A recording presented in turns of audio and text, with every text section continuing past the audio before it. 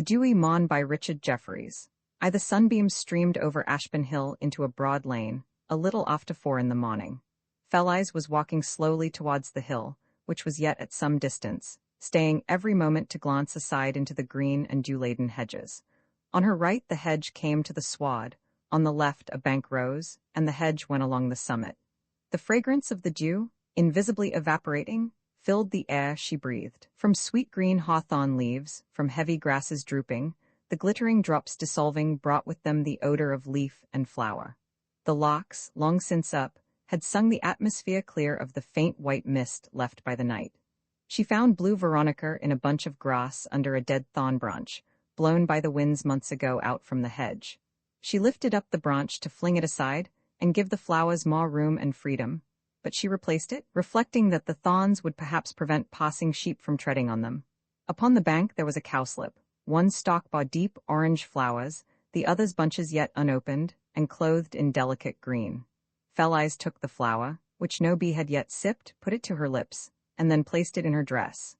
She stepped lightly round the smooth brown boulder stones with which the lane was dotted in places, rude disjointed efforts at paving, beside which grew bunches of rushes, safe there from the cartwheels. Not even cartwheels could stand the jolt over these iron rocks. She walked sometimes on the elevated sides of the ruts.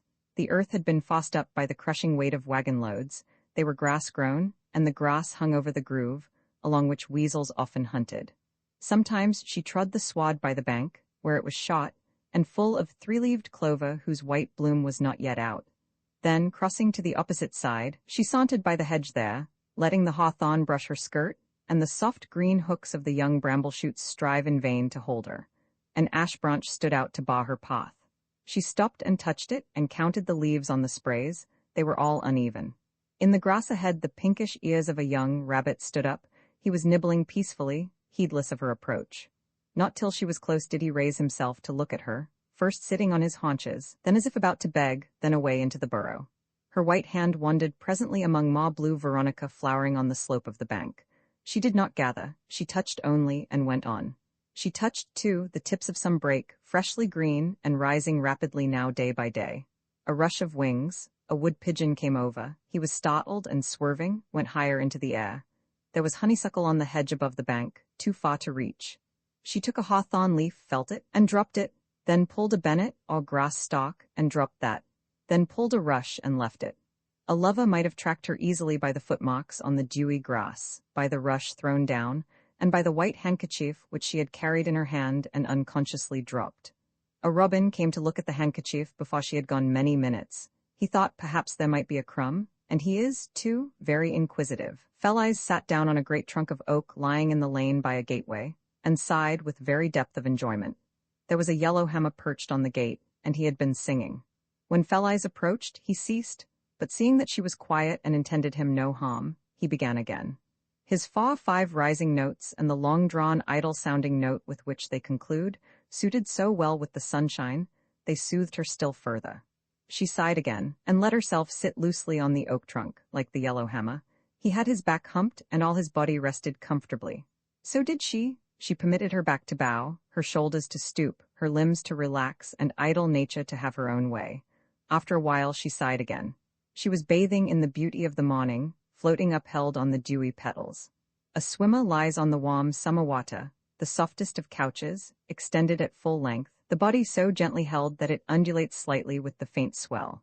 So soft is the couch it softens the frame, which becomes supple, flexible, like the water itself. Felice was lying on the flowers and grass, extended under the sun, steeped in their sweetness. She visibly sat on the oak trunk, invisibly her nature was reclining, as the swimmer on the sun-warmed sea. Her frame drooped as the soul, which bears it up, flowed outwards, feeling to grass and flower and leaf, as the swimmer spreads the arms abroad, and the fingers feel the water. She sighed with deep content, dissolving in the luxurious bath of beauty. Her strong heart beating, the pulses throbbing, her bosom rising and regularly sinking with the rich waves of life. Her supple limbs and roundness filled with the plenty of ripe youth. Her white, soft, roseate skin, the surface where the sun touched her hand glistening with the dew of the paw, the bloom upon her, that glow of the morn of life, the hair more lovely than the sunlight, the grace unwritten of perfect form, these produced within her a sense of existence. a consciousness of being to which she was abandoned, and her lips parted to sigh. The sigh was the expression of feeling herself to be, to live, to have an intense enjoyment in every inspiration of breath, in every beat of the pulse, in every movement of the limbs, in every sense. The rugged oak trunk was pleasant to her. She placed her hand on the brown, stained wood, stained with its own sap, for the bark had been removed. She touched it, and so full of life was her touch, that it found a pleasure in that rude wood. The brown boulder stone in the lane, ancient, smoothed, and ground in times which have vanished like a cloud, its surface the color of old polished oak, reflecting the sun with a dull gleam. The very boulder stone was pleasant to her, so full of life was her sense of sight. There came a skylark, dropping over the hedge, and alighted on a dusty level spot in the lane. His shadow shot a foot long on the dust, thrown by the level beams of the sun. The dust, in shadow and sunshine, the despised dust, now that the lark drew her glance to it, was pleasant to see. All things are joyously beautiful to those who feel themselves to be, but it is only given to the chosen of nature to know this exceeding delight. In herself, wrapped, the whole face of earth and sky ministered to her. Each and all that made up the visible world was flung at her feet. They did homage. Felice, queen of herself, was queen of all. It was love without a lover, love absorbed in itself. Her whole existence was quivering with love. This intensity of life was love. She was gathering from sunlight, azure sky and grassy fields, from dewy hills and all the morning, an immense strength to love. Her parted lips sighed. There was such star and warmth of love within them. Without a thought she thought deeply, pondering, weighed down on herself with weight of feeling. Her own intense existence absorbed her. Till looking that way, she saw that there was now a broad space between the lower rim of the sun and the hill she meant to climb. Then she got up and went on. She had started in time to see the sun rise from its summit, but had idled and dallied with flowers and green boughs on the way, and lost the sunrise. There was nothing in the position of Felice Goring or Marshal Barnard to prevent their knowing each other. They were much in the same position. Felice depended upon her uncle, who possessed a comfortable house, the most beautiful grounds, laid out and planted by himself, who could provide a bountiful table, but could scarce summon up a coin. She had little beyond some fine pearls, once her mother's. As for Barnard, he occupied a very large farm. His family had been once well-to-do, but he really had nothing. Outwardly he was a desirable match. His family had had something of a county reputation. Financially speaking, he was undesirable. His education, his manners, his ideas were much above his pocket. An impecunious pair. Neither of them had anything to recommend them, but there was no obstacle whatever in their position to prevent their knowing each other, except the insurmountable one that they did not know each other in the social sense. Their families had not visited, their connections did not belong to the same group. The houses were not more than 3 miles apart, but they were effectually isolated. Such cases must occur to everyone, there must be thousands of them. There was nothing between, only separation. They had met thrice. Once in the previous autumn, when Felice was following the harriers on foot, for she ran as swiftly as Atalanta. They sat near each other at lunch. Once Barnard called upon Mr. Goring in the winter in reference to some formal business about the watercourse. The third time was on Ashburn Hill, just after sunrise. There had been no formal introduction, and there was nothing in these accidental meetings likely to lead to their meeting again. The difficulty lay in the vacancy, as it were, the lack of anything to lay hold of. No slender thread existed by which communication could be effected. Without a doubt Felice would not have hesitated to have gone at once straight up to his hall-door. But then, oh, the cunning of woman! She knew, their cunning comes without teaching, that to be too openly forward, especially if there were witnesses as there would be, would probably defeat the object. Still, there was nothing she would not do if necessary. She could not live without his society. But if possible it should be effected insidiously, so that the object might not be too immediately displayed. Felice ran over several expedients in her mind as she sat on the beam of the hatch. Feigning an interest in some old book, and pretending to have heard that he possessed it, she could call and ask for the loan.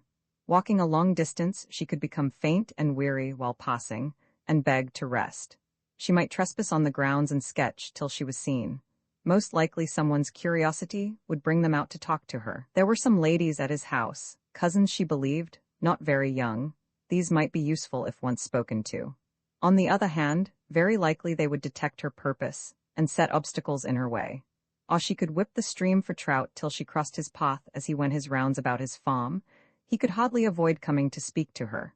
Perhaps he would attend some of the public entertainments occasionally given in the town of Mossbury, a few miles distant. She could manage to leave the building at the same moment and confront him in the doorway. She must see him, and he must see her face. Perhaps if he saw it frequently, it might please him. She went and knelt at the edge of the still pool and looked over at her own reflection in the water. Fell-Eyes made no affected secret to herself of her beauty. She knew that she had beauty, and did not conceal it from herself in any form of self-depreciation. She delighted in it. It pleased her intense, vigorous life to look at it. She enjoyed a sensuous repose while contemplating her face, or even her bare arms sometimes as she dressed her hair. She enjoyed herself.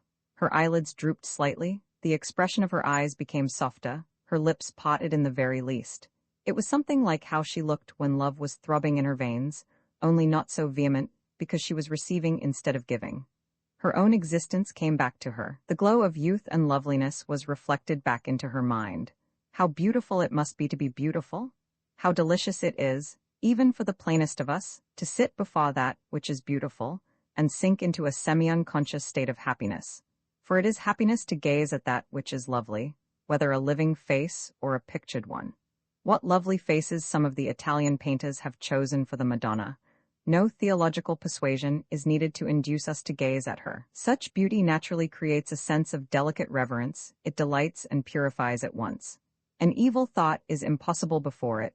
The heart, for the moment at least, becomes morally beautiful in correspondence with the pictured face. Fell-Eyes gazed down at herself in the still clear water and enjoyed her own beauty. She loved herself for being beautiful.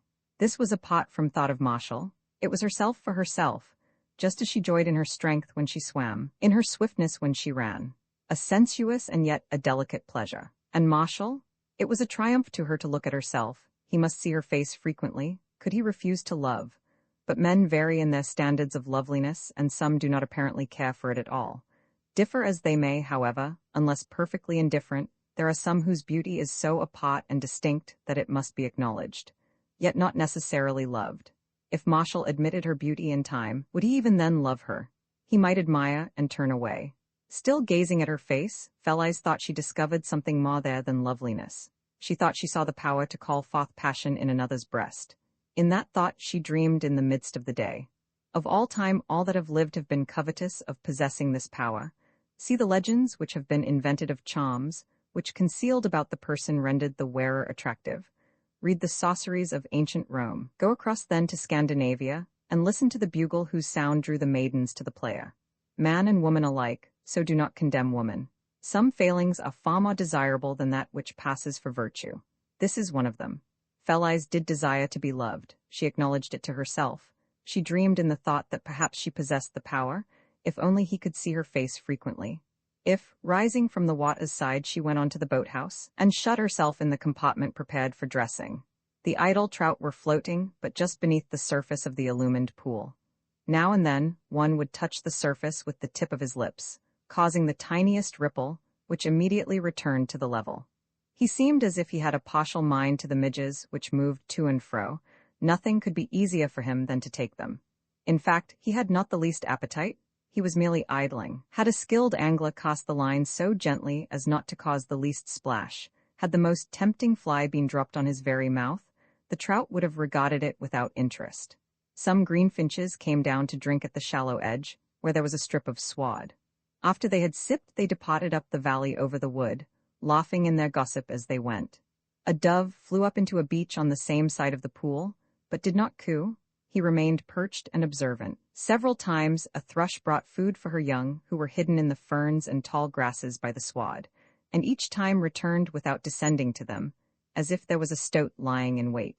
Among the gray-green bulrushes, farther up the pool where it contracted, the moorhen was now feeding again complacently, and two black little ones swam beside her. Under the shadow of willows by the shaw, there the golden lamps of the yellow iris shone. Sunlight lit up the broad clear surface, so clear that the rays penetrated nearly to the bottom, even in the deeper parts. Continually flowing, the roar of the cataract over the hatches rose like the excited sound of a multitude crying for the show to begin. A pleasant, soothing rush of splashing water. The very sound diminished the summer heat. Roman 11 Fell-Eyes opened the door of the bathing room and stepped out upon the platform before it. She stood in the shadow of the beeches behind. All the rest of the pool was in bright light. Her bathing tunic was blue, spotted with white, and fringed with gold, such a tunic as might have been worn by a Grecian maiden. It was loose about her shoulders, they were nearly bare, her arms quite so. In the shade, the whiteness and purity of her skin was wonderfully beautiful. It gleamed in the cool shade, more so than the yellow iris flowers, though they had the advantage of bright color. The beauty of a perfect skin is so great, to gaze at it is happiness. The world holds no enjoyment like the view of beauty. Her white feet were at the very edge of the dull boards, so that her reflection was complete in the water had anyone been looking from the opposite shore. She put up her hands to settle the strings of pearls in her hair, to make certain that they would not come loose. It was Feliz's fancy to wear her pearls, her only jewelry and dowry, when she bathed out of doors in the sunshine. She decked herself for the bath not only in water, but in the air and light, as if she had been going to a temple in the ancient times. With her hands employed at the back of her head and arms raised, the contour of her form was accentuated. The deep, broad chest, the bust, the hips, filled out. The action of lifting the arms in this manner opens the ribs, decreases the waist, slightly curves the back, and extends and develops every line. A sculptor should have chosen her in such an attitude. In a moment, lifting her hands and joining them high above her head, she dived. The pearls glistened as she passed out of the shadow into the sunlight, and the water hid her completely. The dove flew, startled from his branch in the beach. A swallow that had been coming to drink as he flew, mounted again into the air. She rose at some distance from the diving platform, and immediately struck out slowly, swimming on her chest. Her chin was well out of water, and sometimes her neck. Her chest held so large a volume of air that she was as buoyant as a water bird. It needed no effort to keep afloat. All her strength was at liberty to be used in propulsion. Swimming towards the hatch, presently she turned and came back to the platform, then out again into the center of the pool, where she floated, dived under, and floated again. Gathering energy from practice and the touch of the water, she now swam on her side, following the margin of the pool all round so as to have a larger course. Twice she went round without a pause, swimming her swiftest, equal, in a direct line, to several hundred yards. Still joying in the sunlight and the water, she continued again for the third circle. Her passage was even swifter. Her vigor grew with the labor. The water drew back the tunic from her right shoulder, which shone almost at the surface. Her white right arm swept backwards, grasping the wave. Her left arm was concealed, being under her, and deeper. It is the fastest, the easiest, and the most graceful mode of swimming. In the moment when her rounded right arm was sweeping backwards, clearly visible in the limpid water, just as the stroke was nearly completed, the sculptor might again have obtained an inspiration. For at that moment there was repose in action, the exertion of the stroke finishing, the form gliding easily, the left cheek resting as if reposing on the surface. At the completion of the third round, Feliz swam to the shallow grassy shaw, where Shaw was now waiting for her. "Oh, how you do pant?" "Pant," said Shaw, laughing, as Feliz walked up out of the water onto the turf, and sat down at the edge of the shadow of the beach.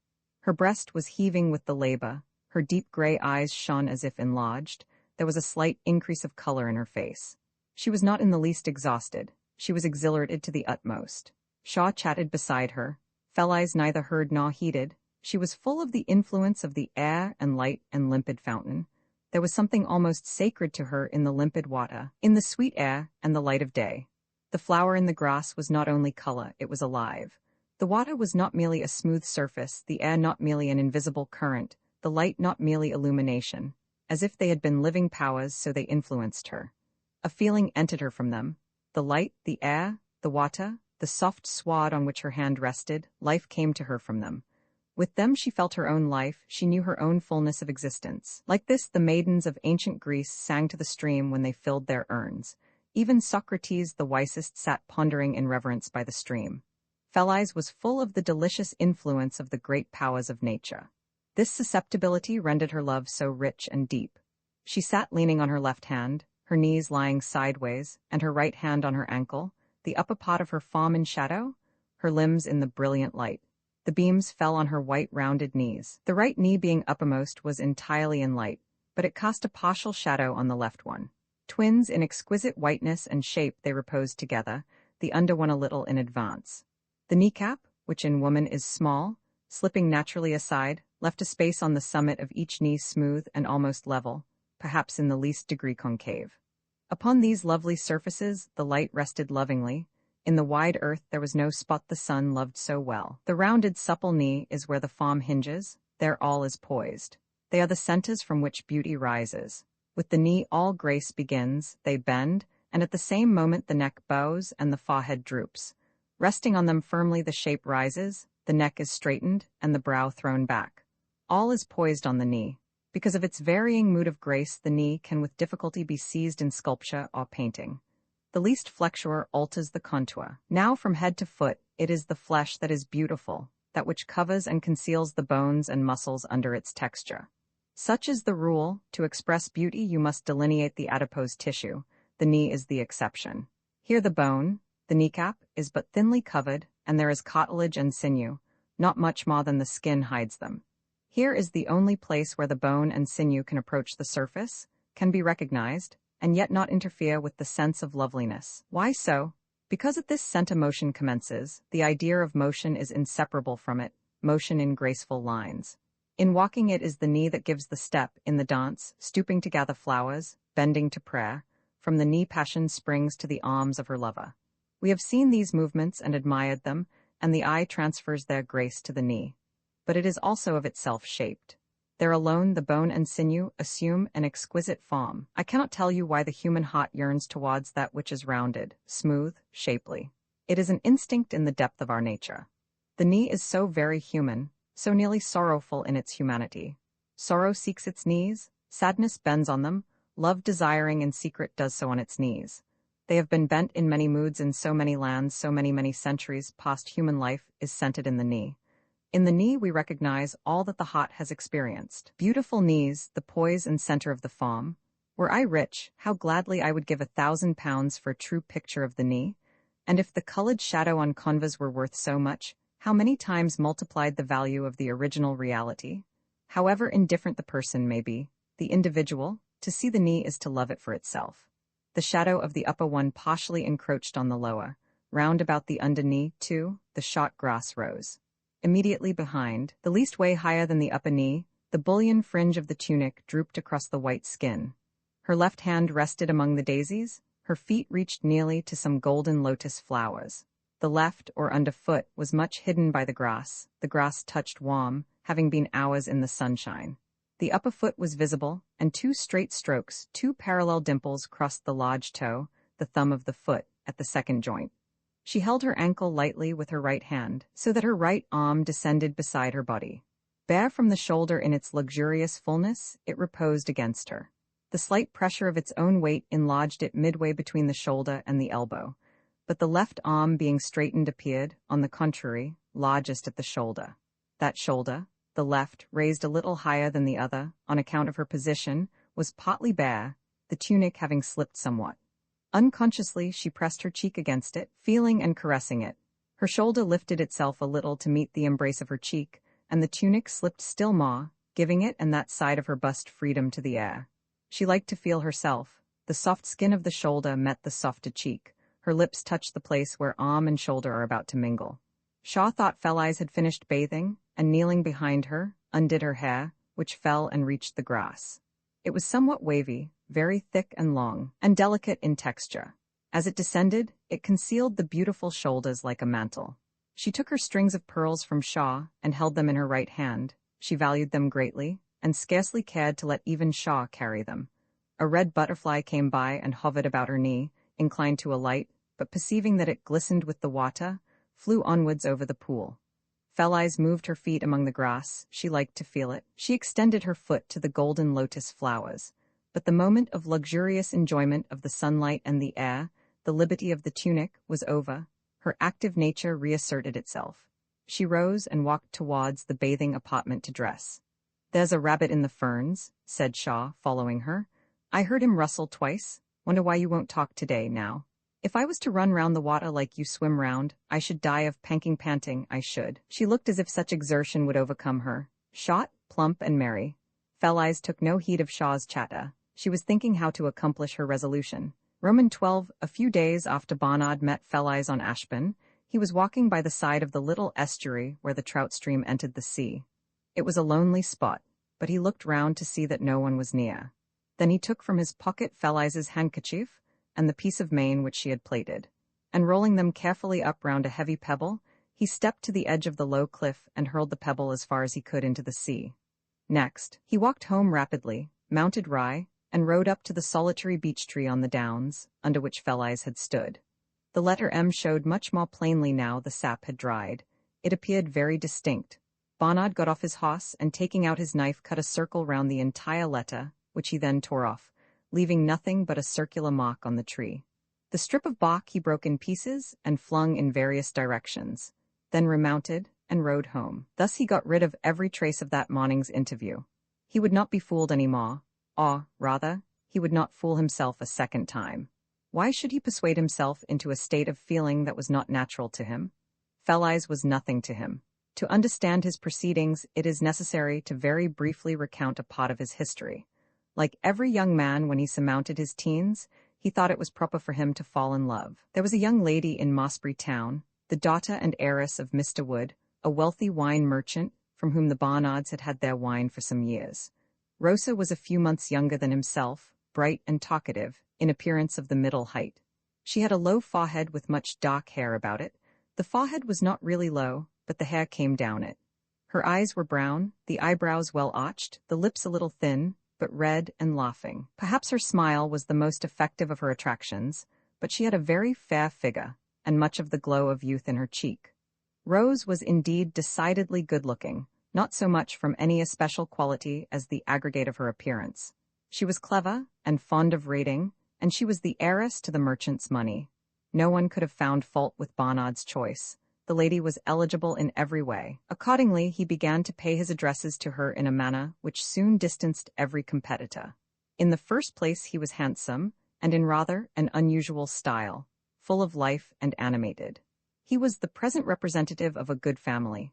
He rode a splendid horse. It was very nice to go over to the Manor House farm on a picnic. Then there was no other gentleman in the neighborhood at all his equal. They were bars in comparison, and a woman naturally likes to carry off the leading individual. Barnard had received an exceptionally good education, and, what is much more important, he had moved in good society as a lad when manners are formed. Some rich and high-placed friends had taken him with them into houses in London, not easy to enter. They had designed him to occupy a forward place, and even talked of Parliament. But a quarrel accidentally arose between them and Barnard's parents, and the boy had to suffer because his elders disagreed. Barnard returned to the country and the somewhat solitary life of a farmhouse. By nature, his ideas were elevated and aspiring. He read much, and of the most varied authors, and some of the spirit of the great dramatists and poets entered into his mind. Youth is always romantic. Martial's romance was heightened by a quick imagination which colored everything. As he moved about the hills and by the sea, his ideas went with him, and the scene was filled with figures and thoughts. When he fell in love with Rosa, or believed that he had done so, he transferred these romantic imaginings to her. He surrounded her with a cloud, as the immortal goddesses were enveloped, and hid the real woman from himself by the fervor of his fancy. Though he did not write verses, he looked upon her, and acted towards her, as a poet might. There was a delicate refinement in all the attentions he paid her, which could only proceed from a sensitive and highly wrought nature. Rosa really loved him, but she was not in the least what he thought. He had conferred upon her attributes which she was incapable even of understanding. She would have made a good wife under ordinary circumstances, but she was commonplace. She loved without passion. She had neither the fire of love nor of ambition. There really was no fault to be found with her, but she was not what Martial fancied she was. This lad's courtship continued for some 2 years, during which he exhausted every extravagance a poetical nature is capable of. Every exalted sentiment in his favorite poets and dramatists he associated with Rosa. Towards the end of the 2 years, however, a change began to take place. We all know how slowly the tide rises or ebbs, and so in life. Alterations commence and proceed a considerable length before they are recognized. A certain feeling of weariness overcame him. He went to see her as frequently as ever, yet he found himself less eager to start, and felt a sense of freedom when the evening was over, and he rode home. He received an invitation to visit a friend for a fortnight, and upon his return, it seemed to him that Rosa had completely changed. Where was the grace, the beauty, the glow that had fascinated him 2 years ago? Where was that indefinable attraction he had experienced so powerfully? He could look at her now without emotion. The truth was the dream was fading, and he was beginning to see the woman as she was, and not as he had painted her to himself. He had poured out all his heart to her. Now he had nothing further to give. He saw her as she really existed. He had met her too soon. If he had not known her till he was 40, possibly he might have married her as a matter of judgment. Once a lover sees his mistress as commonplace, the spell is over. Rosa wearied him, and he soon found his attendance upon her a burden, yet he was bound by his own previous conduct to continue it. An incident now occurred which should have been welcome to him, as giving him his freedom, but which he considered to bind him still more strongly. His cousins, who resided at the manor house free of expense, required a sum of money to convert a lease into a freehold. Their fortune consisted of the lease of several well-situated houses in a fashionable watering place, which they sublet to great advantage. The houses had not many years now to run, and they were bemoaning themselves at the prospect of losing their income, when an unexpected opportunity occurred to purchase the freehold at a moderate price. They begged Barnard to let them have the money in payment of an old debt due from his father to their father. One brother had borrowed from the other, and had never been able to repay the principal without endangering his position. True, he had repaid sums of £50 and £100 on several occasions. True, the children, these ladies, since their father's death, had resided at the manor house. Their education had been paid for, and since they came to womanhood an annual sum equal to the interest on the loan had been handed over to them. The actual loan in these varied ways had been returned over and over again, yet it had never been formally repaid. Marshall was too young and too generous to plead these things, and the extremely exhausted state of his own finances. He promised to let them have the money, but he had to borrow it, and the knowledge of this came to Mr. Wood's ears. Mr. Wood had never supposed Barnard to be wealthy. Still, when a man lives in a fine house, almost a mansion, keeps a good table, and rides a good horse, even a keen merchant can sometimes scarcely believe he is deep in the abyss of poverty. But when he found that Barnard had been borrowing money, he made inquiries, and discovered that the accepted suitor of his daughter and heiress was really penniless. Mr. Godwin, the agent or steward of the estate of which the manor house farm was a part, had even been heard to say that Barnard only remained a tenant upon sufferance, for his rent was in arrear. As a matter of course, Mr. Wood upon this informed his daughter and Barnard one evening that their engagement must be broken off for the present. If Barnard succeeded some day in regaining a position, he would be welcome indeed. If not, as a gentleman, he must see that Rosa could not be his. Not to prejudice Rosa's chances, Barnard must in future be more sparing in his visits. From different causes, the lovers received this intelligence calmly enough.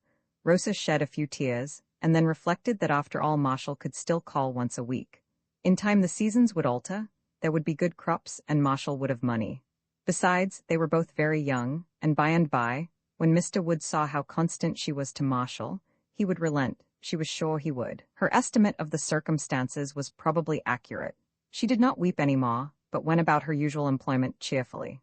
Marshall worked himself into a fever of excitement, not that he let her see his irritation, but his annoyance was with himself, because he did not feel any indignation. He knew, if he would admit the truth to himself, that it was a welcome release from an irksome position, but he ought to have been burning with indignation. He ought to have called upon all the gods, and at least persuaded Rosa to elope with him. Instead of which, a sense of complacency stole over him. He could walk and ride and read without the inward necessity of associating every idea with Rosa. But just in proportion as he felt this sense of complacency, so he resolved to force himself to remain faithful to his first choice, to confirm all his vows, and ultimately to carry them into effect. He wrote in this vein to Rosa, promised eternal constancy, and when he saw her, renewed his promises. Yet even in the act of speaking he could not help noticing that her eyes showed no trace of midnight tears, nor did her manner seem the least degree less cheerful. Still, no matter what he thought, he must conscientiously carry out his plighted word. It was his duty, the duty of every lover. He ought to do it, the fitness of things demanded it. To be constant under all circumstances was the role of his position. Romance ruled him as powerfully as ever, although his illusions had ceased. Each week his one call became more and more a labor.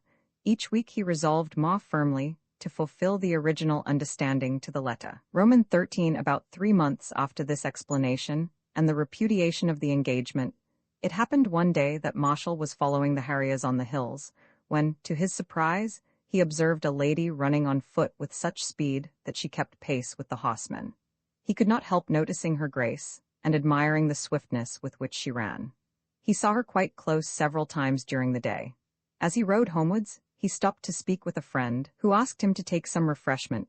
A collation had been on the table all day for passing sportsmen, and it so happened that a lady whom Fell-Eyes had met in the field had brought her there for the same purpose. By accident, Marshall sat opposite Fell-Eyes, and her face from that hour was painted irremovably in the chamber of his mind. He did not see her again in the field, for Fell-Eyes fancied that she had attracted undue attention. Bold as she was in her own love's cause, she was sensitive to observation at other times, and she did not run again after the harriers. But in the winter, it happened that a little matter of business arose between Barnard and Mr. Goring about a watercourse in which both were interested, and in order to settle it amicably a personal interview was desirable. Barnard rode over, and for the second time met Fell-Eyes. On this occasion, the interview was even shorter and more formal, but it was long enough to confirm Marshall's first impression. Week after week, as he sat by Rosa, he saw the face of Fell-Eyes. He did not feel the least emotion of love for Fell-Eyes, but he saw her face before him. Day by day his weariness increased, till his position towards Rosa became intolerable. He could not endure her. It was a misery to him to spend even the short time now permitted in her presence. It was not hatred, it was worse. It was utter ennui and dislike. The more this grew upon him, so much the more, according to his code, he was bound to conscientiously attend her. No fresh-sprung passion for Fell-Eyes mingled with this revulsion. All his ideas of Fell-Eyes were simply admiration, the admiration given to a picture. The singular loveliness of her features and the grace of her form took a deep hold of his artistic nature, but his heart did not throb. Her influence was negative. She had not inspired him with passion, but she had thrown up the object of his previous admiration into unpleasant relief. He now saw only too plainly that Rosa was only pretty because she was young. He did not like a low forehead overhung by a quantity of dark hair. Her figure was not full, her shape looked flat to him now, her walk was clumsy, and he observed that she brought down the toe of her boot after the heel, making a second stump distinctly. These two clumping noises irritated him. Somehow her dresses never suited her, though they were expensive. Her conversation was insufferably insipid. In fact, he was forever unconsciously comparing her with Fell-Eyes, and continually finding out additional defects. All he wanted was to be free. He did not want Fell-Eyes, but he wished to be free of Rosa. He looked back upon his extravagances with such disgust as to feel ready to kill himself for having committed them. The quotations, for instance, from his favorite poems, which he had applied to Rosa, he put the very books away out of sight, that they might not remind him. Unless it was necessary, he carefully avoided entering the town, simply because she lived there. Yet he called every week and paid her the same attentions. The disgust with which he looked back upon his own former sentiments was much stronger than the dislike he felt towards Rosa herself. Though he now saw her defects so distinctly, he could not help owning that she had committed no fault. His anger was with himself. Despite his efforts to forget, and despite the putting away of his books, every now and then he caught himself applying the old quotations to Fell-Eyes, to whom they fitted exactly. This rendered him still more irritable. Nothing on earth should ever induce him to commit such fooleries again. He did not love Fell-Eyes, and he did not want to love her. Had he not read about love, he should never have loved at all, nor understood what it meant. Such reading ought to be destroyed, placing, as it did, stilted and unreal ideas into young people's heads. A man did not need anything of the kind. A man ought to be quite independent of such fancies. A man should be quite free and independent, and walk about, and whistle, and think of nothing. Fellows who were always paying court to women became effeminate and contemptible. A woman's servitor, such as he had been, and still was despicable. He despised himself thoroughly. He easily found examples in history to support his new views, such as that of Alexander the Great, who conquered the world, and was reported indifferent to women. But Mark Antony quitted the stage at the end of a petticoat. Ignominious? At the same time, he was always thinking about the beautiful face of the woman he had seen but twice. Several times he rode towards Mr. Goring's house, thinking that he might see her in the garden as he passed, but on approaching turned back, accusing himself of disloyalty to Rosa. After these rides he had fits of contempt, despising himself for even thinking of a woman. Still, He reasoned that it was quite possible to admire beauty, and yet to be perfectly hot-whole, and to avoid the absurdities of which he had been guilty. Artists employed the most handsome models they could find, but did not fall in love with them. His admiration of Felice was purely artistic. Any other woman, if as beautiful, would have suited him as well to look at. Currents of thought or emotion go on for a long time in the mind before a step is taken. The step came at last. Bernard began to omit his weekly call upon Rosa. First, he missed a week, then a fortnight, then 3 weeks. The commonplace woman for a time was perfectly satisfied with his explanations, the pressure of work in the spring season, and so on. It was quite right he should attend to the farm, since, if not, he could not marry her. The intervals between his visits were tedious, still they passed. But when Bernard did not call for an entire month, an uneasy feeling came over her. She began to think about him in a different strain, and soon recollected numberless trifling circumstances, which increased her anxiety. Rosa had never encouraged his extravagances, but she missed them. Certainly Bernard was not so attentive as he had been. At last she determined to go over and see him, and did so. He accompanied her home, and so far as outward manner was concerned, she found him unchanged. Her subtler instincts being aroused, she was all the same confirmed in her dread that Bernard was beginning not to care for her. As he did not call again, nor write, she was sure that he had ceased to love her. This commonplace woman, accordingly, after weeping silently out of sight at night for a little while, composed herself, and addressed a short letter to her former lover. In a few simple sentences she told him that she saw plainly enough he was tired of her, and that being so, she wished him to consider himself perfectly free. She loved him with her whole heart, and she should always be his. That was all. There was no passion in the letter, but it was strictly true. She would always be his.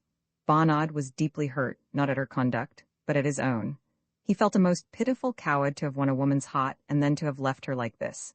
He was utterly ashamed of himself. This bitterness was the punishment of his romantic follies. Without the least trace of conceit on his part, he was aware that Rosa really loved him. Wherever he went, or whatever he did, here was a woman always thinking of him, and always adhering to him. Easy to absent himself from her presence, impossible to turn her mental gaze away. The question may be asked, whether it was not better for him to have broken with her, than to have remained at her side, always wishing to be away. If anyone is disposed to greatly blame Bernard, 2 things must be borne in mind. Firstly, that there had been no viciousness in his conduct. Secondly, his youth. Even now he was but 25. Not for an instant had he foreseen the result of his folly, and he now sincerely regretted it. Still, there the result was. The cruelty to Rosa was very great. No fault, no frivolity, an earnest, quiet girl, and suddenly cast down from the position of sedate happiness, she reasonably expected. The circumstances were very hard upon her. Suppose, for a moment, we exonerate Marshall from all blame, how cruel it was to Rosa that Felice should possess so beautiful a face. The mere fact of Felice's existence was a cruelty to her. The existence of one woman is incompatible with the happiness of another. But for Felice's existence, Bernard was in no degree responsible. Fate had prepared this thing for Rosa to toll, that fine old English word which conveys the sense of enduring at the hands of something irresistible. Marshall saw the cruelty of it all to her, and that pity made him feel tenderer towards her than he had done for a long, long time. Forgetting her commonplaceness and his weariness, he thought of her in a sorrowful, far-off way, which, if Rosa could have known and understood, would have burnt her heart like molten iron. But for all his tenderness, he did not go to her. The bitterness of his extravagances recoiled on his own head. Memory constantly brought back to him some sentiment he had uttered, or fancied he experienced, and which now mocked at him. There is nothing more terrible while it lasts than for a man to despise himself. After several days spent in this way, Marshall said to himself that he must do one of 2 things. Either he must go back to Rosa and honorably carry out his promise, no matter at what cost to himself, or he must sell off the stock and emigrate. In the backwoods of America, he could hide himself, and perhaps in time forget. Though he was the tenant of 1,500 acres, his finances were in such a critical condition that to sell off and quit would be perhaps the wisest thing to do, while yet £50 remained to his credit. He should not see any beautiful faces in the backwoods. His rifle would console him. He took it down and looked at it. It was one of Lancaster's small oval bars. Roman 14 swayed first one way and then the other. Bernard rose one morning extremely early, bridled rye, and started for the hills, resolved to ride to and fro till he had made up his mind, and then to abide by the decision he came to. Destiny arranged that very morning Felice, with her heart full of love for him, went up on the hill to see the sun rise. Now, when Bernard at last saw her, he naturally rode in that direction. As he approached, he recollected the unfortunate circumstances in which he was placed, and half turned away. Something, however, caused him to again turn and speak to her. Yet he could not look at her, he felt like a felon. He tried to leave her, his admiration of her beauty compelled him to stay, yet all the while bitterly conscious of the cruelty to Rosa. With an effort he was conquering the charm, when he met her gaze so full of wistful meaning, charged with passion. Proof as he was to love, his heart beat quick and heavily, he felt dizzy for the moment. Recovering himself, he remounted his horse, but Felice held the bridle and plaited a lock of Rye's mane. His face grew hot with shame and a feeling he could not understand. At last a passing horse neighed, Rye answered and moved, and Marshall went without a word, for in fact, such was the conflux of his feelings, he could not speak. When he had ridden a mile or two, and was descending towards his own house, suddenly he began to ridicule himself. Why should he not speak to her? Why should he be so sentimental about Rosa? Why should he not have enjoyed the moment? Was he to be bound down more than other men? What other man with such a face before him would have rudely parted without a word? Round he turned and galloped back after Felice, but just as he was on the point of overtaking her, his mood again changed, and he rode back. On finding Felice's handkerchief, once more her beauty became the uppermost thought. He took it with him, and placed the lock of plaited mane in his pocket. Not in his pocketbook, which contained entries of the dates, the epochs of his courtship of Rosa, the first kiss, the whispered yes. He kept the handkerchief for a few days. That passionate glance dwelt in his memory. Every time he thought of it, his heart quickened its pace involuntarily. Bernard had had experience enough to feel that such a look must have a meaning. Yet it could not be, she could not care for him. She had hardly seen him, and with all his faults, Bernard was not so conceited as to suppose that a woman could fall in love with him at first sight. Was she then a coquette? Never. Such a face could not be that of a flirt. A woman with a face as lovely as the Madonna might, by stress of circumstance, if her heart was deeply engaged, be drawn to folly, if too great love be folly. But she could not coquet, she could not feign. Whatever she was, she must be true. What, then, could she mean? In studying this problem he found himself forgetting the cruelty to Rosa. All at once he began to abuse himself. What did it matter to him what she meant? He did not feel the least interest in her, except as something to look at. These sentimental questions belonged to that school of love whose tenets he had forsworn. How ever could he be so foolish as to occupy himself again with such follies? This tendency must be crushed in the beginning.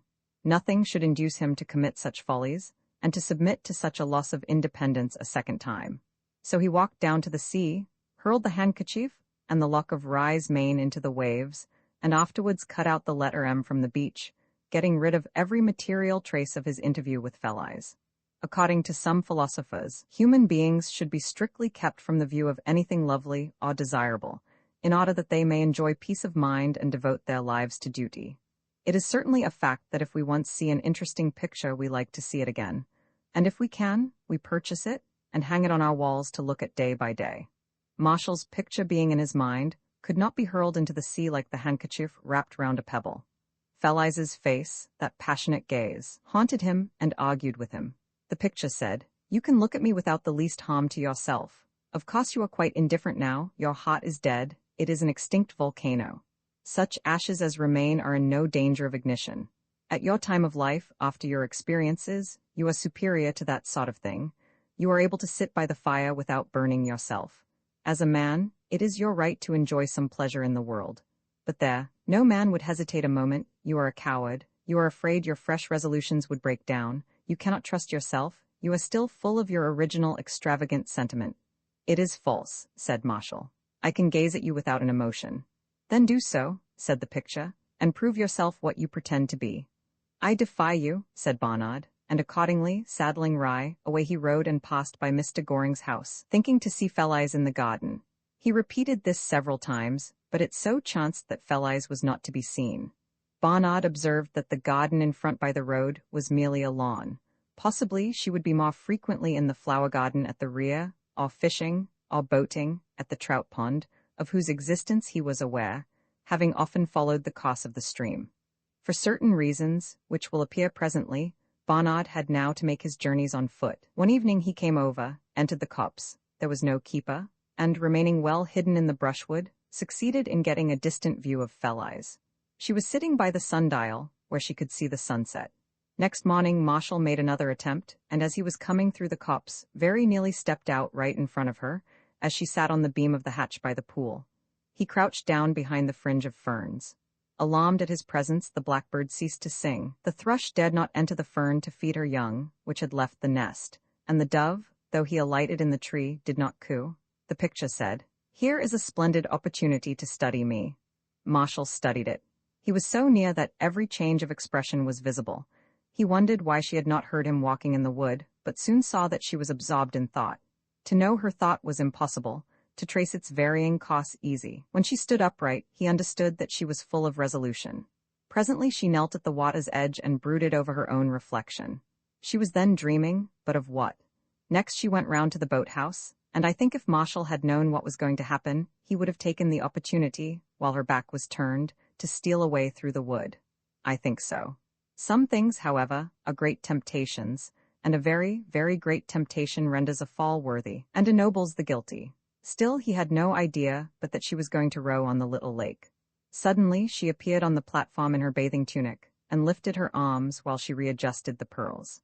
He said to himself, "If I could only carve that attitude in marble." The next instant she dived.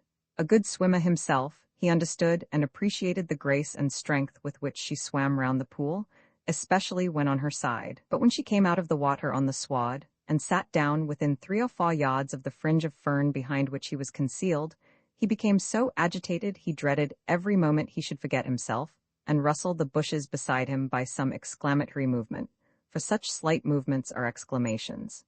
The dew upon her knees, wet from the limpid water, glistened in the sunshine. Till this instant he had never met anything that answered to the poetry, the romance, in his heart. Full as he was of the deepest admiration of beauty, till this moment he had never seen it. It was his own idea of loveliness, the idea within him, which he had applied to Rosa, and endowed her with what she had not, as the sunset colors a dull wall. Before those beautiful knees he could have bowed his forehead in the grass, in the purest worship of beauty. They were sacred. A sense of reverence possessed him. A sudden accession of fresh life filled him, as if he had inhaled some potent life-giving perfume, such as the ancient enchanters threw into the flames. He had been crouching, now he knelt. The slight rustle he caused was that which Shaw heard. His breathing became so low it seemed to have ceased. It was like the first view of the sunlit sea, never again experienced, never forgotten, a moment of the most exalted life. This wondrous loveliness purified and freed his soul from the grossness of material existence. Such is woman's true place, to excite thus the deepest, the best, the most exalted of man's emotions. At such a moment she is the visible representation of something higher than logical expression can be found for. To use the words in another sense, she is the tangible expression of a truth higher than the truth of scientific reasoning. There never lived anyone more capable of appreciating beauty than Marshall. He was almost too sensitive, because the very violence of his emotion prevented him from feeling the pleasure he might have done. It was a passion more than a pleasure. Fortunate boy to have seen such beauty! Fortunate Paris before whom the 3 goddesses came! Such a moment was worth 1,000 years. After she had gone with Shaw, Marshall remained in the fern for some time, basking in the memory of her. The day that followed he felt exhilarated, as if he were drinking champagne. He had a secret spring of delight within, he had only to recall what he had seen. He said to himself after a time, "I have seen her, and I do not love her. My follies are over. Her beauty has only caused an aesthetic admiration. She is only a picture to me, and I have convinced myself that I can look safely upon the picture." How joyful this was! The cruelty to Rosa was quite forgotten. He should never again do anything foolish, never more commit extravagances or cultivate moral sentiment. He was quite superior to it. Never before had he known such freedom. All the casuistry he had imbibed from books of love had disappeared. The proof of it could be observed in this circumstance. It was laid down in all of them that if you looked upon unparalleled beauty you must love it. But he had looked, he had been, and still was, in a trance of admiration, yet he did not love. On the contrary, the sight had given him liberty, perfect freedom of the heart. He was happier than he had been for 2 years, because his self-contentment had returned. He had recovered his youth. He could use every opportunity of studying the picture. but he would not speak to her, nor let her come to an interview with him. He would not be wearied with glances, such follies were at an end. She should be kept at a distance whence, unruffled by frivolity, he could admire her calmly as a work of art. Roman 15 You will not have a rise, said Shaw. 'Tis too bright. Let me come and tickle them, the watt is low. She would have pulled off her shoes and stockings and tickled the trout under the stones in high delight if Felice had permitted. They were standing in the potch, Felice with her fly-rod, Shaw just touching her here and there to complete her toilet, as an artist adds little touches daintily after the picture is finished. Felice had lately been singularly particular about her dress when she went trout fishing. There was something of a set, preoccupied expression on her face. On the contrary, Shaw's round rosy countenance was full of change, lively, with some sly humor. Her blue eyes sparkled, her brown hair was disordered with work and hurry, her neck, without a collar, was soft, white, round. These peasant girls often have good necks. Her figure plump, so that hooks and eyes were constantly bursting. She loved her mistress dearly, and yet almost feared her. Shaw's was one of those faces that prepossess at once, so sweet, good-natured, and happy. "Where are the flies?" said Felice. "You have forgotten the flies." Shaw rushed upstairs and rummaged about. On her return panting, she declared she could not find them.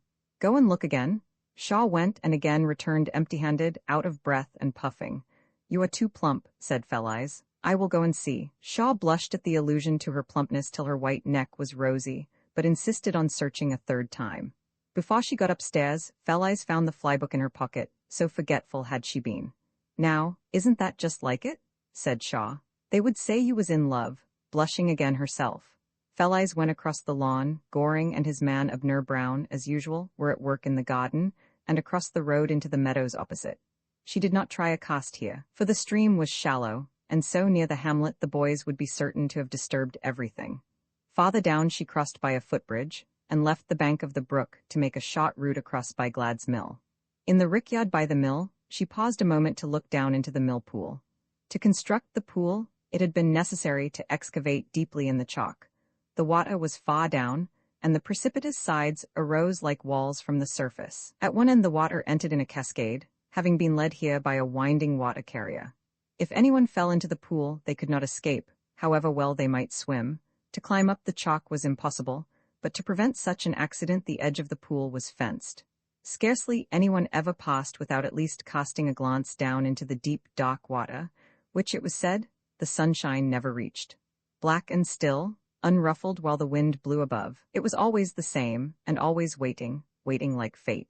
The chaunt of the old mill wheel, its quivering boom as it rolled round heavily, was reechoed in the hollow, and the rush of the cascade formed a hissing undertone. Standing in the doorway, leaning on the hatch, the miller touched his forehead as she went on into the meads again. Some were already mown, and the grass turning to hay. In some the grass rose almost to her knee. Then there were pastures full of buttercups. The hot summer sun shone on the brook, and as Shaw had foreseen, she did not get a rise. Felice cast where the stream rushed round a boulder. She tried at a fall, at the bend where a streamlet joined the brook, where a shallow broke up the water, but she never threw twice. The fly touched the surface and was snatched away, and she walked on to the next likely place. With a curl of her wrist, the line rushed out and dropped, and was immediately withdrawn. So quickly was it done that it hardly interrupted the rapid pace at which she walked.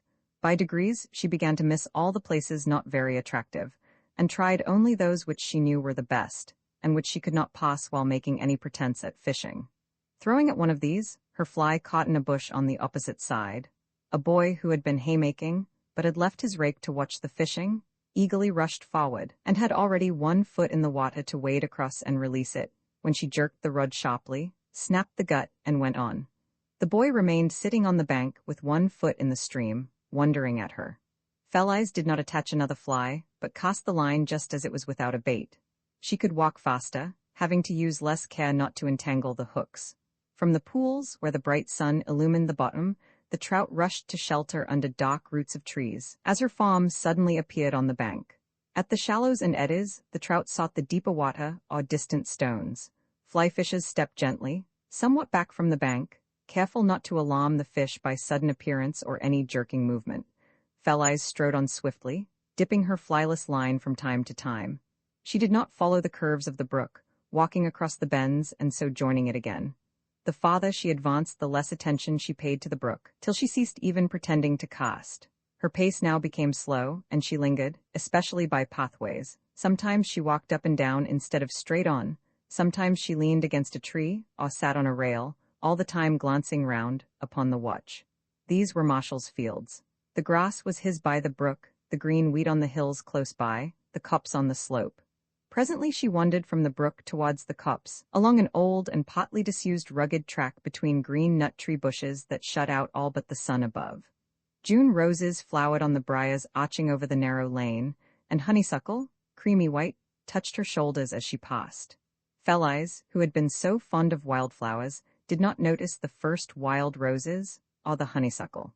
Her heart was dry and heated as the sun heated the ground. A little way apart from the disused lane stood an ancient barn by the wood. The great daws were gone, the planks as they decayed taken for firewood. The vast hollow within was empty but for a broken plough. Swallows flew in and out carelessly to their nests on the crossbeams. 2 high Spanish chestnut trees stood by the barn, and she sat down under one of them. In the olden times of farming, when wheat was really golden, there had been a prosperous homestead much farther down in the valley, and the wheat was stored in this great barn. The homestead was now occupied as a cottage by a laborer. The barn was empty, and the farm thrown together with others and joined to Barnard's lodge holding. Like many other deserted buildings, the barn was reputed to be haunted, a sort of partial reputation, for if asked no one could say what shape its spectre took, or what crime it was supposed to be expiating. Standing solitary, its desolation alone seemed to have suggested the idea. The places where man's footsteps and life have once been retained for years a memory of his presence in the guise of shadowy apparitions. The swallows had the barn by day, the bats by night, the owls had deserted it, they like mice, and there were no mice where there was no grain. The spot was absolutely solitary. Hedges and trees hid the brook and meads. The wood on the hill closed the view in front. A rabbit who had been feeding, and at the sound of Fell-eyes' footsteps hid behind some nettles. Finding her to stay quiet, came out again to nibble. There were songs in the wood, though it was now the heat of the day, and the call of the cuckoo, Fell-eyes did not hear. When the heart is full it absorbs the senses to itself. Hearing, sight, all are possessed by its passion. This was the 4th time she had been here. The rod was a mere pretense, her object was to cross his path and meet him, as if by accident, but she had not been successful, though she knew he must be frequently in the fields. She had stayed near where his haymakers were at work, near where others were weeding the arable lands, by the paths, and had not seen him. When weary of waiting about, it had become her custom to resort to the solitude of the deserted barn, and their rest unseen. Since her resolution was formed that morning at the trout pool before her swim, she had accomplished nothing. Separated, without word or glance, how was it possible to advance her wishes? Fell-eyes' strong and eager nature was already weary of this slow process of waiting till chance should throw him in her way. Sooner or later, if she persevered in haunting the locality, she must meet him. But how long would it be first? Time seems so much longer in summer. The morning and the evening are far apart, and there is space between them for such a multitude of feelings, or for the same feeling to repeat itself so often. The long days became very heavy upon her. She could not endure the waiting. Fell-eyes started again from the ancient barn, and instead of returning to the brook, followed the foot of the hill beside the wood. Some wheat fields succeeded. After a while, she came round the hill and stepped into a private roadway which led direct to the manor house. Erect and unfaltering, she went straight towards Marshall's residence. Roman 16 10 minutes or so after she had quitted the chestnuts by the barn, Marshall himself stepped out from the wood, having waited till he considered she was far enough away not to see him. He followed her at a distance, taking care to keep some hedge or bush or other object between them. The study of this work of art had led him, day after day, on foot down towards Mr. Goring's, sometimes as far as the trout pool, sometimes more openly to the mill. He caught a glimpse of her occasionally in the garden or in the road, as she crossed to visit one or other of her cottages. Presently he discovered that she was fishing the brook, and as he knew every mead and every hedge, it was not at all difficult for him to follow her, and yet remain himself unobserved. 3 times he had followed in this way, watching her motions with an opera glass when he could not safely approach very near.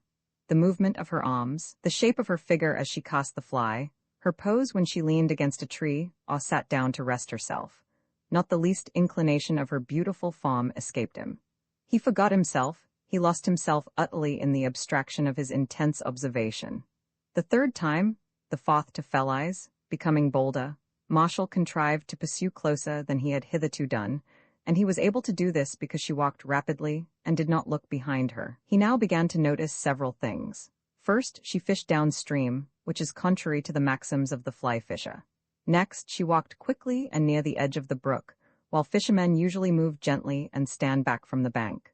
Thirdly, she never gave a second cast, and she passed several promising places without a trial, but all these, it was true, might arise from her inexperience of fly fishing. But when a boy suddenly rose out of the brook, startling him by so sudden an appearance, and offered him the gut and the 3 flies which he had waded over and secured, Marshall began to think there must be something else beside inexperience in all this. "Her be fishing without any fly," said the boy. Marshall walked on cogitating, and by saw that Fell-Eyes slackened her pace where 2 or 3 footpaths crossed the fields he occupied. There she walked up and down, and seemed to be waiting. She had quite forgotten the fishing. She was waiting for whom? He saw now that the fishing was merely a pretense. Who would attempt fishing in earnest such brilliant mornings, and the water low, too? She was waiting for someone. Marshall did not care for her in the least. She was nothing to him nor any other woman, a mere stranger afar off, a picture. His indifference to her was absolute. Yet such is the vanity of a man, that when it occurred to him she was seeking a rendezvous with a lover, someone else, his heart thumped and his brow contracted. He remembered the passionate glance she had once given him. He said to himself bitterly, "These women are all alike, false, deceitful, unworthy of serious consideration. How fortunate that I have done with them." Then he settled himself to wait angrily for the appearance of the lover, that he might see how base a woman could be. After a time, Fell-Eyes went away to the barn. He pursued and watched her from the wood. He saw the swallows descending over her head to the great doorway of the barn. He thought he saw a certain sadness in her countenance. Doubtless she was disappointed that the lover did not come. He followed her again when she left the barn. He could not understand where she was going now, when to his astonishment she walked straight up to his house. The door opened, and she disappeared within. Immediately it flashed across his mind that it might be himself she was endeavoring to meet. Read by such a light, the glance she had given him became less deceitful, yet he could not think it. Why should she desire to meet him? He had not sought her. Though he had all the vanity which is proper to and becomes a man, Marshall was without the least trace of that conceit, a completely different thing, which leads fools to imagine every woman in love with them, that a woman might want for some purpose of her own to deceive him with passionate glances he could grant to himself, that a woman should really desire his society he did not think possible. But why had she gone to his house? Those paths by which she had lingered were on his tenancy. He used them constantly. What was the secret meaning of these acts? Indifferent as he was to her, he waited impatiently for her to reappear. He would not go in while she was there. To meet and speak to her would be contrary to his resolution to have nothing more to do with such follies. It was some time, perhaps an hour, before Fell-Eyes came out, the eldest Miss Barnard with her. Miss Barnard took her across the fields, and was evidently showing her a short way home, as if Fell-Eyes did not know. Marshall went indoors and waited for his cousin. He had no need to ask any questions. Miss Barnard commenced at once to tell him how Miss Goring had been trout fishing, and felt fatigued from the sun, and had begged a glass of milk. How she had stayed and chatted, and how pleasant she was and singularly handsome, and so interested in Dante, and all that related to Italy. Miss Barnard had lent her album of scraps about Dante, and had been invited to visit at Beechknoll. How delightful it was to make the acquaintance of someone of an intellectual turn at last. You know they are all so prosaic. They talk nothing but corn and sheep at Mossbury, and so on and so on. Marshall pondered, still more puzzled. Fell-Eyes weary, Fell-Eyes fatigued, the woman he had seen keep pace with the harriers who had gone up on the highest hill to see the sunrise, who swam round and round the trout pool faster than he could have done himself. Fell-Eyes weary? Never. And if so, why to his house? There was a cottage, the farmer homestead, nearer. No, there was something else at the bottom of this. Fell-Eyes had evidently flattered his cousin's hobby. Deceit again. A work of art might be beautiful, yet it was nothing but false paint. He did not believe that she had called merely from fatigue, nor that she felt any interest in Dante. What, then, was her object? Could it possibly be himself? How fortunate he was not at home, so that she had not the slightest opportunity of practicing her glances upon him. How fortunate that his days of folly were over. Marshall congratulated himself. After all, as everyone must commit some foolishness, it was better to have got it over, as he had done, in early youth. The experience was so valuable, and would protect him. A little restless after all this thinking, Marshall did not remain at home, but ascending the hill, watched the picture walking home as far as he could with his opera glass. Fell-Eyes had found the eldest Miss Barnard, who chanced to be at home, a pleasant lady, dark and comfortable-looking, with a manner which at once put people at their ease. She made her unannounced visitor welcome. In such visits, where people do not know each other, they run over a string of subjects to find something to answer for conversation. So Miss Barnard brought out her photographs of Dante's subjects, and presently her scrapbook, containing the allusions and references to Dante she had collected from current literature. This middle-aged English lady, who had never been out of England in her life, and probably never would, had conceived an extraordinary admiration of all that was Dantesque. I think that those who have an imaginative corner in their hearts are better than those who have not. They have a shrine, to a shrine we bring our aspirations, there they accumulate and secretly influence our lives. Unscrupulous Fell-Eyes looked at the Dante collections with kindling interest, listening the while for the creak of an opening door, for the heavier footstep which foretells a man, watching even the spaniel in the armchair, who would be sure to start up at the approach of his master. Unscrupulous Fell-Eyes, has love ever any scruples? Pressed Miss Barnard to visit them at Beechknoll, and at last, having stayed as long as possible, left, not at all dissatisfied. Although she had not seen Marshall, she had opened up communication between the two houses. Something had been gained. She walked homewards in a happier, or at least a less restless, condition of mind. Romans 17, after passing the old mill, and the deep, dark pool, she turned aside from her homeward path, and crossed to a cottage by the roadside. She entered the garden by a wicket in the hedge. Oak trees spread their broad boughs above the thatched roof, and the border of the garden was gaudy with tulips, wallflowers, and parti-colored daisies. Every inch of the enclosed ground was green with some vegetable or other. A minute and microscopic care had evidently been spent on every spadeful of earth the garden contained. One would hardly believe that so small a plot could produce so great a variety. The flagstones before the door were white and clean, there was no potch, and the door was open. Fell-Eyes looked in, but there was no one within. She sat down, however, on a stool outside the door, and soon noticed something moving behind the screen of green which concealed the small extent of the garden. An aged man, much bowed, supporting himself with a hoe and a walking stick, slowly came towards her. He had been weeding. "She bean't at home, she bean't," he said, alluding to his wife.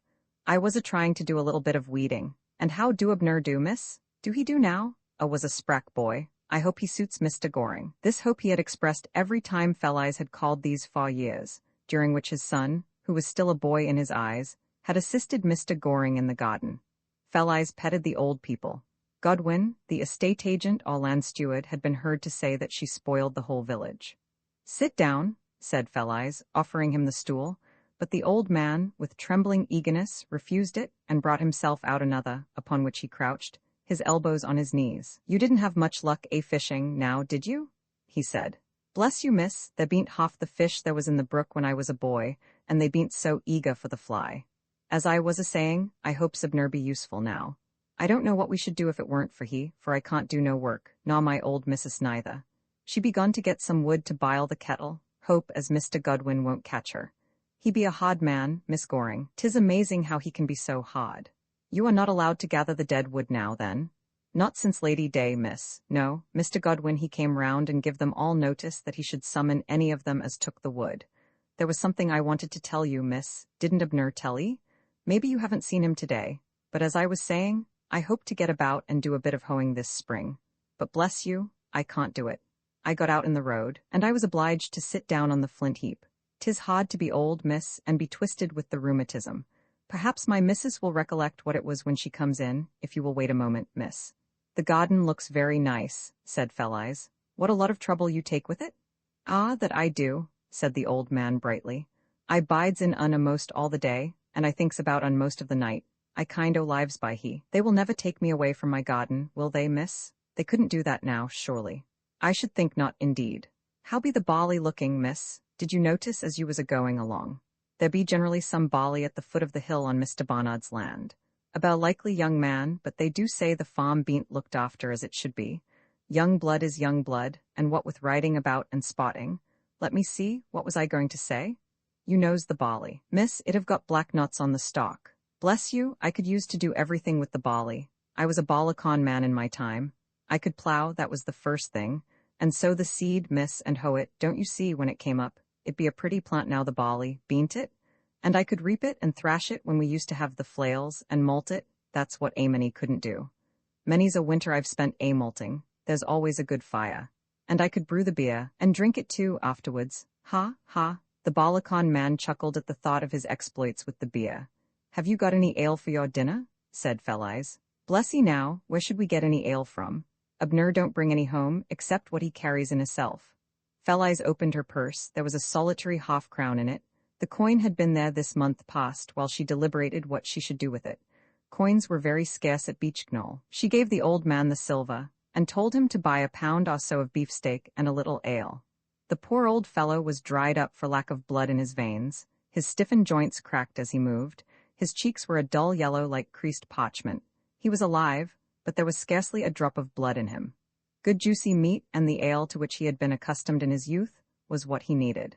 He thanked her, but very quietly, with a subdued voice, very different to the high squeaky treble in which he had been talking, and after thanking her, he remained silent. His chatter came from his head, which was growing feeble, his silence from his heart, which was yet alive.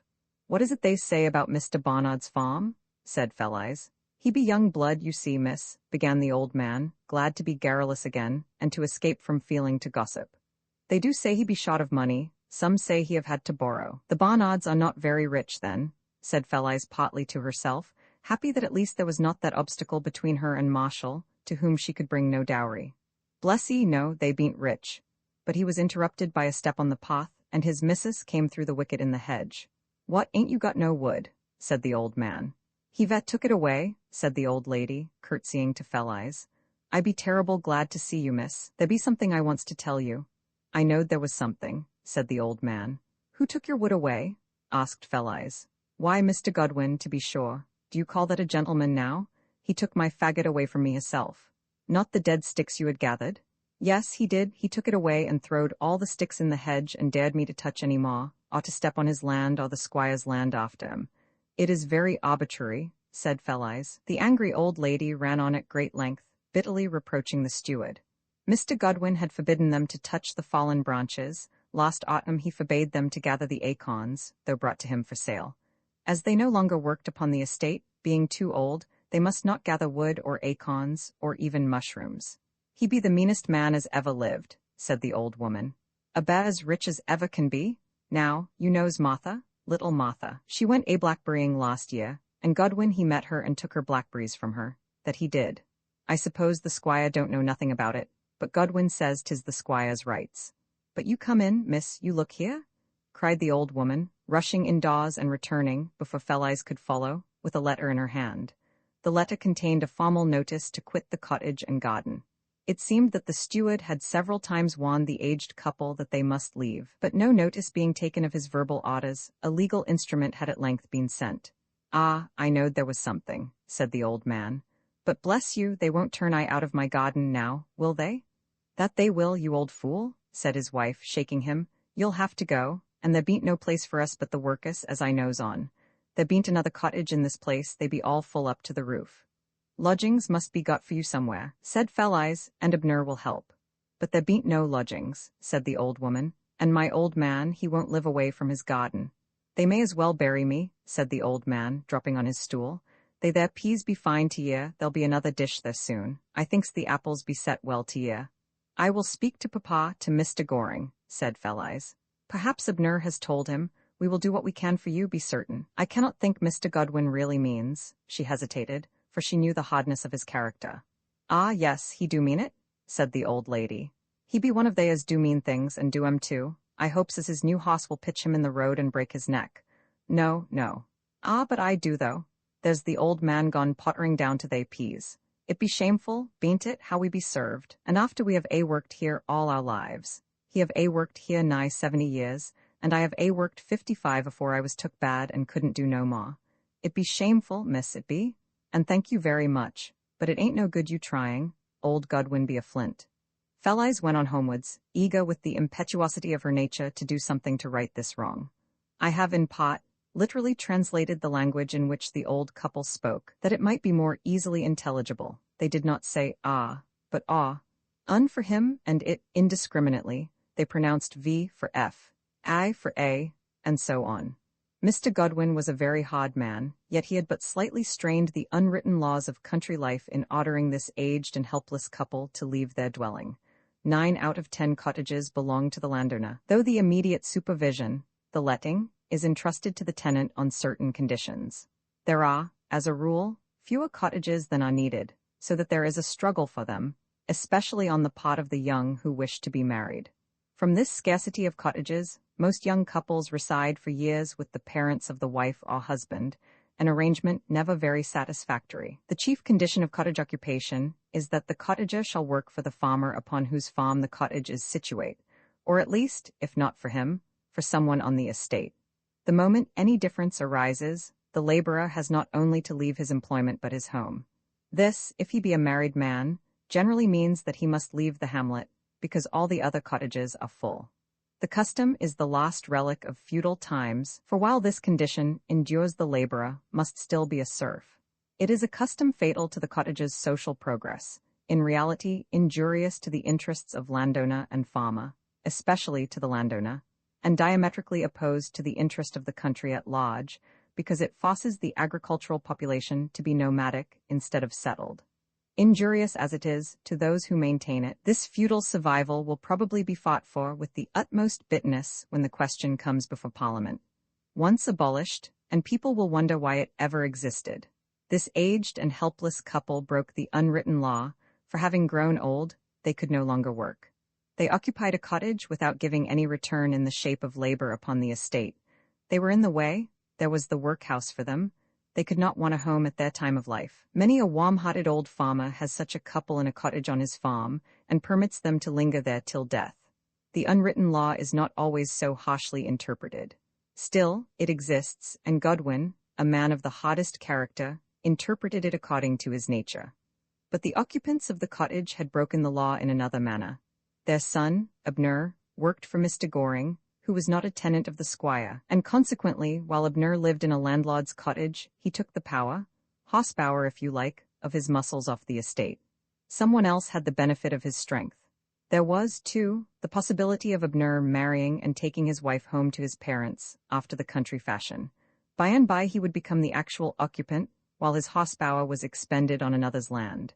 Those who occupied houses on the estate must work for the estate, if not, they must go. To go, to an aged and helpless couple of 84 and 70, meant the workhouse. By the most cruel and iniquitous rule it is possible to imagine, it is not permitted to give assistance from the poorest to the oldest, the most helpless, and deserving of the population if they dare to live at home. They must go to the poorhouse, that abomination of desolation. This most brutal regulation would arouse the indignation of every educated person in the country, if what it means could be plainly exhibited.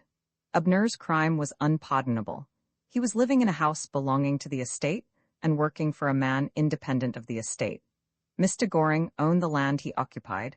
He was not only independent, but a resolute upholder of every species of independence. He was paying Abner about 2 shillings a week more than he would have earned if in the employment of a farmer. The young man was intelligent and had a loyal manner. I do not know how else to describe it. He took an interest in what he was doing, and therefore to Mr. Goring he was worth more than an ordinary laborer. But this was an extremely unpopular arrangement both with farmers and laborers. The laborers hated to see one of their own class paid better than themselves. The farmers objected because it was an example which might lead other men to ask for more. Felice knew little of these matters. She had of course heard of them, but you could hardly expect her to enter into such affairs. She was, however, well aware of Godwin's hardness and his character for harsh interference. Godwin and her uncle had had many and many a set to. In fact, quarrels were continually occurring between them. Godwin had frequently threatened litigation, but had never resorted to it, yet with curious inconsistency called once a month on an average to invite Goring and Felice to his house, which was not more than half a mile distant. They had never accepted the invitation. Roman 18 entering the garden by a side path, Felice heard 2 voices in loud altercation, or rather one voice stridently asserting itself over the other, and she paused where she could see the disputants through the open window. Goring, in the whitest of white shirt-sleeves, just as he had left his spade, was standing by the mantelpiece, resting his firm chin on his hand, and steadfastly regarding the steward. His high forehead, partly bald, and flecked at the temples with gray among the brown of his hair, expressed calm intellect reposing in itself. Not the nervous, eager brain which seeks preferment and must thrust itself to the front, the intellect which reposes and reflects. There was almost too much mind for action behind that noble forehead. It was the thinker, not the doer. The clear, steel-blue eyes under their thick eyebrows, the set mouth and the firm chin, at the same time indicated an immovable will, a man who would have his way without the least outward noise or ostentation. His strong frame, a trifle bowed, as those of men usually are who work with their hands for pleasure or profit, and great breadth were fully exposed by his negligent costume. His brawny throat, indeed, was visible. If only Papa would work among men instead of among trees, what a leader he would be, thought Felice. Mr. Godwin, with his hat on, not an intentional rudeness, stood by the table on which he struck his fist, clad in dark brown and wearing gaiters. He was of full average height, stout and strongly built. He appeared capable of exceptional endurance. His fist on the table was brown as a piece of oak that had been exposed all the winter to the action of the weather. His face was neither ruddy, brown, nor black, but a mixture of the three. It was ruddy from a fullness of blood. It was brown from wind and rain. It was black from sun. His face might have been cast in bronze, so remarkable was the appearance of hardihood. His features were regular, and except that the cheeks were somewhat too full, might even have been said to be handsome, but they were cast in a set expression. His mouth, the worst feature, being without curve, did not smile. His brow had a line constantly there. This fixity and the extremely weather-beaten hue of his complexion seemed to announce a concentration of character that made most people shrink from him. Mr. Goring was brown from the sun, yet beside Godwin he looked fair. Godwin's voice was loud. He hurled his words and shut his lips tight immediately, but his language was correct, for he was well educated. Possibly, his exceptionally haughty nature had something to do with his pitiless character. A man with thousands in his pocket, but who was content with a cost fare of bread and bacon, or even bread and cheese, was not likely to feel much sentimental sympathy for weaker beings. His family had all been alike. Hard as crabapples was the saying of the countryside. Every tenant upon the estate spoke in the highest terms of Mr. Godwin to his neighbor. At the public dinners, Mr. Godwin was mentioned with the deepest respect. A shrewd, first-rate man, Godwin, knows his business, a good fellow, too, at bottom. Alone, in private, there was not a man who did not hate him, but not a man would have dared to admit as much even to his wife. In Mr. Goring's calm glance there was perhaps some little admixture of amused disdain. Godwin glared with his colorless gray eyes, the angrier because he could not impress the person he was attacking. "You cannot show a scrap of paper," Felice heard Godwin saying. "I'm certain there is no such deed. You have no more right to fish than you have to give that rascally labor of yours more money than anyone else." "I believe," said Mr. Goring, "that the law permits me to pay what wages I please. It does not permit you to trespass and to leave gates open, so that cattle stray and do damage. You'll have to pay for it, Goring. Mark my words. What right has she to trample down the grass and do every species of mischief? Even if you do possess, I'll claim to possess a right to fish, it does not extend to her." "Was it me, then?" asked Felice suddenly, coming to the window. "You are the culprit," laughed her uncle. "Why, you have the rod in your hand, you're caught." Godwin looked at her and instinctively removed his hat. He growled something in his throat. He did not speak, but he had the grace to be silent. "You are accused of poaching, trespassing, and doing every species of mischief," said Mr. Goring. "Come in and defend yourself." Felice smiled and went round the house to the front door, but on turning the corner started, became pale, flushed again, and then stepped quickly towards a hoss Abner had care of. It was Rye, Marshall's hoss. Was he here then? She stroked Rye's neck, looked inside the hall, returned, stroked him again. In her agitation she scarce knew what to do or say or think. "Is Mr. Barnard here?" she said at last. "No, miss," replied Abner. But Mr. Godwin came on him," said the man. "Godwin riding Marshall's favorite? How was this?" Felice instantly felt that there was something wrong, and Godwin's dark face appearing at that moment in the hall seemed sinister to her. His pale gray eyes, colorless like water, shone in the shadow of the doorway. She could not ask him any questions, but she did not withdraw her hand from Rye's neck. The hoss rubbed his face against her shoulder. "I've just bought him," said Godwin, softening his voice as much as he could. "Do you like him?" "Yes." He began to gather the bridle in his hand, taking it from Abner. Godwin was so near her that her dress touched him. She felt his direct glance beating upon her, as the hot sun beats on an exposed rock. There was no cessation in his glance. She remembered the remark of the cottager that Barnard was not rich, that young blood spent money. Could it be that Marshall was in difficulty? How else came he to part with his hoss? Her heart quailed, quick sympathy confused her.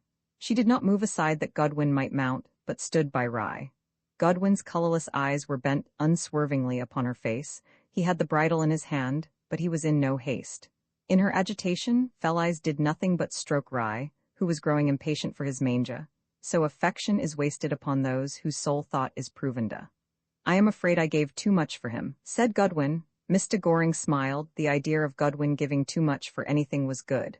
Fell-Eyes was running over in her mind everything she could think of that would be likely to draw out the truth, yet without betraying her interest in Barnard. Have you had him long? She asked. No, only a week or two. From whom did you buy him? As if she did not know. Barnard of Manor House. Did you give much? £70. Why did he want to sell?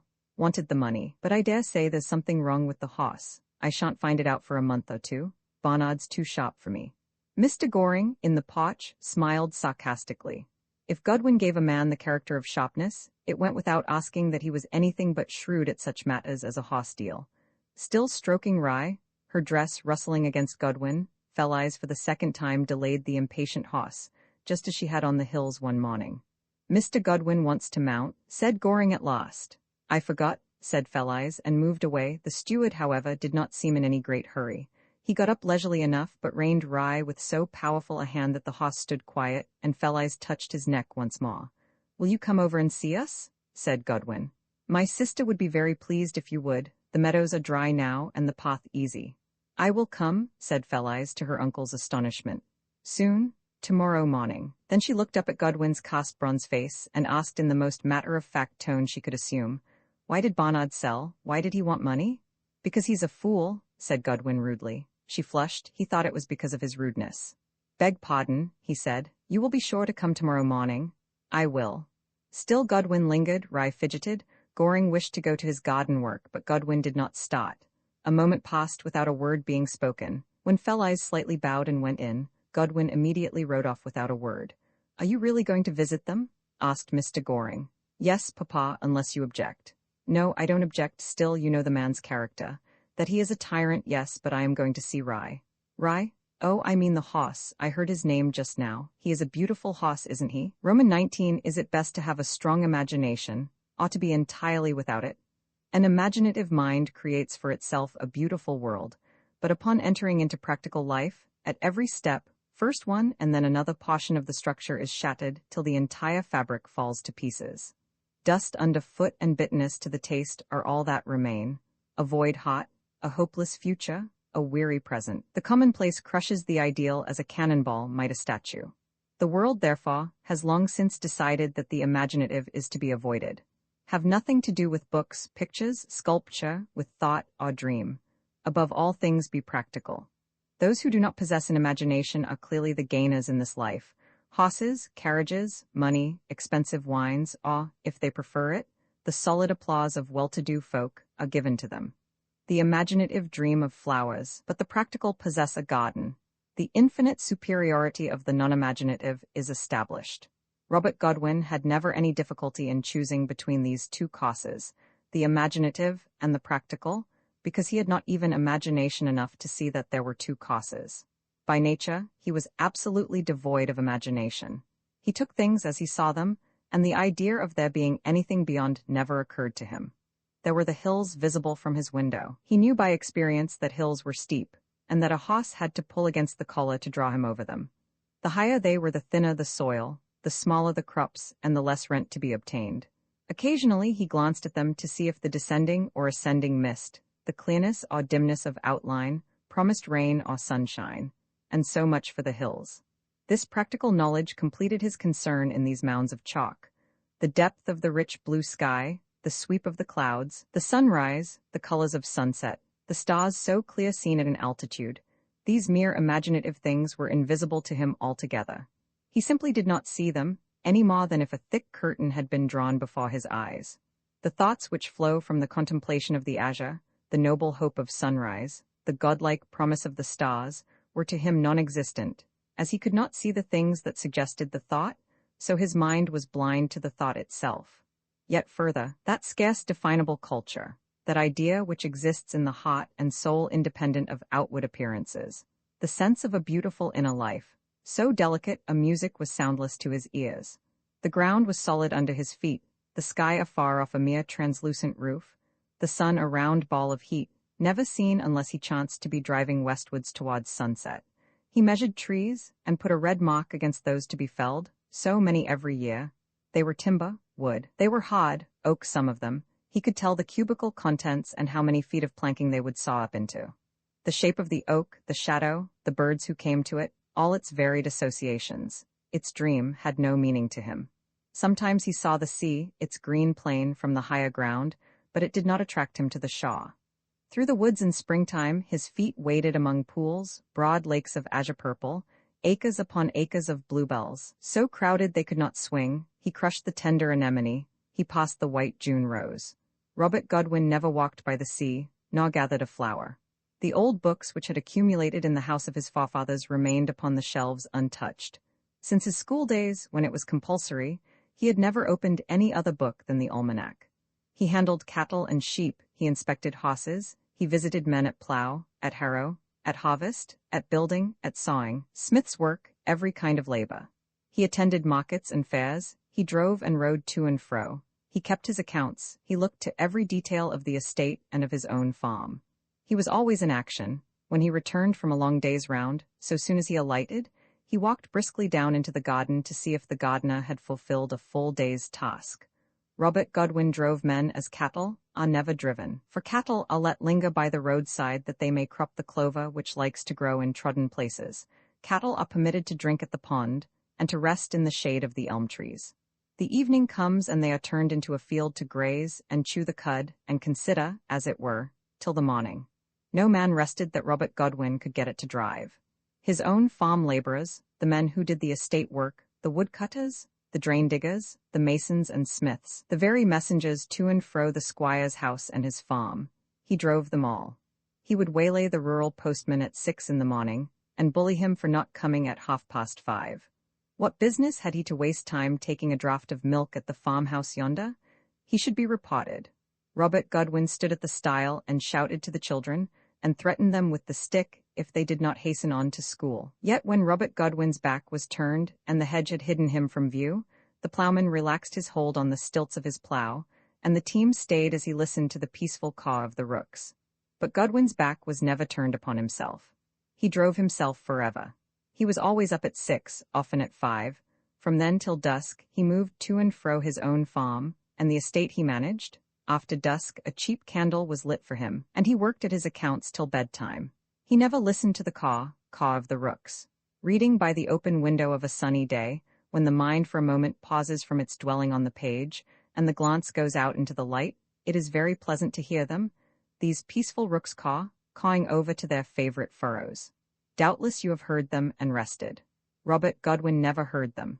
Incessant physical occupation was a necessity of his existence, but surely there must have been times when, his hands being still and his frame reposing in the early evening, between the lights, his mind roamed in reverie, when fancy bore sway, when a dream or thought came to him? No, when his hands were still and his frame reposed, his mind was simply vacant, like that of a horse looking from his stable door, or a dog by his kennel. He saw the wall, or the fireplace, nothing more. His mind was simply quiescent, vacant, like a mirror turned face downwards, as old countryfolk place them on the bed in a storm of thunder and lightning.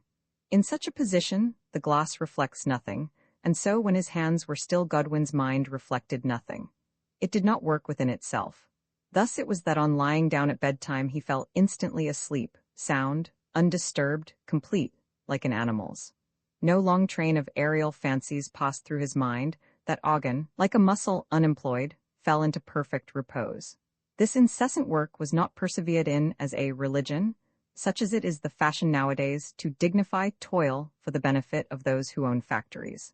Nor was it the restless energy of a great genius, for Godwin had no ambition, and to drive nails in a carpenter's shop would have contented him as well as to lead the army at Pharsalia, nor was it nervous restlessness. He was quite without nerves.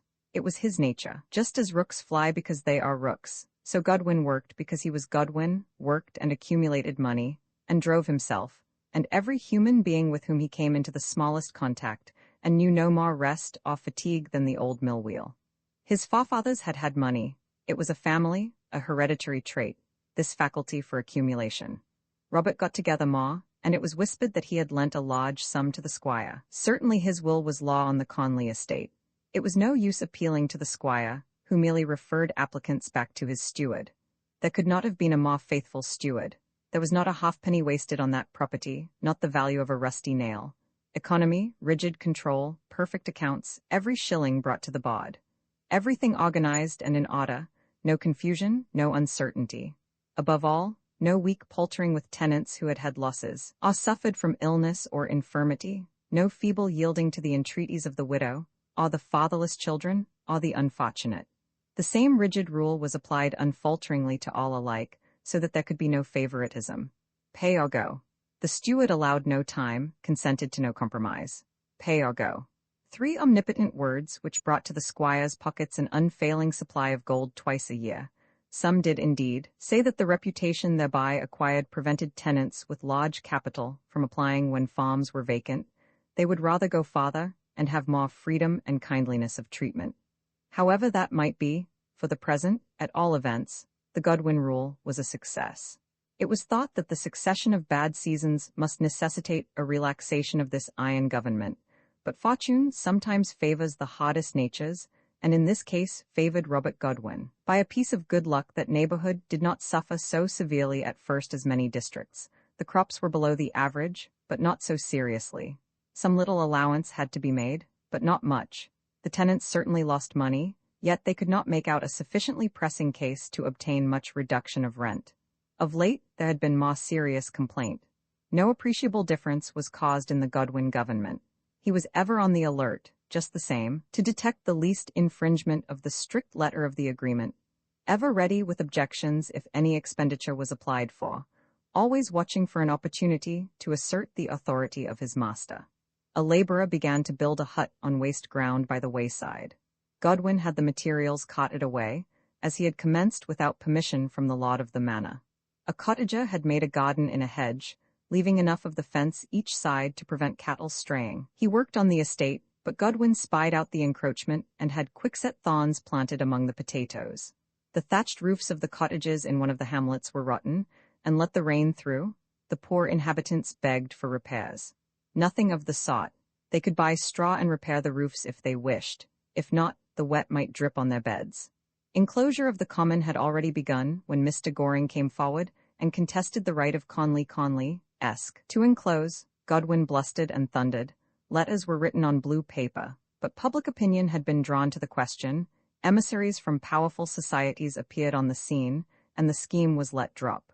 Some day, perhaps Mr. Goring would leave. These objectors have never much status or stability. They are not fixed like great hereditary owners. The Pope is dead, long live the Pope. The interests of hereditary estates are handed on generation after generation, much like the will of Peter the Great. But objectors, such as Mr. Goring, usually disappear in a few years. The hand that repairs the embankment once withdrawn, the sea soon rushes in. Godwin was ceaselessly on the alert to extend the authority of his employer. Footpaths were stopped, and odd corners of waste ground enclosed with stone walls costing thrice the value of the land, in order that no one might squat and presently assert a right to a few square yards of their own country. These proceedings were by no means confined to the outlying agricultural places, where the well-to-do people were almost all tenants, and the remainder poor and without organization. Robert Godwin attacked the town with equal zest and equal success. The Conley property included a considerable part of the town, and his rights extended more or less over the rest. Except by long and costly legal process, it was impossible to tell where those rights really began or ended. The steward made the fullest use of this uncertainty. Old byways and paths were blocked, corners enclosed, possession asserted and taken, and not a voice was raised. The whole town was straightened, and a band as it were drawn tight about it so that it could scarce breathe. The park was closed, though the inhabitants had used it for 100 years as a recreation ground and had undoubted claims to roads across it. Not a voice was raised. Old inhabitants retained a respect for the family and would not oppose its will. Tradespeople wished to enjoy its custom and patronage, though, as a matter of fact, they got neither, as the family bought all they required in London. Still, they did not like to shut the door in their own faces. There were not enough shoemakers in Mossbury. Long since there had been a glove industry in the surrounding villages, an industry at which the poor folk worked in their own cottages. For the most part it had disappeared, yet to this day the magistrates could distinguish the hamlets where it had once flourished by the records in their books. To this day half the cases brought before them came from these hamlets. Your artisan who works at home, your cottage glover-maker or shoemaker, is a terrible radical, a fearful character, a frequenter of taverns, a fisticuff fellow, and above all things a contemner of authority. He will get into trouble for no other purpose than to show his despite of authority. His descendants had it in their blood, and still continued to exhibit the same disposition, but the industry had died out, and there were no shoemakers to speak of in Mossbury town. Consequently, Mr. Godwin ruled as he chose. The result was that the property was trimmed, walled, enclosed, and improved in every possible manner. Had it been set out to sale, the auctioneer could have honestly laid stress on the singular completeness of the estate. It was in perfect order. The family reaped that advantage. A breathless hatred of Robert Godwin prevailed from north to south, east to west of that broad stretch of land. From the tenant of 1,000 acres and the wealthy tradesman, like Rosa's father, down to the miserable old woman in her shanty, living on tea and soaked bread, the hatred of Robert Godwin was universal. The well-to-do exhibited this feeling by asking him to every entertainment they gave, invitations seldom accepted, for Godwin was a solitary man, by publicly praising him at every meeting, by treating him with the greatest respect, and by holding their tongues in private. No one ever abused Robert Godwin. Even the old women did not curse him, as they do in storybooks, for they have come to learn, these old women, in the 19th century, that curses are as harmless as thistledown. They looked after him as he passed, simply folded their arms and looked after him. His mind, hard set upon the subject in hand, was clear and practical. Consequently, upon agricultural topics, and such as came within his reach, Godwin could make a good speech. He frequently spoke, expressing himself in plain and forcible language. His speeches appeared in full in the local prints, and were even transferred to the London agricultural papers. He possessed a considerable reputation of this kind, and justly so, for he spoke out of the fullness of practical knowledge. II, the lane became more rugged. Then there was a sudden dip, and in the hollow of the dip, a streamlet ran across. A blackbird had been splashing in the water, and as she came over the slope, rose up loudly calling. He perched on the hedge, looked towards her impudently from his dark eyes, half a mind to defy her, so bold was he in his beauty of blackest black and tawny bill. But as she stepped nearer, he went off, again loudly calling and startling every bird in the field. The streamlet was so shallow the small flints were only half submerged, and the water was but a few inches wide. The sand which the blackbird had disturbed floated quickly away, leaving it perfectly pure. Fell-Eyes stooped, dipped her fingers, and watched the drops fall sparkling from them. She felt the water, she liked to touch all things. The sunlight shone the brighter on her hand because it was wet. Beyond the streamlet the lane rose rapidly, rugged and narrow. The hedges ceased, and only a hawthorn bush here and there appeared on the banks. Presently it became a deep white groove, wan in chalk. Fell-Eyes stepped quickly now, and in a few minutes reached the foot of the hill, where the lane left the straight line, and went up the downs aslant, so that wagons might be drawn up, which they could not have been had the track been straight. The moment Fell-Eyes's foot touched the sward, she began to run up the hill, making direct for the ridge like a hare, or a bee bent for the time above. Her arched-in steps like springs threw her forwards, her sinews strung and strong, lifted her easily. Her weight did not press the turf, it was for the time suspended between her swift bounds. Rejoicing, her deep chest opened, the pliant ribs, like opening fingers, made room for cubic feet of purest atmosphere. The air inhaled lifted her, she was lighter and more swift. Forced into the blood, the strong hill air intoxicated her. She forgot all, she saw nothing, neither the sun, the sky, nor the slope itself. Her entire being was occupied in putting forth her strength. Up, from time bunch to time bunch, past gray flat flints, past rusty ironstone fragments, past the parallel paths a few inches wide, which streaked the hill up, straight for the summit, a lock, startled, fled, but immediately began to saw and sing. The landscape widened beneath, there were woods and bright fields. She did not see the fields, all woods, or hear the lock. Na noticed the flints which, like lesser milestones, marked her run. Her limbs grew stronger, her bounds more powerful, as her breath was drawn in long, deep inspirations. The labor increased her strength, her appetite for the work grew as she went. She ran and drank the wind to have more of herself, to have the fullness of her own existence. The great heart within her throbbed and bore her, replying to her spirit. More flints, more time, a stone chat flitted away, longer grass, more slippery, the slope steeper still, up, yet the strong limbs could not bound quite so far, the feet fell as swiftly, but the space covered was not so wide. There was effort now. Brave as may be the heart of woman, yet the high hills must try it. So great was the rush of the aerated blood, it seemed to threaten to suffocate her. The supple knees could not straighten themselves, they remained slightly bent. The pliant ribs, open to their widest, seemed forced outwards by an expansive power which must break them to get free. Her head was thrown back. She did not look now at the ridge, she looked up at the sky. Surely the summit must be near. She would have dropped rather than give up. She would have dropped like a hunted animal before she would have yielded. The time when she knew she must fall was numbered now, but by seconds. The strong air which at first gave such a sense of vigor was now too strong. It began to take away her breath. She did not feel her limbs, they moved mechanically, though still quickly. She saw nothing but the sky. 5 seconds more, and down she must go. Not even that great heart could bear more. But she was nearer than she knew. Suddenly the slope became less steep, where the summit seemed planed away. Her feet went along instead of having to be lifted. She looked and saw the thorn bush on the ridge before her. She stopped by the bush, she had done it. The hill was conquered. She could not stand quite still, she walked slowly forwards. The sudden relief to her panting chest was unbearable if she stood. Pant, pant, throb, throb, but her heart sang in its throbs, her eyes gleamed with delight. She walked slowly in a circle and came back to the old thorn bush. She could stand now. She looked towards the horizon, blue where it met the descending dome of the sky. First her gaze went straight out to the farthest, where earth appeared immaterial like the sky. After that it traveled back to her, over woods, the gleam of water, more woods which were less dense and had glades of green meadows between them. Then rested for a while on a red roof among sycamores and elms.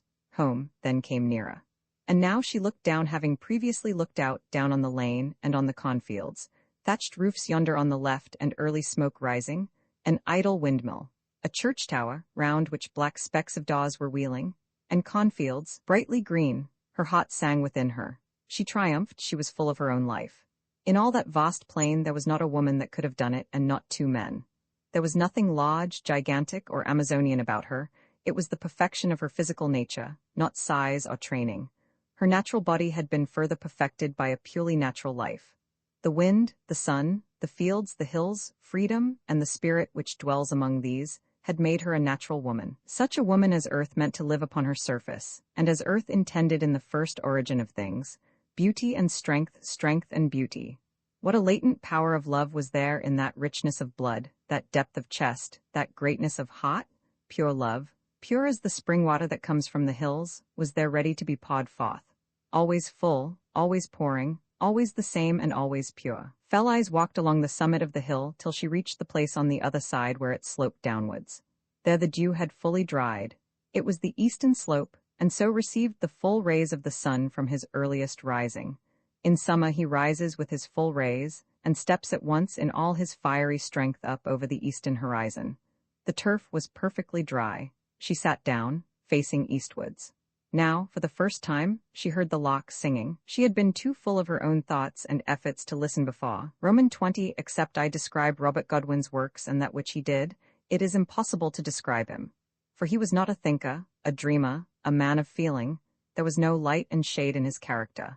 To understand him, you must know not what he felt, but what he did. Now these were the works of Robert Godwin. I do not think that he intended to be harsh in his dealings with his fellows.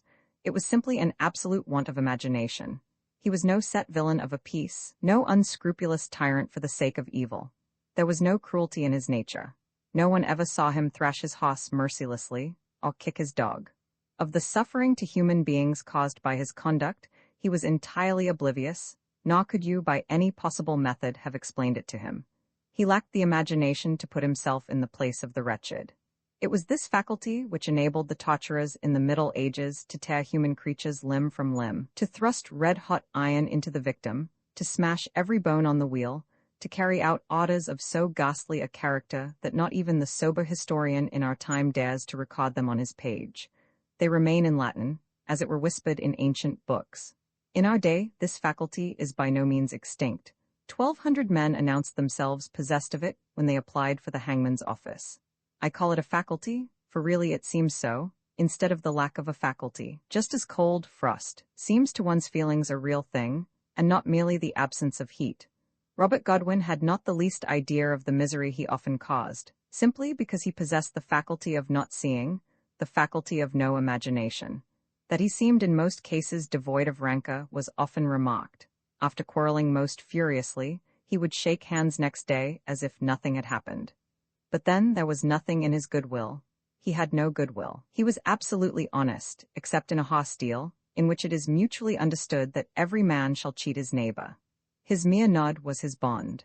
The word of Robert Godwin was like the signed and sealed bond of a great railway company, negotiable. His word was negotiable. That is, if a man said Godwin had promised, you dealt on the faith of that bare word. This much said, last of all, Robert Godwin was no hypocrite. He made no profession of Christian charity. He never entered a church. Not that he was an opponent of the church, he was simply indifferent. No one ever got touch of Robert Godwin. The man was always alone.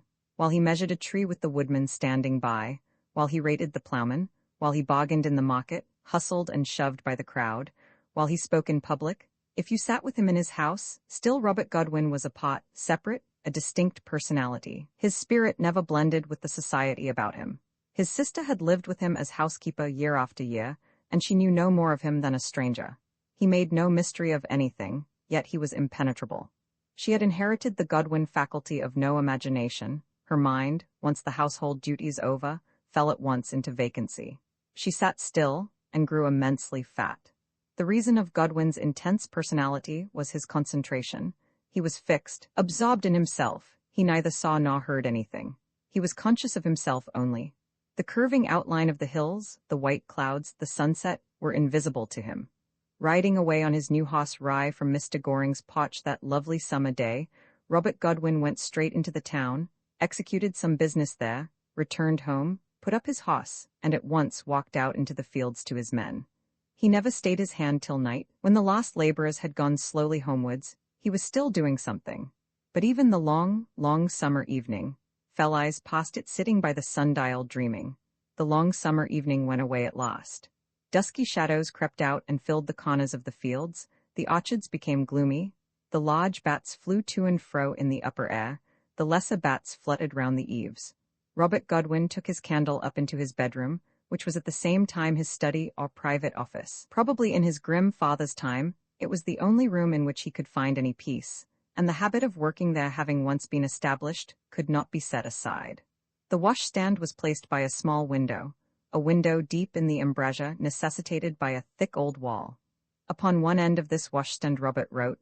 It was a large stand intended for 2 ewers, but only one stood on it, cobwebbed, for it was never used. At the end of the washstand, next the window, Robert had his ink, his pens, and blotting paper. His letters, documents, and papers were on the window ledge, piles of them which could be seen from the garden beneath. Here he worked every evening, in solitude, by the light of one cheap candle. This evening Robert worked later than usual, till his sister, weary of waiting, had her supper, and presently retired. By and by the last letter was finished, the last account added up, the last note jotted down. There was no more writing to be done. He took his letters out to the gate by the road, where he had a private box cleared by the mail-cart driver, who passed about midnight.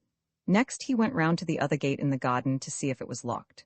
From thence he visited the stables, and heard Rye move in his stall, and then round the rickyard to see if any wandering vagabond dared to creep under a rick to sleep. As he passed the pump in the yard he tried it, to see if it acted properly. His hands could let nothing alone. Finally, he crossed his arms on the top bar of the gate leading into the meadows, and looked straight out across the fields. Something, perhaps a hare, rushed away. He did not regard it in the least. The dog in the kennel yawned, shook himself, and looked out at his master, who never stroked him. Dew was falling thickly, and in the distance a thin white vapor mocked the course of the stream. The still trees, heavily laden with their foliage, were silent. There was not the faintest rustle, and nothing appeared to move in their shadows. Once a bird, perhaps a whitethroat, chattered a little in the hedge, but his voice sank quickly. In the warm stillness of the summer night there came a far-off rushing sound, very faint. It was the cascade at the trout pool where Fell-Eyes bathed. Above, the clear sky was full of stars, and among them the beautiful planet Jupiter shone serene. The sky was of a lovely night blue. It was an hour to think, to dream, to revere, to love. A time when, if ever it will, the soul reigns, and the coarse rude acts of day are forgotten in the aspirations of the inmost mind. The night was calm, still. It was in no haste to do anything. It had nothing it needed to do. To be is enough for the stars. Robert did not notice any difference in the night. He had seen hundreds of nights. He was listening for the roll of the mail cart wheels. After a time they came, the cart stopped, the driver collected the letters and went on. There was no delivery by this mail, only a collection. Robert returned to his bedroom, took off his coat, looked at his bed, and put on his coat again. He did not care to lie down. He lighted a great stable lantern and went out of doors again. The hasp of the gate against which he had leaned was a little shaky and loose. He found the tools, went to work, and put it to rights. Then he went into the orchard to the garden house, and examined the gardener's tools, one by one, to see if they had been roughly used or injured. If so, the man must pay. The man had been digging. With the lantern in his hand, Robert paced the distance dug to see how many yards he had completed. Robert went to the stable, looked in at Rye, climbed up into the tollet, and spied about to see if any forage had been stolen. He examined the carter's collection of horsehair, his perquisite, to see if it was accumulating too fast. He brought out a stool and sawed up firewood till he had made a goodly heap. He would have done more, but that would encourage waste. If only a little was cut up, only a little would be used. He planed a piece of timber intended for the head of a gate. He counted the poles aslant against the woodpile. Nothing else remaining that he could do, he returned to the garden, took off his coat, set the lantern on the grass, and dug where the gardener had left off. While he dug, the night went on. The night that was in no haste to do anything, and by degrees a pale light grew up above the eastern horizon. The dawn comes early in summer. Still Robert dug steadily on till the other mail cart, the down mail, approached. He stopped and listened. The driver did not pull up, so there were no letters. Robert scraped his boots, put away the spade, blew out the lantern, and went indoors. By the pale white light he looked again at his bed, but he could not lie down. There was no rest in him that night. He lit his cheap candle and went up into the attic overhead, where he had not been for years. The shutters were perpetually closed up there, so that the place was partly dark, although streaks of dawn came through the chinks. The great bare room was full of ancient lumber. He set the candle on an oak press and fell to work, sodding the confused mass which strewed the floor. Old chairs, some broken, some perfect, a picture or two, hair trunks, books, bundles of newspapers, pieces of chain, odd lengths thrown aside, nameless odds and ends such as candlesticks, pots of implements, the waste of a century, all covered with dust and dead black cobwebs. Dead cobwebs thick with dust, not the fine clean threads the spider has in use. Webs which had been abandoned 50 years ago. The skeleton of a bird lay at the bottom of a hollow in the pile, perhaps an injured swallow that had crept in there to die. A pair of flintlock pistols, the flints still in the hammers, were in very good condition, scarcely rusted. Robert snicked the locks and examined them carefully. He was black with dust and cobwebs. Chairs and furniture he threw on one side, boxes on another, papers and books in a corner, and soon began to make order of confusion. The light of morning came stronger through the chinks. The flame of the candle appeared yellow. The alchemy of light was changing the sky without. He worked on till footsteps sounded on the paths outside. The carters had come to see to the horses. There was someone at last to drive. Robert went downstairs and out to the pump. There he washed himself in the open air, as he had been made to do years and years ago in his stern old father's time. The habit adhered still. The man was indeed all habit. Then he visited the stables and began to drive the carters. The night was over. The day had begun. Overhead and eastwards there shone a glory of blue heaven, illuminated from within with golden light. The deep rich azure was lit up with an inner gold. It was a time to worship, to lift up the heart. Is there anything so wondrously beautiful as the sky just before the sun rises in summer? There was a sound of cart horses stamping heavily, the rattle and creak of harness, the shuffle of feet. A man came out with a set forehead, grumbling and muttering. The driver was at work.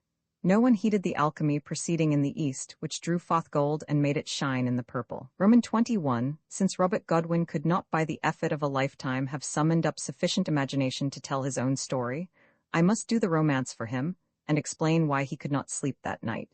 You now know the man, who could rout about dusty lumber that his hands might be employed, who could not see the sky. Here is his romance. 9 years ago, that very time of the year, Robert Godwin, starting forth into the fields one day, saw a trespasser in a meadow of mowing grass. A trespasser rolling about in the sacred mowing grass, wilfully damaging it, with the aid of a dog too. To walk among mowing grass is a guilty thing, you must understand, in country places. This meadow in particular did not concern Godwin, but the fact of trespassing did. He could not have passed a trespasser without ordering the criminal off any more than a dog could pass a bone. He walked rapidly towards the place, full of hard language, bitter words and threats, swelling with eagerness to drive this daring human being. As he came near, he was astounded at the absolute abandon of the youthful sinner. She not only trespassed, she reveled in her wickedness. It was a girl about 10 or 11, tall for her age, and with her a great spaniel. Together they were making themselves joyful in the flower-strewn grass. Sometimes she ran, and leaped, and danced in the beautiful sweet grass which rose above her knees. Sometimes she threw herself at full length in it, lying down on the breast of the earth, as a swimmer lies on the breast of the sea. As children dance and play without much covering on the sands in their innocence, so in her wild gambols, her short frock permitted the shape of her limbs to be occasionally seen. Her hands were full of clover blossoms. She threw them away and gathered the large daisies. She scattered the daisies and took buttercups and blue veronica. She laughed and whistled, quite a real whistle. She caught her foot and tumbled and shouted. The spaniel charged her as she lay extended, charged over her and rolled her down again.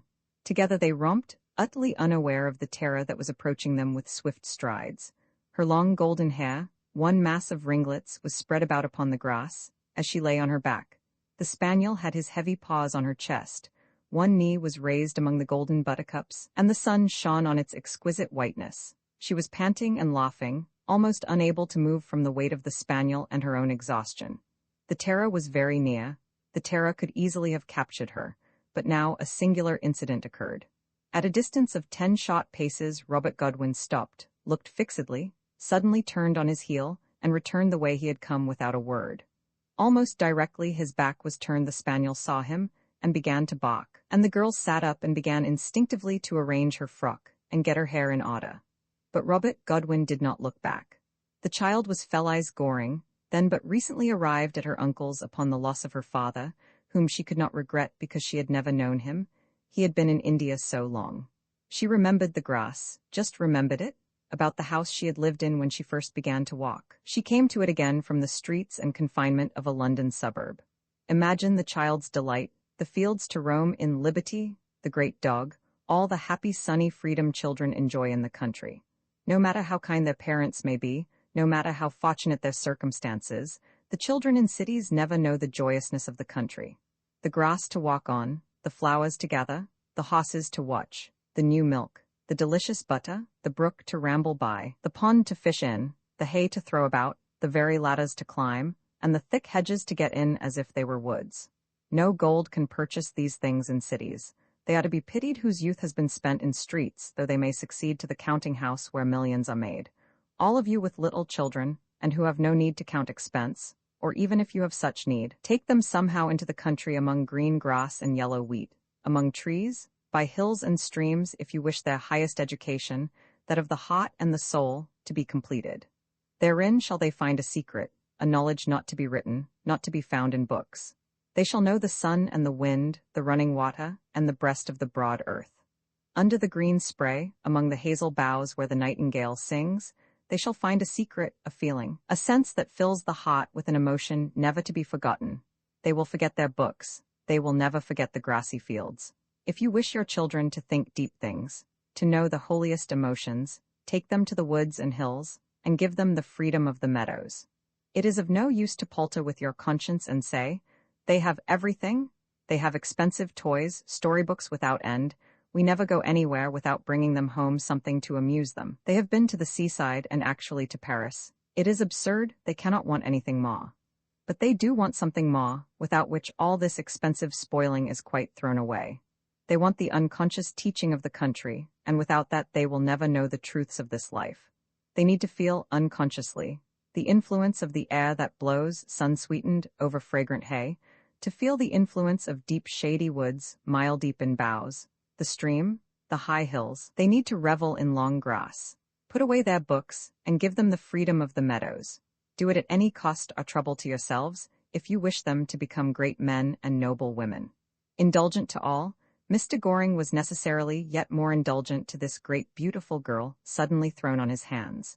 For she was beautiful already, although with that unshapen, uncertain irregularity which promises better in childhood than regularity. If a girl's features are regular as a child, if already lovely, it is rare for her to be a beautiful woman. Neither the face nor the form must be finished too soon. Felice's face suggested, her form already hinted at, loveliness to come when the bold first strokes of nature were filled in. To recognize such strokes of nature in their inception, and to observe their relation to each other, and to the general shape, is a pleasure of the most exquisite kind. If the growth and unfolding of a flower be beautiful, how much more so the growth of a woman? Robert Godwin's thought from that hour never varied from the child whom he had intended to have driven with harsh reviling from the meadow. I do not say that he loved her from the moment he saw her. He had no imagination. His heart was not prepared with fancy and ready to love, but his thought dwelt upon her, and love steadily grew within him. So intensely concentrated a nature could not love by halves, could not admire, or sigh, and pass on and amuse itself elsewhere. Once set, the plant grew and filled his whole life. It came about in time that Robert Godwin never thought of anything else but Felice Goring. While his hands worked, as you have seen them, while his lips uttered hard words, or while his mind added figure to figure at his washstand desk, Felice filled his entire inner existence. He lived in a dream. This dreamless man, he was absorbed in one idea, an idea so fixed that his mind was vacant. His hands moved with no consciousness behind them, as the wheels of a machine go round. Work over, he slept at once without any interval of love-like reverie, for he carried Felice instantly with him into his slumber, so fixed was her image in his mind. His abstraction was complete. The form of Robert Godwin walked among the fields and rode along the roads. The lips of Robert Godwin gave forth articulate sound. The signature of Robert Godwin was traced upon the check. But Robert Godwin, the personality, was not there. His mind was with Felice. It is said that women above all things like to be loved. Very rarely is a woman loved as Godwin loved, such utter abstraction, such loss of self-existence, such death of self-existence. The woman that he loved should have been happy. But in Paris they say that woman is indeed happy to be loved, but only when the lover can minister to her vanity. Robert Godwin had no knowledge whatever of such studies of woman's heart, some base and worthless, some true, yet his clearness of intellect, consequent upon the shortness of his view, not its breadth, he held everything, as it were, close to his mind, as people with dim sight hold all things close to their eyes. His clearness of intellect instinctively told him that Felice was not for him. He could never be anything to her. The Parisian would put it in this way. He comprehended that there was nothing about him that could flatter or excite her vanity. He loved her and gave her up at the same time. He loved her more and more as the years drew on, and year by year he acknowledged to himself that the gulf between them grew more and more impassable. At that moment in the meadow, he was already 40. She was 10 or 11. Yet it was not the difference of age. It was the total, worldwide difference of personality. Now he was 49, Felice 19, nearly 20. 9 great wedges had been driven in by time to split their lives asunder. Upright, strong, without one gray fleck in his dark hair, Godwin had not altered an atom in those 9 years. He was as vigorous, as full of manhood as at 21, but still he was 49, he was on the verge of 50. Can you imagine a woman in solitude weighing these words on her lips? He is on the verge of 50? Yet it was not the years. It was the total, the worldwide difference of personality. Godwin, all these 9 years, had held the matter up close to his mind, and every day the certainty grew more certain, the fact more palpable, that she was not for him. By no possible manner of means could Felice ever come to care for Robert Godwin. In all that time, scarcely a day went by that he did not see her. The 2 houses were hardly half a mile apart. The girl was in the fields constantly, and he was always riding or walking across them. He never purposely approached her, but his path frequently brought him near. Sometimes they met. Her existence was always before his eyes. Roman 22, she thought of nothing but the sun and wind, the flowers and the running stream. She listened to the wind in the trees and began herself to sing. The child was led along by unknown impulses, as if voices issued from the woods calling her to enter. It would have been impossible for her to tell why she was so happy in the freedom of the fields. Not once now and then, all one day only, when the smiling hours of early June lit the meadows, but every day, the year round, Fell-eyes went forth with the same joy. She trod the paths to their utmost ending, through meads and wheat fields, round the skirt of copses where pheasants feeding hurried in at her coming, all wood pigeons rose with a clatter from the firs. Climbing the rugged stiles, treading the bending planks stretched across the streamlet, stepping from stone to stone in the watery ways where woods and marshes met, up the steep hill where the shepherds had cut steps in the turf, she traced the path to its ending, through the long lanes, hazel boughs on one side, hawthorn on the other, along the rude wagon tracks winding in and out the con, by shadowy green arcades of the covers, by deep valleys, sunless because of the massy beeches high on the slopes. There was not a spot made beautiful by trees and hedges, by grass and flowers, and sun and shade, that she had not visited and lingered in. She knew when each would look at its loveliest. The corner of maple bushes when the first frosts had yellowed the spray and strewn the sward with color of leaves, the row of oaks when the acorns were ripe, and the rooks above and the pheasants beneath were feasting, the meadow where the purple hawkeyes grew in the first days of May, the osier beds where the marsh marigolds flowered, and again in the time of the yellow iris. She knew where the hill, lifting itself in a bold brow thrown forward from the range, gave a view over the wooded plain almost to the horizon, where the downs opening in a pass, the broad green sea gleamed out to the clouds. The place where the stream ran at the foot of a cliff, overshadowed by the trees on the summit, where it came again to sweet meads, moving between its banks without a sound except what the birds made for it calling in the sedges. The time when the fields were fullest of flowers, the time when the green wheat began to grow tall and to contain wheat ears like hidden treasures among its innumerable stalks, the time when it became golden, the time when the partridges called it even in the shot stubble.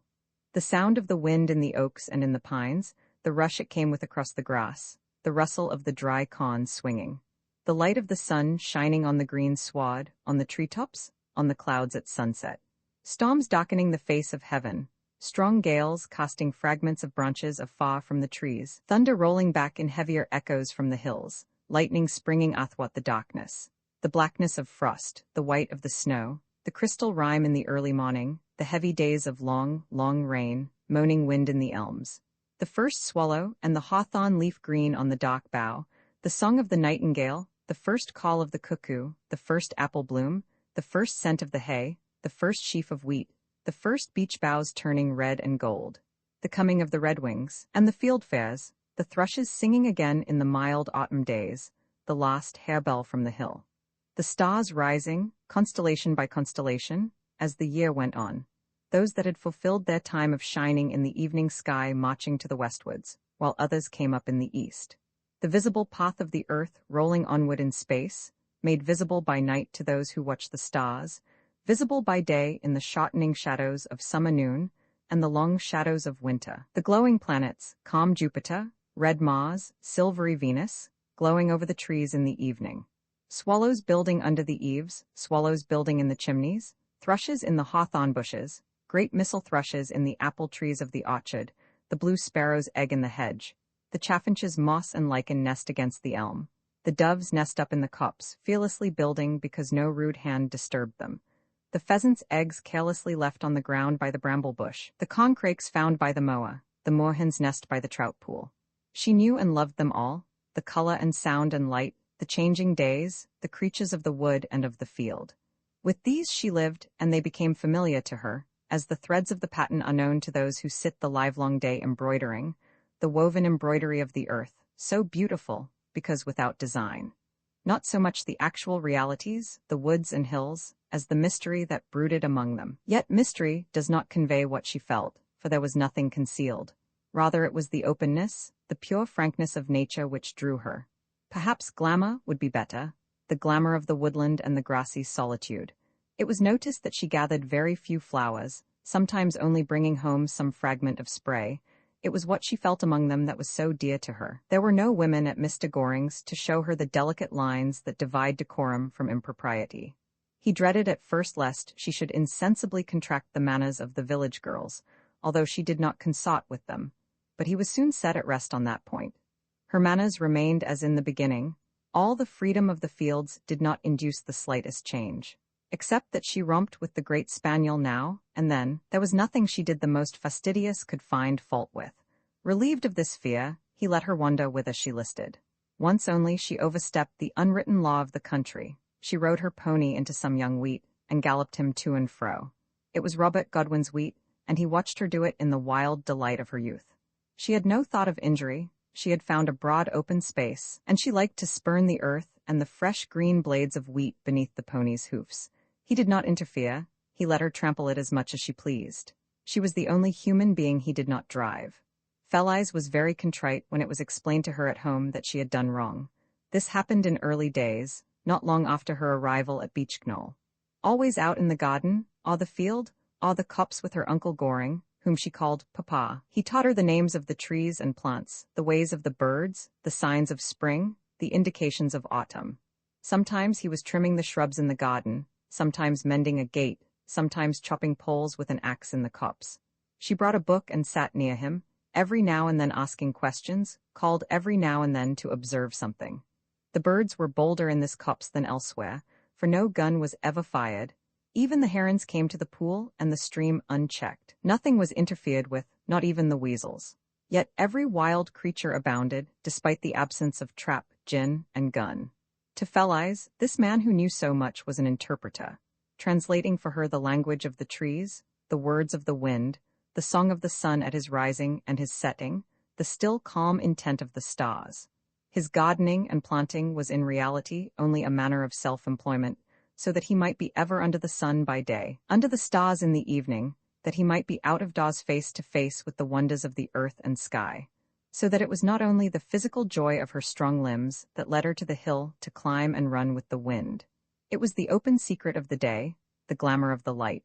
It was her heart and soul as much and more than those strong limbs which gloried in the free air.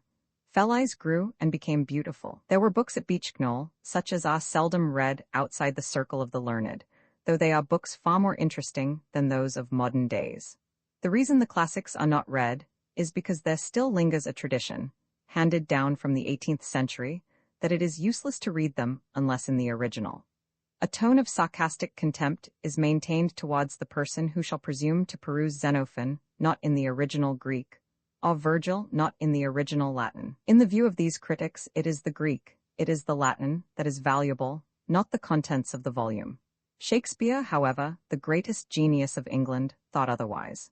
It is known that his ideas of Grecian and Roman history were derived from somewhat rude translations, yet it is acknowledged that the spirit of the ancient warriors and of the ancient luxury lives in his Antony and Cleopatra. And nowhere in all the ancient writers is there a poem breathing the idea of Aphrodite like his Venus and Adonis. The example of so great a genius may shield us in an effort to free the modern mind from this 18th century incubus. The truth is, the classics are much better understood in a good translation than in the original. To obtain a sufficient knowledge of Greek, for instance, to accurately translate is almost the work of a lifetime. Concentration upon this one pursuit gradually contracts the general perceptions, and it has often happened that an excellent scholar has been deficient in common knowledge, as shown by the singular character of his own notes. But his work of translation in itself is another matter. It is a treasure.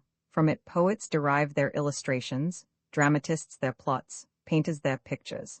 A young mind full of intelligence, coming to such a translation, enters at once into the spirit of the ancient writer. A good translation is thus better than the original.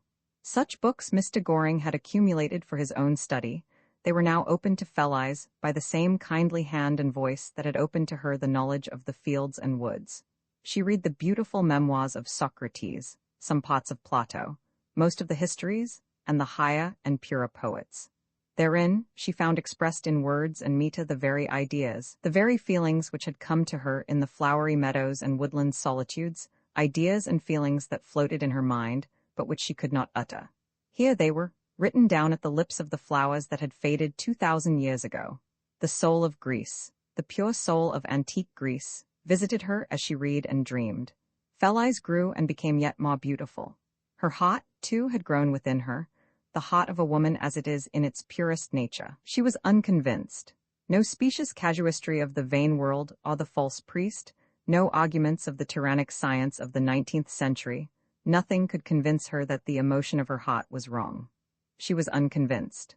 All the sophistry and chicanery, all the philosophy and the sociology, all the statutes on the statute book, all the acts of parliament, would have utterly failed for one instant to shake that heart, would have failed to convince her that wrong was right, or that a lie was the truth.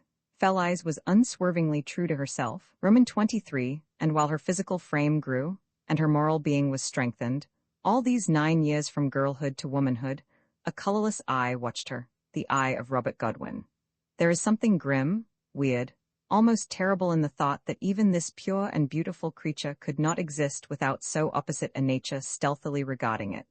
Not the faintest suspicion that Robert Godwin cared for Felice, or indeed for any woman, ever occurred to anyone. The man was so absolutely concentrated, it precluded the very idea of his thinking of a second person.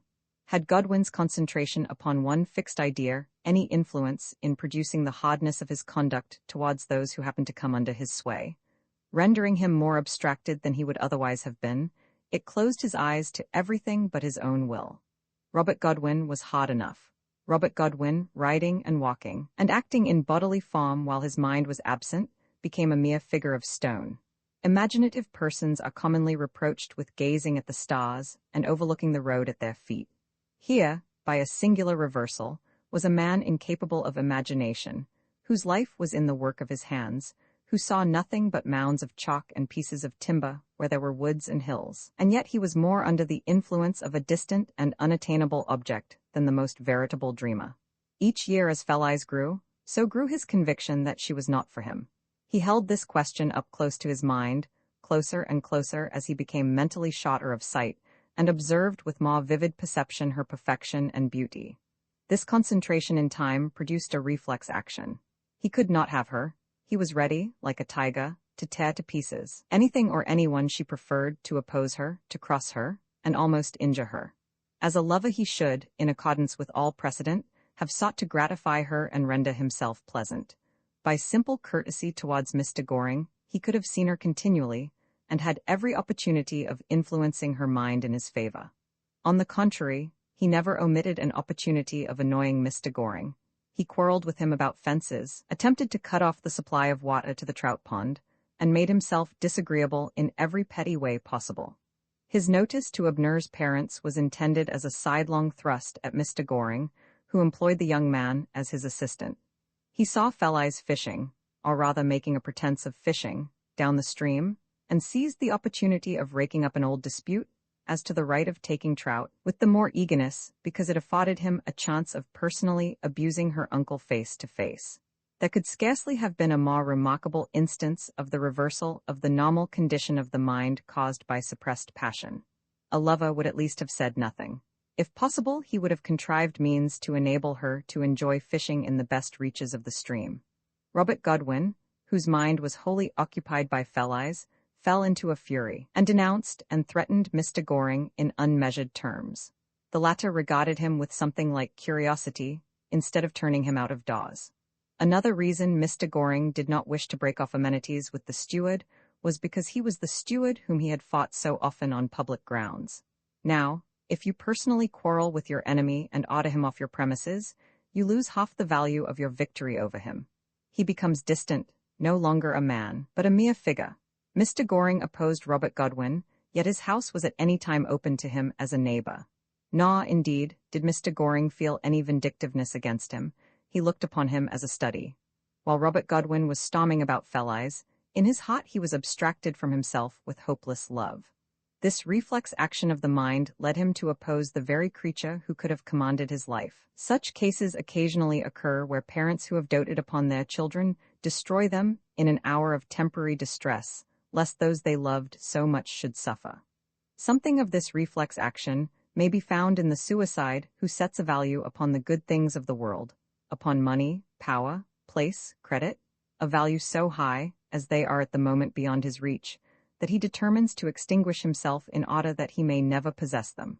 A backward, reflex action of the mind is often dangerous to mental equilibrium. Never before had Robert Godwin stood so near the woman who had his whole existence in her hands as at the moment when she was stroking Rye and inquiring how he became possessed of the horse. Her presence, the touch of her dress, the faint warmth of her breath. He felt her. It was almost an embrace.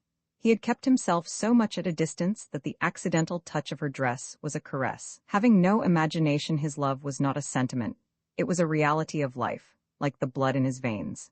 Ancient philosophers had a theory that the vital spirits were dispersed about the body and flowed through it as the blood flowed. Perhaps there really is a germ of truth in this old idea.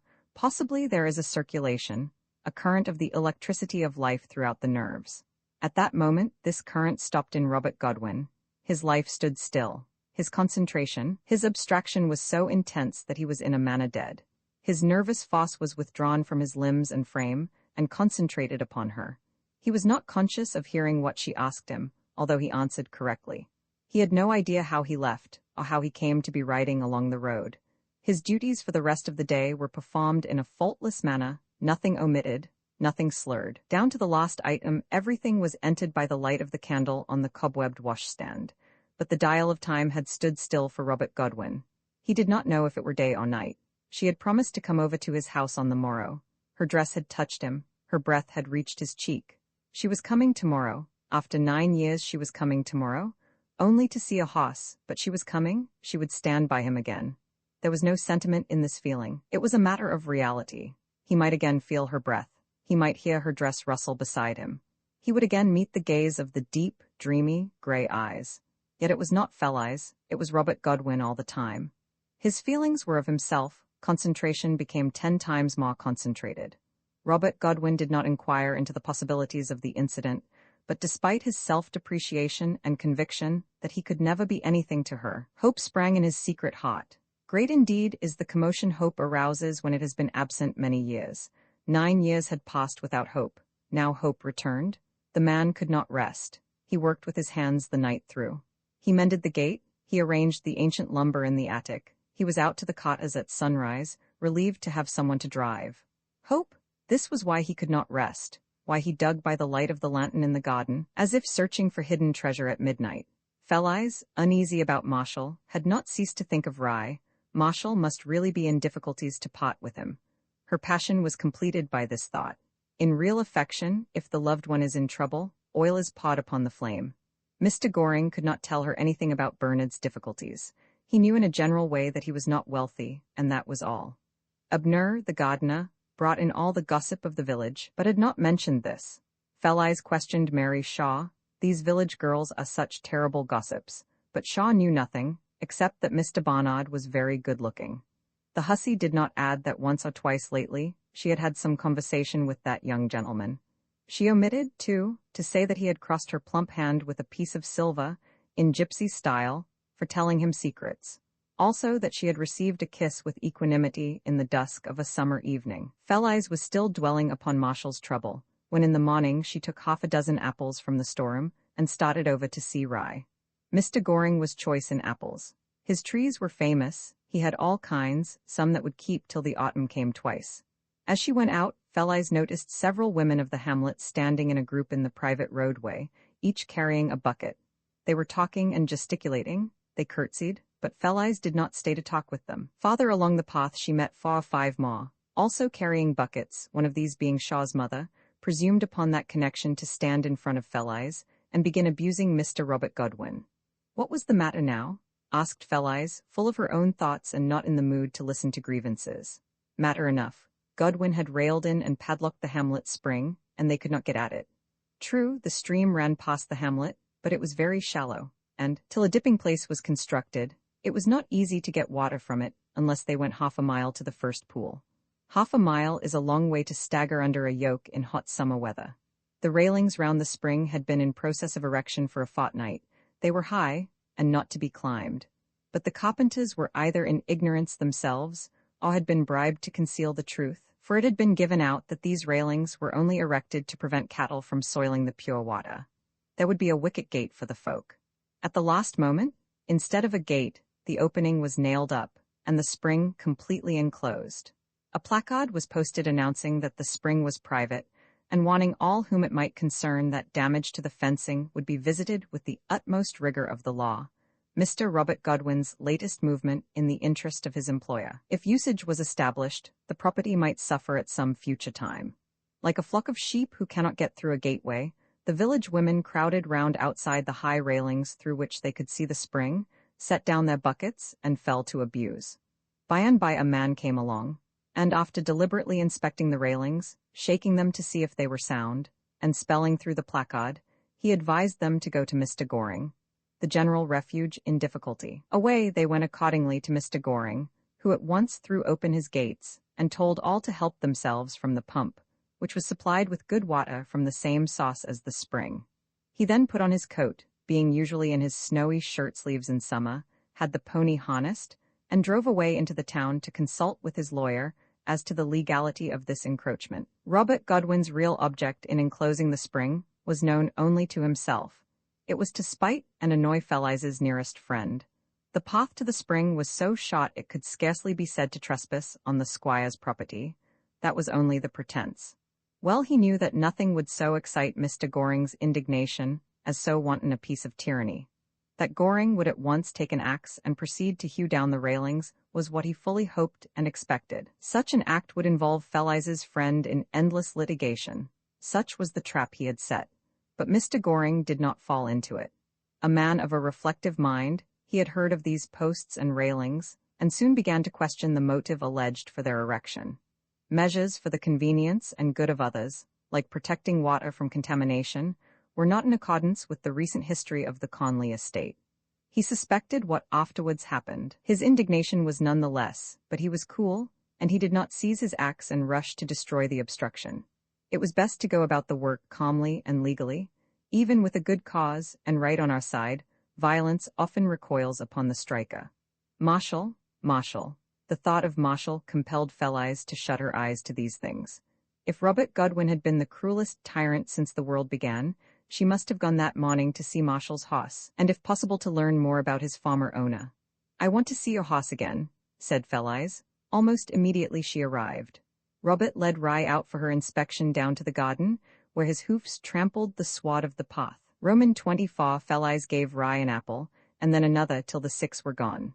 He thrust his nostrils into her hand and pushed her with his face for more. As he moved, it brought Robert, who held him, close to Feliz. Once again he felt the caress of her dress, even the touch of her arm. The contrast between them was very marked. Her clear complexion, her golden hair, her form so beautifully shaped that even the loveliness of her face was overlooked. You must forget her form before you could see her features. His black countenance, black like a piece of wood that has lain for years in the rain, his colorless eye, his round, stout frame expressive of ungraceful strength. But Rye, greedy for more apples, would not stand still. Robert lost the touch of her arm and the caress of her dress. "He is a fine hoss," said Feliz. "I cannot understand why his owner sold him. Did you not say he wanted money?" "His rent was overdue," said Robert. At ordinary times he would not have let this out. At the moment he was abstracted from himself to such a degree that his lips answered without the consent of his mind. His Lady Day rent was overdue, and I bought the hoss, that he might have the money to pay. "Yes, and the price was £60. I thought you said 70 yesterday. No, did I?" The hoss dealer's instinct had for the time deserted him. He forgot to add £10 to the sum he had really given. "Is he very much in difficulty?" asked Feliz, growing bolder. "I am not sure," this was the truth. "I should like to know." Feliz was obliged to move as Rye worked his face too forcibly against her. She walked with Robert towards the stables, thinking if there was any other leading question she could put. She could not think of another. "Now may I ask you a favor?" said Feliz as Robert, having handed Rye over to the charge of a carter, was returning with her towards the house. "Certainly. Will you not let old Abner Brown stay in his cottage? He cannot live very much longer." Robert's mental condition stiffened instantly. The request brought him back from the glamour into which he had been thrown. "He has already been there much longer than he ought," he said. "I believe it is a year since he ceased to work." "Yes, think? He worked up to within 1 year of 84, surely that should plead for him." "I have to consider the estate," said Robert. "You know the circumstances. He cannot do any work, nor can his wife. We want the cottage for those who can." "But has he not earned a little repose, Mr. Godwin?"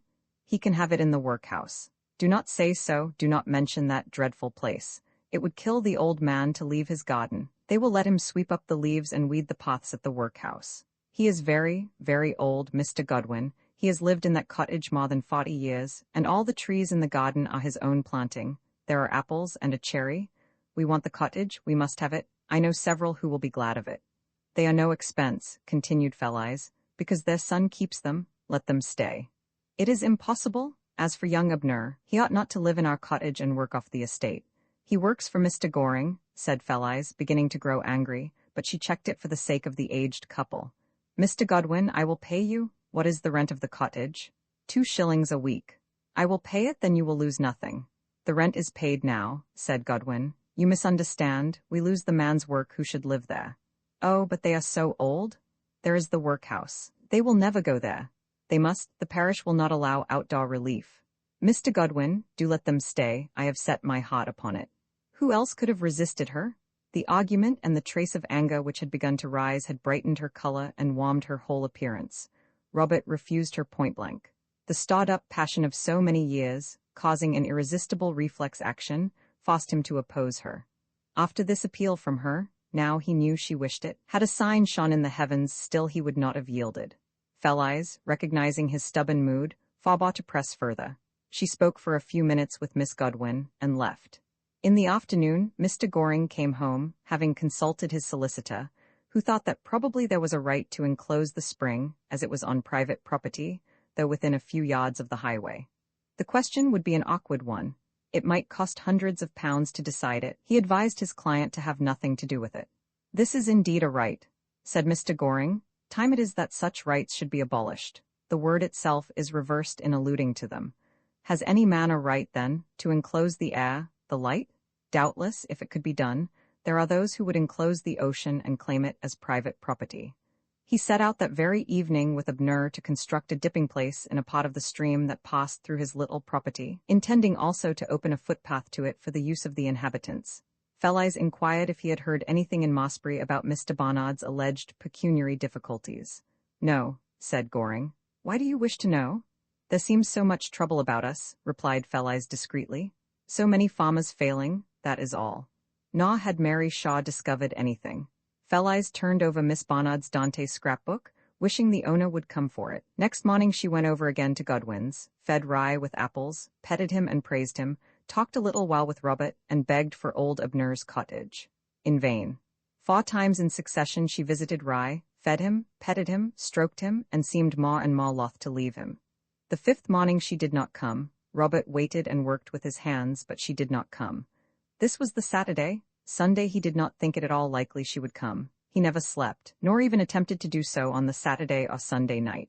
How he passed them, it is difficult to tell, but he constantly moved something or other about with his hands. 2 nights without sleep did not leave much trace on his bronze face, but his heart's bitterness was worn deeper within him, as a storm wears gullies in the rock. Already, so swift is gossip, the hamlet had begun to talk of Miss Goring and Mr. Godwin. Though Felise had helped them in so many ways, though her uncle was actually at that moment working for them, they could not say a good word, they could not credit her with any motive but greed of money. She be looking after old Godwin's gold, selling herself to the old miser. Hope his money will choke her. Never thought there was much in her, did you? Such was the tone of their comments. Felise was disappointed. Miss Barnard had not called for the Dante scrapbook. After her bold effort, she seemed no nearer her object, but an idea had been gradually forming itself in her mind, and on Monday she started, always impetuous, to put it into practice. She went over and fed Rye once more with apples. Rye was as greedy of them as a miser of coin. She talked with Robert, and presently asked him for how much he would sell the hoss. £70, said Robert, but you only gave 60 for him. I have to make my turn, my profit, said Robert. Will you sell him to me? Of course, I will buy him, said Felise. You shall have him £70. 60? No, 65. Impossible. 67. I couldn't.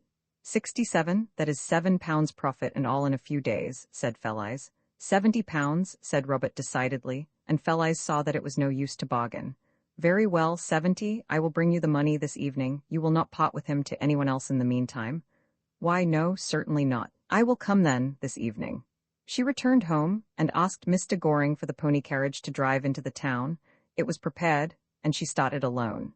So soon as she had left, Robert Godwin said to himself that he had been foolish to part with the hoss so easily. She had so set her mind on the hoss, he might have asked 90 safely.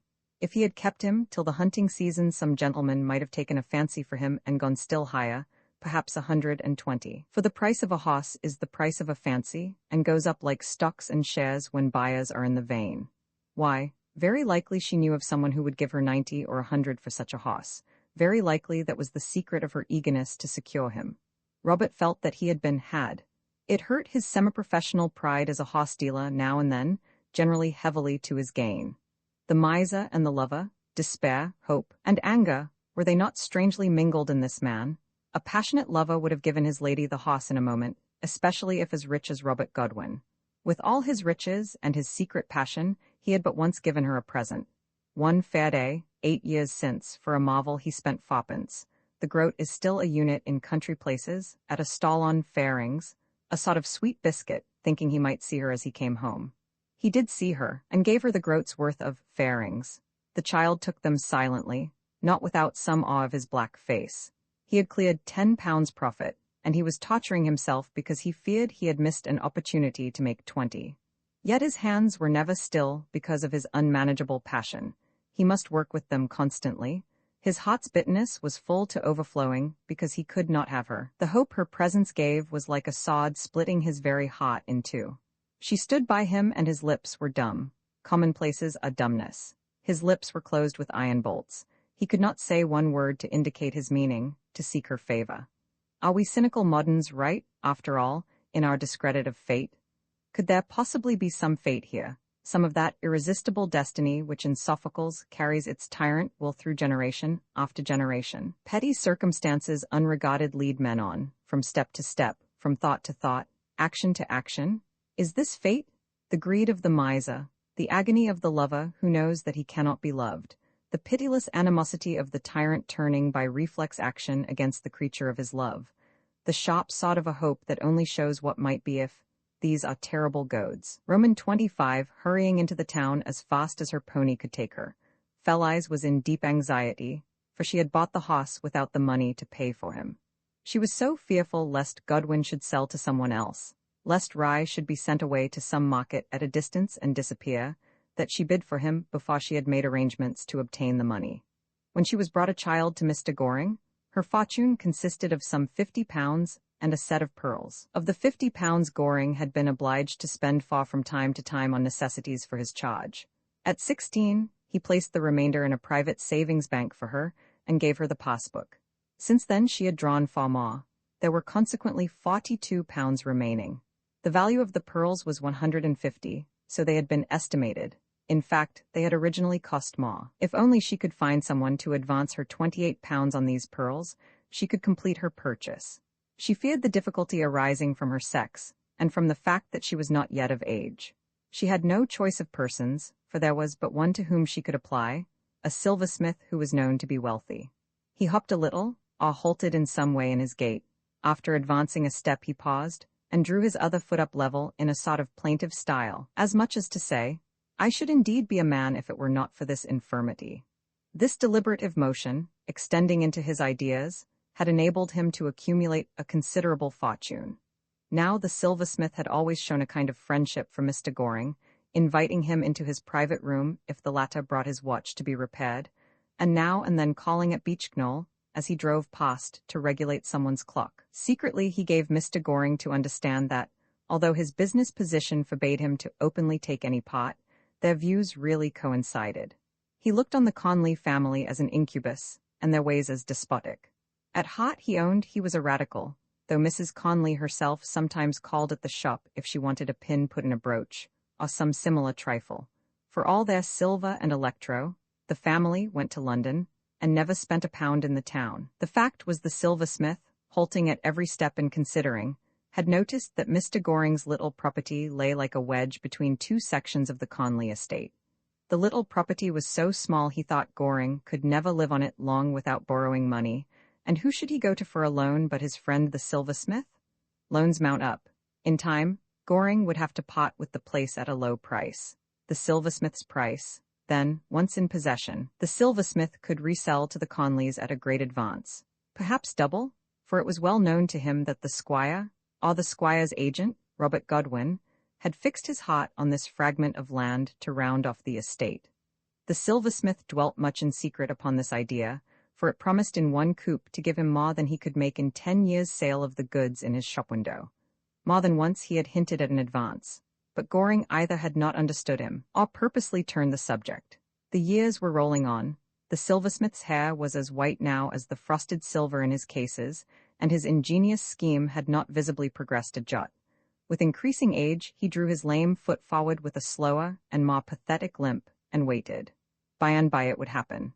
To this man, Fell-Eyes was hastening with her pearls. As she drove into the precincts of the town, she glanced at a fine display of flowers in the bow window of a private residence. The flowers suggested unusual skill in selection and unlimited care. Fell-Eyes saw the blue and yellow and scarlet of the flowers, but did not observe the face behind them. It was the face of Rosa Wood. The merchant's daughter, in her unhappiness, had taken to passing much of her time at this window, which commanded a view of the street, to enjoy the poor pleasure, if pleasure it was, of seeing Marshall pass at rare intervals. Unless upon some necessary business, he never entered the town, the very name of which was now distasteful to him. But as she had no other means of seeing him, Rosa kept a constant watch at the window, or in the garden in front of it, and lest people should notice her being there so much, and to while away the time, she occupied herself with flowers. It was not so sad as the story of the pot of basil, and yet there was a dead hope concealed under the colored petals so sedulously tended. Flowers so often screen unhappiness. For many days, Rosa had endeavored to discover for whom Marshall had deserted her. A woman herself, she never doubted, but that his conduct was due to some other woman. A woman always blames a woman.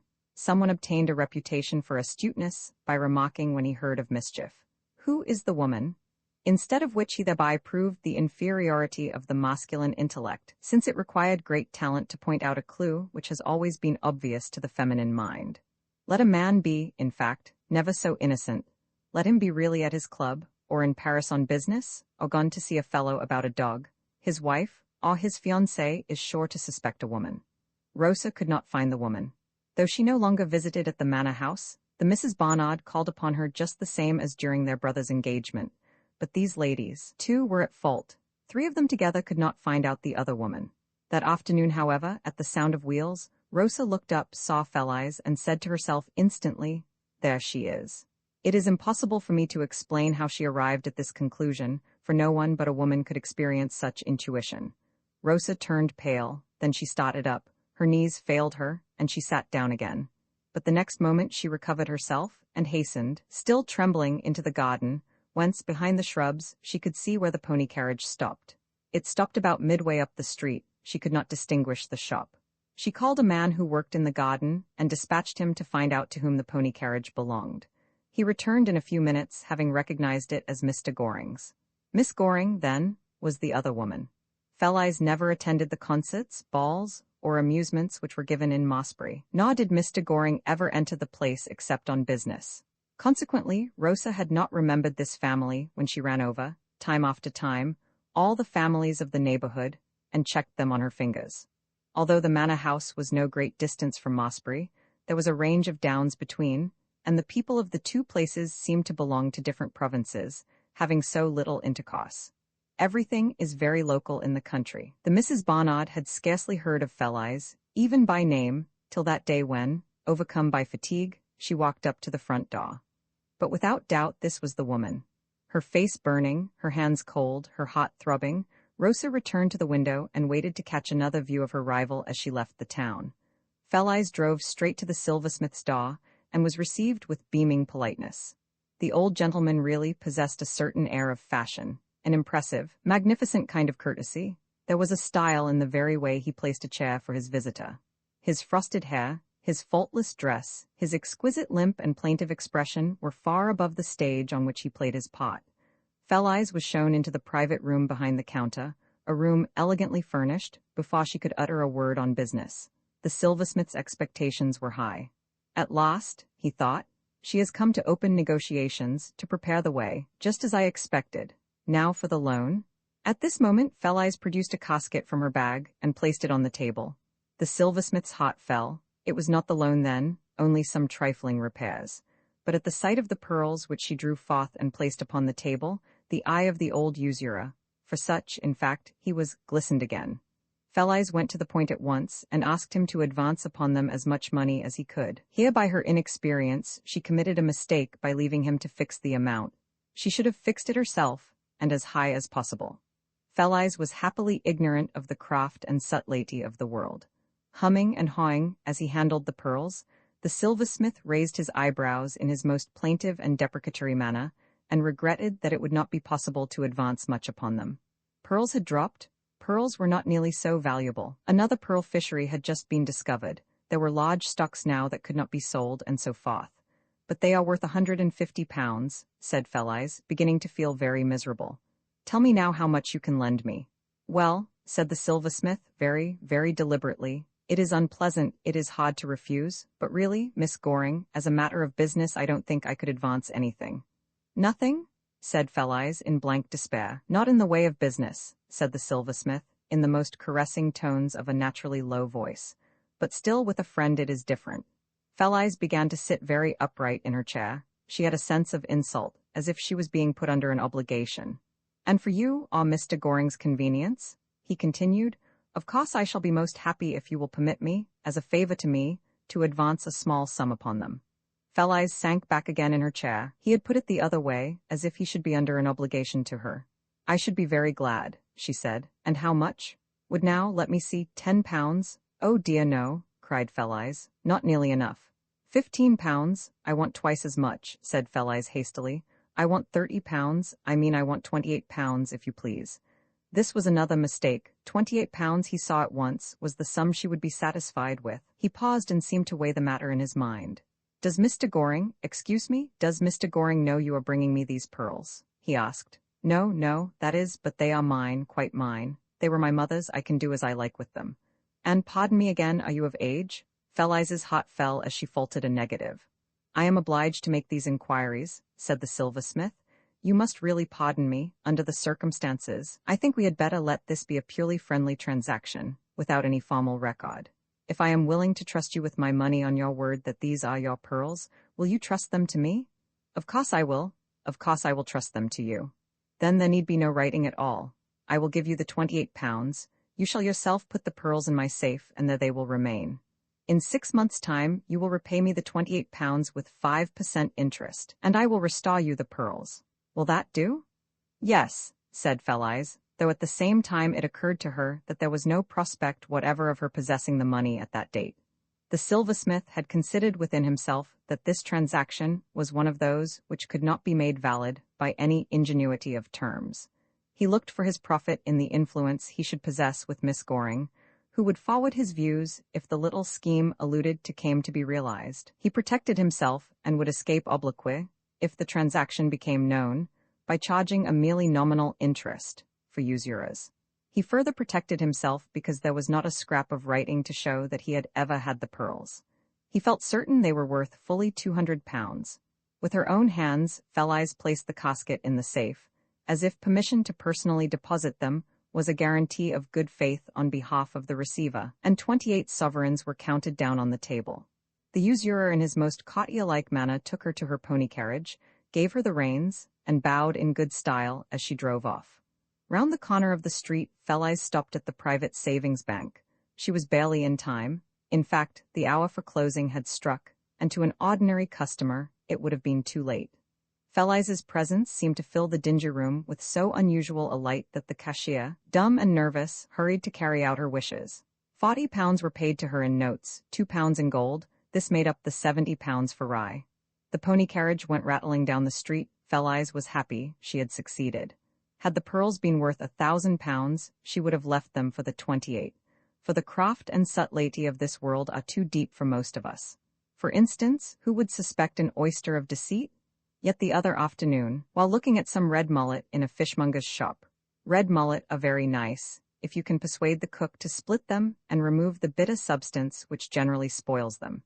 You must have this done most carefully.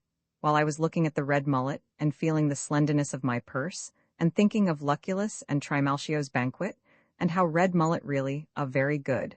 In short, while temptation trod on the heels of prudence, in steps an important old gentleman. He had an air of wrath and ire, a rich, nervous, irritable, insist upon my rights sort of personage, A gold-mounted eyeglass swung on his chest one moment and was up at his eye the next. His Java cane came down thump on the sanded floor. A man no fishmonger dared balk of his whim. "Oysters," he said. The fishmonger bowed, rubbed his hands, quite shone with obsequiousness. "Natives," continued the old gentleman. 24, and mind, they are to be opened at my door." "Certainly, sir, with pleasure, sir. Anything else, sir? Fine turbot, sir?" "Ah, hum." The old gentleman had gone down the street. "Don't see how it's to be done," said a shop assistant. "Take a knife with you and open them on the area windowsill." But why should the old gentleman wish the oysters opened at his door? Could they possess the power of transforming themselves on the way from natives into blue points? Or could it be possible that mistakes occasionally occur when quantities are opened at shops, and natives and other varieties get mixed? The old gentleman wanted them to arrive at his house in the shell they had been dredged up in. He feared the craft and subtlety of the wicked oyster. The lame silversmith was a sort of person with whom, if you had dealings, it was as well to have the oysters opened at your door. Felice drove rapidly out of the town, and as she passed glanced carelessly once more at the brilliant flowers in the bow window. "Ah, she knows I live here, she is triumphing over me," said Rosa to herself, writhing, the cruel fangs of jealousy striking deeply into her. Rosa went to the mirror, looked at herself, and turned away trembling. The truth went home to her like a thrust from a poniard. She had but prettiness, her rival was beautiful. It was a beauty with which competition was impossible. Till now the poor girl had held on to a secret hope. In time, long time, still perhaps in time, some remembrance of the face he once praised, some memory of the features which had once delighted him might move Marshall, might bring him repentant to her side. He had tired of her face. Well, in time he might tire of another's face. After all, the other was only a woman like herself. This woman was not like herself. Rosa recognized it in a moment. A woman can see a woman so clearly, faults, excellences, details, all are so clear to her. Rosa recognized the loveliness of the face, the nobleness of the proportioned head, the form, the very way she sat in the plain, old-fashioned pony carriage was sufficient. This woman was not like herself. This was a woman with whom she could never enter into competition. Marshall was gone from her forever. No use any more to cultivate these poor flowers. To watch him passing once now and then, all was over. The bitter tears flowed, and were not checked. The brave woman who had borne up against all else broke down utterly now. She could not have put it into words, but she felt that she was fighting against something stronger than human beings, against an influence, a power which directed circumstances against her. It was not her own fault, not even her lack of singular and exceptional loveliness, not Marshall's fickleness. It was the irresistible event which decides life. For all would have been well had not Felice existed. The fact of Felice's existence, her birth, her life, her breathing existence at that moment, was the cruel fact that sternly shut her out from happiness. Nothing that Felice had done, no act of hers, simply because she was, that was enough. Rosa was weeping the iron tyranny of the universe, of the laws of life, which decree pain and unhappiness for no cause whatsoever upon those whom chance selects. Rosa had done no wrong. Why should she suffer?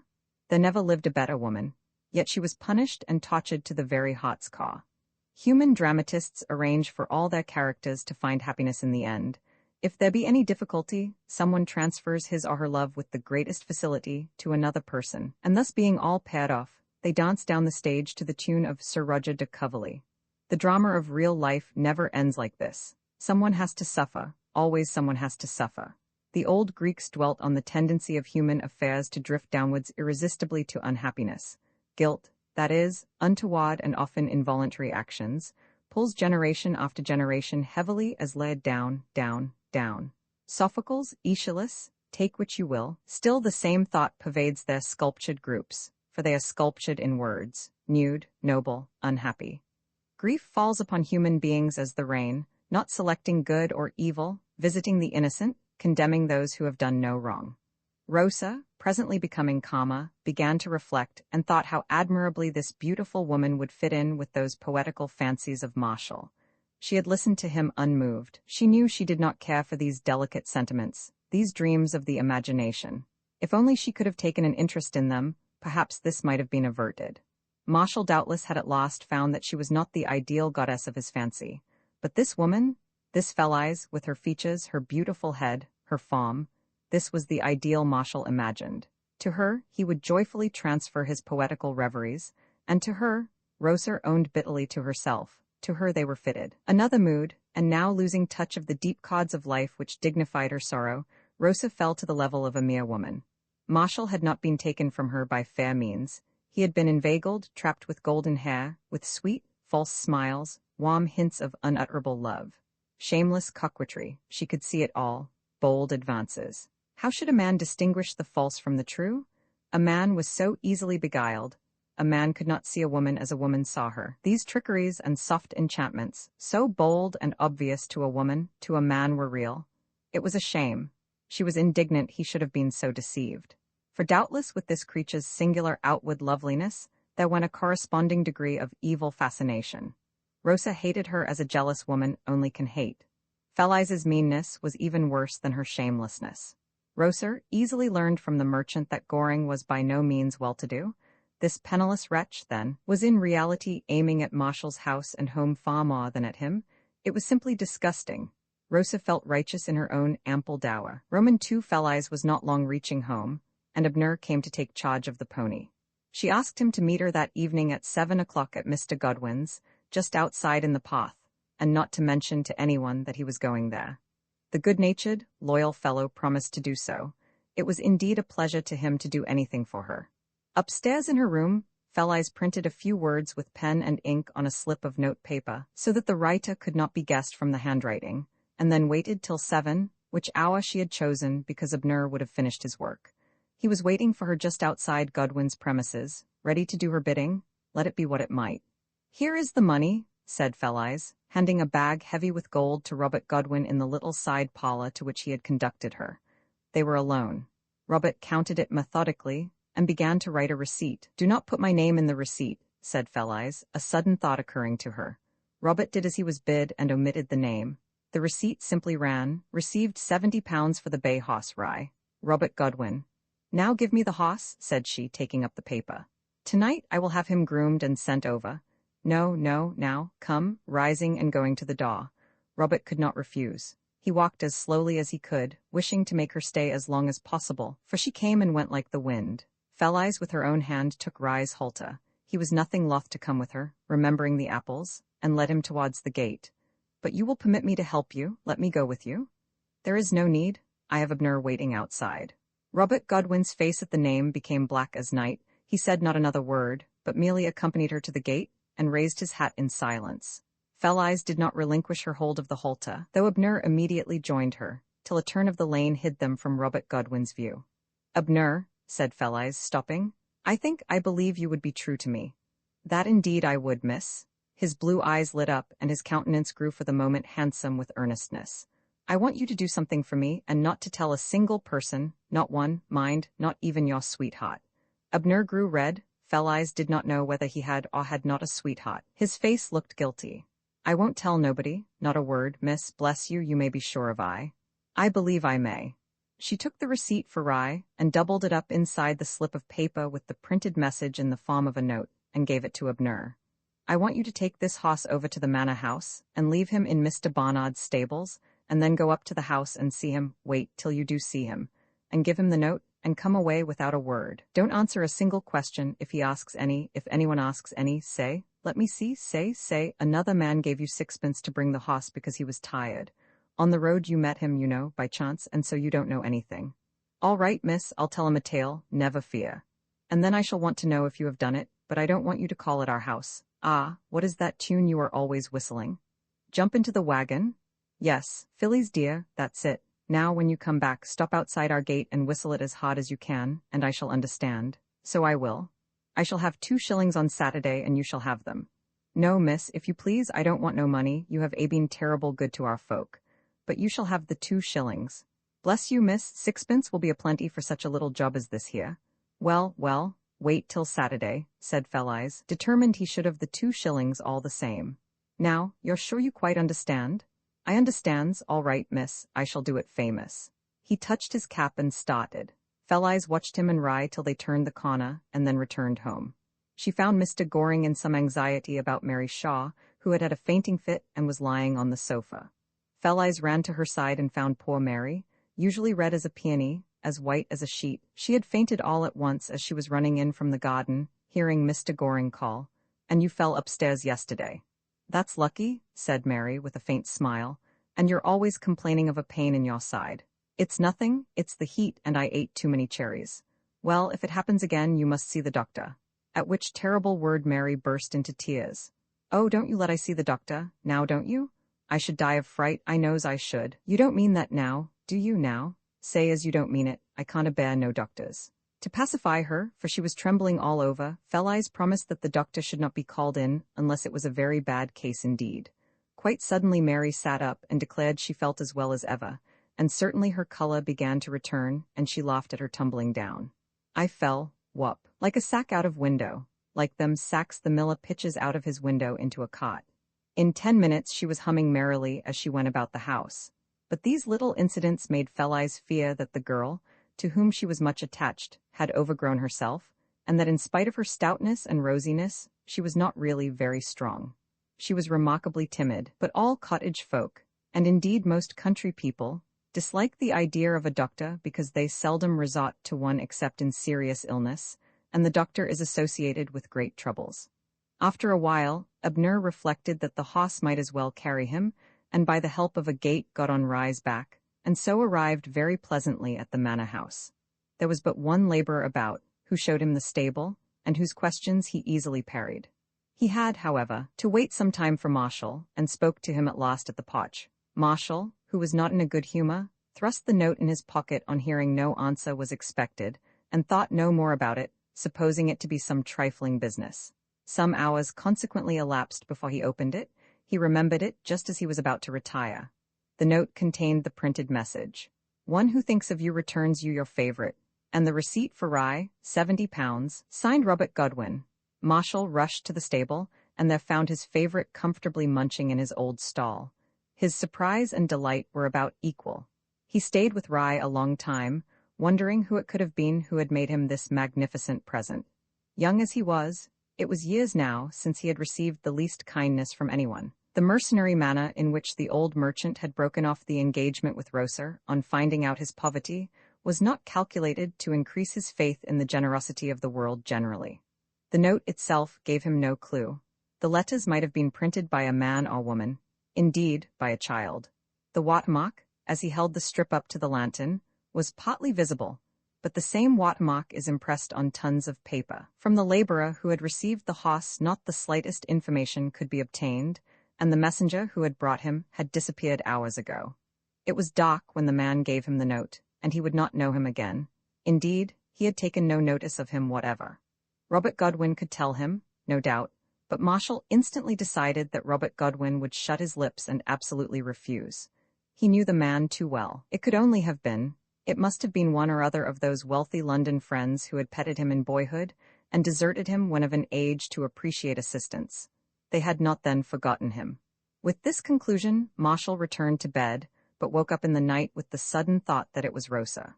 She had plenty of money, she knew how fond he was of rye, she had bought him back. He jumped up and partly dressed. He was so annoyed at the thought that he was ready to return rye that very night to Godwin.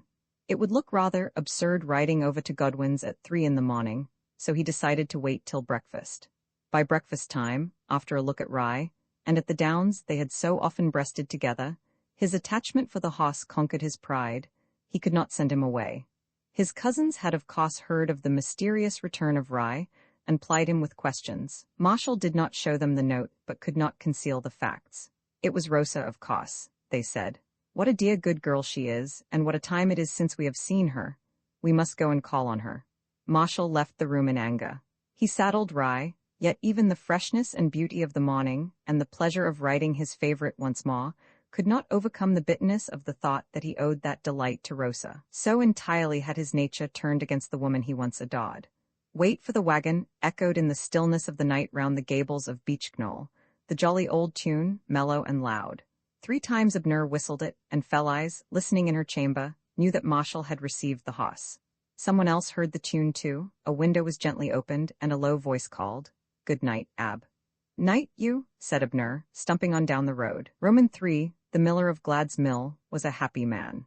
How many times in her girlhood had the little Fell-Eyes, wandering round the hamlet, stayed to listen to the rumble of the great wheel, and to glance furtively at the whitened half-length of the miller leaning on the hatch, So few doors now are constructed in this manner that, for the miller's attitude to be understood, it is almost necessary to explain that a hatch is a door which shuts in two pieces.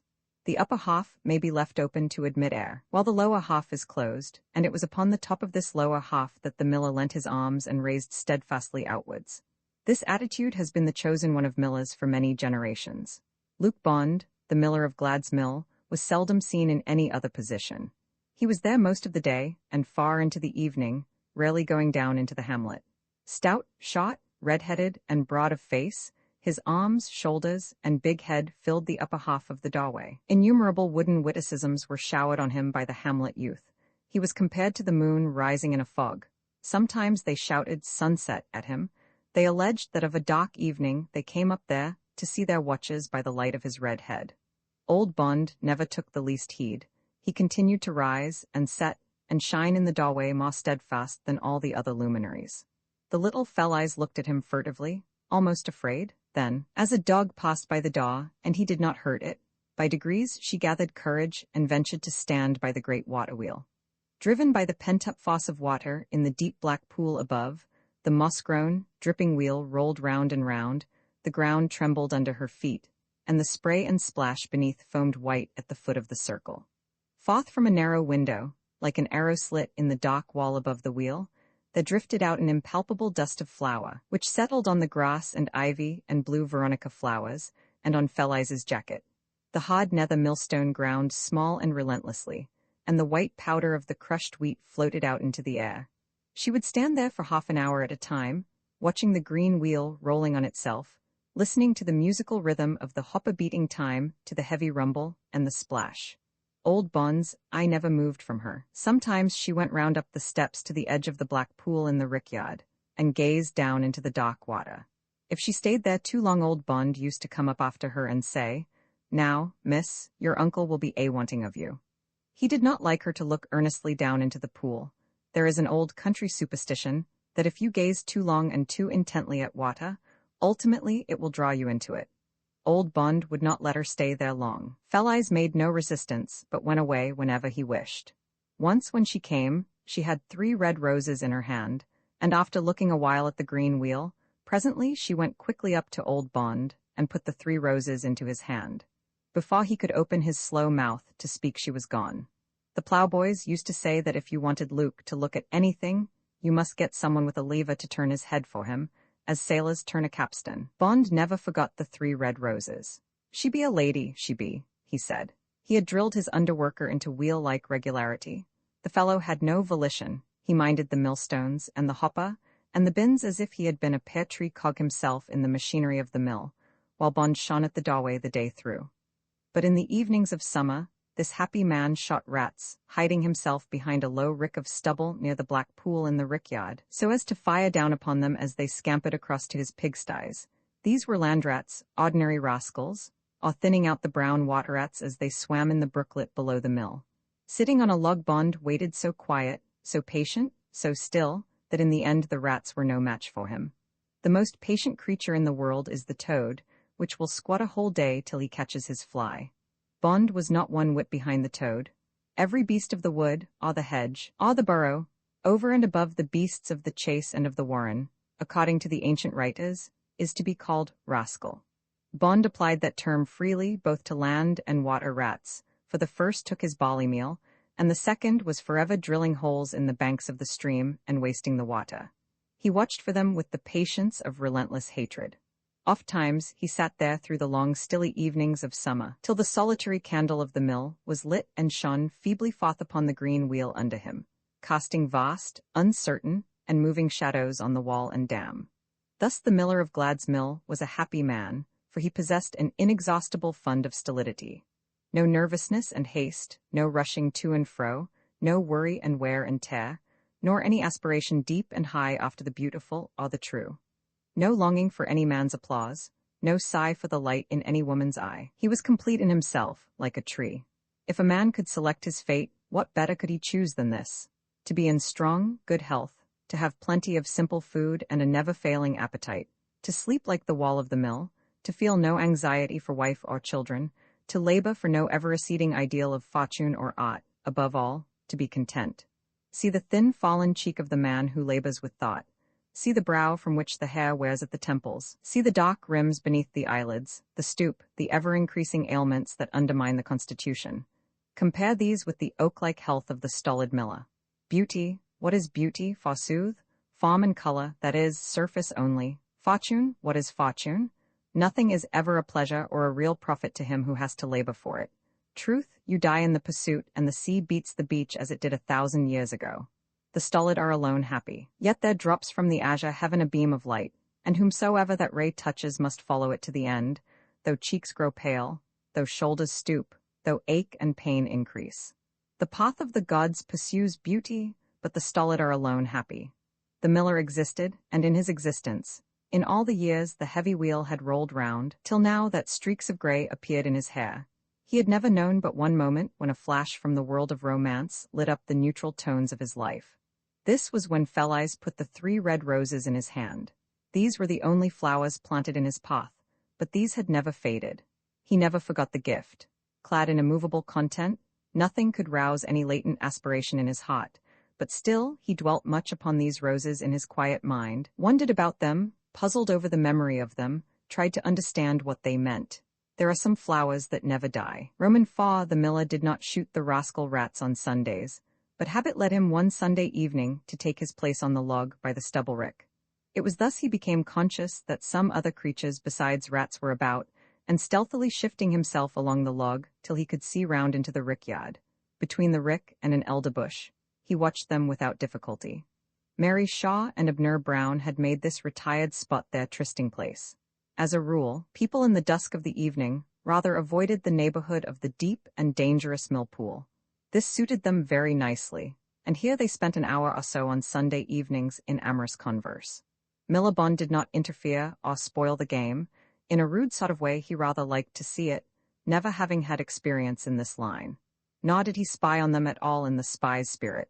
He looked occasionally, grinned, and said nothing to anyone. There was scarce another man in his condition in the hamlet who would have been as kindly as this. Had anyone else discovered the lovers, there would have been some horseplay, some trick or other played upon them. The discreditable knaves who loiter about hamlets on Sundays often make it their especial business to watch those who go off in couples, to track them secretly, and presently annoy them. It is difficult to imagine a practice more low. Millibon chuckled and said nothing. He chuckled first at the loving passages, and secondly because Polly Shaw had rather the character of a prude, not a common character in hamlets. Prude is not exactly the word. She was not a coquette then, and she bore a stainless reputation. You might on a Sunday see Mary coming down the road, dressed in her best, and she dressed very well, having caught the idea of it from Fell-Eyes, with her parasol in her hand, swinging it like a walking stick, so that the tip just touched the grass at the side, tossing her proud little head disdainfully as the hamlet lads made loud remarks on her personal appearance. A very pretty, plump, merry little girl she looked, the pink of neatness with her laughing eyes and rosy cheeks, her hair so cleverly arranged, and a silver brooch, real silver, Fell-Eyes' present, at her neck, and an air as much as to say, "I'm Mary Shaw, you may laugh and I will laugh with you, but none of your cost jests for me. Hands off." It had always been hands off with pretty Polly Shaw. A hamlet girl of the cottage order has a rude ordeal to go through as she enters her teens, and few of them succeed in preserving their modesty, not to mention their reputation. One harvest, not long before Mary entered service at Mr. Goring's, she was tying up sheaves in the wheat field, and happened to be quite alone. By and by Mr. Robert Godwin walked up, and without any preamble or preliminary courting, made her a dishonorable proposal, at the same time holding out his hand on which glittered a silver sixpence. Always the miser. Polly snatched up a reaping hook that was lying near and cut at him. It was only by jumping aside that he escaped a fearful gash. He swore at and threatened her with the law for assault, but of course nothing came of it. He never spoke to her again, but he did not forget or forgive. A rejected lover has the quickest of eyes, second only to those of a jealous woman, and long afterwards Robert Godwin was the only one who suspected Mary Shaw and Abner Brown. From that hour, he determined the old couple should be turned out, in order to injure Mary's prospects as much as possible. He knew there was no other cottage available for them in the hamlet. They could be married and go home there, but if that was shut to them, their future was gloomy and uncertain. Shaw's mother, when the girl told her of the incident in the wheat field, severely rebuked her for being such a fool, and missing such a chance.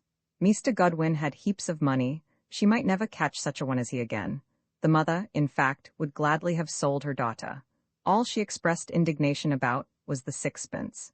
These morals are born of generations of cruel poverty, and they are perpetuated by the brutal modern system, which leaves for the worn-out laborer or laborer's wife no refuge but the workhouse or the grave. Workhouse and grave lower in the distance all their lives, as a cloud lowers on the horizon. They snatch, therefore, at any means of present enjoyment, drink, or worse, why not? They have no hereafter on earth, no age of ease and comfort. Hang it, let's take what us can. Is their maxim? Some will say, I suppose, that I am painting Robert Godwin in two black colors, and that to be true to nature, he ought to have one redeeming trait. This is one of the special cants of the 19th century. A drunken blackguard navvy or low seaman stabs his woman, then he begs for a lock of her hair. An extraordinary brute, extraordinary even among a collection of brutes. The other day took up a heavy hammer and smashed his own children on their mother's breast. But as some redeeming trait, some redeeming cant, was found in his character, he was reprieved from the gallows. A bank secretary steals thousands of pounds which people had deposited for safety. When he is in prison, he begs that they will not confiscate his sister's property. I fail to see anything redeeming in it. It seems to me the most infernal humbug. Robert Godwin had no such redeeming trait, and to my idea that was the best thing about him. He was no hypocrite. He was absolutely without any redeeming trait. He was simply true to his nature. Nor was there anything exceptionally bad in his proffer to Mary Shaw. It in no degree stamped him as unusually evil. It was only what others do. Of course that makes it no better. Still, this is the real state of things. Such proffers are made every day of the year by the dozen to such poor girls, both by the rich and by those in their own rank of life. Mary herself had had 5 or 6 from various individuals. If you had explained to Robert Godwin that he had done a very wicked thing, he would have been unfeignedly surprised, for he had never seen it in that light. Mary was really a good girl, incapable of baseness. She was not to be bought or tempted, but she loved with all her heart, and she had a very warm, generous, affectionate heart. Big, broad-chested, loyal Abner and pretty Polly Shaw made in every way a desirable couple. He was always in the garden, Polly was always running in and out. It was no wonder the flame was communicated to the tinder. Mr. Goring, full of his trees and his philosophies, never noticed it. Fell-Eyes, dreaming of Marshall, never noticed it, but the colorless eye of Robert Godwin, the rejected, saw it and hated Abner. After a time, Millibond made another discovery while engaged with these rascal rats, and this was that a second individual occasionally met Mary Shaw in the rickyard by the mill-pool. Mary was frequently sent down into the hamlet. She had always the excuse of calling for a minute on her mother if she wished to run out after work was over, and Fell-Eyes never said no. So she had plenty of opportunities. Who this second man was, Bond did not know.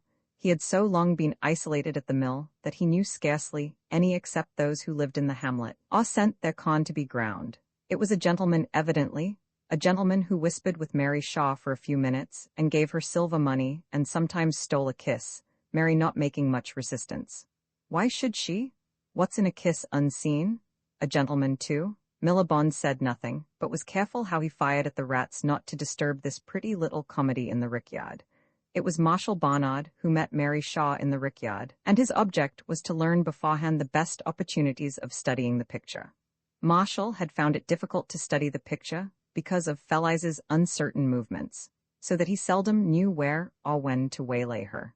By making friends with Fell-Eyes' maid, not a difficult task to a handsome young gentleman free with his silver, he managed to discover what Fell-Eyes was likely to do, and where she would probably walk on the following day, information which Mary extracted by sly questions from her unsuspecting mistress. Mary was only too delighted to play her part in helping Fell-Eyes to a lover. In her opinion, so beautiful a young lady, and so kind and nice and unaffected, ought to have had several long before now.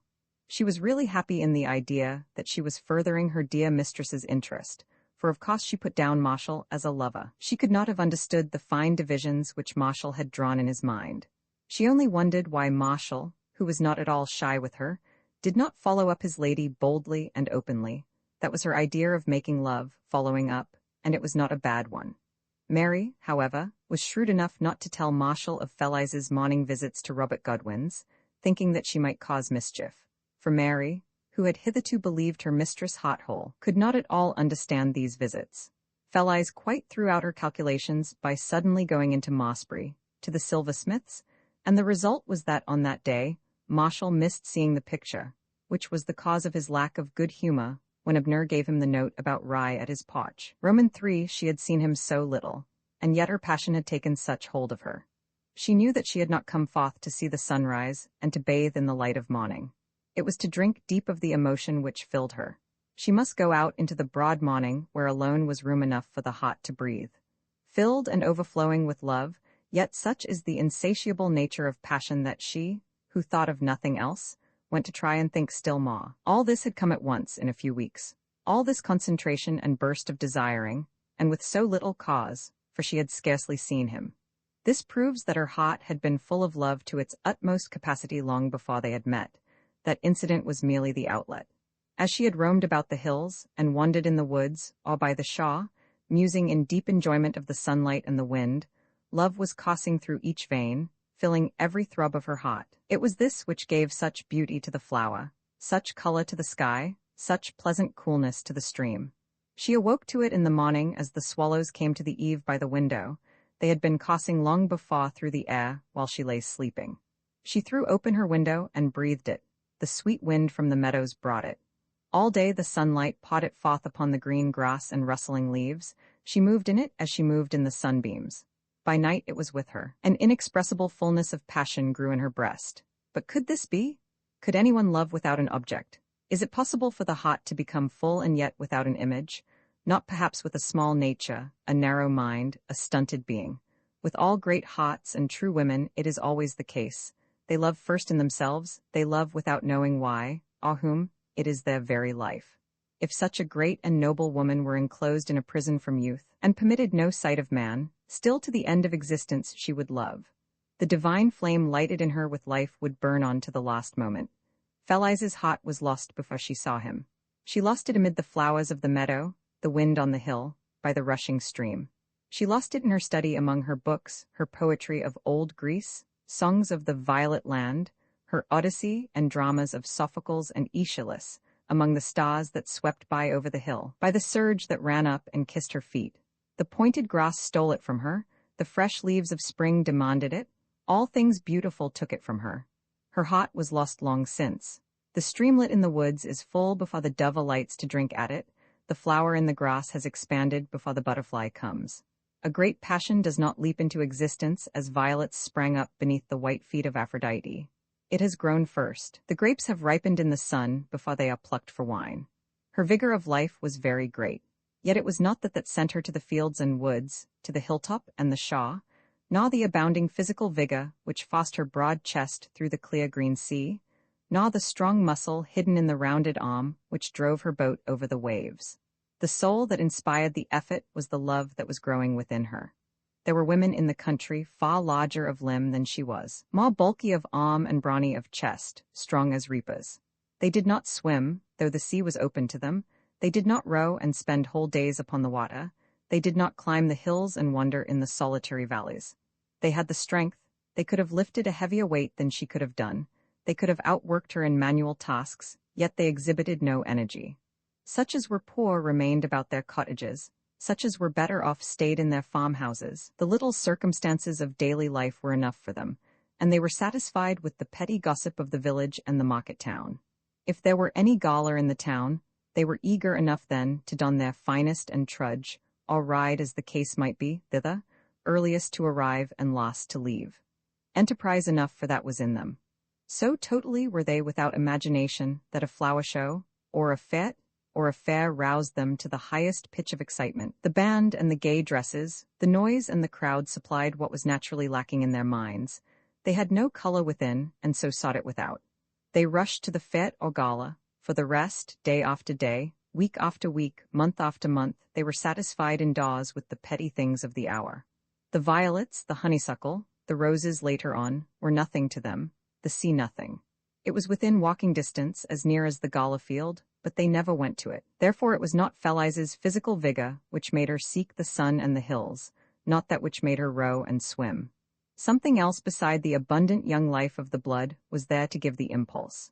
The soul of her blood was the passion within. This gave the vigor to her white limbs as she swam, supplying the force with which they thrust back the clear green sea. This pulled at the oar, this lifted her as she ran up the steep hillside. Her own heart colored the flower she gathered, and gave a grace to the beech trees beneath which she wandered. From herself came the brilliance of the sunlight, and the meaning in the books she read. They did not go out into the fields or wander in the woods, because they saw nothing there but fields and woods, nothing but grass and trees. Fell-Eyes carried with her a fresh color for each flower, a thought for every tree, a feeling into the depths of the shadowy woods. The beauty of the grasses and the green wheat was in her. She brought the beauty to them. Slowly undulating, the wave approached her boat. The gray wave poised itself a moment beside the boat, and immediately bowed itself beneath her. She saw down to the pale furrowed sand and the seaweed in the shallow. In the clear water there was nothing of itself, but her heart put a feeling there, just as she let her hand droop over into the sea. With her soul grew her love, this purest of love and yet strongest of passions. Her young limbs became stronger, her young chest broader, her shoulders and her back finer. A firmer pulse throbbed in her veins. So the soul enlarged as day after day of musing passed, and those long half-conscious reveries, which are to the soul as sleep to the frame. She rejoiced in the morning and the sunrise, and felt the glowing beauty of the day. She saw the night and its stars, and knew the grandeur of the earth's measured onward roll eastwards, the hexameter of heaven. She saw these things because at her birth, love was born with her. The flame was lit with her life, and must burn till the end. There are but few men, one only they say in many, many years, in whom the fire of genius is clear from youth. These are born, such cannot be educated up from common material. There are but few women, though more in proportion than such men, in whom the divine flame of unutterable love exists from the first moment of consciousness, still growing with their growth. The mark of love was stamped on Fell-Eyes' forehead, hence the sweetness of the morning to her, hence the joy of swimming in the clear green sea, the pleasure of rowing, of running on the hills, the beauty of the flowers. She brought to all a song, the song of her heart, so that it is true to say that she loved before she had seen the object of her love. Who should of her would have a twofold Fell-Eyes, the outward beauty of the woman, the inward beauty of her soul? If I was to tell you something now, said Mary Shaw, as she brushed Fell-Eyes' hair one morning, should you be very angry? Blushing scarlet all over her neck and even partly up her forehead as she spoke. You've a sweetheart, said Fell-Eyes, laughing at the blush which she saw reflected in the mirror. I can see it in your face. Well, perhaps, said Mary, and encouraged by her mistress's smile, went on to tell her by little and little of her engagement to Abner. How sly you have been, said Fell-Eyes, and no one ever suspected you. I didn't know how you would like it, pleaded Mary, and, the confession over, went on to explain the trouble they were in, and to beg Fell-Eyes' help. If Abner's aged parents were turned out of the cottage, there would be no possibility of Mary's marriage with Abner, for he would have no home to give her. A separate home was out of the question. It could not be got. The utmost they or other village lovers could expect was to live with the parents of bride or bridegroom. At Abner's home there was room, at Mary Shaw's there was no room. The Shaw cottage was very small, and fully occupied by her own parents, an aged uncle who had a sort of right to reside with the family, and a crippled cousin, a girl. No place could be found for a fresh couple. Once old Abner and his wife were turned out of doors, and their hope of future union dissolved altogether. There was no other home for them. Abner might get a bed somewhere, or he could sleep in a toilet, the room over a stable, but cottage there would be none for wife or children. So bitterly does the scarcity of homes weigh on the laboring class in the country, a scarcity consequent upon the fact that almost all existing cottages belong to the landowners. Laborers are not able to erect houses for themselves, chiefly because they cannot get the land for the purpose. The few square yards necessary to put a cottage on are inaccessible. No one will sell them such a plot. Most waste places have long since been claimed, and squatters are warned off those that remain. The policy of landowners, all landowners' agents, has for many years been directed to keep down the population, or rather so to manage it as to retain control over it. There has been a strong current setting against the small proprietor, who has not been permitted to come into existence. No man has been allowed to settle in a parish, unless under the immediate thumb of the landowner or his tenants. Now, Abner was in ill favor with the steward, and there was no chance for him. Already solicitous enough for the poor old man and his wife, Fell-Eyes became still more anxious when she understood how Mary's future was concerned. She could not think what to do. She had already applied to Robert Godwin, and been firmly, almost rudely denied. Mary now came to the pith of her communication. Old Abner Brown was under the impression that if he could but see the squire in person, he should succeed. The old man dwelt much upon the familiar intercourse he had held with the squire's grandfather in the olden times, when the distinction between the cottage and the mansion was not so sharply drawn. He had had small deals with the old squire. He had run beside the pony when the present squire's father was learning to ride. He had worked half a century ago in the gardens attached to the mansion at Mossbury. If he could but see Squire face to face and speak with him, he felt sure he should not be turned out of his cottage and garden. To Fell-eyes, unlearned in the ways of the world, this seemed reasonable, and she went at once to Mr. Goring to ask him how best they could obtain an audience of Squire. Mr. Goring, in snowy shirt-sleeves, was sitting under his favorite russet apple tree, taking his luncheon, which consisted of fruit, bread, and a little burgundy in a tall old glass. From that spot there was a pleasant glimpse, not a view, a glimpse of the meadows which came up to the orchard fence. He laughed at the idea of Squire taking into account the services old Abner had rendered to his grandfather. Besides, he would be in London, as Parliament was sitting. No, on second thoughts, he remembered Conley-esque, was at home pending some political proceedings in contemplation, of which more presently. The man was at home, and could be seen every Wednesday. This was Wednesday, about noon in the justice room at the House. He sat there when at home to administer the law upon rogues and vagabonds, such offences as could be dealt with by one magistrate, the petty sessions being held once a fortnight. It would be easy to see him there, and old Abner no doubt could make his application as soon as the rogues were disposed of, but it was perfectly useless. Fell-eyes wished to try. Mr. Goring would not say he did not mind her trying, and yet he did not say she should not. In truth, any application to such a person was distasteful to him, yet there was the incontrovertible fact of his being in authority, and no one else could save poor old Abner from his doom. While Goring hesitated, Fell-eyes ran and ordered the pony carriage, and sent Shaw down to tell the old man she would call for him in 10 minutes. Mr. Goring sat by his luncheon, which was now unheated, and heard the pony carriage go rattling down the road. The glass of burgundy was untouched. A wasp came to the fruit upon his plate. This was one of the bitter moments of his life, bringing home to him his impotence to do good. Had he bustled about in the world, perhaps by this time he would have made sufficient money to enable him to carry out his wishes. How easily a cottage might have been built had he but had £150 at his disposal. He had neglected to struggle with the world, and the world was his master. He had retired out of the dust of the battle, weary of the selfishness, the sham, and cant. As a result, in the midst of his peaceful trees, he was powerless. He had not even made political capital of his views, and had no circle of friends to back him up.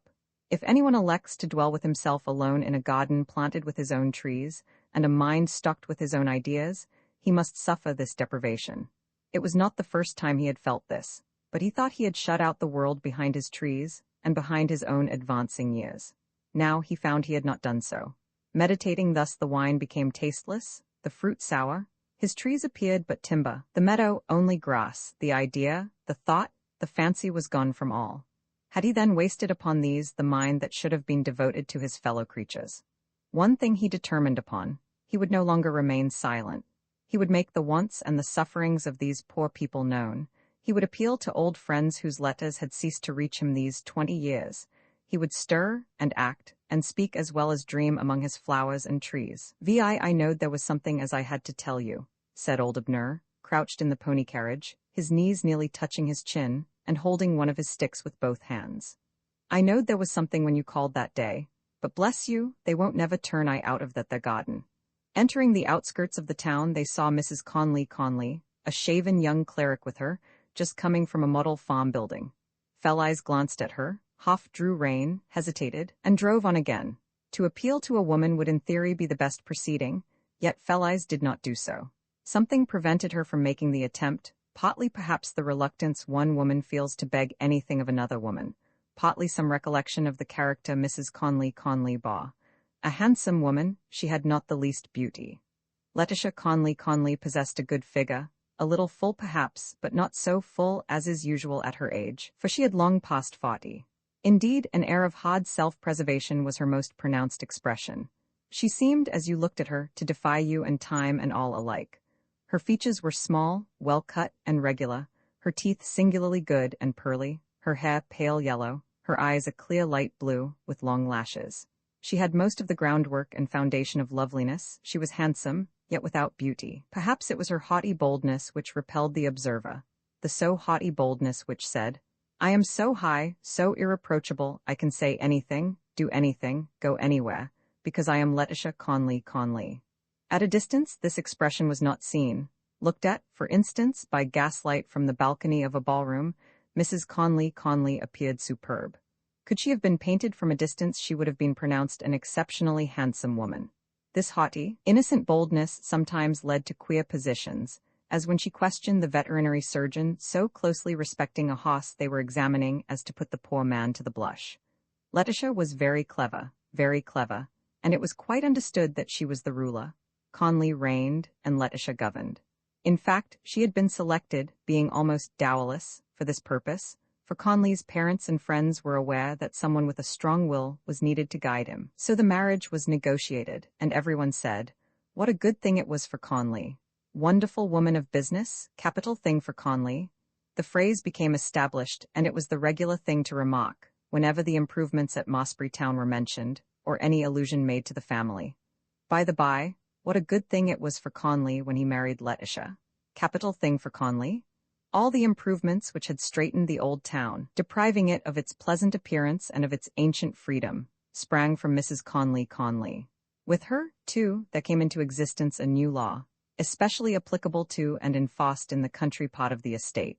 But whether this law originated with her, or from the swarm of shaven clericalism around her, was never quite clear. With her reign, at all events, it was first promulgated, and had since been carried out with the utmost severity. As she was undoubtedly the master spirit at the house, popular opinion appeared in the right in attributing the execution, if not the inception, to Letitia. This statute ordained that if any cottage girl disgraced herself and became the mother of illegitimate offspring, forthwith the cottage was to be cleared of all its inhabitants. The girl, the parents, the grandfather, all and single who chanced to dwell within its walls, were summarily cleared out, and denied any residence upon the estate. If the marriage ceremony had been performed, however late in the day, the matter was permitted to drop. If not, if it had been omitted, no matter what the extenuating circumstances, out they must turn, bag and baggage, young, middle-aged, and decrepit, to take their chance in the world. Punishment was thus dealt out in a retrospective manner to everyone, however remotely concerned, and might fall on 4 generations. On the helpless infant, the mother, her parents and grandparents. It would be impossible to imagine anything more cruel, more unjust, more utterly inhuman. The cottage was simply cleaned out, as it might be for sanitary purposes during a plague, and the whole family swept as if with a broom from off the countryside. This inhuman and abominable law, surpassing all that transpires in the darkest places of Russia, was strictly enforced. The rulers at the house, whether the haughty lady or her shaven advisers, looked with such sacerdotal horror upon this inexpiable crime that nothing less than absolute extinction could suffice. The estate, the lands of Conley-esque, must be made sweet and clean. Such horrible contamination must be removed from the surface of that part of the earth which he possessed. Village girls are exposed to great temptation and have to go through a rude ordeal. Besides which they have feelings, these poor girls, and sometimes succumb to love. You would scarce believe it, would you? The scarcity of cottages, and the difficulty of obtaining possession of one, often put an almost insurmountable obstacle in the way of marriage, which obstacle is mainly due to the policy of keeping cottages under the tenant farmer's control for the supposed benefit of the estate. The house thus kept the population short of cottages, and then punished those who transgressed for want of a home of their own. This law had been put in force several times since Felice came as a child to Beechknoll, but she had never heard of it. No one ever spoke to her of such things. Something in the child's aspect stilled the giddy tongues that gossiped so freely. To the woman grown, no one, not even Mary Shaw, favorite as she was, would have presumed to mention it. Her pure beauty surrounded her with a rampart across which no evil could penetrate. Feudal statutes of this kind still exist here and there, although this particular law is not common. Not only the law, but the power to make the law was the wrong in Mr. Goring's opinion. Why should any one person possess the power to issue such a ukase? They do possess the power, and will do so while 9/10 of each agricultural hamlet are at the absolute disposal of the proprietor of the soil. If the people lived in their own houses, however humble those houses might be, nothing of the sort would be possible. But they do not live in their own houses. All the efforts of generations after generations of Conleys have been directed to compel them to dwell in landowners' houses, under the thumb of the tenant farmer and the steward. It may be said, there is nothing to prevent a man living in his own house. But how can you build a house without land to put it on? How can you get that land if Conley will not sell it to you? Conley-esque had got the land. Felice glanced at the upright form of Mrs. Conley and decided not to appeal to her. She drove on to the lodge gates and asked there for the justice room. At that word, she was rudely told to go round to the back, and left to find her way to the back as well as she might. A passerby gave her the information. He was a young man, and glad to assist Beauty. They had to go round some distance and approach the house from another quarter up a long lane, but found a high iron gate across the lane, and had to wait till it pleased a woman to open it. Then it was a regulation that no horse or vehicle must pass farther. The pony carriage had to be left there, just inside the gate, to fare as it might. Felice and her client went down the lane afoot.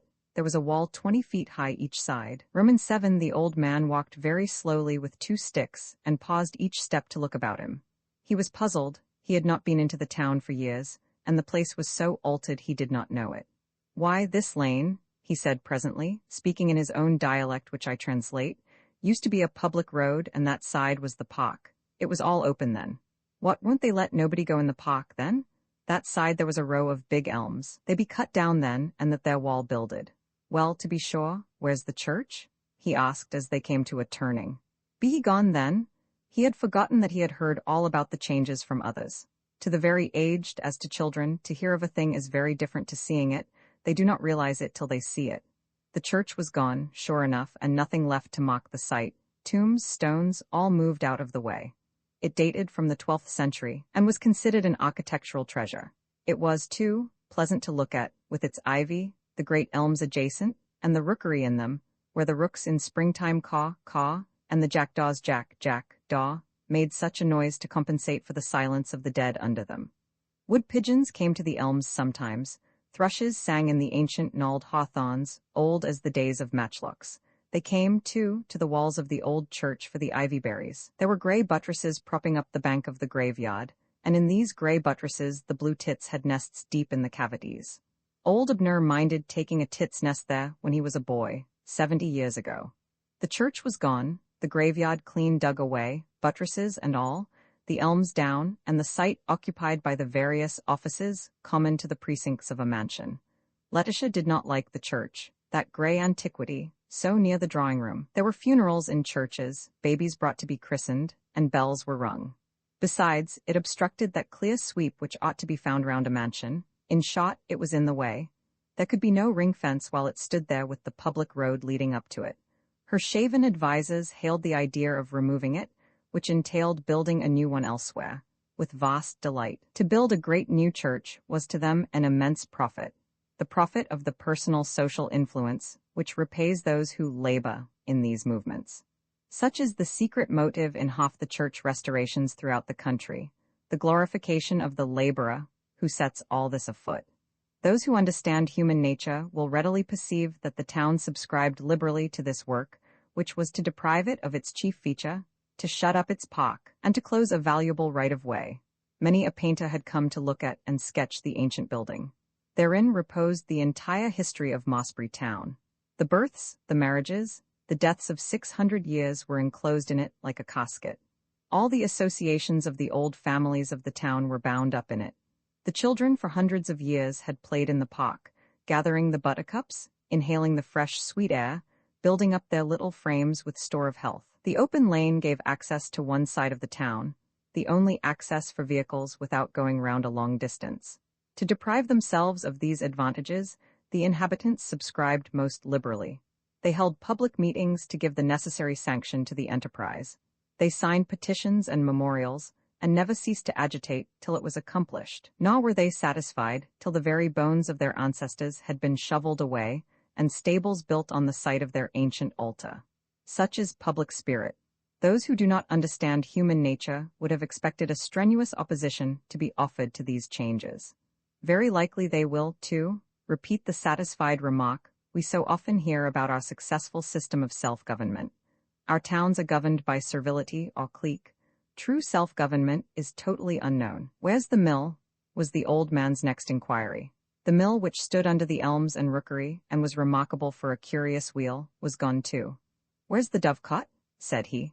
The dovecot, which the monks had erected 400 years since, had disappeared. Laetitia had succeeded in forming a clear sweep round the mansion, and its privacy was now complete. It was absolutely isolated and guarded by lodge-keepers in every direction. High walls shut in the view, and led the intruder, like a covered way, to a narrow passage, damp and cold even on a summer's day, in which was a door and bell. On justice-room days, if you rang the bell, you were admitted to the justice-room. When people saw how Laetitia was enclosing the mansion, making all things modern and taking an iron grip of Mossbury, they said, "Capital thing for Conley, just the wife for Conley." It took Felice full a quarter of an hour to get the old man along from the iron gate to the door in the damp passage, so exercised was he over these changes. They seemed to quite turn his brain and set his mind upside down, as the world had been turned since his day. Inside the door, they mounted a flight of dark steps and emerged in the justice-room. There were 2 large windows in it looking on the offices, which covered the site of the ancient church. A large table in the center at which were 2 chairs, one an armchair, a bookcase, and a form against the wall. About the table there was a carpet. That part of the room where the public stood was carpetless. The bookcase, curiously enough, stood near the door by which the public entered. It was filled from the top to the bottom shelf with a set of volumes exactly alike, bound in morocco, and Felice, as she passed it, noticed that the backs of the books were lettered in gold, the spotting calendar. Conley was very exact in this particular. The spotting calendar was specially bound for him year after year in the same style, and deposited in this bookcase. One would have fancied that a favorite work would have been kept in the library, or in the squire's private study, not in a semi-public apartment, bare and comfortless. This was one of the Conley anomalies, and yet perhaps it was not so singular, as the squire never entered the library, and had no private study, nor did he ever open these spotting volumes he so carefully accumulated. He had been to racecourses, and had heard the slang of the ring from his youth up, but he had never made a bet in his life. The spotting calendar was absolutely useless to him. You may frequently observe analogous cases, valuable volumes on the shelves of persons who never consult them, while genuine students can scarcely obtain an extract. Why Conley put so much stress upon the possession of the spotting calendar, why he did this and many other things, is not to be easily come at. Squire, ejaculated old Abner as he caught sight of the magistrate at the table. "Silence!" cried a constable, then seeing Felice, his aggressive voice dropped, and he motioned them to a hard wooden form placed against the wall opposite the table. There they sat down, Felice and the ancient laborer, side by side, like Beauty and the Beast. Some uninteresting cases were being disposed of.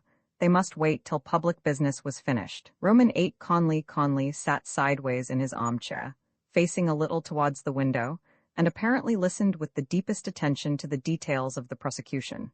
His whole mind seemed to be concentrated upon the business before him. His youthful face was rather prepossessing. He was a blond man, and his features had an expression of ingenuousness, such as is proper to youth. The countenance of 18 had been carried on through the years, and remained set on the shoulders of the man of 50. The face had not grown with time. His light hair was parted at the side, and brushed back precisely as his fond mother had parted it and brushed it back in his school days. It had never obtained a distinctive set and character. Nor was there the least trace of beard or moustache. A line, one single thin line, ran up his forehead, and remained there always, the groove of effort, of mental labor. A little mind has to work harder than a great one, and such work leaves traces behind it. His chin was the best part, being well cut, and somewhat indicative of will, an indication it so far fulfilled, that although he was the worst hand at speech-making in the world, he never shrank from the task, and it was whispered that even Laetitia had discovered he could not be driven beyond a certain point. A habit of always looking downwards, as if listening to a sermon, concealed very good blue eyes, which, half-closed in this way, were conspicuously fringed with whitish eyelashes. You saw nothing but the eyelids and the whitish eyelashes. It was his way to sit sideways in this manner, his hands folded, ingenuously looking downwards, in a state of the profoundest attention, or of the most perfect indifference. Not a trace of his 50 years appeared in his countenance or hair. He looked not a day over 30. His dress was faultless, marked with a red silk handkerchief, the corner of which always projected from the breast pocket. Only long practice and great skill could have so folded the inevitable red silk handkerchief that precisely the same extent of its edge should invariably be visible. In this particular, as in the spotting calendar, the squire was very exact. Nothing in his attitude betrayed the slightest interest in the entry of Felleyes, although such a person was seldom indeed to be seen in the justice-room. No curiosity was shown by casual glances in her direction. It might have been a matter of conjecture if he had or had not seen her come in. The fringe of whitish eyelashes was not raised. Not the faintest sparkle of inquiry could be traced in the expression of his face. Yet they were a singular and unique pair, these two sitting upon the hard wooden form, side by side in the justice-room, at the rear of constables, and ill-savoured rogues and vagabonds standing up for sentence. Clad in the simplest and plainest of black dresses, Felleyes's exceptional loveliness only shone the purer. His 2 sticks in one withered hand, his chin not far from his knees, his shrunken cheeks the hue of clay, colourless for lack of blood, of beefsteaks and ale, the patriarch swung his body to and fro, muttering to himself, "I knowed your grandfather."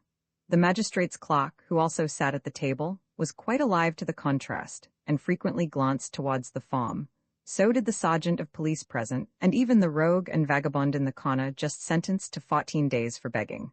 But whether Conley saw Felleyes or not, it was impossible to determine. The man was inscrutable.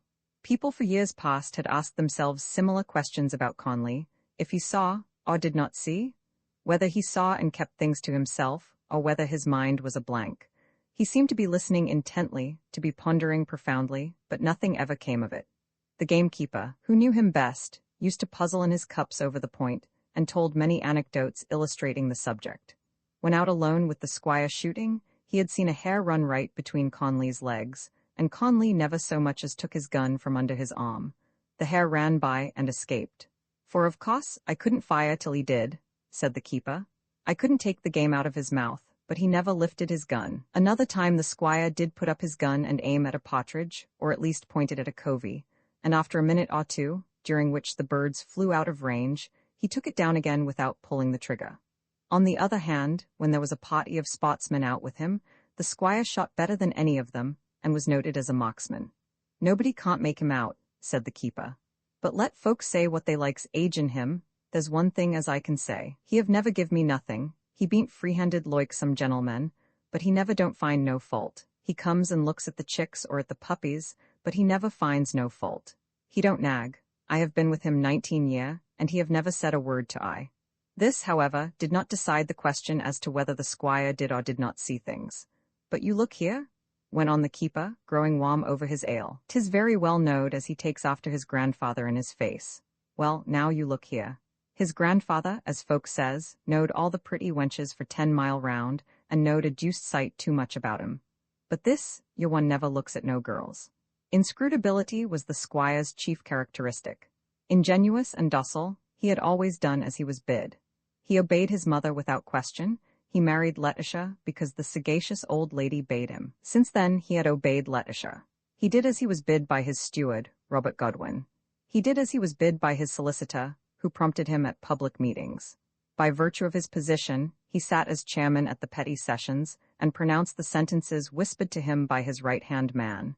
He did as he was bid by the party whip in Parliament. Just the thing for Conley, capital thing for Conley, just the wife for Conley, they said when it was seen how she was leading him in the correct path, how the waste lands were claimed, the lanes diverted, the estate enclosed in a rigid ring fence, the town straightened, all for the profit of the property. Most energetic woman and just the wife for Conley. There were ladies in the town who, in strict privacy, could not endure Letitia. So masterful, you know, dear, because in short she was the grey mare. Every woman likes her own way, but no woman can endure to see another woman master, even over a man who does not concern her. They hated the grey mare, and very carefully copied the dresses she wore. Hard sentences were frequently pronounced at the petty sessions where Conley sat as chairman, justice's justice. It was not peculiar to Mossbury.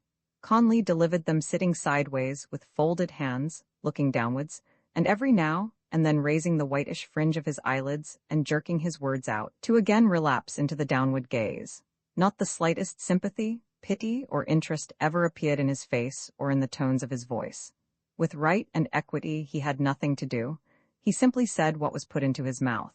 Some of the old folk in the town, well-to-do folk, who remembered his handsome grandfather, said to have disputed the first place for nobility of appearance with Byron, felt a sneaking kindness for the squire in spite of the straitened town, in spite of his absolute lack of interest in the place which belonged to him, and the innumerable petty acts of oppression perpetrated under his authority. There was not one of these old families that had not at different times rendered services to the house of Conley. They would have been amply satisfied with recognition in the streets, with a nod, a wave of the hand. They fancied they were entitled to this. They did not receive it. Conley never saw them. He passed them just as he passed the pillar box. He would look them right in the face without knowing it. Yet if he was spoken to he would answer affably, and even offer a cigar, and the next day go by the same individual without turning his head. As for Letitia, she trampled on them in contemptuous indifference. Such a capital thing for Conley, just the wife for Conley. Now, in course of time, it usually happens that great houses, even houses like the house of Conley, come to need friends. Letitia's was hardly the way to secure them, but there are people in this servile world who will endure any trampling, and at the first beck rush delightedly to proffer their assistance. Perhaps Letitia understood this. These old folk, in order to disguise their inborn servility from themselves, used to say that after all it was not Conley. He was all right. He did not do these things, only his agents, and of course a gentleman could not be expected to know everything his groom was about. If only Conley could be got at, he would be a very good fellow indeed. The squire was inimitable in doing nothing. He potted about in a way not easily described, because to describe you must mention something, and Conley did nothing to mention. If he took up the newspaper he did not read it. In fact, he never read anything. He sat about, and presently strolled down to the estate office, then came out and stood in the doorway, and lit his cigar and looked up and down the street, seeing no one. His cigar was always an especially good one. Conley was exact in his cigars as in his spotting calendar. It was a common remark in the hotel bars, "This cigar is equal to Conley's." Roman 9, his morning cigar, usually led him across the now secluded and private park, and along a narrow wagon track to the gamekeepers. After looking at the puppies or the coops without a word, the squire would go back into the wagon track, and post himself against a gate under an oak tree. He often had dogs with him, and as he began his second cigar, he let these dogs hunt as they listed, driving pheasants one way, chicks another, giving tongue at rabbits, and just playing Old Harry, hang 'em? Said the keeper, with an accent on M that made it sound perilously like him. Here the squire enjoyed his cigar in the sunshine, and looked downwards at nothing. He was often here for an hour at a time. Sometimes the dogs would come back to his feet, fawn on him, and streak his trousers with their sandy paws. Finding he took no notice, away they ran again to chivy everything in the hedge. Occasionally a blue jay crossed over from the firs and screamed to his fellow just as he reached the ash cover. Squirrels darted out into the lane, limping along the ground, and rushed back at the sound of the scampering dogs. The white clouds drifted over, shadow and sunshine. Light airs rustled the oak leaves, sweet summer sounds whispered over grass and spray. Enclosed within its thick bark, the oak was passive to the beauty of the summer hours. As unobservant as the oak, it seemed that the man, enclosed in a thick bark of indifference, was passive as the timber. He neither saw nor heard. A maxim, well established, is that the man or the woman always come out in their deeds. Whatever they may profess, in time the act betrays them, and upon that outward act and deed the world invariably bases its opinion of their character. Is this just? Do you always do as you would like to do were it in your power? I find that circumstances force me often to act in a manner quite opposite to what I should prefer. I am of course judged by my acts, but do they really afford a true key to my character? I think not. What passes in a man's mind it is not possible to tell, and in despite of Conley's apparent indifference, it occurs to me to hazard the inquiry whether, after all, he did not see the sunshine, the green leaf, the flower-grown grass. Did he in some dim way enter into the frolic joy of his dogs, released from control? Did he enjoy the quiet, the absolute do-nothing of the lane? Did he slumber awake under the rich color of the sky, seeing it without looking? There was no Letitia in nature, no one with a loud voice who must be obeyed. The keeper believed the squire, when the family were at their house in London, made up pretenses to run down a day or two, just to come and do his cigar in the lane. "He likes to do nothing with nobody to help him," said the keeper. There was some resemblance in this to the oak's passive happiness in self-absorption, receiving the sun's rays, receiving the air as it blew, silent under the song of birds, doing nothing, saying nothing, simply existing. So it seemed as if Conley simply existed. Wits in the town asked the question if Conley did or did not know himself to be a fool. Some thought his mind so perfect a blank as to be also oblivious to his own failings. Others thought they detected a painful consciousness of his own defects, and averred that his supineness was only a cloak. The dispute was never settled. A French saying, I think, points out that everyone has his own way of getting out of the rain. Possibly quiescence, doing as he was bid, without will of his own, was Conley's method. But if indeed the man was conscious, or partly conscious of mental deficiency, then a great sadness is wound up with the lot of Conley, master of so many acres, a mere helpless jelly in the hands of Letitia. How singularly just and thoughtful the world was in its way. Just the thing for Conley, capital thing for Conley, most energetic woman, just the thing for Conley. The oak's passive existence was perhaps his only refuge. There was, indeed, a whisper that Letitia even could not drive him beyond a certain point. He would have his ease, he would not work and slave in society all the year round, he would smoke his cigar in the lane. Wise in her generation, Letitia soon learned to let him alone in this one particular. The dogs came back again and fawned upon him. He did not stroke them. They rolled on the grass and left him once more for the hedges. All dogs and animals were very fond of him, though he showed not the slightest interest in them. Perhaps they saw some companionship in his helpless state to their own dumb condition. Yet you must understand that there was no deficiency you could fix on. Conley could write a letter, add up accounts, go through all the routine of life as perfectly as Letitia herself. Those who most bitterly denounced the fool could not mention a single foolish whim, a single foolish word, not so much as a false step of which he had been guilty. The fool was very self-possessed and reasonable in all his ways and actions. Conley was taken a wide round of travel by the most energetic woman, but he saw nothing in the countries he was carried through. He was once heard to remark that there were a good many fir trees in Russia, having ridden in a train for 600 miles through fir woods, but that was the only circumstance he had noticed. His speeches at election times were written out for him by his solicitor and Letitia. He learned them by heart and jerked them out, bits at a time, interspersed with hums and haws. This had not mattered in the least. The place had been under Robert Godwin's thumb, and his return had been certain. If the squire had held up a dog in his arms to bark for him to the crowd, his success would have been equally great. Some awkward changes, however, had of late begun to creep even into Mossbury. He had sat already nearly 25 years in Parliament without once opening his lips, but he was punctually there at the divisions, and invariably on the right side. The question was once propounded. So many questions were propounded about Conley. Why on earth such a man as this was chosen by the gentry as the representative of the borough and hundreds of Mossbury? Could they not pick a smarter man than this from their ranks? Analysis was made, and it was found that there were about 14 other landowners and JPS in that district, each of whom was possessed of sufficient wealth to sit in the House of Commons. Yet these 14 had selected Conley, for the crowd of voters merely recorded their selection. How could this be? On examining the characters of each one of these 14 magnates, however, a remarkable discovery was made. Every one of these possessed qualities of stupidity more marked than Conley's. Little acts, words, ways could be mentioned by which each had branded himself as a more or less consummate ass. The reason was now apparent why Conley was chosen. He was the least foolish of the lot. What the state of their minds must have been, considering that Conley stood out as the most sensible of the number, it is difficult to conjecture. Whatever could these other 14 have been like?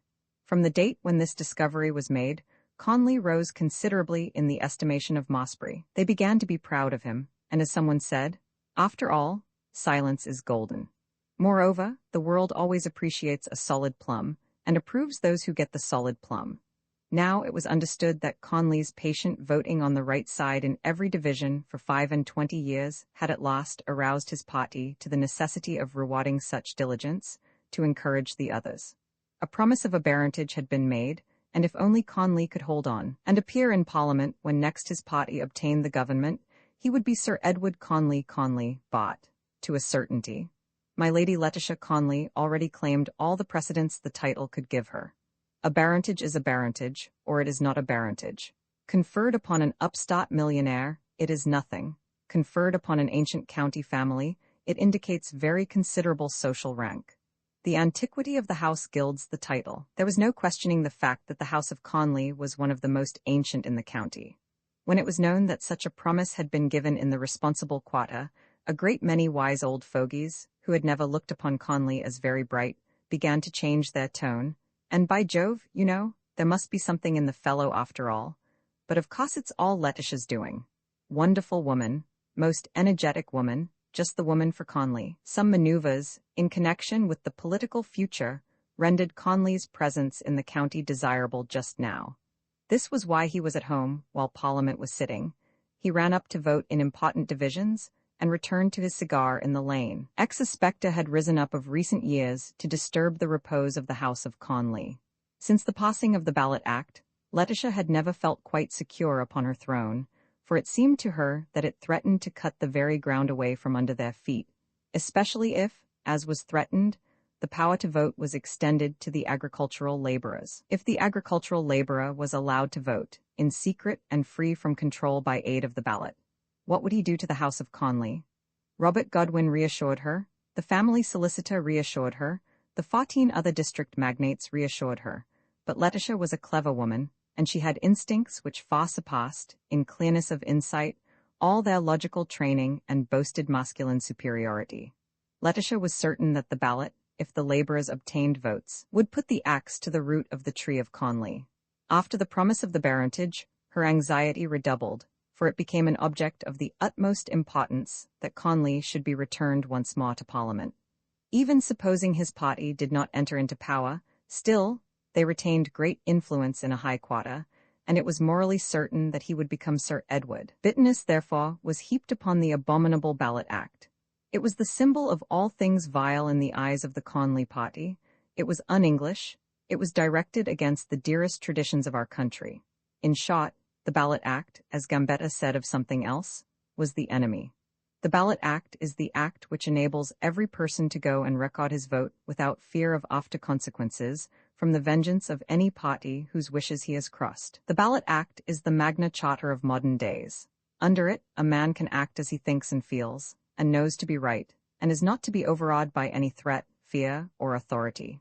It secures to every Englishman genuine liberty, and under it free voting took place for the first time in all English history.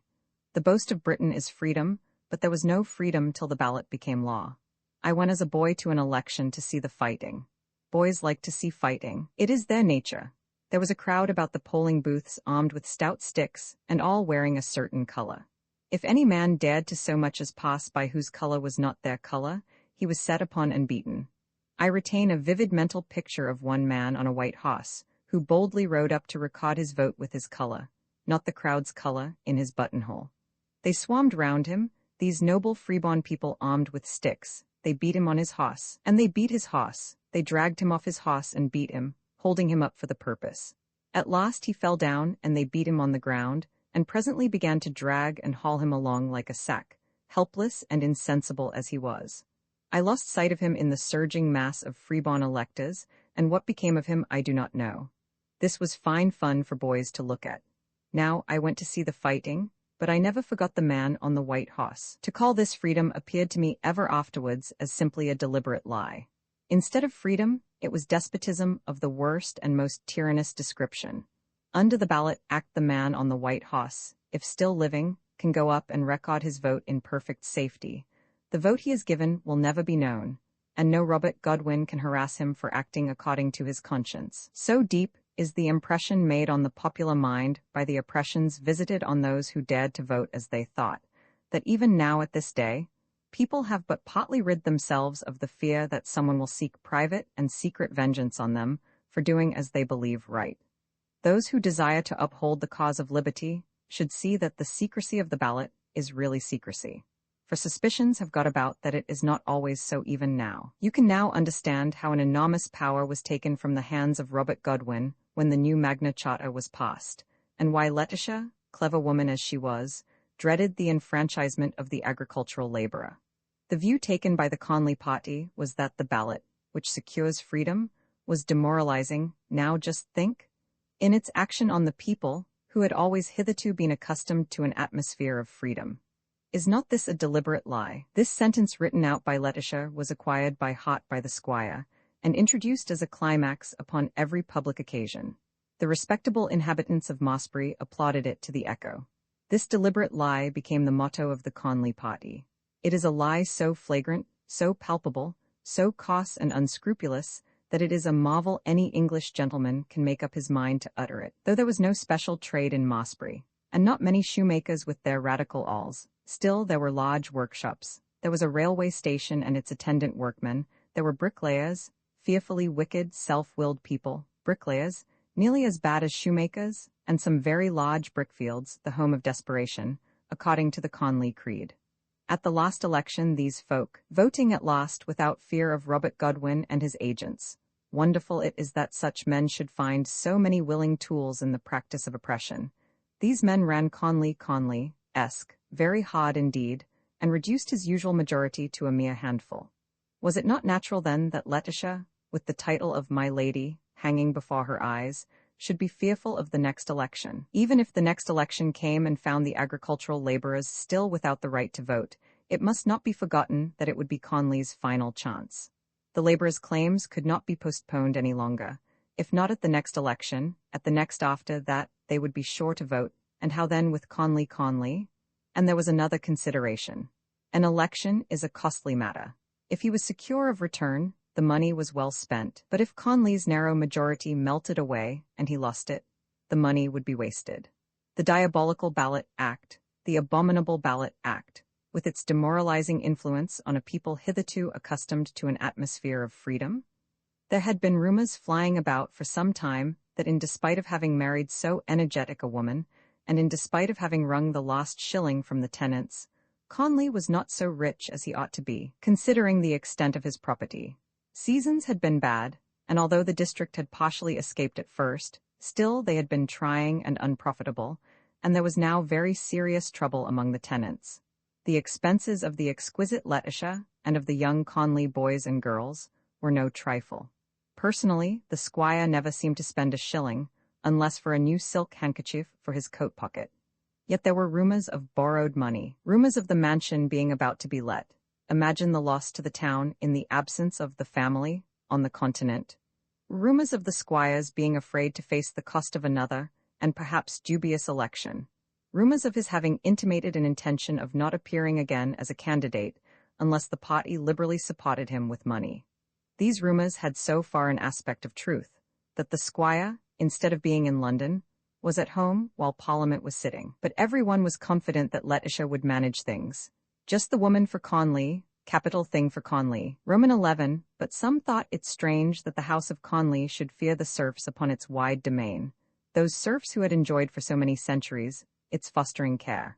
Why fear those poor helpless cottages whose destinies they had swayed so long, whose hearts they had doubtless gained by centuries of kindness?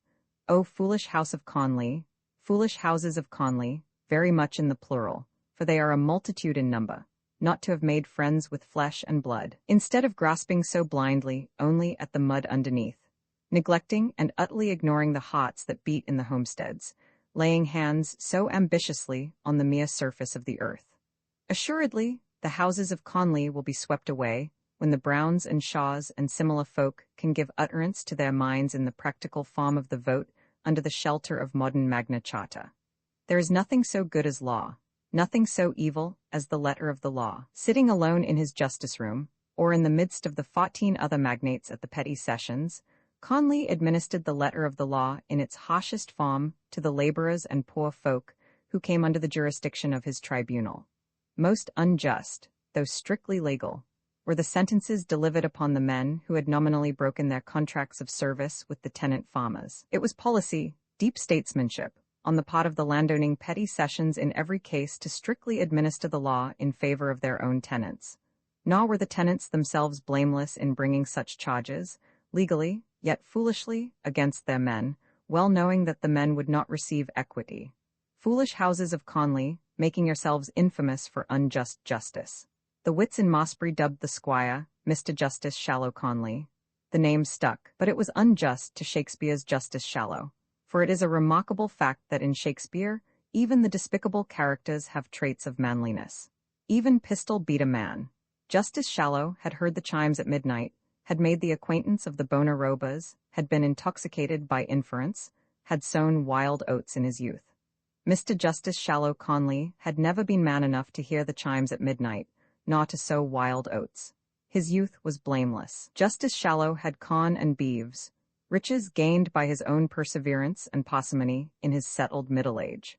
Mr. Justice Shallow Conley had indeed land and beeves, but he had them in the same way as the puppy gets the hearthrug, because he was born in the family, not because of any exertions of his own. Justice Shallow had spirit enough left in his old days to lend Falstaff £1,000 to push him at caught. Mr. Justice Shallow Conley scrupulously bound every volume of the Spotting Calendar, but had never made a bet. Justice Shallow, lean and foolish, had traits of manliness, but of Conley nothing of the sort had ever been recorded. The head of the house of Conley was a nonentity. This was his fault, his guilt, his crime, in that he did nothing, that he left all things to his steward Robert Godwin, to his Letticia, to the 14 other magnates whose sentences he pronounced in petty sessions. With his authority he stamped their folly, and became responsible for it. Iniquity was done in his name, and he cast down his eyes and did not see it. It is a terrible thing when a fool sits in the place of power. Oppression is done without redress. The system is beyond defense which permits fools to sit in the place of power. Conley himself was personally guiltless, but he made possible the crimes of others. He signed his name and sanctioned their tyrannies. Yet even in Mossbury, where so much had been done to alienate everyone, there was no animosity against the squire himself. It was felt that it was not him. Just the thing for Conley, capital thing for Conley, most energetic woman, just the woman for Conley. Whenever an important division was at hand, the squire ran up to town, patiently sat out the debate, recorded his vote on the right side, and came down home again to his morning cigar in the lane. His morning cigar in the lane under the oak was Conley's real life. Cast down upon the sward, his gaze did not appear conscious of the sunshine or the shade, the white clouds drifting over, the squirrels leaping, the blackbirds passing from time to time. But we do not see with our eyes only.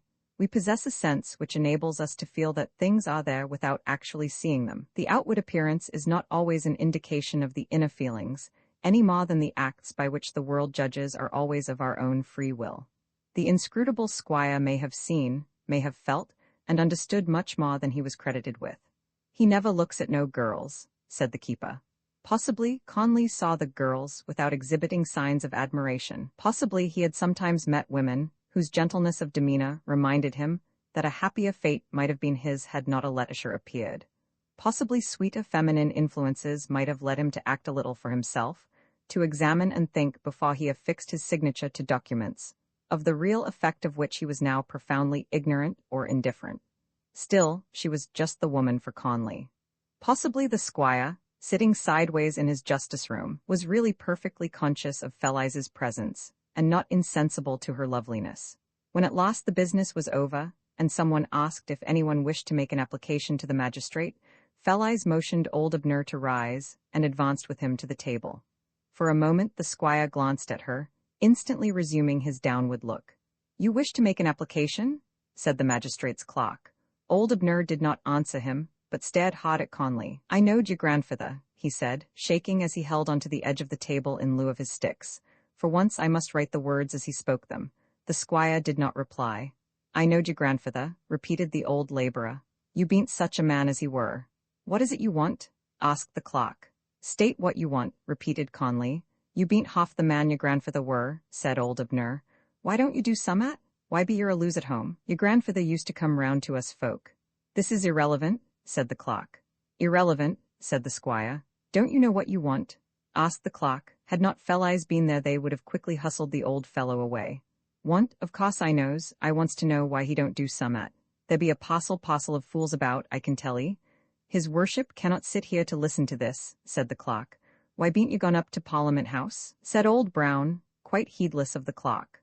"Perhaps you will be good enough to explain what the man wants," said the clerk, addressing Feliz. A little confused by the unfamiliar surroundings, Fell-Eyes tried to make them understand. The clock helped her by cross-questioning, and at last it was clear that the application was for permission for the aged laborer to end his days in his cottage. "He has made such a capital garden," said Fell-Eyes, able to speak now. "He will never be able to live away from his garden. Could you not let him stay, Mr. Conley? He worked for your grandfather and for your father. He really has been a faithful old servant, and he cannot have much longer to live. It is not a great thing to grant. Do, please, think how very old and helpless he is." The squire glanced at her, the excitement had flushed her cheek, she was radiantly beautiful, and as quickly looked down again. "It is clearly a matter for Mr. Godwin," said the clock. "Evidently it is a matter for Godwin," said the squire, who always repeated what his advisers had said for him. "No, no," said Fell-Eyes quickly. "Do, please, decide this one little thing yourself, Mr. Conley." The squire got up and went into the next room, followed by the clock. They held a short consultation, and returned again. "His worship will confer with his steward," said the clock. But, said Fell-Eyes, "if you would look into it yourself, Mr. Conley, you would see you would." "Mr. Conley will confer with his steward," said the clock, closing his book and rising. I mean," said the squire, as he too rose and began to retreat, glancing momentarily. "I will confer with my steward." "But don't you know I?" said old Abner, as the squire turned his back. "Don't you know bless I bought pegs of your grandfather?" Squire and clock were gone together. Old Abner became very indignant. "Why didn't he speak to I?" he grumbled. "I knowed his grandfather. Why don't he do some at hisself? A beant half the man his grandfather were." Fell-Eyes could not persuade him to come away till the sergeant of police approached, and taking the old man by the arm quietly led him downstairs, and out into the roadway. There he went quietly with her, still muttering to himself about the squire's grandfather. She drove him home, and left him at the cottage. Mr. Goring was not in the least surprised at the failure of the attempt, for they considered it a failure since the squire was going to consult with Mr. Godwin. Mary Shaw was very dull and downhearted when she heard about it. She had had such hopes in her mistress, believing that her beauty would be sure to carry the day. In his cottage, old Abner was complaining to his wife of Fell-Eyes' interference and bad management. He was sure he should have got on all right if he had seen the squire by himself, but she spoilt everything. Her would keep talking, he said. Her kept on talk. The truth being that he could say nothing for himself, and Fell-Eyes had explained everything.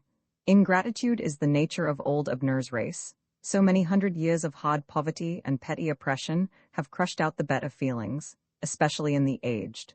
For one act of kindness in 80 years, why should they feel grateful? Still the fact remains that they are ungrateful, speaking ill of those who wish them well, incapable of understanding goodness of heart. The fact remains and renders them uninteresting and repellent, so that sympathy cannot attach itself to them. A little experience of their ways is sufficient to destroy the interest of the kindest-hearted. Roman 12 Fell-Eyes was sitting with Marshall in the shade of the trees in Robert Godwin's garden. This was a week after the return of Rye, whose return had in fact brought it about, though in a manner unknown to either of them. The scanty foliage of the tall poplars and dying sycamores scarce gave them shelter from the slant rays of the evening sun. In that garden, nothing had been planted afresh for generations. The boughs fell away with age, and no new spray grew to fill the interstice, till by degrees there was not much left beyond the trunks, stock and sea-tipped. The apples had ceased to bear, and the plums, as the felt slips rotted from the nails, drooped forward from the wall, destroying themselves with their own weight. The caterpillar had worked its fell intent, and the leaves remaining were shriveled and brown. Mosses grew along the coping of the wall, and marked with green lines the mortar between the stones. A ragged hedge had encroached inwards on the grass plot. Briars and brambles laid their hands on the turf. The sward was whitish-green. Neglected for 20 years, it had been recently mown, and the stalks of the grasses gave it this color. A sense of scantiness, meanness, and scantiness was everywhere about the place. Before them was the end wall of the house. It was narrow and low, and the roof shop-pitched. The greystone slates weighed heavily on it. Some lichen had partly covered the brick against which the red sunset had shone so many years. The one small window at this end overlooking the garden was discolored, and the panes seemed to have lost their transparency. Beyond the house, the farm buildings and ricks stood out plainly. No trees intervened to give seclusion to the homestead. The mean and scanty house, the bare trees, the whitish-green grass plot, the entire absence of flowers, the gravel path unweeded, the neglect and desolation, indicated that the owners for generations had found their solace elsewhere than in the culture of home. The butterflies from the meadows at hand floated over, and left this sullen patch in the midst of the summer cloth of gold far behind them. The swallows did not descend to the eaves, for their nests had been thrust down with poles year after year, till their affectionate clinging had at last been repulsed. All the glory of the summer evening could not light up the meanness of the place. A great passion renders the eyes of the imaginative as unobservant as those who possess no imagination. Fell-eyes did not see the scanty foliage which hardly prevented the sun from burning her cheek, the mean and flowerless garden, or the narrow and discolored window. Her heart was occupied, and the sterile scene was nothing. Marshall was there, and that was enough. They were talking of things not in the least relevant to their thoughts, as is often the case when the world, if it could see, would smile and say, "They are love-making." Deeds in no degree exhibit the real character, nor do words express the ideas in the inmost mind. Even the deepest lovers whose hearts are as one often talk quite apart from their thoughts, but Marshall was not a lover. "I like to see Shakespeare played," Marshall was saying, "without any scenery or accessories. Newspaper topics, the passing book, some allusion to the theatre, these were the subjects they had discussed as chance acquaintances discussed them. Fell-eyes happened to remark that she much wished to see Shakespeare on the stage. "He is spoiled," said Marshall, "with rich dresses and diamond rings on the actress's fingers, with gorgeous scenery, with the very accuracy of the imitation of his era. It is not Shakespeare. It is dress and glitter and strut and mouthing, and you can never forget the advertisements which tell you you must admire it. It is so real, so lifelike. But that is just what makes it so unreal." "Too mechanical," said Fell-eyes. "Yes, that is it, too much machinery and upholstery. The spirit of the play buried under turkey-pile carpets, smothered and lost. But if you can only see Shakespeare on bare planks in a common room, a mere bare platform, and perhaps but badly lighted, and the players in their ordinary dresses, or but just distinguished with a sword or some emblem, and without any scenery at all, then, indeed, it is most beautiful." "He is full of beautiful thoughts," she said. "And then those beautiful thoughts come straight to you," he went on, "and you feel them and think with them. It does not matter in the least if the actors are good or bad. Indeed, it does not want any acting at all. The words are enough. And as you listen, lo, the bare planks of the platform fade away, and the depth of the green forest comes, and you hear the sound of falling water, and the song of birds, and yonder are deer in the glade.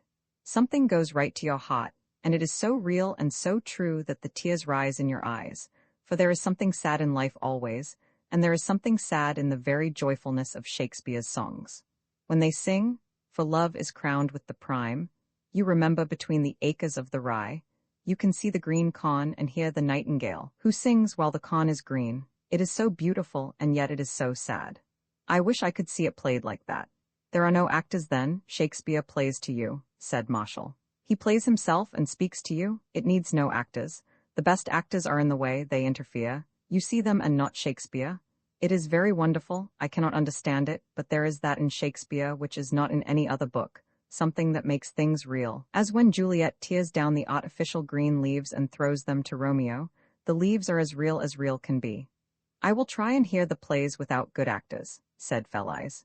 "You can see the stars plainly when Jessica's lover speaks of them," went on Marshall, excited with a favorite subject and all aglow with his fired imagination. "You can see the heavens inlaid. You have seen the sky, I am sure you have, thickly studded with stars, so close together that the point of a needle would scarcely go between them. Once now and then the sky is like this. When I hear the words spoken on the stage, I can shut my eyes and see the sky white with these myriads of stars. Shakespeare was always out of doors, in the fields and woods, and on the hills. You may be certain that he was. Some of his plays ought to be played in a green meadow.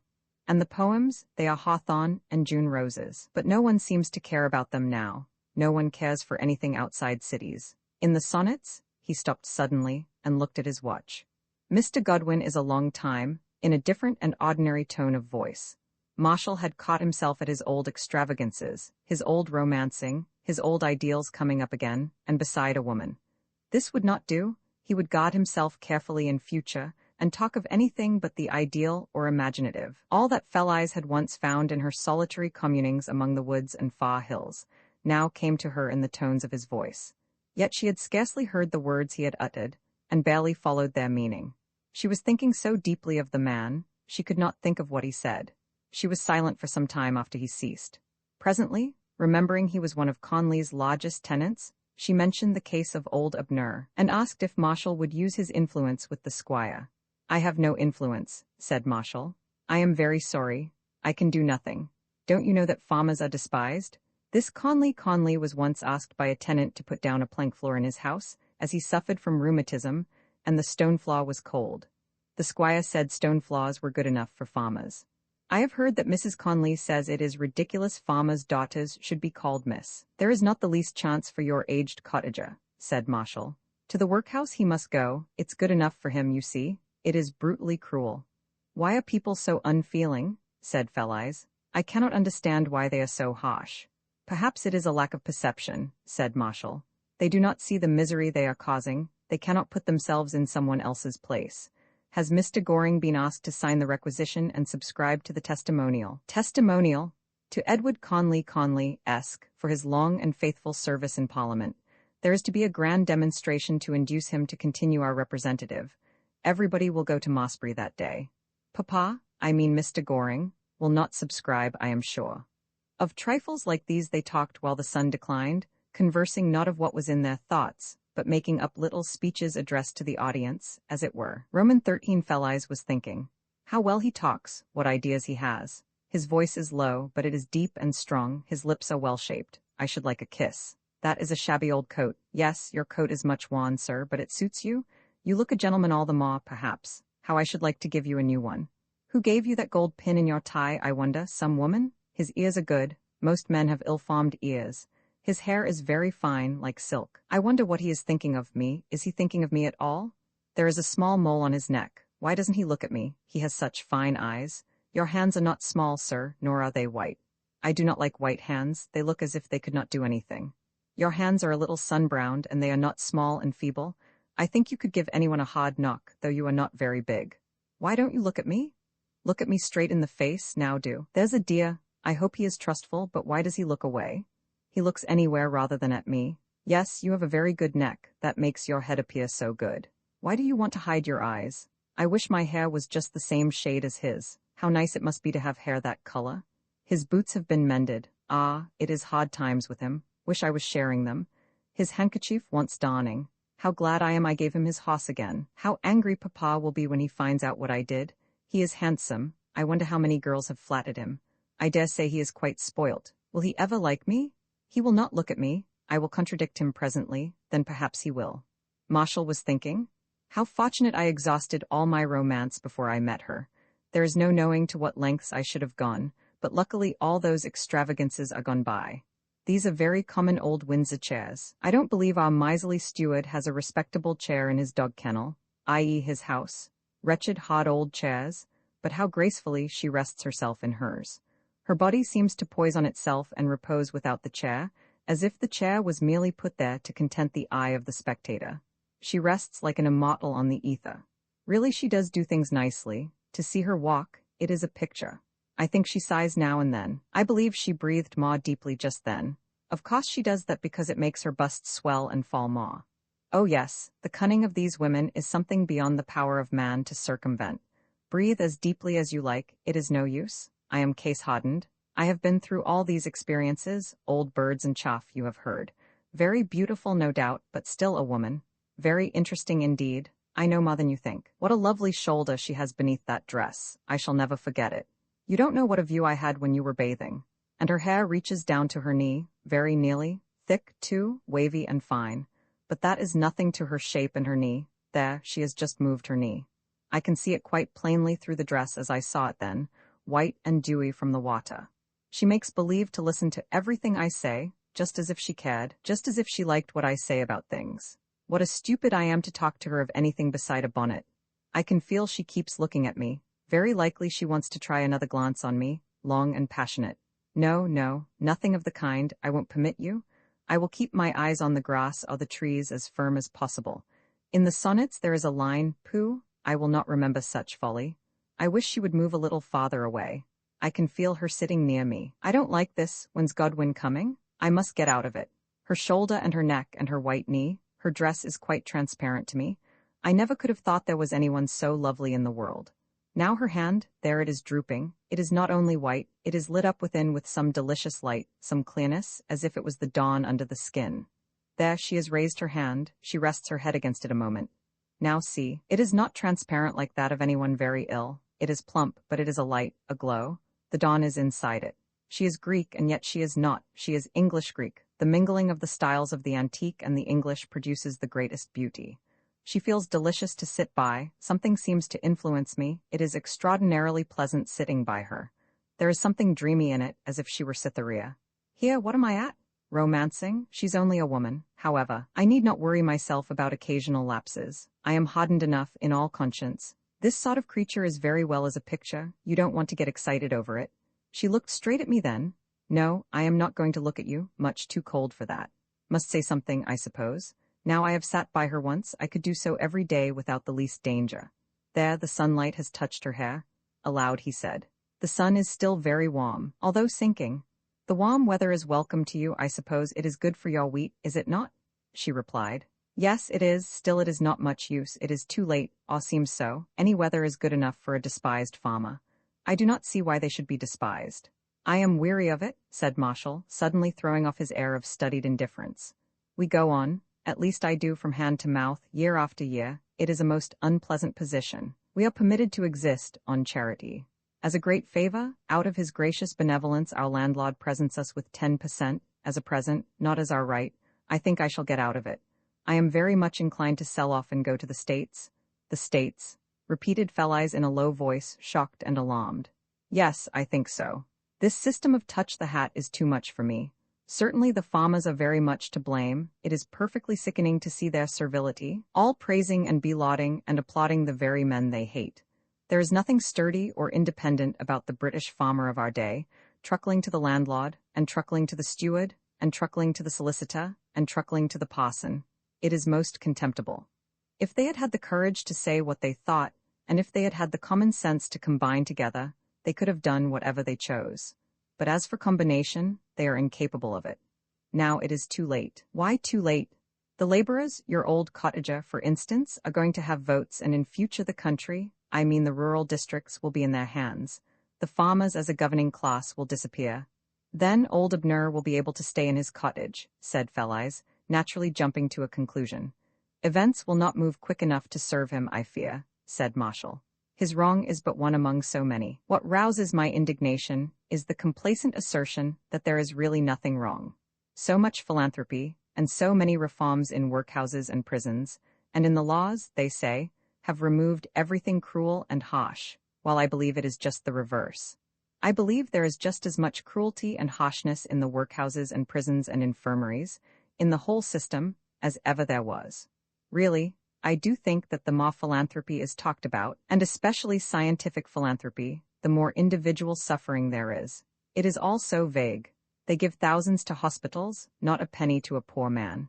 Conley would subscribe £100 to a new hospital, but he would not permit your aged cottager to stay in his home.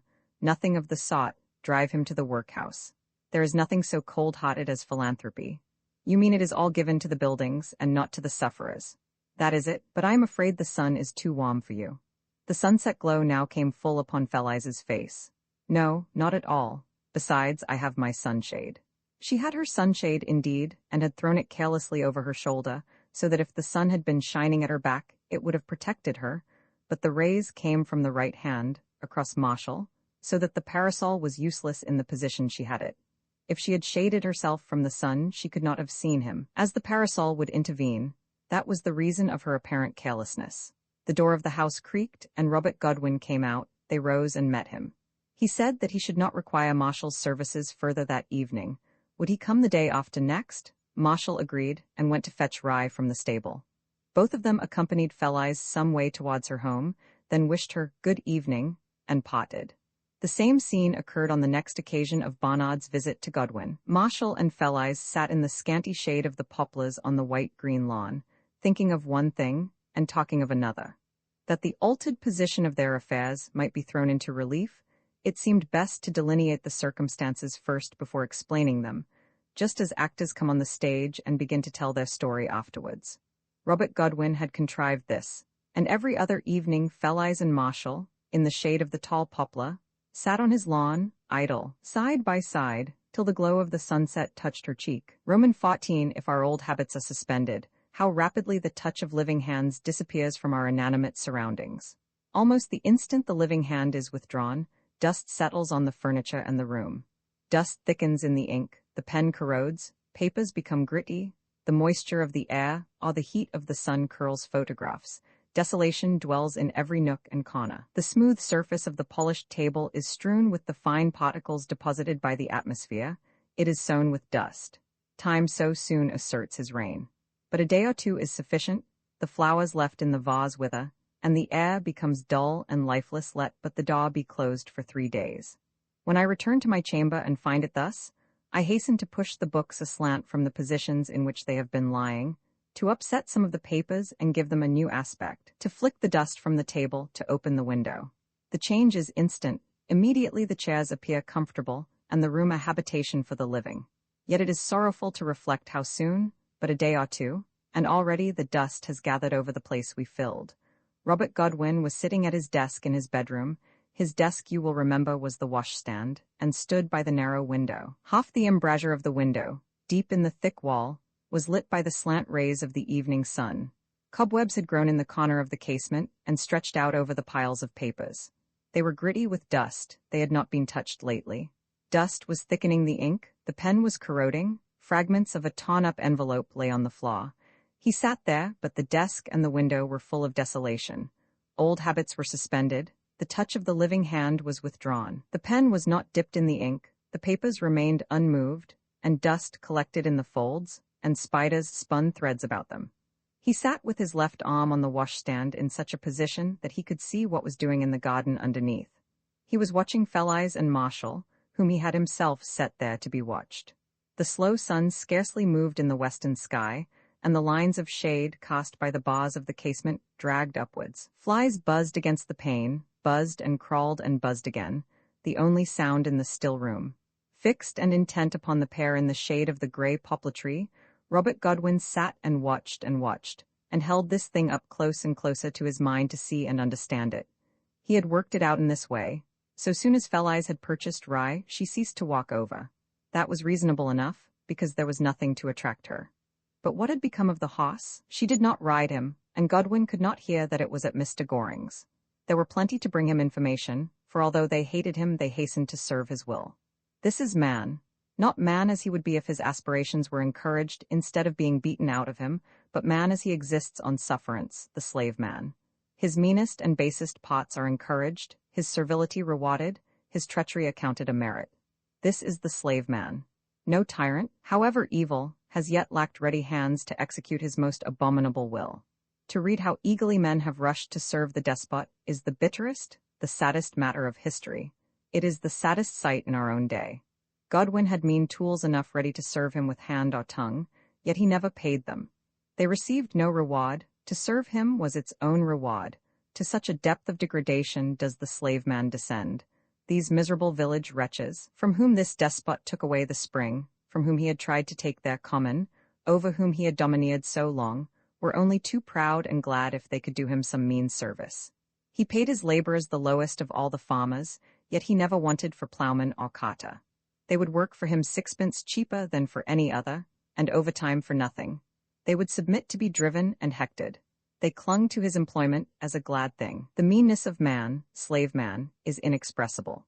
Some, I verily believe, delight to be slave men. It is a joy to them, and they would not change their condition. Not only miserable village wretches, but men in good position, well-to-do sycophants. Godwin had but to ask once if rye was at Mr. Goring's, and several tongues informed him that the hoss had never been there. 3 or 4 days afterwards, he met Marshall on rye. Neither of them said anything about the hoss, Marshall, because he knew the man well, and that he would not give him any information, Robert, for several reasons. With the clue in his hands and behind the scenes, Godwin easily understood how rye had passed back into Marshall's possession. Felice had bought the hoss to give him to her lover. She had come over morning after morning to feed the bay with apples because she loved his original owner. She stroked his neck. It was as if she had stroked Marshall's head. She spoke to him gently as if she caressed her lover. She walked beside him and reluctantly left him at the stall. She was poor, yet she had got 70 pounds together to return her lover his favorite. This thing then had been in her mind that sleepless night when he delved by the lantern, when after 9 years hope began to shine like a sunrise upon him. This was in her mind as she stood at his side, when he felt the touch of her dress, and inhaled the sweetness of her breath. While the sunrise of hope shone upon him, her heart was given to another, given, too, in the boldest, the most open manner, a manner at which the world would make mock and mouthing as beyond a modest affection. The lash was laid upon his naked heart, it cut deeply, but he made no sign. It would have been easy for him to set mischief afoot. He had no doubt Fell-eyes had kept her uncle in ignorance of what she had done. But he said nothing, he watched and waited. He held a secret with Fell-eyes. This was a strong position. In a measure she was in his power. He would not play into her hands and let another man, let Marshall know that she had done this for love of him. Would any woman now have let another woman know that a man had in secret gone to some great length for her? The solace of his hands was lost. No occupation could numb the biting of the sharp pain within. From his workmen he suddenly snatched their tools, and beat his heart as it were against solid stone and timber. From the stonebreaker in the yard he seized his hammer and broke the very stones, the hard flints, shattering them as if the blow destroyed the nerve. He used the saw and the axe. He stooped and put his shoulder to the heavy beams and trunks of timber. With vehement energy he strove to overcome. There were always works in progress upon the estate. He visited them, and threw his body against the weight and inertia of dull matter. It availed nothing. The pain was not to be beaten out. One thing only he could not do now. He could not write. The pen was laid aside, and the dust thickened in the ink and rendered the papers gritty. The carpenter can plane and hammer, and the mason can use his trowel. The blacksmith can swing his sledge and whistle at his bellows. The plowman can follow his plow though the load of sorrow be at his heart, and the grief, never to be wholly healed, remain open. But to write? Who can write? The spectre rises between the mind and the paper. Letters may be traced, but meaning flies before it can be transcribed. There is no labor so heavy as writing when the heart is cruelly hurt. He could not do it. Nothing else was neglected, but letters accumulated, and piles of accounts lay as they were thrown in the ledge of the window. So long as he had Fell-eyes to himself, so long he had endured. For in a sense, he had had her to himself, dwelling upon her the whole day through, and day after day, month after month, for 9 years, she had come to be his own. Bitter as his thought was, he had poured it all out upon her. He had surrounded her with his feelings. She was unconscious of it, but it was the same to him as if she had known. Round her he had thrown a circle of his bitterness, an invisible ring. Enclosed in that circle she was inaccessible to him, but no one else had her. She no longer walked alone. Upon a ledge high up an inaccessible cliff, there was a great treasure of gold. A man saw it, it was his discovery, but he was not strong enough to climb to it. He passed beneath every day and looked at it. In time another man came, stronger or cleverer than he, who climbed up and seized the treasure. Robert Godwin had discovered this woman in her girlhood. He could not obtain her. He had watched her growth. Then came another and bore her away. The cruelty to Roser of Fell-eyes' existence was surpassed by the cruelty to Godwin of Marshall's existence. Godwin had done him no wrong. He received this terrible blow. As Fell-eyes had been to Rosa, so was Marshall to Godwin. The dramatist renders all his characters happy. Human life leaves half at least in sorrow. There was no solace in his hands, nor in riding to and fro, nor in aught that he could do. His candle burned through the night, for he could not sleep, but he did not seek to pass the hours in working with his hands. The hours passed, that was all. Roman Fell-eyes listened to the larks as they rose and sang, now 1, now 2, now 6 or 7 at once. They did not soar to a great height, but starting from a field of clover beneath, came up a little above the level where she sat, and sang like a chorus before her. She listened, and in her heart silently asked the same as they did aloud. Over their nests and their beloved ones they uttered their verses, in melody requiring of the sun and of the earth happiness for these, and for themselves permission to live. Chanting their welcome to the sun, they breathlessly pawed out a prayer demanding, in 1,000 trills, that the joy of day and life might descend upon their homes. They sank to the clover, but speedily came up again, restless in their gladness, eager to acknowledge the benefit of day, eager to secure fulfillment of their hopes for their young, fearful lest they had not expressed themselves sufficiently, lest they had seemed ungrateful. Fell-eyes asked in her heart the same as they did. Her overflowing heart asked happiness for the image that now filled it, for herself only that she might contribute to his happiness, that she might sacrifice herself, that she might lay down her life for him. Of old, old time, the classic women in the violet land of Greece went out to the sunrise, and singing to Apollo, the sun, prayed that their hearts might be satisfied, and their homes secured. By the fountain they asked of the water that the highest aspirations of their souls might be fulfilled. Of the earth they asked in abundance for those whom they loved. No more the hymn is heard to the sun. No more the stream murmurs in an undertone to the chorus of human hopes. No more the earth sees its wheat and its flowers taken from it to be presented to it again upon the altar, in token of gratitude and prayer. But still the larks as then, and still the thrushes, the fleeting swallows, and the doves, address themselves to sun and earth and stream and heaven. Their songs vary not, their creed does not change, their prayer goes forth to the same old gods. Have our hopes and hearts changed in the centuries? No, not one whit. Phelais asked the same as many a deep-breasted maiden in the days of Apollo and Aphrodite. Only her heart was pure, and uncontaminated even by any sensuous myth. The larks sang out of the fullness of their hearts. They were not conscious that they prayed, though in truth they did. Her heart spoke without volition, she was not aware she was praying. With all her being she demanded that joy might reach her beloved, that she might lie like the dust at his feet, in her sacrifice her triumph. Came the sun in all his glory, and the wind from the sea. The deep azure sky was over her, the woods and the green wheat below. The hills were all her own, there was no one else to claim them in the morning.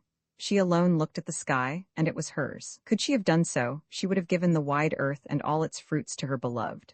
The richness of the corn in the plain, and of the luxuriant grasses in the meadow, the ancient oaks and the thousand elms, the hedges hung with honeysuckle, and where the roses were coming, the sweet waters and the flowers that stood by them, all that grew afar to the horizon. Nor was that enough. The dim blue sea yonder, the bright blue heavens, the glowing light, she would have given him all for his delight, as a goddess of old time might have taken a mortal in her chariot through the ether. She was leaning on her arm, reclining on the sward, and the throbs of her heart vibrated through her arm to the earth. Quickened by the violence of her run up the hill, it beat rapidly, causing her arm to tremble slightly. It was meet that so noble a heart should rest upon the boundless earth. There the rudeness of its beat diminished, and the vehemence of the vibration subsided, but not so the vehemence of the passion within. The glowing light and pleasant air, the broad green wheat under, all the blue above, the beauty of the world but fed the flame. So much the more she entered into the loveliness of the day, so much the more grew the desire which was her life. She had gone out at the dawn that she might grasp it from the sun at his rising, that she might steal from the dewy grass and the fresh leaves, and seize her love from the purple sky. The sun had risen and the morning was opening into day, but she was insatiate, still she wished for more. She had fed herself with the light and dew and loveliness of the sunny morn, yet her hunger grew with all she fed on. There was no rest for her in the sunlight, on all the wide earth. If in the time to come she should have her dream, would even then her heart be satisfied? Could she ever love enough to relieve her love? The one overmastering desire was to give nothing for herself, all for him, to give him all things, to ask nothing in return. Her desire was immeasurable. She looked greedily on the earth spread out at the base of the hill, that she might paw plenty at his feet, that she might give him the loveliness of all. The larks were still singing, but she was not listening now. Their notes were far away, as if they sang higher than the clouds. Tears gathered in her eyes and dimmed the view of the beauteous Morn. Her breast heaved once, and her breath paused in her throat, checked by a sigh. A deep prayer can but end in tears, a prayer like this which has no words, but gives a life instead of them. It was not sorrow, it was the unutterable depth of her joy in the love that held her. He knew it not, what of that? He might never know, what of that? She had given her life to him, and it was a joy to her that she had done so. But with that joy there mingled the undertone of knowledge and of thought, that she should never, never, not even if his arms were about her, be able to fully paw forth her heart, making him understand her. How could he understand her? How could she ever tell him? And all that she could ever do for him under the happiest circumstances could not amount to 1/100th part of what she wished to do. She felt in that moment of tears that the fruition of human wishes can never equal the desire. The limit is reached long, long before. All falls so short. Her breath came freely again, and she saw the distant sea clearly. The mist in her eyes was gone. Once more the larks sang sweetly, and she listened. If we cannot reach to ideal things, at least we can do much, nearer to earth. The larks cannot rise to the heavens, but they sing high above their nests, and their voices are sweet to all below them.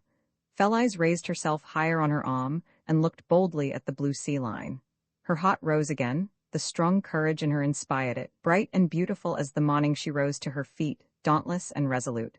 Her will was strengthened by love, made 10 times stronger. Bold as the sun, unabashed as the day, she would have her will. She claimed love as her right. Come what might, she would be his. Roman 15, a reflex action caused by the continual concentration and self-suppression, had made Robert Godwin bitter towards those whom he should have cultivated. He rendered himself odious of set purpose in the sight of the woman he loved. The same reflex action now led him on to desire the strangest of strange things.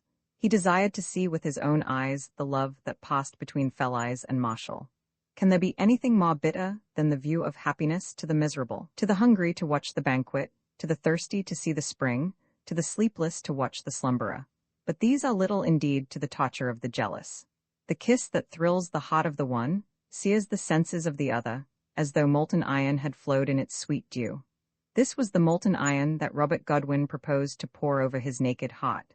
Reflex action of the mind was taking him backwards along the path, setting his steps opposite to the goal, leading him to a darkness and a terror. He contrived it. He fastened himself to the leathern bed of torture. He turned the screws. He stretched the sinews of his limbs upon the rack, while his spectre, his double, watched the writhing of the victim, of himself. Why are these miserable things? Why cannot we be happy?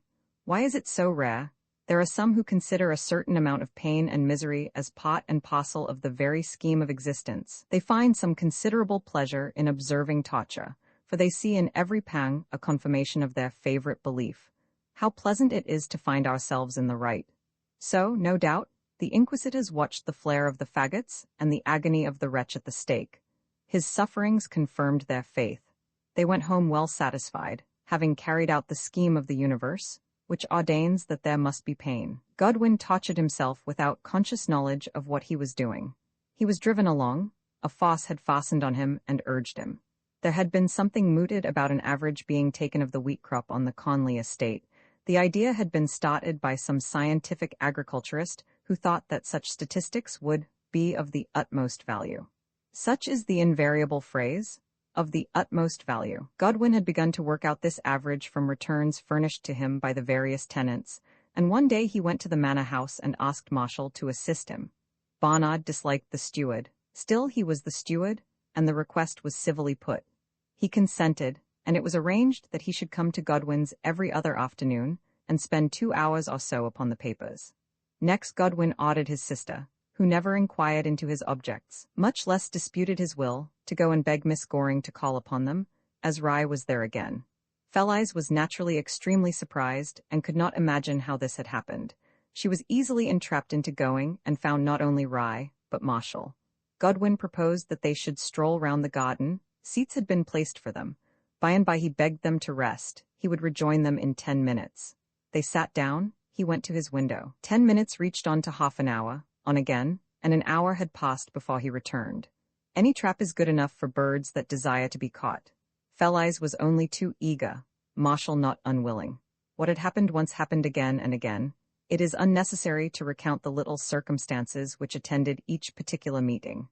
That no pretext might be wanting, Godwin, who had caused the lawn to be mown after so many years' neglect, actually furnished it with tennis. Evening after evening they played and rested before him. From his window behind the accumulated papers, with his left arm on the washstand, he watched the scene in the garden. He could not hear what they said. He had no doubt they conversed of their love. He stretched himself on the leathern bed of torture. He turned the screws and tore himself on the rack. He gloated over his own misery. 2 facts by degrees became impressed upon his mind. The first was that Felice was the lover. Felice was courting, not courted. Felice was the passionate one. Marshall received her love rather than sought it. She pressed herself upon him. He quietly accepted without enthusiasm. Sometimes Godwin asked himself if Marshall loved at all. To the struggling man, laboring for mere subsistence, can there be greater provocation than to hear of another, already well-to-do, receiving a large legacy of no value to him? Marshall did not care for her, did not value her, yet he had her, for nothing. Godwin, who would have given his life for her, was despised. The question occurred to him by and by, did Marshall in reality know who had returned him the hoss? Was that why he had never mentioned the subject, or made inquiries? It looked like previous knowledge. Godwin snorted at the meanness of the man. who could knowingly permit a penniless girl to go to so great a sacrifice on his behalf. Marshall took the gift of rye as a matter of course. He had Felice at his beck and call, a mere mistress to him. For step by step, Robert Godwin studying these two, holding them up close and closer to his mental vision as those with weak sight hold up objects to their eyes. Step by step, thought by thought came at last to believe that Marshall's indifference could only arise from possession. How else could he be indifferent to such beauty? How else except he was cloyed? She was Marshall's mistress, his willing mistress. This was the secret and explained all. Many observed in these days that Robert Godwin, as he rode through the town, was black in the face, as if an invisible hand gripped him by the throat and choked him. They said he was apoplectic, yet apoplectic people were purple, but Godwin's face was black. "He looks like a black ram," said the shepherd in the fold. The evening sun shone upon the whitish-green lawn, the tall grey poplar cast its narrow shadow, the angular scanty house stood gaunt and unsupported. Not all the glory of the summer could illumine the meanness, the scantiness, the harshness of the leafless place. Dust thickened in the ink, dust thickened among the folds of the papers in the window ledge, dust strewed the desk except where Robert Godwin's left arm rested. One thing leads to another. It was natural that Marshall should walk a little way home with Felice. It was an easy step to go as far as the wicket gate, easy to meet Mr. Goring, not difficult to enter. But a short time elapsed before Marshall was a frequent guest at Beechknoll. He did not conceal his opinions, and Mr. Goring found them in a great measure to coincide with his own. He knew a great deal about botany. Mr. Goring was a gardener for his own amusement, a grower of trees and of flowers. Besides, Felice's will was law and government. Her uncle could not have thwarted her in anything. Seeing this, Robert Godwin abandoned the statistics under pretense that the materials were incomplete, and released Marshall from his attendance. Instead of meeting at Godwin's, they met at Felice's home still more frequently, with still less restraint, with far more opportunities. Robert Godwin knew that they sat among the flowers and by the sundial, that they strolled in the copse by the trout pond. The sweet dew of their kisses was as molten iron on his lips. He knew these things as he sat at his window, gazing down upon the now vacant lawn. What they talked of, what they did, the close embrace too ardent for words. He knew all.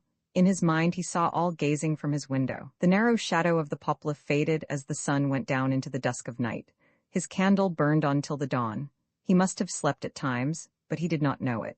At last, in the midst of the night, Robert Godwin found some work for his hands to do.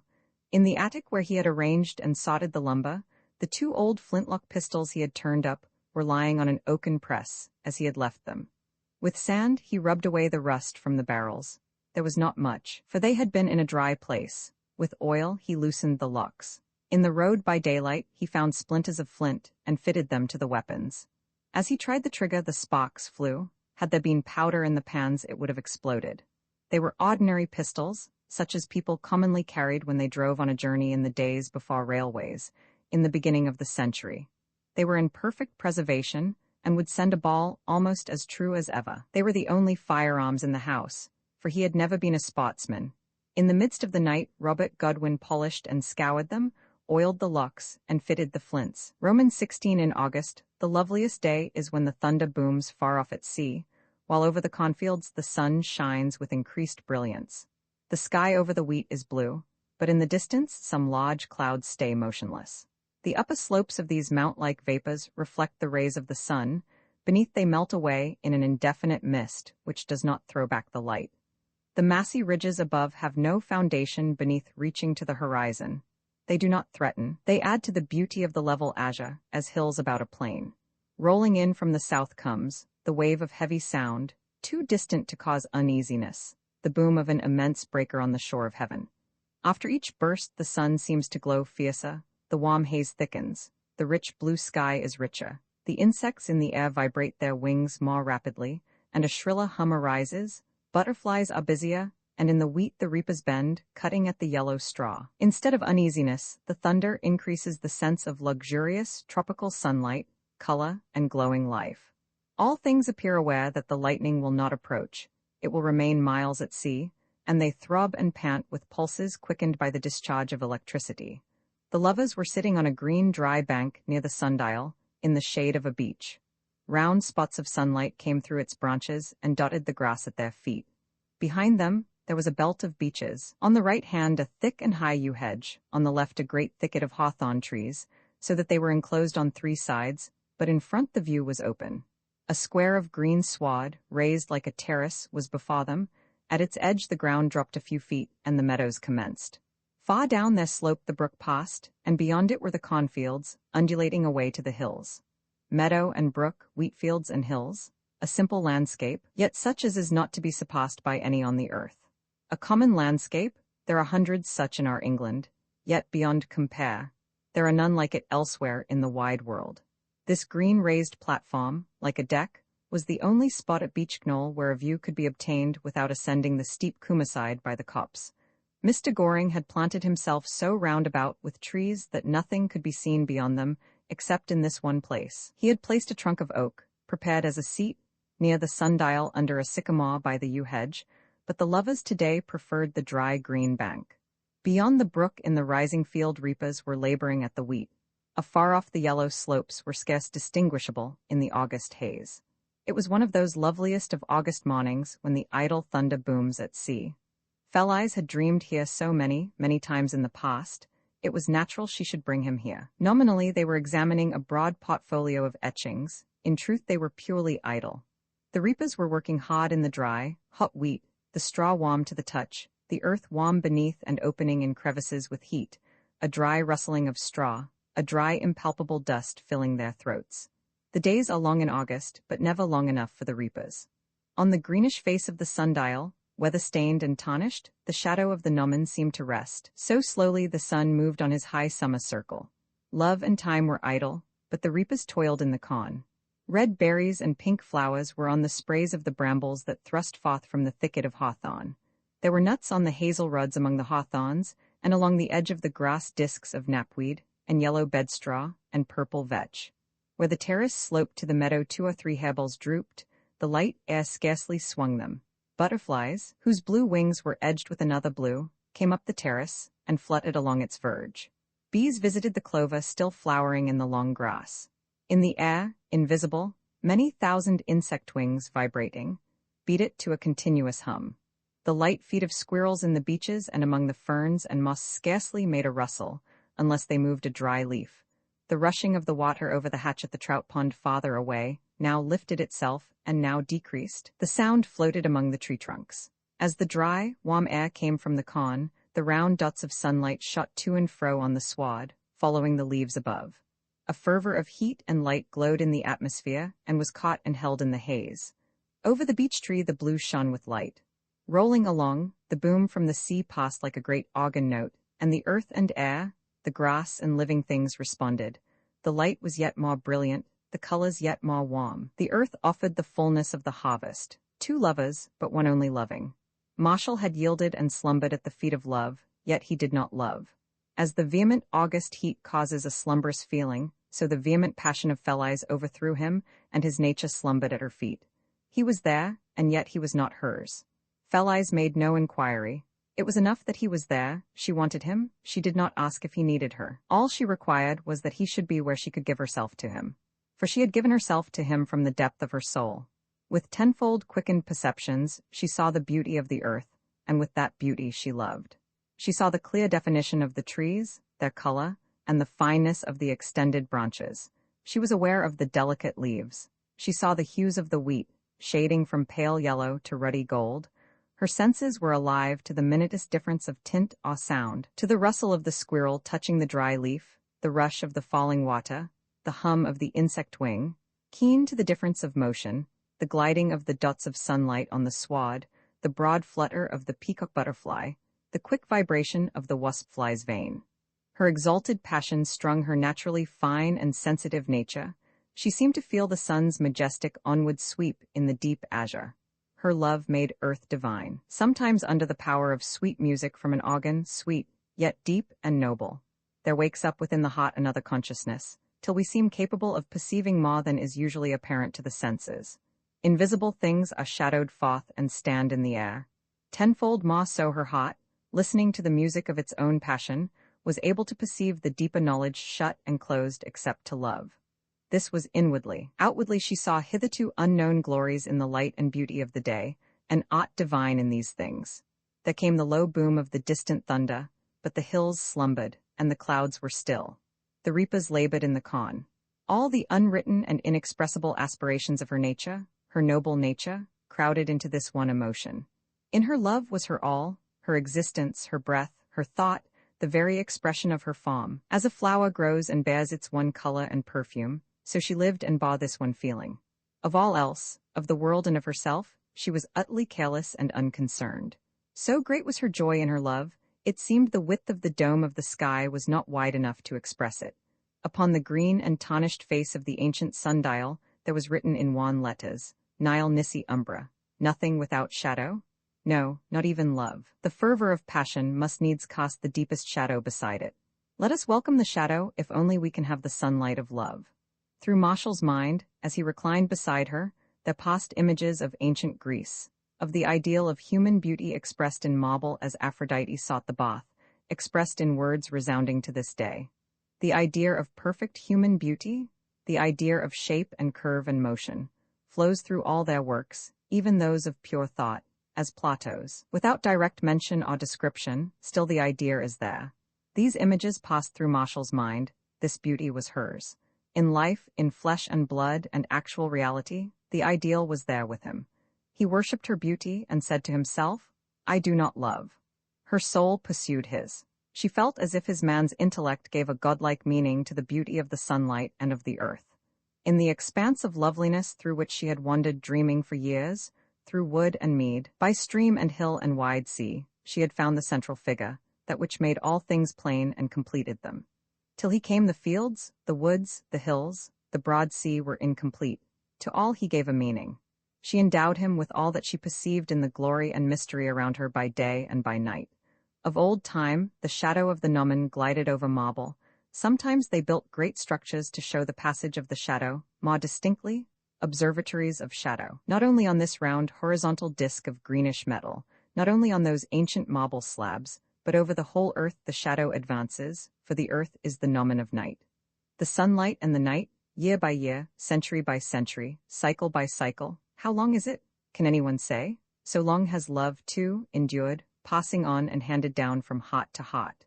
The long roll of love reaching back into the profoundest abyss of time, upon it fresh names are written day by day.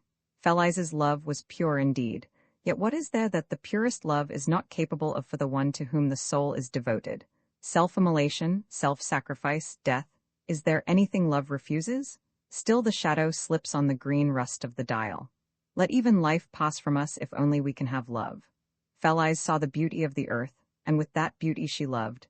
The cool green flags in the meadow brook, the reeds which moved forward and advanced as if about to step forth from the water as they swayed, the deep blue of the sky, the ruddy gold of the wheat under the pale yellow haze. The rolling boom of the thunder came through the fields of light, the earth glowed warmer. That the wonderful mechanism of the mind, the heart of life, should be capable of emotion so divine, and yet should so soon perish, is it not unutterably cruel? So many, who have loved in the long passage of time, but are gone as the shadow goes from the dial when the sun sinks. Ah, then, our noblest feelings to fade and become void. Upon the sundial, there were curious graven circles and interwoven angles, remnants of the ancient law which saw fate in the stars and read things above nature in nature. Symbols and signs are still needed, for the earth and life are still mysterious. They cannot be written, they require the inarticulate sign of the magician.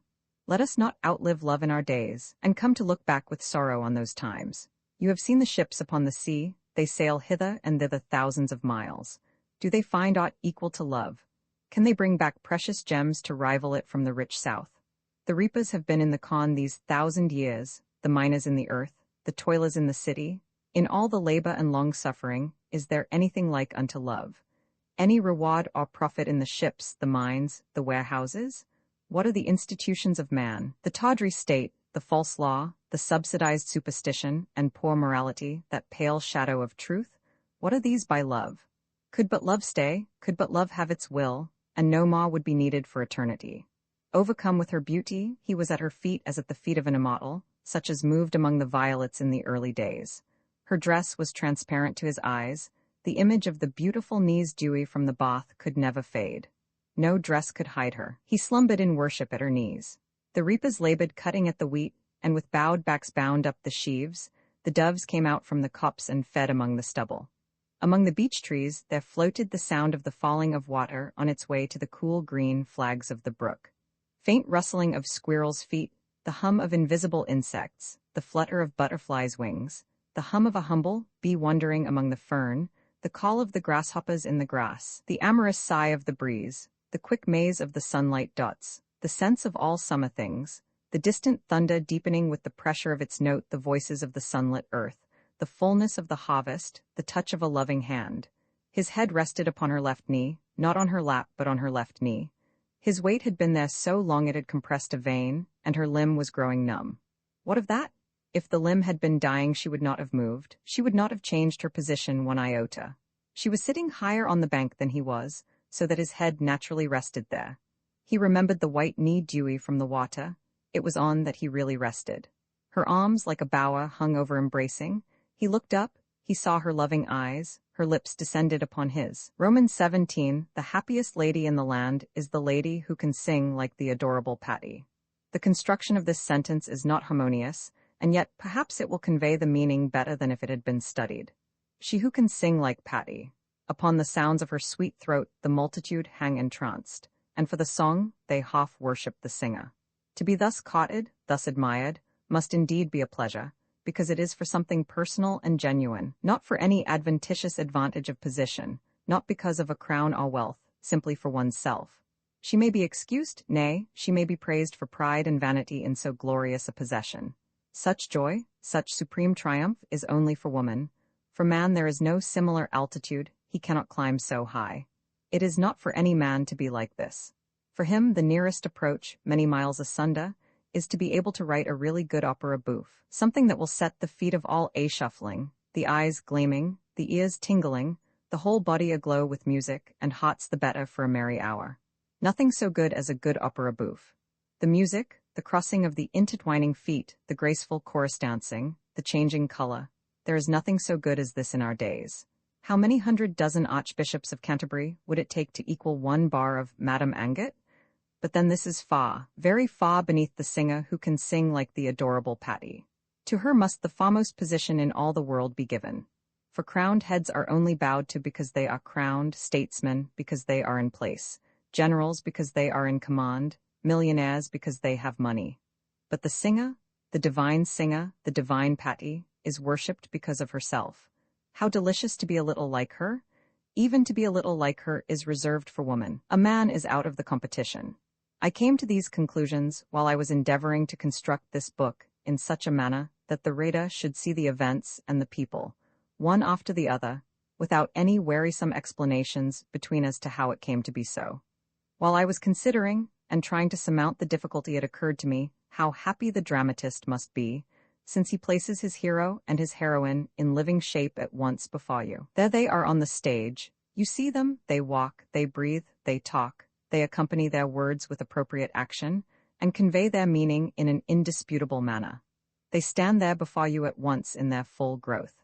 The dramatist has not to present his heroine to you at first as an infant in arms, then as a girl at boarding school, finally as a full-grown woman.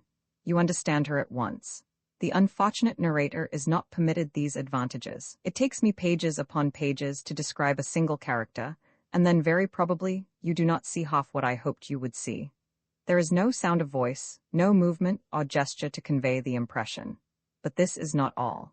The happy dramatist lets down the curtain upon one scene in town and lifts it upon another scene in the country.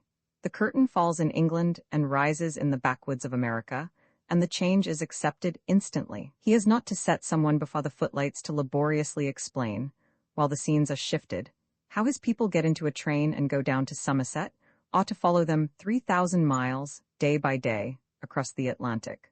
Up rolls the curtain, and there they are at once. The unfortunate narrator has to tell you how the change came about, why it came about, and when, and to explain every little circumstance, or else it would appear that he was violating probability. He has to show you the why and wherefore, and to tell you how certain people got into certain positions at a certain time. My arm and hand very often ache with the labor of writing just to explain the simplest set of circumstances, which upon the stage would not have been thought of. They would be taken for granted. This is very hard upon me, I think. Could not you let me write my scenes one after the other, and supply the connecting links for me out of your own imagination, as you do on the stage? We left Felice and Marshall in a very loving attitude, which, however, was not observable at a distance because of the shadow of the beech tree. But the next day Marshall did not return, nor did he appear the day after, leaving Felice to a wearisome uncertainty. Several days passed, and still he did not come. She was almost inclined to boldly go over to the manor house and try and see him, but a trifling circumstance had occurred which deterred her. Miss Barnard sent for the album of Dante, instead of fetching it herself, as she had promised to do. Felice fancied this was an indication of disapproval, a silent declaration of opposition. His cousins then had discovered her secret. They considered their Marshall might do better. Her conjecture was correct. When the younger Miss Barnard came home and heard the elder's account of Felice's visit, she at once pronounced that there must be some concealed motive. The elder sister, full of Dante, looked over and above the lesser motives which animate people, and took them at their word. Her ideals so far elevated her that she regarded affairs with pure eyes, and did not search for pettiness. Such is the effect of an ideal. Let us all try and possess some ideal for this reason. The younger sister, having no Dante, thought more of petty ambitions, and instantly suspected Felice of designs upon Marshall. Now, as a shopwoman, this young lady, young by comparison, much desired Marshall's marriage with Rosa, whose wealth would be so useful in the family, and would enable them to enter more into society. In short, she quite hoped, under the cover, as it were, of this advantageous connection, to be some day advanced to the marriage state herself. On seeing Rosa, and hearing Rosa's conjecture that Felice was the woman, she at once agreed. There could not be a doubt about it. Besides, they tracked him and ascertained the direction in which he went. Between them, no doubt, they would have found out that it was Felice who sent back rye as a present, had not their eyes been blinded by their own estimate of money. They knew Felice was poor, and it never occurred to them that the poor in purse but great in spirit are capable of efforts which the rich become too indolent to make. The younger sister, being overbearing and masterful, bore down the elder's admiration of Felice, and persuaded her not to go for the album. Felice was right in supposing the sending, instead of coming for it, an indication of hostility. Meantime, the younger Miss Barnard left no opportunity of openly proclaiming in Marshall's hearing how mean a proceeding it was for a man who had no money to marry a girl with none, and so to drag her down to share his own pitiable condition. Apart, two poor persons might get on. Together, they must sink. These remarks were not very palatable to Marshall. Besides, he was aware that his cousins sympathized with Rosa, that they visited her, condoled with her, and regarded his conduct as cruel in the extreme. Just at this time a curious event occurred. Rosa, who was rich already, received a legacy of £4,000, so devised as to be entirely at her own disposal. It is a very different thing to be rich through another person, as Rosa was in the existence of her father, and to be rich oneself. By this legacy, Rosa's position became exalted beyond all competition in Mossbury. Being of age, she could do exactly what she chose with the money. Such is the irony of life. To those who have, more comes, yet, as in Rosa's case, it often happens that they cannot enjoy it. Rosa, poor girl, felt this legacy as the bitterest blow she had yet received. It mocked her. The day she saw Felice pass and recognized her as the other woman, she fancied she found some consolation in the thought of her money, which gave her a sense of injured righteousness. That had faded, and now this announcement struck her heavily. £4,000, entirely her own, absolutely at her fingers' ends, £4,000, and not one moment of happiness? Though the legacy could not be paid over till the usual period, still, as the daughter of a commercial man, she well knew she could obtain a large portion of it as an advance. But with all that money she could not buy one moment's peace of heart. She reflected that if she had possessed this money but a short time ago, she need not have consented to a postponement of her engagement with Marshall. It would have been enough to have freed his farm from every embarrassment, and if her father had objected, he could not have prevented her from doing as she chose. In her misery, Rosa was not so dutiful in her ideas as she had been in her days of moderate happiness. She would have defied her father now. Too late. The money had come too late. Her character had strengthened too late. It was a bitter irony. Since this had happened, of course the Mrs. Barnard, or the younger and more practical of them, still more earnestly desired the renewal of Marshall's engagement with Rosa, and would have done anything feminine spite could devise to have destroyed his increasing admiration of Felice. Marshall heard much in an indirect way of Rosa's sufferings, of her improved personal appearance, of the forwardness of women who relied upon their assurance, and so forth, till it was with the utmost difficulty he restrained his inclination to order the backbitters out of his house. But he had other matters to trouble him. He had made no secret to Felice, nor indeed to Mr. Goring, of his financial difficulties. Ever since so large a sum had been borrowed for the purchase of the houses for the Misses Barnard, a piece of unpractical generosity on his part, things had gone from bad to worse. The harvest, beautiful to look at, was worth so little in the market that it scarcely repaid the cost of cultivation. Heavy tithes, the curse of agriculture, had to be deducted from it. The deduction allowed from the rent was too small to be of practical value, just enough to enable the landlord to pose as a benevolent friend of the farmers. When land itself has fallen from 25 to 50% in value, the return of 10 or 15% of the rent is evidently far below the true proportion. To correspond with the fall in freehold value, it ought not to be less than twice as much. Disease was among the cattle and sheep, and those that were healthy could scarcely be sold because the markets were closed. Marshall was at the end of his resources, and had not cash to pay the reapers laboring in the wheat, while love and time were idle, the sun glowed, and the distant thunder rolled in from the sea. Felice counselled him to sell his horse again, and he was obliged to do it. Little did he imagine that he was selling her present. Rye returned to Robert Godwin, and the reapers were paid. These influences were not without effect. They rendered Marshall more sensitive than usual. He felt that he ought not to go into the society of a beautiful woman whom he could not marry, and of whom he said to himself, "I do not love her," merely because he worshipped her beauty. Yet he went. After the delirium of exquisite pleasure that lovely morning under the shade of the beech, when ideal beauty came to him unsought, when the dream of his life descended to him in actual reality, as the immortals descended in the early days of Greece to favored man, he forcibly woke himself up with a strong wrench. He would not see her, he would not enter into the circle of her power. He would resist it and retain his freedom, that freedom so dearly bought before with loss of self-respect. By sheer strength of will he resolved to retain his individuality, to stand clear of dreams and ideals, to be himself alone. For some days, with severe self-restraint, he continued in this resolution. But at last, so deeply ingrained in his nature was his worship of the beautiful, he was compelled to own to himself that he must look upon the picture. He would not go near it or speak to it, but he must look at it. Wednesday evening, he knew, was the time when Mary Shaw could generally be found in the rickyard. It was her evening out. She would obtain him a glance at the picture. Roman 18 Millibond had long since found out, in an indirect way, who the gentleman was that met the Hamlet prude Mary Shaw in the rickyard by the mill-pool. He had observed, too, that of late this gentleman had ceased to come, and he had heard through his assistant, who watched the machinery while Bond looked over the hatch, of Barnard's frequent visits to Beechknoll. It was a matter of common Hamlet gossip how Miss Felice had thrown over Mr. Godwin, all of a sudden, and took to that there idle Barnard fellow. Not much of a change for her either, but her be a flighty one, her be, was their comment.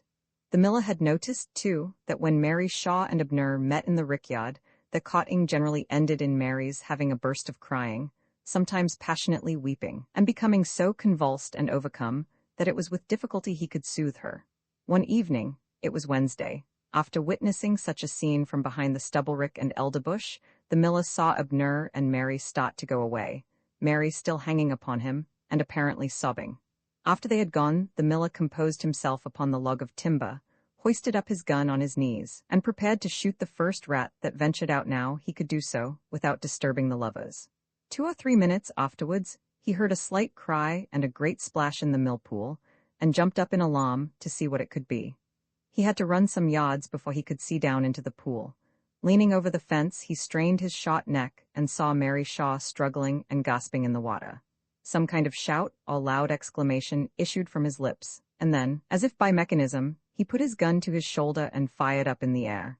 At the same moment, Marshall came up, looked over, exclaimed, tore off his coat, and then paused, for he remembered his heavy boots. They were laced and tied tightly. He got his penknife and slit the laces, kicked them off, stepped upon the fence, balanced himself a second, and sprang forward. The miller, at the sound of the splash when Marshall struck the surface, hurled his gun away and set up another shout. He then began dancing, stamping his feet up and down like a child in a rage. Marshall went down feet first, holding his breath. The water closed over him. In another second he rose and began to swim, and in half a minute, he had to go round a little to seize her properly. He had hold of poor Mary. She fainted immediately after he touched her. Marshall instantly swam with her towards the side of the pool, for a moment forgetting that he could not land on a perpendicular wall of chalk. As he neared the side, he looked up and remembered that there were no means of exit from the pool, which was, in fact, a very large well. He began to tread water and paddle with one hand, holding Mary with the other, while he considered how to get out. He could not see a way out. Steep walls of chalk enclosed him on every side. Another face was now gazing down at him. The miller's man had run up at the sound of the gun, expecting to see a dead rat, instead of which there were two human beings in a trap. "Is there no way to get out?" said Marshall. "No, that there bean't," said the miller's man. "There bean't no way out, you be drownded." The miller himself stopped dancing with his feet and now sucked the forefinger first of one hand and then of the other, staring the while without blinking at the pair in the water. First he thrust one finger in his mouth, and then the other, and pulled them out with a sucking sound. His shock head of red hair, as he strained his neck over the fence, was dimly reflected on the ripples of the pool. Marshall's movements sent ripples breaking against the cliffs of chalk. So far as Marshall could see there was not a root, nor a piece of ivy, nor any plant, nor even a blade of grass in a crevice to which he could cling. There was no hatch in the pool. It was outside where the water ran from a culvert into the mill-wheel trough. So long as he could tread water, or swim to and fro, he should survive. As his strength decreased, he must sink unless help came. The two fools looking down were evidently too stupid to assist him. "Help!" shouted Marshall at the top of his voice. "Help! Help!" hoping someone passing might hear and bring the aid of intelligence to direct mere muscles. The perpendicular wall-like sides of chalk sent his voice straight up. It rose into the air instead of spreading laterally. No one could have heard at a short distance from the edge of the pool. "Us can't help," said the miller's man, stolidly looking down, with his arms crossed miller fashion on the fence. "You be drownded." "Fetch someone else," said Marshall, angry and anxious. "Bean't no good, bean't nobody about." Aware that he could not possibly hold out very long with Mary's dead weight to support, Marshall began to swim with her slowly round the pool, eagerly scanning the chalk walls for some hole or chink or ledge upon which he could rest his hand and so support himself. There was none. He tried to scrape a hole. The chalk crumbled a little, but was hard under the immediate surface. His nails would be worn to the quick, and even then he could not do it. He might perhaps have done it with his penknife, but he had dropped it on the grass after cutting his laces. "Be quick," he called. "Fetch someone, quick." "They be all gone to Jones's sale," said the miller's man. "You won't last long." Had not Marshall been in so dangerous a position, I doubt not he would have cursed him with set teeth. But extreme danger silences anger. Now danger was increasing every moment. Marshall lost his rage at their stupidity. He ceased to regard them as human beings whose disposition concerned him, at whose senselessness he should feel annoyed or hurt at their callousness. All his faculties were strained to discover means of escape, and the personal characters of the fools on the brink above faded out of sight. He forgot them as men. He looked at them as machines. Could he animate these stolidities? Could he set their slow minds in operation by any suggestion? He asked himself, as he again trod water and paddled with one hand, what he should try to do if he were in their place on the bank and others were in peril. "Get a rope," he shouted immediately as the answer to his thought. "A rope?" "Yes, a rope, quick." The miller's man looked over his shoulder once or twice, lifted his greasy hat and scratched his head, then he turned and walked slowly away to try and find a rope. Though it was the height of the summer, the water was cold. The rays of the sun never reached it, and Marshall felt a distinct loss of heat. It suggested a calculation. How long could he endure? He crushed down the thought and addressed himself again to the task of animating the other stolidity on the bank above. "Miller, throw me something to hold, something that will float." "You be Miss Goring's man," said Bond, finding speech at last. "Throw me a plank, a pole, a rail. You be her man. I knows who you be. Fling me something, a log, a gate, anything." "Her will go mad," said the miller, to whom Marshall's death by drowning was a foregone and accepted conclusion. He thought not of Marshall, but of Felleyes who had once given him 3 red roses. The sight of Mary in the pool had upset the balance of his brain, which had hung level like scales not in use so many years. This rude jolt sent his mind oscillating up and down, as if the scales had been struck with a fist. Off went his gun, bang. He danced with his feet. He sucked his forefingers. By degrees the scales settled, and he grasped the terrible meaning Marshall's death would have to the child who had given him the 3 red roses. Now Millibond would gladly have worked day and night for her sake. He would have faced great danger. He would have done anything for her. His heart was still grateful for those flowers. This very anxiety upset the scales again, and in short, Millibond lost his head. "A gate," said Marshall. "Unhinge a gate, throw me something that will float?" "Thur," said the miller with an idiotic grin, plucking off his hat and hurling it into the water, as if Marshall could cling to the greasy felt. A straw indeed for a drowning man. Next came his apron, then a shower of little sticks torn from the fence, then a handful of duck leaves. Then he ran to and fro and returned with a heavy iron sheep trough, which he raised above his head. "Take care!" shouted Marshall, for if the trough struck him it would stun him, perhaps kill him instantly. Splash came the trough, raising a wave which washed Marshall and his burden to and fro. The trough sank immediately. "Wood!" shouted Marshall, "not iron, iron sinks." Danger made him as patient as a mother explaining the properties of things to a little child. "Get some wood." "Her will go mad," said the miller, whose brain scales were settling again. He paused and gazed down at the pair in the water. "Thur beat no rope," said the miller's man, coming back. "Roman 19 no rope," cried Marshall. "Then get a chain." "God," said the miller's man. "A chain, to bija?" As if the substitution of a chain for a rope was indeed a wonderful idea. He started again for a chain, this time more quickly. Marshall had begun to animate him. These slow and stolid minds, while under the immediate influence of a stronger intelligence, can be forced into activity, but once let that stronger intelligence go far enough away for them to escape its personal influence, and they sink back into immovability. The marvelous intellect of the great Julius Caesar exercised the most extraordinary power over the men with whom he was surrounded, insomuch that nothing was too much for them, no danger too great, no fatigue too prolonged, no rapidity of movement too trying. But when once the sea divided him from part of his forces, those very men fell by degrees into stolid immovability, so that neither orders, threats, nor persuasions could for months induce them to sail to his assistance, though they well understood his danger. It is recorded of him that he had his eyes turned day and night towards the sea. Still they delayed to send, so dense already had their stolidity become. So, too, when a great genius who has stirred the world and wakened its dull heart ceases to address it, it speedily falls back into stolidity. The miller's man started quickly for the chain, but out of sight of Marshall, his feet resumed their accustomed slowness of motion. "Wood, throw something of wood, timber?" cried Marshall again to the miller, whose red head projected over the fence.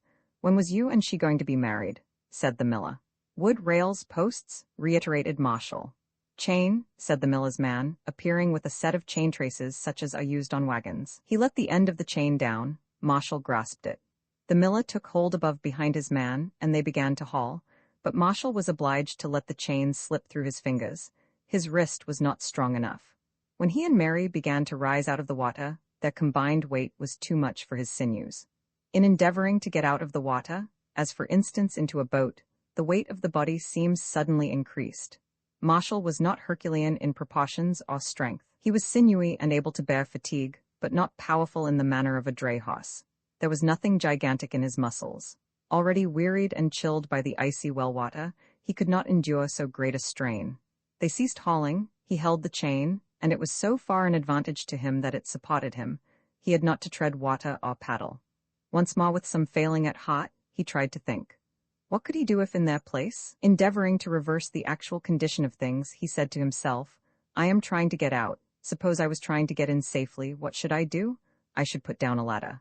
"A ladder?" he shouted. "Fetch a ladder?" "God!" cried the miller's man, opening his mouth, overcome with amazement that anyone should have so many ideas. "Come, master, takes 2 with a long ladder." The miller turned to go with his man. "Fasten the chain first," said Marshall, but their minds were occupied with the new notion of a ladder, and they forgot the chain. It slipped from the fence and immediately sank. Had they fastened it, Marshall could have clung to it. He was obliged to recommence treading water. Then, weary of that, he began to swim slowly in a circle. Chilled so as to have lost feeling in his extremities, his arms were growing stiff, and he felt that his chest did not inflate itself fully, so that he lost the sense of buoyancy proper to a swimmer. The store of force inherent in his frame was slipping from him. The limbs were there, and the muscles remained, but the invisible power which moves them oozed away. Round the dark pool he partly dragged, partly supported his burden. It was better to swim on than to try and keep in one spot. Would they never come with the ladder? Perhaps they would not find one in time. Someone might have called at the mill, and they were stopping to load his cart with sacks of flour before they returned to assist him. The pool was in deep shadow, being under a hill. Blackness everywhere about him, no gleam or glisten on the surface, the shadow was heavy on the pool. Would they never come with the ladder? The mill clack was audible in the well-like cavity of the pool. It beat time that was ebbing fast. How slow they were. The shadow had been idle on the dial in the hour of love. Now it shot forward, racing to the edge, slipping from which it would disappear and end with the ending of life. Suddenly a glow of lovely light pawed down into the darksome pit, a delicate rosy brilliance gleaming on the ripples of his progress, tinting the white chalk walls. He looked up and saw overhead a cloud, which by some magic had been filled with the hues of the sunset, and reflected them like a mirror down upon him. Mary's pale, inanimate face, washed by the cold water, seemed to take upon itself the colors of happy childhood, the roseate tint of laughing joyfulness. The sunset was thrown from the sky into the depth of the pit. His heart awoke again at the sight of it, the old, old love of the beautiful, the strength of the hills filled with the light of the sun. All the strong desire of life and color and loveliness filled him again with fresh effort. Fell-eyes appeared to his mind in the glow of the rosy cloud. Till that moment, absorbed in the struggle, he had not thought of her. She came to him with the light. A low sound escaped from his lips. He should lose her. If he sank, he should lose her. She would not be his. The greatest gift, the most wonderful and precious given to man, the deep love, the ideal beauty, he should lose it. He had himself purposely kept away from her. Oh, the folly of his scrupulous fancy, his freedom, his poverty, his paltry excuses to himself, the folly, the exceeding folly of it. Fell-eyes, he spoke the name on his lips, yet the word did not issue as sound. If only those moments would return again, but it was too late. It was unfortunate for him that he had thought of Fell-eyes. It weakened him. It affected his heart. His head seemed to become a blank. The pit, the chalk walls, the rosy cloud disappeared. All was blank as it felt to him, for an illimitable length of time, really the 100th of a second, for that fragmentary moment he had fainted. But his heart beat again, and he saw a ladder descending, as it were, from the rosy glow above. Fell-eyes? He tried to say as he grasped it, he clung to it, he got his foot on it and paused and breathed fully. He began to go up carrying poor Mary. He paused again and breathed. Up again, they hauled him over the fence and he fell on the grass exhausted. "Her's dead," said the miller's man, pushing Mary as she lay, having dropped from Marshall's arms with his foot. His heavy shoe partly rolled her over. As he withdrew it, she rolled back again. "All over with her," he said. At this, Marshall stood up, collecting his energies, and insisted upon one of them going for assistance. Then on the spot he began at once to follow the instructions for resuscitation, which he fortunately remembered. She soon showed signs of life. Animation had not been really suspended at all, and they carried her down to the mill. Naturally, what followed was confused. Women came, and Mary was put to bed with blankets and brandy. A group stood about the mill door. Marshall, as soon as he was certain Mary was safe, was going, when the women above called for a doctor. A horse was found, and Marshall rode in his wet clothes over to Mossbury for medical help. Thence he went home as quick as he could in a hired conveyance, but his dress had dried almost by the time he reached the manor house. Towards the morning, Mary gave birth to a female child, which appeared healthy and strong, despite its untimely arrival. Mary never saw it. She had been conscious at intervals, and told the doctor and the women something which agitated them, but after the birth she sank, and died in about 2 hours. Roman 20 by the old barn under one of the Spanish chestnut trees, Fell-eyes sat down to wait for Marshall. She was clad in black, mourning for Mary Shaw. The thickness of the chestnut spray did not permit a single ray of the morning sun to reach her, as the beech had done. No rounded dot of sunshine lit up the black shadow of her dress under the green boughs. The swallows were still about the barn, as they had been when she came with her rod along the brook. They would never quite leave it till they flew to warmer lands. Even in October, they would rest in a row on the ridge, and twitter of their coming journey. But the songs in the wood hard by were silent, the thrush and the blackbird had ceased, and the cuckoo had long been gone. There was no music of sweet birds' throats as dry August stooped under her sheaves. The prickly green fruit of the chestnuts was visible among the boughs, and in the hedge by the copse the red berries of the bryony clustered thickly. Pouting at the top, the thistles which always strew the sward by a wood were ready to paw forth a shower of thistledown. 2 large dragonflies shot to and fro. excited into swiftest motion by the heat. Once a green and golden woodpecker passed, sweeping downwards in his flight almost to the ground, and rising again to the height of the trees. From afar came the hum of a threshing machine, winnowing out the fresh corn from the ear, a hum that sank to a mournful note and rose again, a curve of sound. There is something inarticulately human in the cry of the threshing machine. Wheat and bread, labor and life. The past of the sowing, the future of the uncertain autumn, hazy and deepening into the gloom of winter.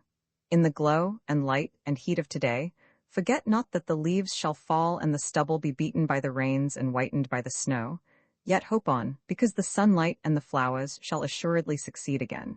Inarticulately expressing the meaning of the years and the rise and fall of time, the low hum stretches itself across the wide fields of grain. The sparrows that had chatted so loudly round the eaves of the barn had gone out into the wheat. The swallows came at intervals and again soared into the air. Only the 2 dragonflies remained, rushing to and fro.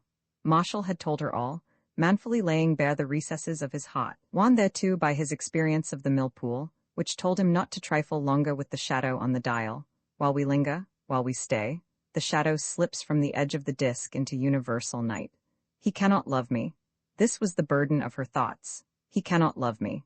He could admire her, he could worship her beauty, he could appreciate her worth, he could value her love, he could and would labor for her with all his powers, but he could not love. He had loved another woman before her, and the spring of love was dry. A woman will be able to understand the bitterness of this to her. He had loved another, therefore he could not love her. A creaking of wagon wheels went by in the narrow lane. It was a load of yellow sheaves, heavily jolting over the ruts, crushing the rushes that had grown in the way, the sheaves brushing against the wild clematis still flowering high up the bushes.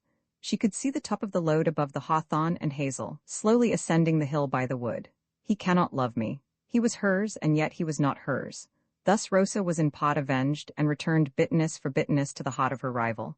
Though now forsaken, she had received the first fruits of love, and they could not be given to another.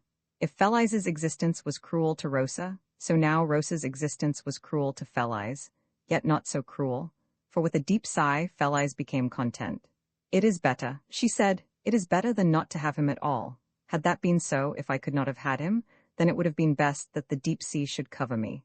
To the bitter jealousy of his first love given to another, she became superior, and overcame the sting and venom of the thought. It mattered not, he was Marshall, he was hers, but this was not all that her love had overcome. Rumors had been spread abroad since Mary Shaw's death, of a kind which might have easily caused years of misunderstanding, might even have changed the course of their lives, had it not been for the steadfastness of Feliz. There was a scandal in the hamlet, that the child of Mary Shaw could claim another parent than the common laborer, Abner Brown. A gentleman had been seen to meet her clandestinely. Millibond had done this mischief unwittingly. At the inquest, they cross-questioned and worried him. They ascertained that Abner was the last person seen with her, and also that another person, Marshall Barnard, had frequently met her there. The jury returned a verdict of suicide, but immediately afterwards, Abner was arrested by the police on suspicion of murder and put in the cell at Mossbury. No one had seen Mary leap in. She had admitted herself on her deathbed that she did so, but that might be to shield Abner. At all events, he would have to go before the magistrates and explain where he was when she did it. Abner said he had walked down into the road on quitting Mary, and heard nothing of the event till hours afterwards. He had left her to go home by herself in the same manner scores of times. Still, he was in the cell at Mossbury. The official theory was very simple and suggestive. They said, "Here is a poor girl who has a gentleman lover and a laborer lover. It is easy to see that the common laborer would be jealous of the gentleman. On this fateful evening, the gentleman is said to have come after the laborer had left. But we are not bound to believe this. The gentleman may have been there first. The laborer may have seen him. Certainly, the miller declares the laborer went away, but then he owns he did not look any longer, so that it is possible the laborer may have returned and thrown her in. Millibond states he heard a cry, showing the girl's terror as Abner seized her. These conjectures are sufficient to justify the committal of Abner Brown to await examination. As for the dying admissions of the girl, they are much lessened in value by the extraordinary statement she also made, and which cannot be taken into consideration for a moment. A girl who could say such a thing cannot be believed even on her deathbed. So Abner went to the cell at Mossbury, and scandal was very rife at the hamlet. waxing bigger every hour. Millibond was in no small degree responsible for this. His confused statements could so easily be twisted to their purpose by malignant minds. In his heart he was anxious above all others to please Felice. As a fact he did or said exactly what was most calculated to give her pain. The hamlet would not believe Abner, and would not believe the dead. It fastened eagerly on a scandal which implicated a gentleman.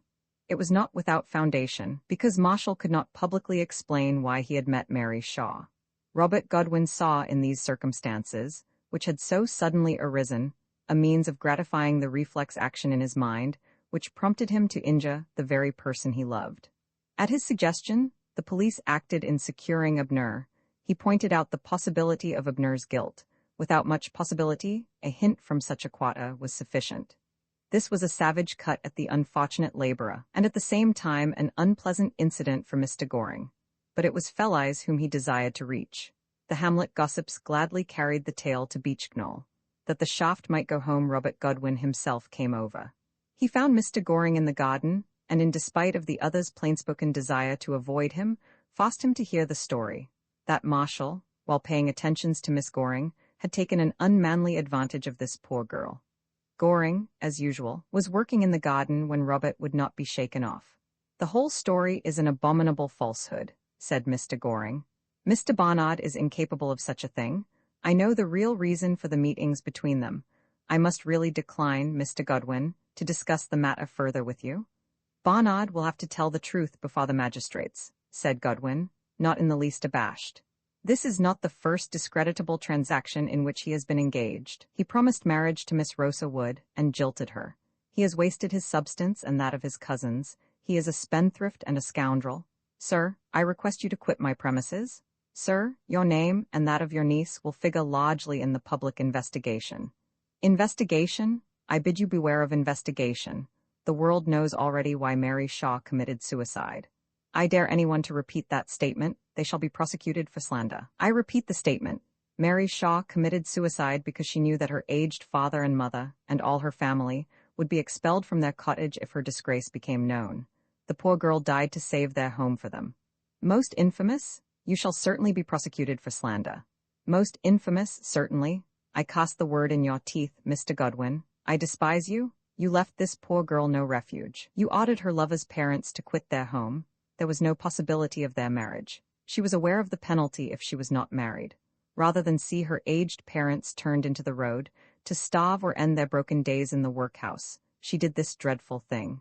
You shall be served for slander immediately. By all means let me be served. I desire nothing better. So much the quicker will your reign come to an end. And now, quit my premises." Having no further threat or disclosure to make, Godwin at last retired, so far discomfited. Marshall had acquainted Felice and Mr. Goring with every circumstance the instant after the inquest. Consequently, Godwin could make no impression. Yet, as he retired discomfited and burning with anger, he reflected that at least he had given form, shape, and substance to an indefinite rumor. He had delivered it at his opponent's gates and thrust it home. Far less causes have led to lifelong separations. Deeply hurt by poor Mary's untimely death, Felice could not do enough to satisfy herself for the infant at the mill. She engaged a nurse for it, and saw that every necessity was supplied. "If she had only told me," Felice repeated, "if she had only told me, all would then have been prevented." "I would have sold my land but that they should have had a home," said Mr. Goring. "I blame Abner greatly. He should have told me. But we were all blind. We should have guessed. Mary could hardly walk upstairs sometimes, and her fainting fit. Poor child? Poor child?" The shock of Mary's death, the imputations against Marshall, the arrest of Abner, came very heavily upon Felice. Marshall she never doubted for an instant, yet, certain of his innocence as she was, these envenomed shafts always leave a wound. An unwonted gloom fell upon her. The shadow had grown deep and dark upon the dial. Her love carried her straight past the pitfall of doubt which had been opened beside her path. Her love shone the brighter and the steadier as she overcame, but she had known sorrow. Again Rosa was avenged, her rival had known sorrow. A lesser love might have doubted, might have made inquiries, words might have been spoken never to be forgotten, but this great heart was untouched. Had these insinuations been true, and had she known them to be true, it would have made no difference. No matter what he had done, he would still have been hers. But her glory was that she had not doubted. Still she had known sorrow, and her head drooped as she waited under the Spanish chestnut. There were no songs in the copse now. He cannot love me, she thought. He is mine, but he cannot love me. Once, gazing into the clear water of the trout pool and seeing her own face reflected, she had triumphantly believed in her power to make him love her. She had failed. Opposite to her, the interior of the barn opened wide and gaunt where the great doors had formerly been. Diffused light lit the interior immediately opposite. Farther in there was shadow in the summer day. Burnt by sun and beaten by rain, the red tiles of the broad roof, coated with orange moss, glowed under the fervent heat of the August morning. The surface of the roof seemed to fluctuate, as if the color came and went, now deep, now paler, red-orange alight with sunbeams. Almost touching it, the boughs of the other chestnut masked their cool green against the tiles. Underneath was the shadow of the vast, cavern-like interior. Since Marshall had returned and told her all, it seemed as if she could not part from him. Perhaps the sudden loss of Mary had unconsciously rendered her anxious, snatched away without warning. Perhaps she feared for him too, so that, though he came every day, yet she dreaded the moment of parting. She had got into the habit of walking with him as far as the old barn on his way home in the evening, and of coming as far as that to meet him in the morning. As she sat opposite the barn suddenly, she looked up. Some slight movement in the cavern-like interior had caught her eye, but on gazing steadily, she could not see anything. It must have been fancy. She recollected the idle tale that the barn was haunted, only to accuse herself of nervousness. Besides, it was broad daylight. Immediately afterwards, the sound of a shot in the copse startled her, but she smiled, knowing who had fired. 3 minutes afterwards, Marshall came towards her, carrying his little oval-bar rook and rabbit rifle. It was too early for game, but the young rabbits were now ready. They did not sit down, but walked on towards Beech Knoll, past the still elms of the meadows, past the gnarled oaks by the copses, by the green flags of the brook, pausing now and then in the shade for those glances which speak so much silently. Be sure she did not think the less of him, because he had risked his life in the millpool.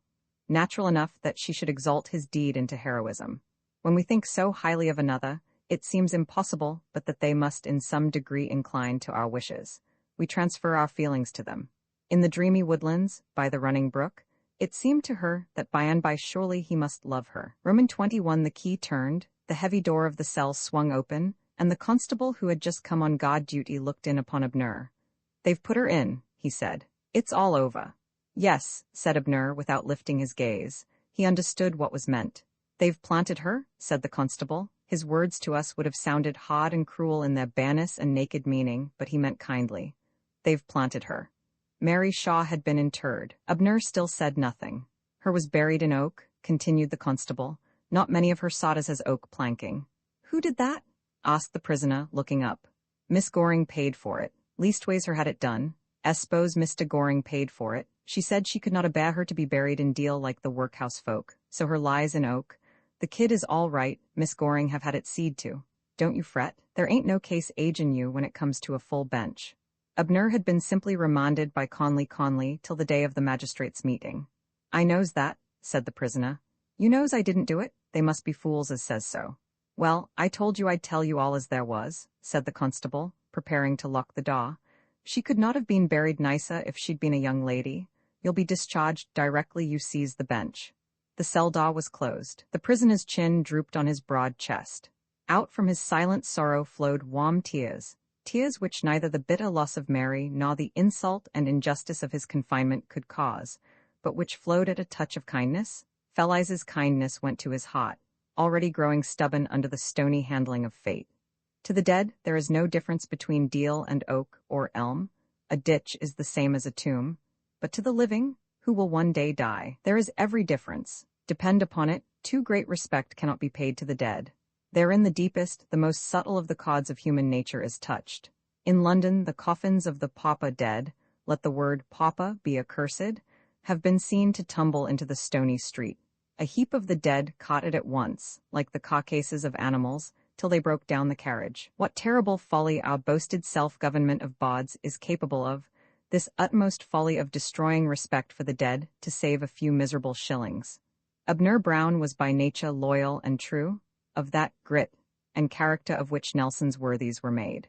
He was willing to work and to laugh in his work, and to serve with faithful service for 80 years and 10. Do you not think he had cause to be grateful? He had three principal causes of gratitude. His aged and helpless parents were to be turned into the road. His sweetheart had committed suicide because her parents should not be punished for her disgrace. He was himself in prison, labeled forever as a suspected murderer, simply because he was poor. For no man who wore broadcloth and gold watch chain would have been committed on so unsupported a charge. Roman 22, the day of the great presentation to Conley-esque. Happening just now, Mr. Goring drove Felice in to Mossbury to attend the meeting. For 25 years, he had avoided all such movements, retired among his trees, till at the moment when he desired to act he found himself powerless. Absolute silence, absolute retirement, destroys a man's hold on the world. Not for the best of all objects could he now obtain the attention of the well-disposed. He could call no one to assist the innocent and helpless. Alone, a man is powerless. It is when his voice acts like a leva that he is mighty, a leva that stirs those that hear it, and in their turn they stir others, till the circle widening, an irresistible wave is formed. He had to begin again at the beginning, first to see and be present at what was going on, next to make friends, and finally, to set foot in the ring and do battle. Though happy with Marshall, Felice, when by herself, was greatly depressed by the loss of Mary. If I have not set forth her sorrow in so many words, it is because it must be apparent that a nature like hers would be deeply grieved. Mr. Goring did not like her to remain at home alone, and persuaded her to accompany him into the town, thinking it would be in some degree a change. Marshall was to join them there and return with them. At the door of the assembly room, in Mossbury, they were advised to go up in the gallery, as there was a considerable gathering of the opposition party, and a fight was probable. The gallery was reserved for ladies, or those who wished to be spectators merely. They went up, and found it already crowded with ladies, many of whom felt an interest in certain proceedings which were to precede the presentation. Rosa was there, and saw Felice immediately. From that moment her eyes were fixed upon Felice. Her glance crossed the looks of all others in the gallery. Their eyes were bent upon the platform or the scene beneath. Rosa's glance was across their line of sight. Felice was unconscious of Rosa's presence, and was occupied in looking for Marshall in the crowd below. At length, Mr. Goring pointed him out on the platform. When an eye looks steadily across the general line of view, there seems something sinister in its gaze. Have you never chanced to look aside for a moment from the stage, or the concert, and accidentally caught such a glance regarding someone pitilessly? Your thought has just been filled with noble sentiment, or the ear with sweet sound. This interrupted glance reminds you that behind the scene of life passions or resentments are still burning. The front of the crowd in the hall beneath was composed of farmers, or the farming interest, and of respectable tradesmen of Mossbury, who supported the platform with a firm cordon of the right sort. For some depth it was in fact packed with the Conley party. But on the left side, there began the thin end of the wedge of opposition, which gradually thickened till at the rear it widened out and held the whole hall by the doorway. Anyone in the gallery with an eye for tactics could see that if danger was brewing, it would take effect through the thin end of the wedge, which went up within 4 or 5 of the platform. If this end were forced forwards by the thick part of the wedge behind, the opposition might very likely succeed in storming the platform. To defend a position like a platform effectually, you require a very stout cordon in front of it, a cordon equally thick everywhere, and a second body posted towards the other end of the hall to take assailants in flank. Military talent was, however, scarcely to be expected in Mossbury. Robert Godwin was on the platform, of course. The opposition was composed of smaller tradesmen, work people, lower middle-class people living in their own houses, men working in small factories, some very respectable persons from the villages, independent freeholders in a small way, a few laborers of strong political opinion who had stumped in and stood with their hands in their pockets, the tenants of rows of little houses that had been built in the suburbs on ground that did not belong to Conley. In short, of all sorts and conditions of men. Some rushes had occurred already, and a woman who had foolishly ventured into the hall had to be dragged out fainting. Quite a different scene, I assure you, whispered Conley's solicitor, and prompter, to a London visitor at the house who was on the platform. Altogether a different scene to what we used to have at public meetings a few years ago. We used to have such oddly pleasant meetings, and everything went off smoothly and as you would wish. This is all owing to the ballot, you know. Devilish thing, sir, the ballot? Somehow the Mossbury world had begun to lose its reverent awe of Conley-esque. Felice was full of wonder at what she saw beneath her, She could not understand it. She had read the great speeches of Demosthenes. They read so calm and composed, as if delivered in an atmosphere of perfect peace. They soothed the mind and disposed it to think, and thought is quiet. Why did these people on the floor of the hall appear to hate each other so intensely? Why did they push and jostle with brutal rudeness and use expressions of savage violence? It did not look human. That men, each in the same likeness, clad alike, speaking the same tongue, living in the same neighborhood, should be ready to treat each other as blocks of timber to be kicked, pushed, shoved, and thrust about, was inexplicable to her. The first view of an excited public meeting is very puzzling and disappointing to a mind accustomed to study and to hold opinions without rancor. Felleyes felt hurt at the spectacle. It was not right. There was not the least necessity for this roughness, no cause whatever. It seemed to lower humanity. "This is mildness itself, as yet," said Mr. Goring, replying to her. "I remember scenes at elections 30 years ago which made one's blood curdle. The brutality used to be rather encouraged. The more brutal you could be, the better you were esteemed. Now you see why the ballot is such an advance. People can honestly express their views without this personal violence." "Is it quite safe for Marshall?" asked Felleyes, anxious about him. The roar of the surging crowd seemed to threaten him most, because it was of him she thought. "Not the least danger at present." "I wish he would leave the platform," said Felleyes. "I do not like it. These people seem as if they would crush anyone who displeased them." Ostensibly, the meeting had been called for two objects. First, for the formation of a society for the encouragement of art culture in the homes of the poor. Secondly, for the presentation of a testimonial to Conley-esque on the completion of his 25th year of parliamentary service.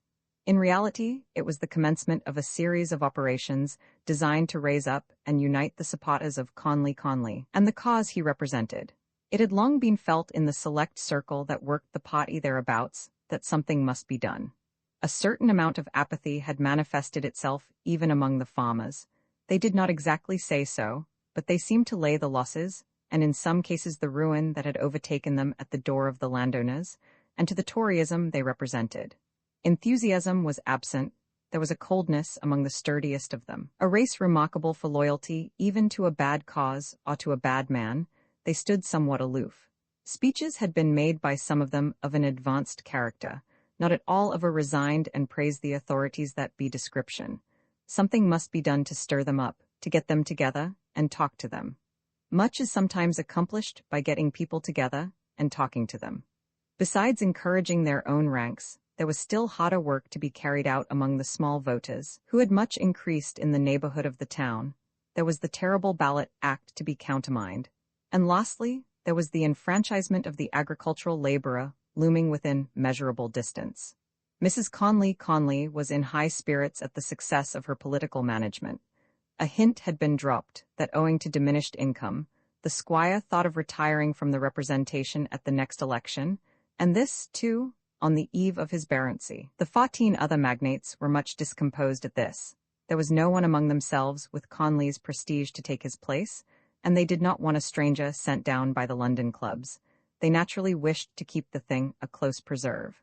Accordingly, purses were opened more freely than could have been expected, and a guarantee fund was formed, besides which an additional amount was subscribed for immediate political or politico-social work. "We want to get into the houses of the working classes and of the laborers," said Letitia. "We want to lift up their ideas, to raise their aspirations. Let us begin with art." The proposed Society for the Encouragement of Art Culture in the Homes of the Poor was to furnish the laborer's cottage with an approved selection of prints and engravings from the works of the great masters, together with watercolors executed by members of the organization. The latter idea proved a great bait and attracted all the amateurs in the town. Every lady who dabbled in paint looked forward to seeing her picture hung at an exhibition that was presently to be held in the house of Conley. Of all the odd movements that have been started in the last few years, this for ornamenting the cottage with works of art is the most grotesque. To suppose that any man is likely to be the better because a picture is graciously hung on his walls above the heads of squalling children, and over the table scarcely supplied with bread, is indeed a monstrous perversion of common sense. Unless he be a slave man out of whom poverty has ground all independence, he is much more likely to curse it, to tear it down and trample it underfoot, and to abominate the name of art as synonymous with insult ever afterwards. Insult, it is of the cruelest and harshest kind. The wretched beings require food, and you give them a picture. Felice gave old Abner Brown half a crown to purchase himself a beefsteak and a quart of good ale, that is to say, to buy himself fresh blood to circulate in those old and withered limbs.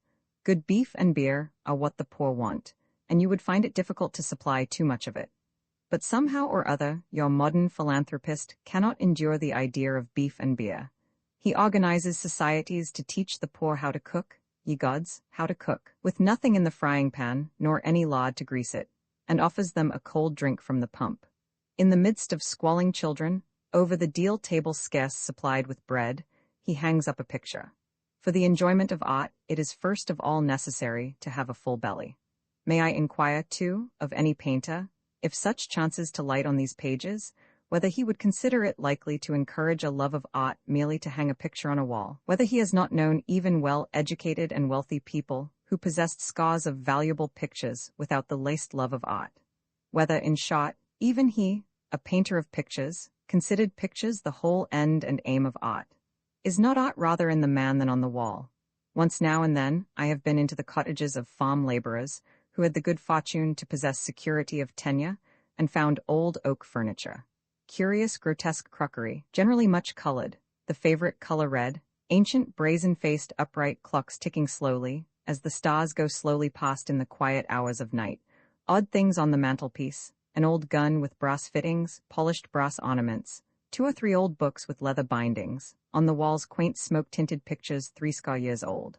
Outside, trees in the garden, plums, pears, damsons, trees planted by the owner for fruit and shade, but mostly for solace, since it is a pleasant thing to see a tree grow. These people, having no fear of being turned out of doors, had accumulated such treasures, a chair at a time, making the interior homelike. And out of doors they had planted trees. Without love of trees, I doubt if there be any art. Of art itself in itself they had had no thought. Not one had ever tried to draw or paint. They had colored their strips of flower garden or bordering with bright yellow flowers. That was all the paint they knew. Yet I think this home life in itself was something like true art. There was a sense of the fitness of things, and good instinctive taste in the selection of interior fittings, furniture, and even of color. Oak is our national wood, old oak, dark and deep-shaded, Rembrandt oak. Oak is part of our national art. Brass polishes and gleams in sunlight through the window, or glows in the sparkle from winter's fire. It sets off the black oak. Red-colored chinaware, perhaps it is a shade of pink, is gay and bright under low-pitched ceilings with dark wood beams and no white ceiling. Yellow flowers light up the brown mold. Altogether, a realistic picture painted in actual dark oak, actual brass, actual red china, and actual yellow flowers. Here then there was art in the man. Can you put that taste in by hanging a picture on the wall? Letitia's pictures were chiefly of the pre-Raphaelite ecclesiastical order, saints, lives and deaths, such as were painted in the 14th century, and with which life at the present day has no sort of sympathy. There was not a cottage tenant on the estate of Conley who could call his cottage his own securely for more than 6 months. How then was it possible for taste to grow up, or to exercise itself if it was there? There can be no art in a people who know that at any moment they may be thrust out of doors. Art is of slow growth. Up in the north, they say, there is a district where the laborers spend their idle hours in cutting out and sticking together fiddles. I do not care 2 pence for a fiddle as a fiddle, but still, I think if a laboring man coming home from plough, and exposure to rough wind, and living on cost fare, can still have spirit enough left to sit down and patiently carve out bits of maple wood, and fit them together into a complete and tunable fiddle, then he must have within him some of the true idea of art, and that fiddle is in itself a work of art. Nothing of the sort will ever be possible in our cottage homes till the people in them know that they can live therein, as long as they please, provided they pay the rent, and are not liable to be ordered off into the next county or anywhere, because they have displeased someone. However, the movement in Mossbury had proved a social success. It was already well patronized. There were many amateurs up in the gallery who had begun to study for the honor of exhibiting in the house of Conley. Looking down upon the crowd in the hall from the gallery, it did not appear to care much for art, which is quiet. The hubbub increased, and the jostling was renewed at short intervals. The meeting was impatient and wanted things to begin. The first speakers in no eyes concern us. They were heard sometimes with cheers, and now and then with hoots. They explained the general organization of the society. Roman 23 at length Conley rose and said, Mr. Chairman, ladies and gentlemen, upon this very important occasion, I think, whispered the family solicitor behind him. I think the sympathies, whisper sympathies of all right-minded persons to whichever party they hear. Who will do for groans. Modern meetings do not groan, they who. There is no doubt that in the future of this great country here. Textile fabrics very important, commercial interest, depend on knowledge of color, education of the eye, practical value. I think that is competition, whisper, enable us to compete successfully with foreign artists, traders, manufacturers. They should be able to choose the right form, the right hue, and the right place. Here, connection between agriculture and commerce now admitted, whisper, admitted, and the depression of farming here, seen to be injurious. And to react, whisper, react upon trade as in this town no doubt here. From the tradesmen, most sincerely hope the worst time past. The spending classes restricted, money, circulation, disastrous to working men. Who? The object of this society is to elevate the artistic ideas of the agricultural laborer here. Who? Contemplation of art, require surroundings, support art manufacture. But incomparably the highest influence, whisper, the highest effect influence. Art is on the moral and social well-being of the community, and I, for one, Mr. Chairman, shall be delighted to forward the movement to the utmost of my power. Here, this is not a political meeting who, else I might be tempted to address you. In anticipation of the cost of parliamentary discussion, not a good plan, stupid to, awkward, before subject well threshed out. Still here, who, still here, who, still here, who, but here, who, may be permitted as appealing to the grand sympathies of Englishmen, to allude in the briefest possible manner to innovation. From earliest times, whisper. From earliest times the grand boast of the Englishman has been freedom to express and say what he likes, voting, open air, light of day here. No sneaking behind anonymous here. Go to the poll like men, honest men here. Who, there can be no doubt. I believe the ballot act to be demoralizing in its action on the people who have hitherto been accustomed atmosphere, whisper, atmosphere of freedom. Here, who, the time is coming when that measure, so obnoxious and so injurious, whisper in its action, must be repealed. Who, here, who a rush towards the platform with difficulty repelled. I anxious to calm, I am sincerely desirous who, ever to promote the beneficial. And as I enjoy remarkable good health the late hours of the House of Commons not so, I able to attend to my duties and to vote who, your interests, acknowledging your very kind reception, The speaker sat down in the midst of a perfect howl of here, and who. This was a very long and successful speech for Conley. He delivered it by bending his body forwards at each sentence and jerking the words out, throwing them across the hall. The speech had been written for him by Letitia, and was well expressed in the draft, but his memory, which retained the principal words, forgot the connecting links. There was a great uproar as he concluded, and one man in the crowd wished to mount the platform and address the meeting on the ballot, but this the chairman would not permit, on the pretext that the assemblage was non-political. A rush was again made and repelled. Suddenly the chairman asked for a show of hands, and some resolution or other was declared carried. A storm of hisses came from near the doorway, met with cries of turn them out. Conley did not appear to hear the disturbance. He sat near the chairman in full view of all, his hands folded, his eyes cast down. The most mocked point about him was the red silk handkerchief projecting from his breast pocket. It would have been difficult to decide whether the utter quietude of his attitude and expression was due to insensibility, to mere incapacity, or to studied purpose. Conley was inscrutable. Felleyes saw Conley's solicitor, and prompter, place a piece of paper in Marshall's hand. Marshall seemed to remonstrate and wished to return it, but it was pressed upon him. The society being now formally established, next came the presentation proceedings. The vicar of Mossbury advanced and began to speak with the volubility of his order. They had all known the house of Conley a voice. Too long. It was established in the midst of them, and was endeared to them all by 1,000 deeds of kindness and sympathy. It was interlaced with the prosperity of the town at large. It was interwoven with the progress of every individual inhabitant. For 700 years, the House of Conley, what good have 'em done all that time, had dwelt in their midst, who shut up the pock. And they were all proud of the historic interest conferred upon the place by that ancient mansion. Who stopped up the road? In all that lapse of time, there was not on record a single instance of their refusing to assist and to lead with all their prestige movements valuable to the people, or to the trade and manufacture of the town. Who buys all their grocery in London? That beautiful, that noble, that magnificent new parish church of which they were all so proud. Where's the old church? Where's the old bones? Who built a stable in the churchyard? Owed its origin to the initiation of a lady, to mention whose name was at once sufficient. Who? The grey mare, to secure the haughtiest applause. Who? Were he to recount but one half of what the family of Conley had accomplished for the benefit of Mosbury? Who? Here. 2 rushes and several free fights.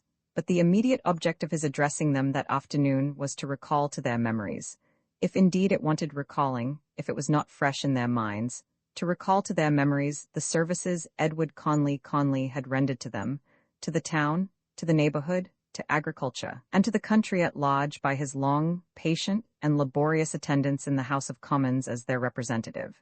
Here, the Conley party yelled till they overcame the hooting for once. Fortunately for them, Mr. Conley was peculiarly fitted for parliamentary duties, being blessed with remarkably good health, so are cows, which good health he devoted with unremitting and disinterested assiduity to the service of his constituency. Oh, there was reason to believe that this unremitting attention would, in a short time, receive a reward, my Lady Letitia, by no means equal to the efforts he had made, but sufficient nevertheless to cast a reflected luster over the constituency which had returned him for 25 years. And won't do it again. Some persons of a flippant turn of mind were easily captured with long speeches, with mere wind and bombast. But men of a right way of thinking valued actions, valued deeds, beyond the mere piling of words upon words.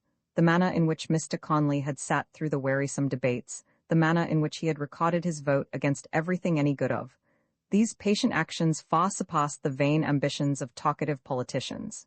Here, free fights, a hat thrown on the platform. Sufficient notice, indeed, could not be taken of this noble exception to the current vice of the day, the vice of self-advertisement, the talking of oneself into observation. He'd talk if he could.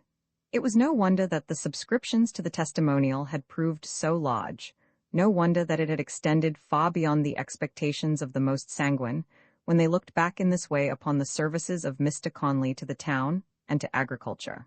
Here, from the compact body of tenant farmers.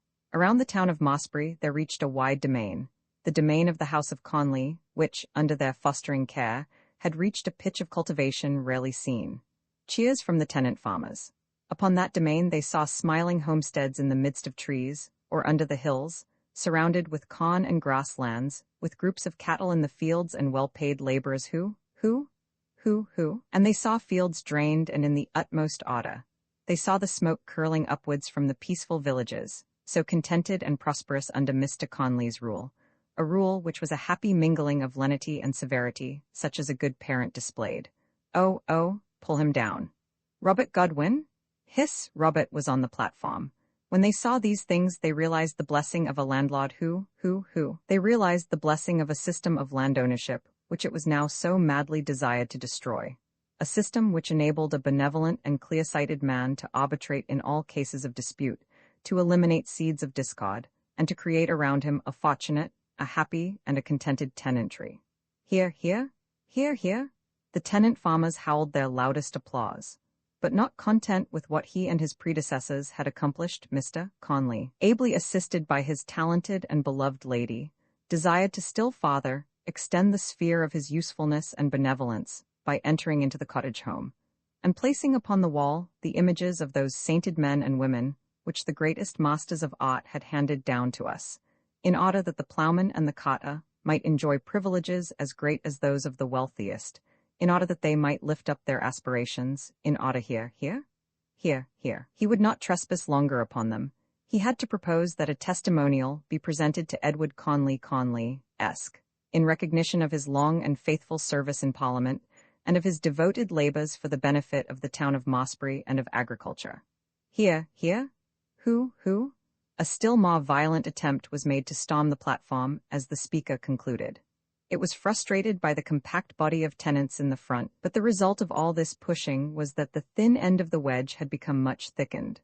On the platform, Robert Godwin had fixed his glance upon Marshall somewhat in the same way as Rosa had fastened hers upon Felleyes. His colorless eyes, like those of a fish, never moved from Barnard. "Look, Marshall is going to speak," said Felleyes. Marshall had advanced to the edge of the platform. At this, even Rosa looked that way. In his hand he held a piece of paper. He had, in fact, been selected by the solicitor to the House of Conley to second the resolution moved by the last speaker. He had remonstrated, but they would take no denial. The largest tenant upon the estate was ill. It fell to him as the next on the roll to laud the House of Conley. He was cheered by the compact body of tenant farmers in front. At the rear they did not know him, and shouted, "Who are you?" "Roman 24 gentlemen," said Marshall in a faltering voice, nervously twisting the piece of paper. "This piece of paper has been put into my hands much against my will. Speak up." "Much against my will." "Throw it down then. It contains the words in which I am to second the resolution. But I really feel, I do not wish. I am in an awkward position. Go home to bed. You must understand. Ya, open your mouth from the opposition." Here, let him speak. Fair play. From the tenant farmers. "My private opinions, then, are not I here? Who, why can't you say what you mean?" "So I will, gentlemen," said Marshall, his face flushed and his temper rising and overcoming his nervousness. "I will do as that gentleman recommends. I will say what I mean, which is the best thing to do after all. We have just listened to a long, and I suppose we must call it an eloquent speech here, the burden of which was the great advantage we all derive, and especially agriculturists like myself, from the interest taken in us by Mr. Conley. Here, from the tenant farmers. I suppose you all know I am a farmer. I will now give you a fact, not a speech, but a fact in illustration, or rather as a practical comment upon that eloquent speech." Here, from the tenant farmers. "Gentlemen, this afternoon before I entered this hall, I posted a letter formally stating that I intended, that I was compelled, to give up my farm sensation, and of cost that will be followed by a sale by auction of my stock and effects. Gentlemen, I am ruined. Gentlemen, I do not believe I shall have £50 over when the auction takes place. I beg you to receive this as a practical comment upon the eloquent speech to which you have just listened." Here. Cheers from the opposition. Tenant farmers in dead silence, whispering on the platform. "You will now understand why I shrank from seconding a resolution to the terms of which I could not conscientiously subscribe." Here. Opposition cheers. "But as it has been forced upon me, I feel entitled to speak out." Goon, go on. Hurrah. Tremendous opposition applause, dead silence among the tenant farmers, agitation on the platform. It was well. It was appropriate. It was fitting that the eloquent speech we have just heard should have been addressed to you by a person interested in maintaining a subsidized falsehood. Shouts of applause from the opposition. By a person interested in maintaining that huge octopus, the church. That huge octopus which saps with its innumerable suckers the strength out of the land. It was well, and it was fitting that the church which takes our substance in its tithes should eloquently support the landowner who takes our substance in rent. Frantic applause from the opposition, hoots and yells from the tenant farmers, another great push for the platform, free fights, Robert Godwin conferring with the solicitor, Conley's prompter. "Gentlemen, for long years past we have been suffering heavy losses from various causes which fall under two divisions, prominent in the first division being the inclement seasons and the enormous competition of America. For these no man is responsible, and I lay no blame at any man's door. In the second division of the causes which have increased the depression, there stands out in strong relief the high and disproportionate rents which we were compelled to pay in seasons of prosperity. There stands out in strong relief the tithes which in seasons of prosperity and adversity alike we have been compelled to pay to the church. These two together are more than equal to the incidence of competition and the failure of sunshine. In our years of prosperity, the landlord forced from us the last shilling, so that we were unable to lay by savings for the future. When times of adversity came we had no reserve to meet them with. Tardily, very tardily, the landlord has at length somewhat lowered his rent, but this relief has come too late. Slight in itself, grudgingly given, it is too late. Here, from the opposition. But if the landlord has at last, under irresistible pressure, Bear this in mind, under irresistible pressure and not from any benevolence. If at last he has reduced his rent, the church has not reduced its rent. No, not 1 penny, not 1 penny. After all that it has received from the tenant farmers in years gone by, the subscriptions, the moral and physical support, in our distress this church, which preaches kindness and consideration for others, has not abated 1 single penny, but has taken from our sides its pound of flesh. Shouts from the opposition, shouts from the tenant farmers, and indescribable uproar. Robert Godwin advanced and put his hand on Marshall's shoulder, but Conley's solicitor drew him back. I repeat, it's pound of flesh, for there are men whom I know, men with families, with growing sons and daughters, and with little children who have been forced, first to partially starve themselves and their children, and finally to go forth penniless into the world. Let me ask you whether we ought to feel grateful? Uproar and fighting. Pull him down. From the tenant farmers, go on.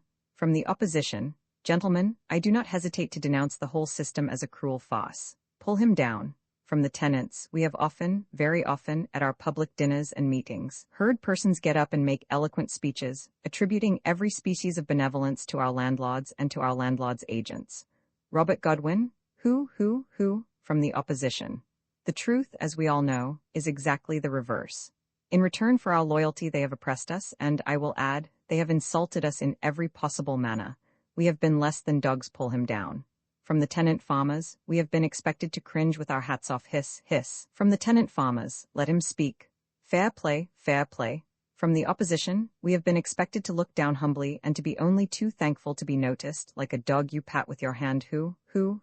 From the tenant farmers. Angry cries from the opposition. Let him speak, or we'll drive everyone off the platform.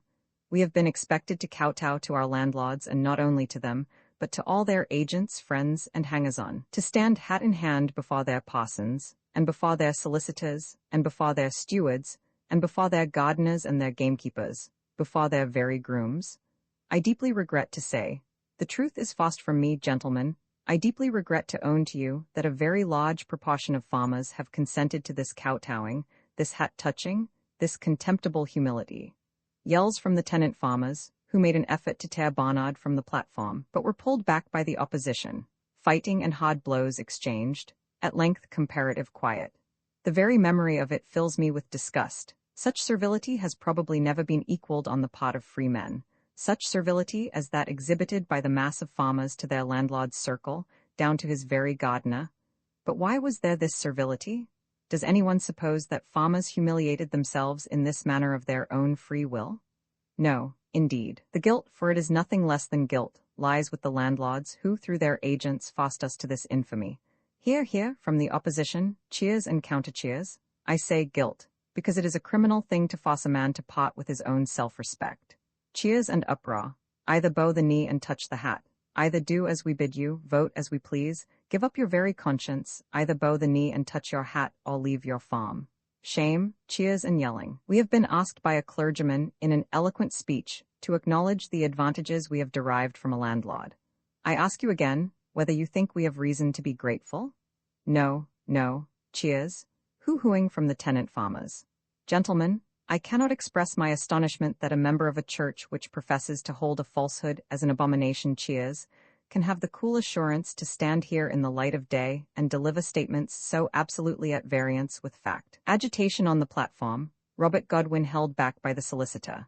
I tell you, and you are, most of you, aware of the fact yourselves, that there does not exist a race of free men on the face of the earth who have been so completely under the thumb as farmers. There are many tenants of Mr. Conley's here this afternoon. There is not one of these who would dare, were voting not now secret under the Ballot Act, to vote contrary to Mr. Conley's wishes. Uproar, savage blows exchanged. Robert Godwin seizes Marshall by the shoulder, excited cries, "Let him alone, let him speak."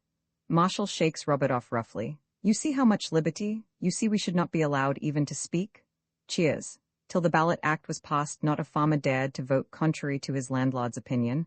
I warn you all that the Ballot Act is not perfect. The secrets of voting are allowed to leak out, and pressure is still put on. I warn you of this. I say that the man who discloses the secret of another man's vote deserves as severe a punishment as is awarded to perjury. Hear, from the opposition, uproar from the tenant farmers.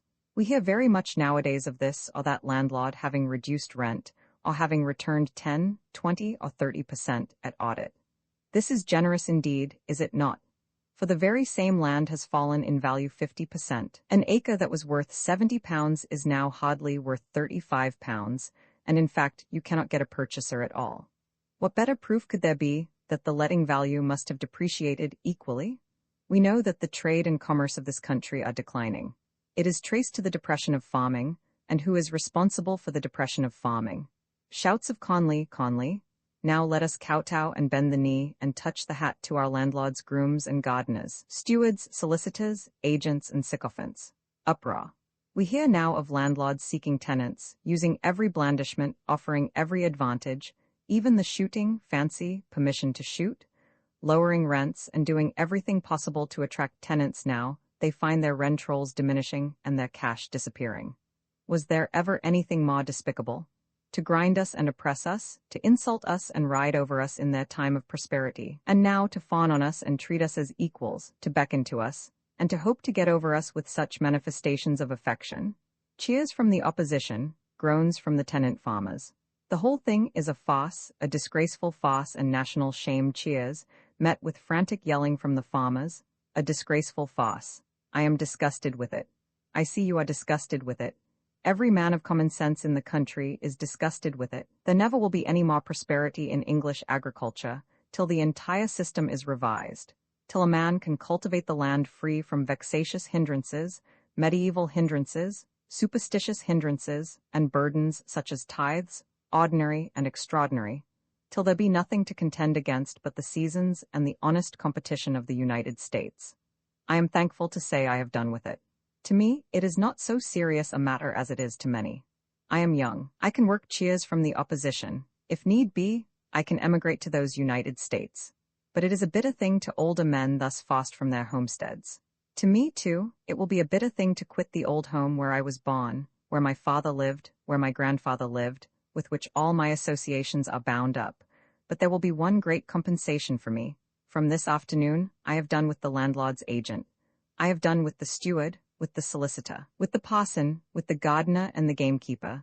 I have done with the groom, and the whole circle of despicable sycophants. Tremendous cheering and groaning, in the midst of which Marshall got off the platform into the crowd. Fell-Eyes drew her breath, for to her, it seemed that in the surging mass he was knocked to and fro like a tennis ball. The opposition helped him towards the door. The tenant farmers pushed and struggled and struck to crush him, hooting their loudest at the man who had expressed the very thoughts in their own hearts. He got out at last without hurt, having lost his hat. His coat, having been torn open violently, was split. At the foot of the gallery staircase, he found Mr. Goring and Fell-Eyes. He had to buy a new hat before they started for Beach Knoll. The meeting continued for some time, and several speeches were made, but the testimonial was declared to be voted unanimously. It is the first time the truth has been spoken in Mossbury since the Crusades, said Mr. Goring as they drove homewards. Did you notice Conley? I never thought of him personally, said Marshall. It was the whole system I thought of. Well, there he sat demurely all the time, with that faint, scarce perceptible smile on his face. I wonder whether it is conceit or stupidity, his hands folded, and looking down in the same innocent manner, as if it did not concern him in the least. Are you quite sure you are not hurt? Said Fell-Eyes. My shoulder is bruised a little, nothing else. Presently they saw in the distance the village church by which Mary Shaw was buried. Could there be anything more grotesque, more hideous in its mockery, said Mr. Goring, than to hang up pictures in cottages, and Mary lying there for want of a home? The sun had now grown fierce, and Fell-Eyes, rising from the ground, walked along the hill, whose summit gradually declined. These hills of chalk are generally very steep in front, and laborious to ascend if attempted there, but at the rear they are much easier, and present no difficulty. In this they resemble human life, for the aspiring, whether in letters, politics, or commerce, find the utmost trouble in climbing up the precipitous frowning brow which defends the prize. But once on the top, sigh to observe that the back of the position, which was hidden from them, could have been easily ascended, and that after all they are only elevated in a trifling degree above their neighbors. Immediately beneath the hill was a field of clover, and beyond that wheat. Next came a large wood, extending round the hill to the left. A brightly gleaming stream ran into and was lost in the shade of the wood. To the right were meadows, reaching as far as the eye could see through the crowded trees in the hedgerows. Among these, Fell-Eyes recognized her home, a mile or more distant, the roof and chimneys only visible above the foliage. The line of the sea appeared where another ridge of hill stooped and rose again. It was 5 miles to the Shaw. Turning to her left, Fell-Eyes went over the ridge and descended the slope, which was very gradual, about halfway, till she reached the shade of a solitary beech tree growing there. She had been so full of her thoughts and so insensible to her physical sensations that the sun had heated her unpleasantly before she was aware of it, and the cool shadow of the beech was a relief. She leaned against its smooth trunk and looked over a hollow valley, all plain, between several ridges. They sloped down, one line behind the other, and a third across these, a fourth farther away, drawn along in those gentle outlines that look so easy to copy on paper, and are so difficult. The pencil can rarely hit the exact curve. There is always a tendency to exaggerate. And some of the cleverest draftsmen say the only method by which these elusive lines can be rendered is to gaze at them, and sketch without looking at the paper. That is, to let the pencil obey the mandate of the eye, without the intervening connection of the mind, yielding the faculties entirely to the curve. This enclosed plain was grass-grown. A few hawthorns were scattered about it, and beneath, where she stood, 3 or 4 beeches grew in an irregular group. She was now facing in the opposite direction. Her present right was her former left. A rude track, merely 2 ruts in the sward, went over the hill on her right. Just as she was beginning to feel refreshed in the coolness, her glance became sensible of a movement in the distance. Something had crossed over the 3rd ridge and descended out of sight into the hollow between it and the 2nd. She did not look that way in time to see what it was, but supposed it to have been a shepherd.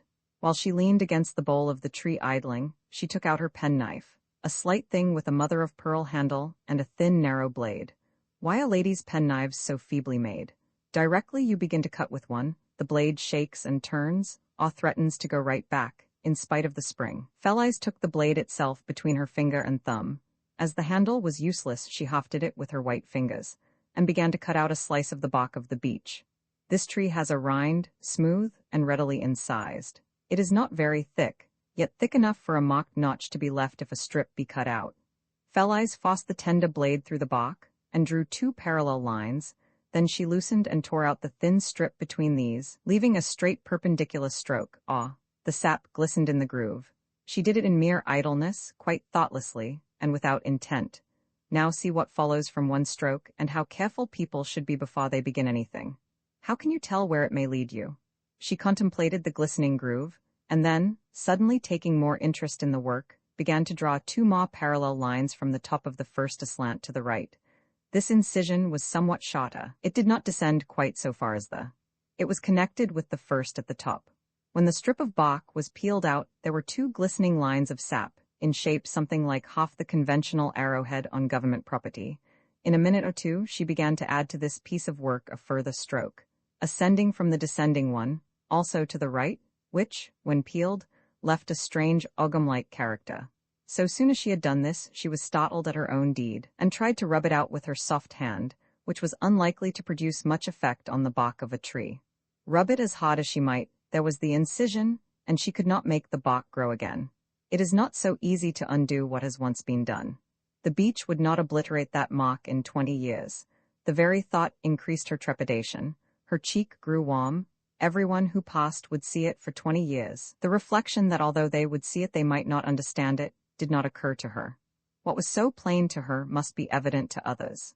Guilty people always imagine everyone is watching them, that everyone detects their secret. Someone might be looking now. She looked up and immediately drew close to the tree, hiding behind it. While these labors had been proceeding, the figure which had appeared over the 3rd ridge, to disappear immediately in the hollow, had come up again over the 2nd ridge, gone down into the 2nd hollow, and was at that moment, when she looked up, descending the first slope into the grassy valley at her feet. It was a man on horseback.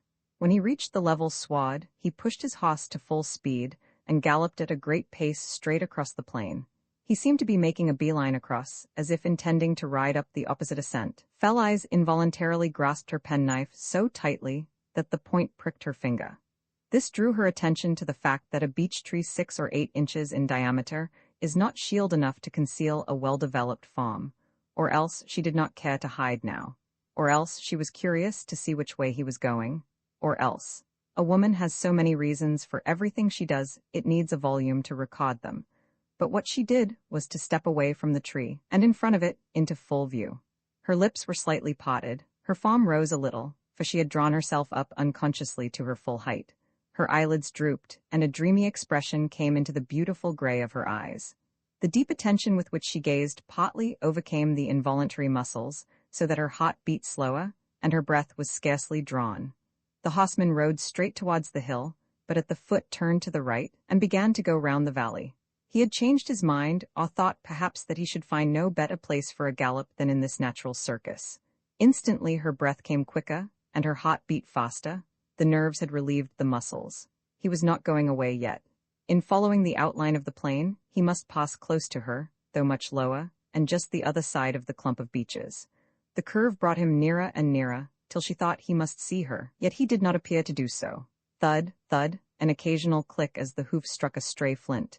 He was looking straight at her. Surely he saw her?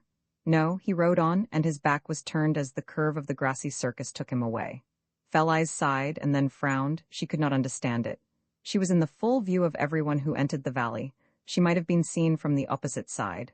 Certainly their acquaintance was slight. Still, he would hardly pass her like that. He had not, in fact, seen her at all, intent on his gallop, on his horse, and especially upon his own thoughts. But to this circumstance the circular shape of the grassy circus contributed, for it is a curious fact that anyone standing on the side of a round cavity, or inside a round building, may be overlooked. Suppose a circular room, stand close to the wall, and if a person glance casually in at the door, he will very likely fail to see anyone there. Though she was now full in the glowing morning sunlight, he did not see her. His mind was deeply engaged, and the retina is not so sensitive at such moments. He was riding fast to ride down his own thoughts. As he came round to the spot where the rude track went over the hill to the right, Fell-Eyes' breath came slow again, lest he should turn and go along the wagon road, which she knew would have led him home. He did not. He came on, and for the second time passed her, unconscious of her presence. The nearer he came the higher grew the color in her face and on her neck. As the strong horse took him away, so the color faded. When the sunlight suddenly breaks forth from a cloud, how instantly the flowers bloom afresh. So the quick rosy flush lit up her delicate neck instantly, but it sank back slowly. In passing the group of trees he was so close that the expression of his face was visible. His forehead was a little contracted with a frown. The line it caused was not deep, so that he appeared more hesitating than angry. He was undecided. He was seeking decision from the unhesitating stride of his horse. Comparatively, his face was small for his height. He was not all face, as we see some men, whose countenances seem to descend to the last button of their waistcoats. His head was in just proportion, the summit and finish of his shape, as a capital of a column. His hair had a shade like the gold of Fell-Eyes', yet not in the least like hers, for his was deeper, browner, as if the sun had burnt it, as it had his cheek. Had it not been cropped so close, his hair would have curled. In the days of Charles Roman II, such hair would have been of priceless value to a cavalier, curled locks flowing to the shoulder. In outline his countenance was somewhat oval, his features fine, a straight nose and chin well marked, but not heavy. He had a short beard, and his head showed the more to advantage, because he had a good neck, not too thick. His eyes were blue, and framed in firmly drawn eyebrows and long lashes. Though well built, he was slender rather than stout. His hands were brown, but not large. The features indicated a temperament almost too sensitive, feelings too delicate for the roughness of life, which still has to be sustained by the rude plow and by labor in all weathers, as in the days of our most remote ancestors. He rode without a saddle, only a bridle. The horse was a large bay, almost large enough for a weight-carrying hunter. A handsome creature whose flanks might have been polished like fine wood, they shone so. Round spots on the skin were less dark than the adjacent surface, a dappling or graining which varied in hue as the animal turned, and the light was reflected at a different angle. The third time he came round to the wagon track he drew rein, as if about to change his course, and walked his horse. Fell-Eyes impatiently moved her foot, and the dreamy expression in her eyes gave way to one of annoyance. But he went by the wagon track, and continued along the circus, still at a walking pace. This time, as he approached the beeches, he saw her. Roman 25, a few days afterwards Fell-Eyes started early in the morning to meet Marshall. She was half an hour before the usual time. She was restless and anxious, and could not wait. There was no definite cause for her anxiety. It was a vague feeling of uneasiness, traceable in a great measure to the unhappy death of Mary. By that sudden loss her confidence in the future had been shaken. Till some sharp sorrow comes, we look forward frankly, and never question the certainty that tomorrow will bring the same settled and pleasant circumstances which surround us today. Her confidence in the future was shaken. Marshall was hers now, but tomorrow? Mary had only left the house an hour, when under the uncontrollable impulse of her secret unhappiness she leaped into the millpool. Fell-Eyes could not bear Marshall to be away from her. So long as he was near, her heart was at peace. The instant he was gone, her uneasiness returned. She could not wait till the usual time, but started too soon. There was also the thought that now Marshall had given up his farm, in a little while he would leave his house, and would perhaps go from her for months. No one could say for how long. The brook by which she walked flowed on through the meadow, now with its waters level with the sward, now deep between steep banks where the current had worn away the earth. Sometimes a blackbird rushed out from under a hawthorn bush at her approach. The blackbird loves the water always, and most of all in the warm August days. Now and again the breeze rustled the green flags, tipped with brown, and the tall reeds in the corner seemed to advance and step towards her as they bowed. Fell-Eyes walked musing by the brook, dreaming in the sunshine, through the shadow of the willows and alders, by the purple leucostrife lifting its spires almost to her hand, by the green rushes where the furrow came to the stream. Far up in the azure there were thin wisps of white cloud idling motionless in the air, flecks such as a painter might throw from his brush, and between them yet more faint and extended webs of vapor. It was hardly cloud. It was thistledown cloud, so fine, delicate, and vanishing, the eye could scarcely trace the lines and penciling on the sky. Less brilliantly white because it passed through these, the sunshine fell softly upon the aftermath, on the short grass, and in the brook. Looking down from the high bank, she saw the image of the sun, shone of his dazzling rays, reflected in the water. The heat was not so overwhelming, the light not so fiery and white-hot. The breeze which blew at times came almost cool, and the rustling of the flags sounded dreamily. A softness and repose had settled on the aftermath and on the stubble. There was haze in the distance, and the masses of elm foliage were rounded and smooth. The cawing of the rooks going over scarce disturbed the silence of the morning. There was a tone of complacent rest in their calls to each other. Nothing was quick or suggested haste, but the hist-hist of a wood-pigeon's wings cleaving the air with vehement strokes.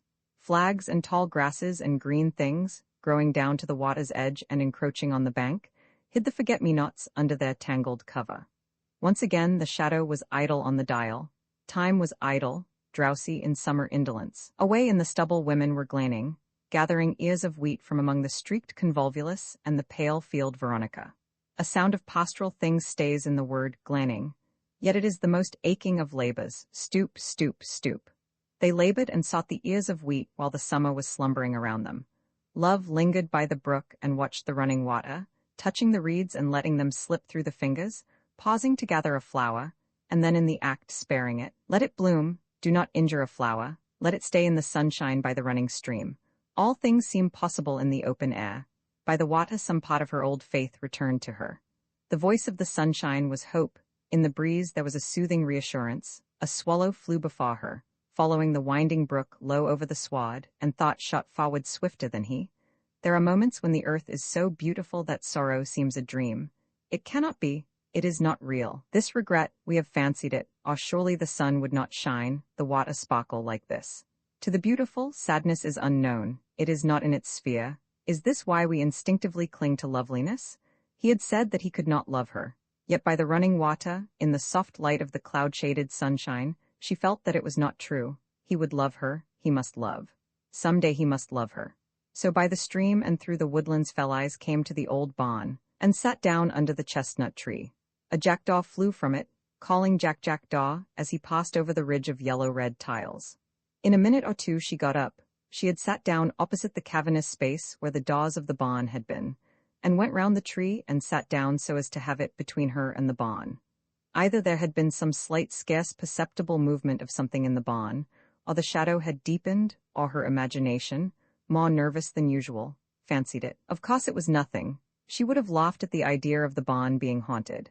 Yet she went round and sat down behind the chestnut. Almost immediately a hand was placed on her shoulder. She started, and, as happens in sudden alarm, her lips parted. Before she could cry out, a handkerchief was thrust between her teeth, choking the sound in her throat. A loop of stout cord descended round her shoulders and was drawn tight, effectually pinioning her arms. Savage Foss was used to throw her on the ground, and the cord rapidly wound round and round her body to her ankles till she lay swathed in rope. So swiftly was it done that she was helpless before she recognized Robert Godwin. He knew her strength. It would have been difficult even for him, powerful as he was, to have mastered her in fair wrestling. At least it would have taken time. There would have been a struggle. But the sudden gag in her mouth not only prevented her crying out, it seemed for the moment to stop her breath. She was, too, sitting down, a position unfavorable to effort. The loop of rope fastened her arms. She was thrown and bound at his mercy. Roughly turning her over and over to wind the cord about her, he had not recked that her beautiful face must touch the earth. Now she lay as he had left her on her back, extended at full length. There were marks where a root had pressed into the soft cheek, and a dry leaf adhered to her forehead. Her hat had fallen off, her head was bare. From below the shoulder to her ankles she was wrapped in a spiral of rope, preventing all movement of her limbs. She could lift her head, her limbs were powerless. An undulation, a wave of muscular exertion went along her form. With all her strength she strove to burst the cords. They would not yield, her breast heaved, her torso seemed to enlarge as she inflated her chest, and setting her shoulders firmly, arched her back and lifted herself, suspended between the neck and the feet. Twice the undulation passed along her form, twice she raised herself on her neck and heels, the body suspended between, arched, and with her limbs pressed outwards against her bonds. All the strength of her beautiful torso, all the strength inhaled upon the hills, was put forth in those great efforts. The rope stretched but would not give way. Then she lay still and looked up at Godwin. His face, usually so black, was blanched to a ghastly paleness, a paleness behind which the dark and somber expression still remained. Without a word he rushed inside the barn and brought out Rye, who had been tethered to the broken plow inside. The reflex action, the brooding, had done this. It was his duty to punish her. The evil thought had grown in his mind. All her conduct had strengthened his belief that she was Marshall's mistress. His unapproachable idol had degraded herself. She must be punished. Her beauty must be broken as idols were broken. Not in revenge for her loving another, but because she had destroyed her ideal self. She was guilty of crime against herself, and that beauty which she had debased must be ground out of her face forever with Rye's iron hoof. Her lover's hoss, the hoss she had fed and petted, yes, under Rye's hoof her beauty should perish. One stamp of that hoof and the lovely mold of her features would become indistinguishable. To kill her was nothing, he did not intend that, but that she should live in her crushed shame. There could have been no more distinct proof of his insanity than his thinking to break the mold without inflicting death, for Rye's weight would press down the very brain. For this chance he had watched morning after morning, but Marshall had come too soon. She had sat looking towards his place of ambush. Some little circumstance had delayed him. It was his or Rye's movements in the shadow that Fell-Eyes had seen. Holding the bridle, he stood a moment and looked down upon the captive. One glance of intolerable indignation shot from her eyes, then she lifted her head and looked towards the wood, looking for Marshall. He understood, and drew Rye forward. The hoss hesitated to advance, seeing her on the ground almost under him. At the trampling of his hoofs she turned her head again, and comprehended what Godwin intended to do. Her features flushed. It was the suppression of the cry which her gagged lips endeavored to utter. Godwin pulled at the bridle. Rye came up till his hoof cut the sward within a few inches of her ear, but would not step farther. Godwin struggled with the hoss and tugged at the bridle. Rye drew back. For the third time the man conquered and dragged him to her. In that moment the undulation passed along her form, and she struggled to roll over, to shield her face, to turn it to the ground. Godwin put his foot upon her chest, and pressing firmly prevented her. Dragging at the bridle, he had aroused Rye's temper. Rye jerked his head and would not come. Godwin paused and took out his pocket-knife, intending to stab the hoss and drive him by sudden pain over her. His foot pressed heavily on her chest. She raised her head. She saw a quick something pass through the air. It was in itself invisible, yet something passed. There was a sharp report, and she fainted. The bullet struck Rye by the temple. He staggered back, reared, and fell over on his side. By main strength, Marshall dragged Fell-Eyes away along the ground, lest the last plunging kicks of the hoss should strike her, but Rye did not turn after he fell. He was dead almost instantly. Robert had rushed from the spot at the sound of the rifle. The little Lancaster oval bar from which the shot had been fired lay among the thistles at the edge of the copse where Marshall had dropped it. Emerging from the wood as he came to meet Fell-Eyes, he saw Godwin's foot upon her breast, and the hoss angrily jerking at his bridle. A shout died on his lips, and the rifle came up to his shoulder. As Robert took out his knife, the tube was leveled, and in another instant, the ball would have crashed through his brain. But Marshall's good genius, at the instant his finger felt the trigger, caused him to change his aim from the man to the hoss. The tube scarcely moved a quarter of an inch, but that quarter of an inch made the entire difference. In after days, he shuddered at the recollection that in his anger and fear for Fell-Eyes, he might have shot Godwin. The deed might be justifiable, still it would have been homicide, and a weight on his mind for years. The mere change of his thought, a change effected in the 100th part of a second, had saved him from this. He cut the rope, he lifted her head, he called upon her name. His kisses fell fast on her lips, and under those kisses she awoke to the consciousness of a stream of incoherent words full of one meaning, love. Passion poured upon her, a flood of love fell upon her heart. His trembling arms held her to his breast, his eyes swam with tears. She knew that he loved her, and her joy was supreme. Roman 26, except that the mark lingered on her cheek where the root had pressed against it, and that her limbs shook a little, Fell-Eyes sustained no injury. The shock and terror, great as it was overcome by the happiness which so quickly followed it. Marshall loved her. In his struggle with the water in the dark mill pool, in his struggle with the stolidity and stupidity which are difficult as fate to overcome, when death drew near him, he saw clearly how great and noble, how precious she was, how inestimable her love. Her value was made known to him with that distinctness of mental vision which comes in the last apparent moments of life. The thought that he should lose her was more bitter than death, so bitter, so keen that he thought not of death, but of his loss in it. From that instant he was hers, but yet even then his own peril had not forced him to admit that he himself loved her. He valued her, he did not love her, but her peril changed all things. Instantly there fell from him the artificial restraints he had cultivated, and his heart burst forth. His passion, so long kept back, overcame him utterly. In truth, he had loved her from the first. Not only her loveliness, but that indefinable personality, which is stronger than beauty, had seized upon his mind from the very beginning. Denying it to himself, fighting against it, fleeing from it, still it was there. Her peril forced him to own his passion. The past was utterly gone, and he worshipped her with all the fervor of his heart. So overcome was he with the violence of his emotion that instead of supporting her, she supported him. Her physical exhaustion disappeared quickly. His moral excitement could not subside. She held his head upon her breast. She soothed him. She whispered gently. Her strong arms were about him. Once again they knew no time. The shadow of the chestnut tree swung slowly round. The doves came to the wood from the stubble. A blue kingfisher passed, going to the brook. The gleaners rested in the field. When at last they moved homewards, it was beyond noon. They walked through the woodlands beneath the shade. They stayed beneath the oaks. They lingered at the curves of the brook. The breeze whispered their love in the trees. The murmur of the water sang to them. To the sunshine their love gave a meaning. The swallow flew before, but just above the grass. Their hearts were swifter than he to respond to each other's thought. At home, they had much to tell Mr. Goring of Godwin's insanity. He could scarcely credit it, because he knew no reason for his madness. Paradox as it appears, this is correct. We instinctively search for a reason for madness. While they talked in the little room, the window in which looked out on the garden, there was the sound of wheels, and a carriage stopped at the gate. In a moment Mr. Conley was announced, and immediately afterwards entered. He carried a parcel under his arm. "Morning, Goring," he said in his jerky, disconnected way, bowing to Fell-Eyes at the same time very politely. "Fine weather, harvest, eh? Most of the corn gotten about here, eh? Happened to be driving along the road, thought I would just call, excuse intrusion." Mr. Goring put a chair for him, and the squire seated himself comfortably, facing Fell-Eyes. "The fact is," continued Conley, aware that they were waiting for him to explain, "I've some pictures here," undoing his parcel. "Fine engravings, first-rate, high art, great masters, raised their aspirations, laborers I mean. Were you at our meeting?" "I was," said Marshall meaningly. Conley did not apparently notice the remark. "Want you to help us," continued Conley, handing one of the engravings to Mr. Goring.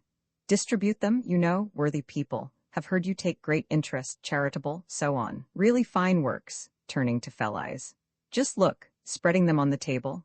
Fell-Eyes could not do less than advance and look at the engravings. Of all the people in the world, Conley-esque was the last person Goring would have expected to call upon him. No one could ever quite fathom Conley, but there was an explanation of this move. His political prompter, the family solicitor, a man of much broader knowledge of the world than Godwin, had advised him some time since, in view of the next election, to endeavor to gain over certain opponents by a little cheap attention. Amongst these was Goring. The political prompter understood human nature well. He knew that the bitterest and coarsest opponent is often only an opponent because he has not been noticed. Wounded vanity and overwhelming conceit is often at the bottom of it. Let the squire call, all Laetitia, and half the enmity would vanish. He was right in 9 out of 10 cases. Mr. Goring was the 10th and the exception. This at least was the pretext Conley put forward to Laetitia. But perhaps Conley, sitting so quiet and demurely looking downwards that day in the justice room, had seen Felleyes. Perhaps he had made inquiries. Perhaps he had seized the first opportunity to call and see her, to speak with her, so opposite as she was to the lady whom the world cheerfully pronounced to be just the woman for Conley. The engravings were really very good. Felleyes said so. Important to raise aspirations, you see, said Conley. Textile fabrics recurring to his speech. Manufactures, trade, supported by agriculture. Hope you will help us, Miss Goring. Mr. Conley, I think the poor people need something to eat more than they do pictures, replied Felleyes. Heard you were very charitable, said Conley. Here's sovereign. Laying the coin on the pictures. Oblige me, give someone you know. Then turning to Marshall. Sorry you can't get on, no need to leave. See steward, arrangements can be made about the farm. Really didn't know myself, anything wrong. I am much obliged, said Marshall, but I must decline. I have determined to have nothing more to do with farming under present conditions.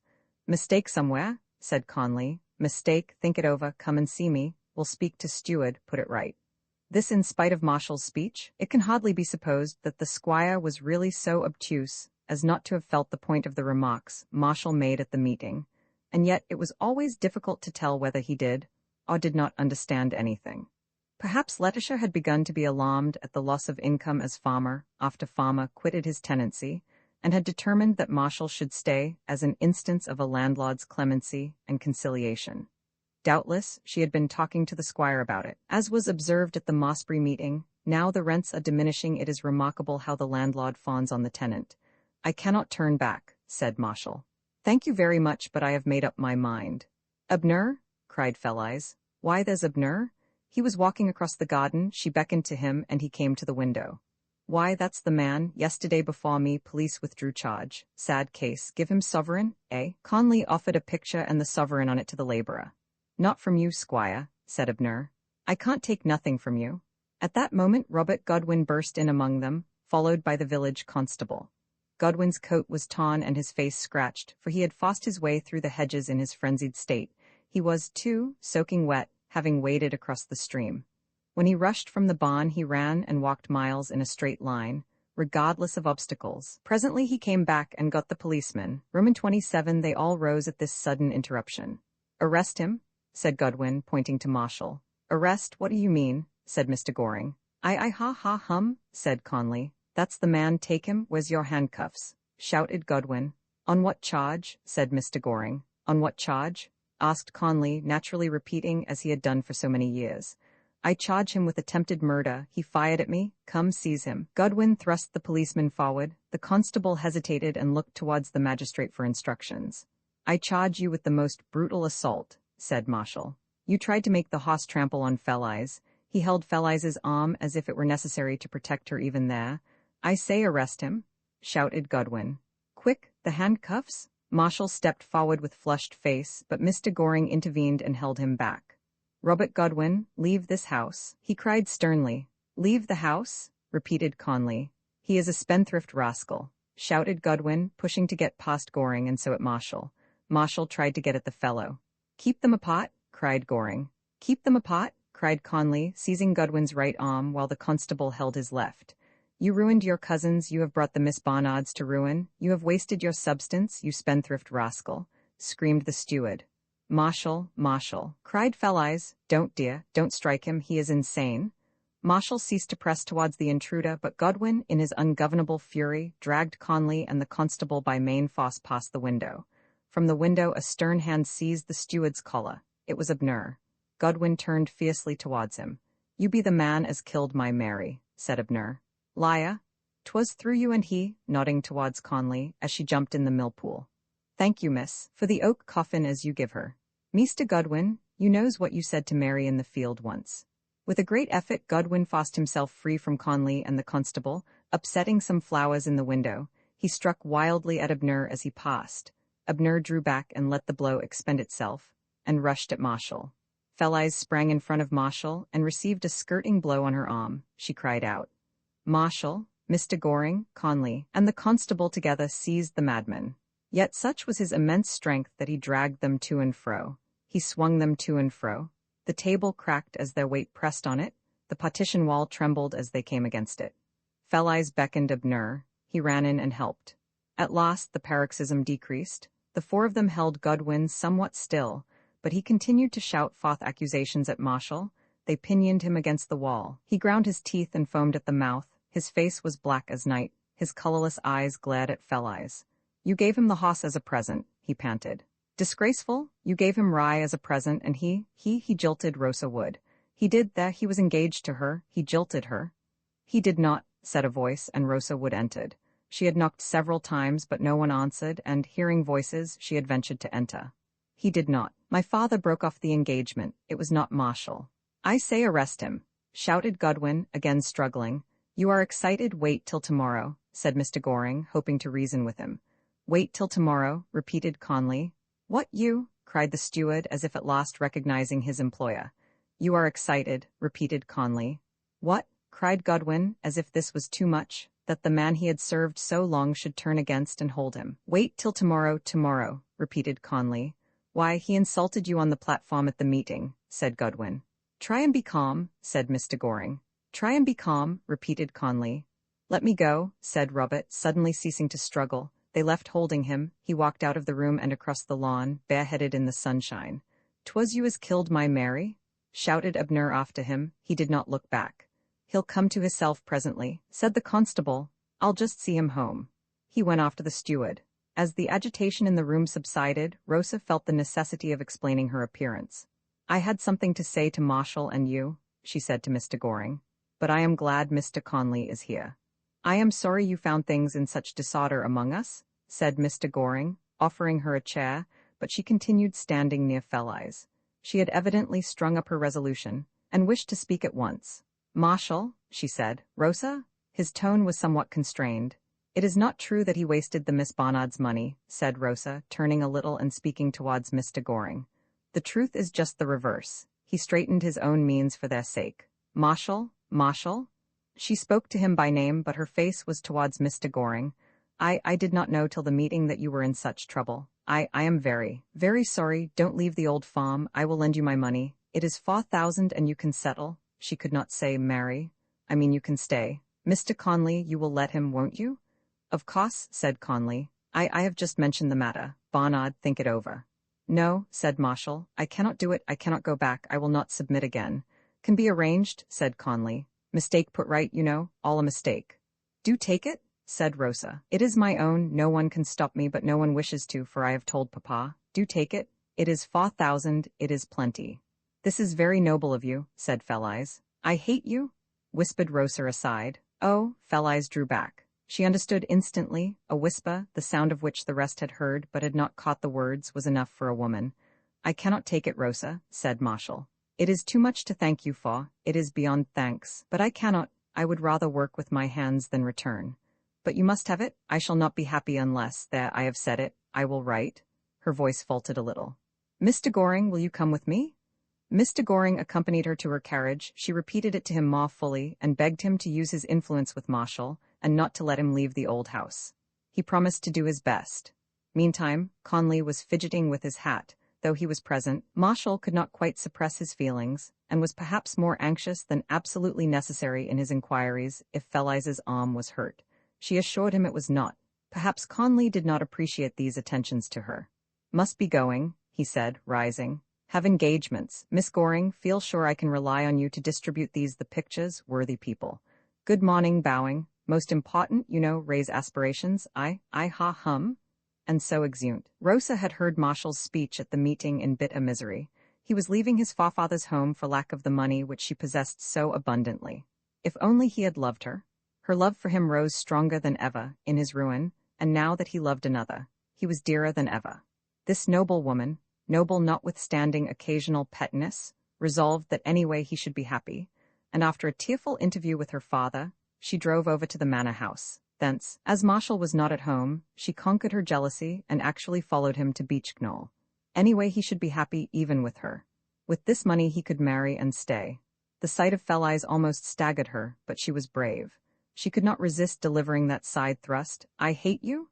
Still she adhered to her resolution. By and by the constable came back just to say, and get a glass of ale, that he had seen Mr. Godwin home.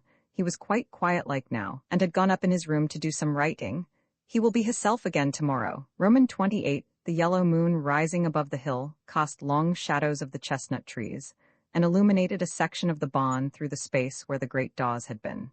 The haze of August seemed to have lingered in the atmosphere after the sun had set, and streaming through it, the disk of the moon took a yellowish tint.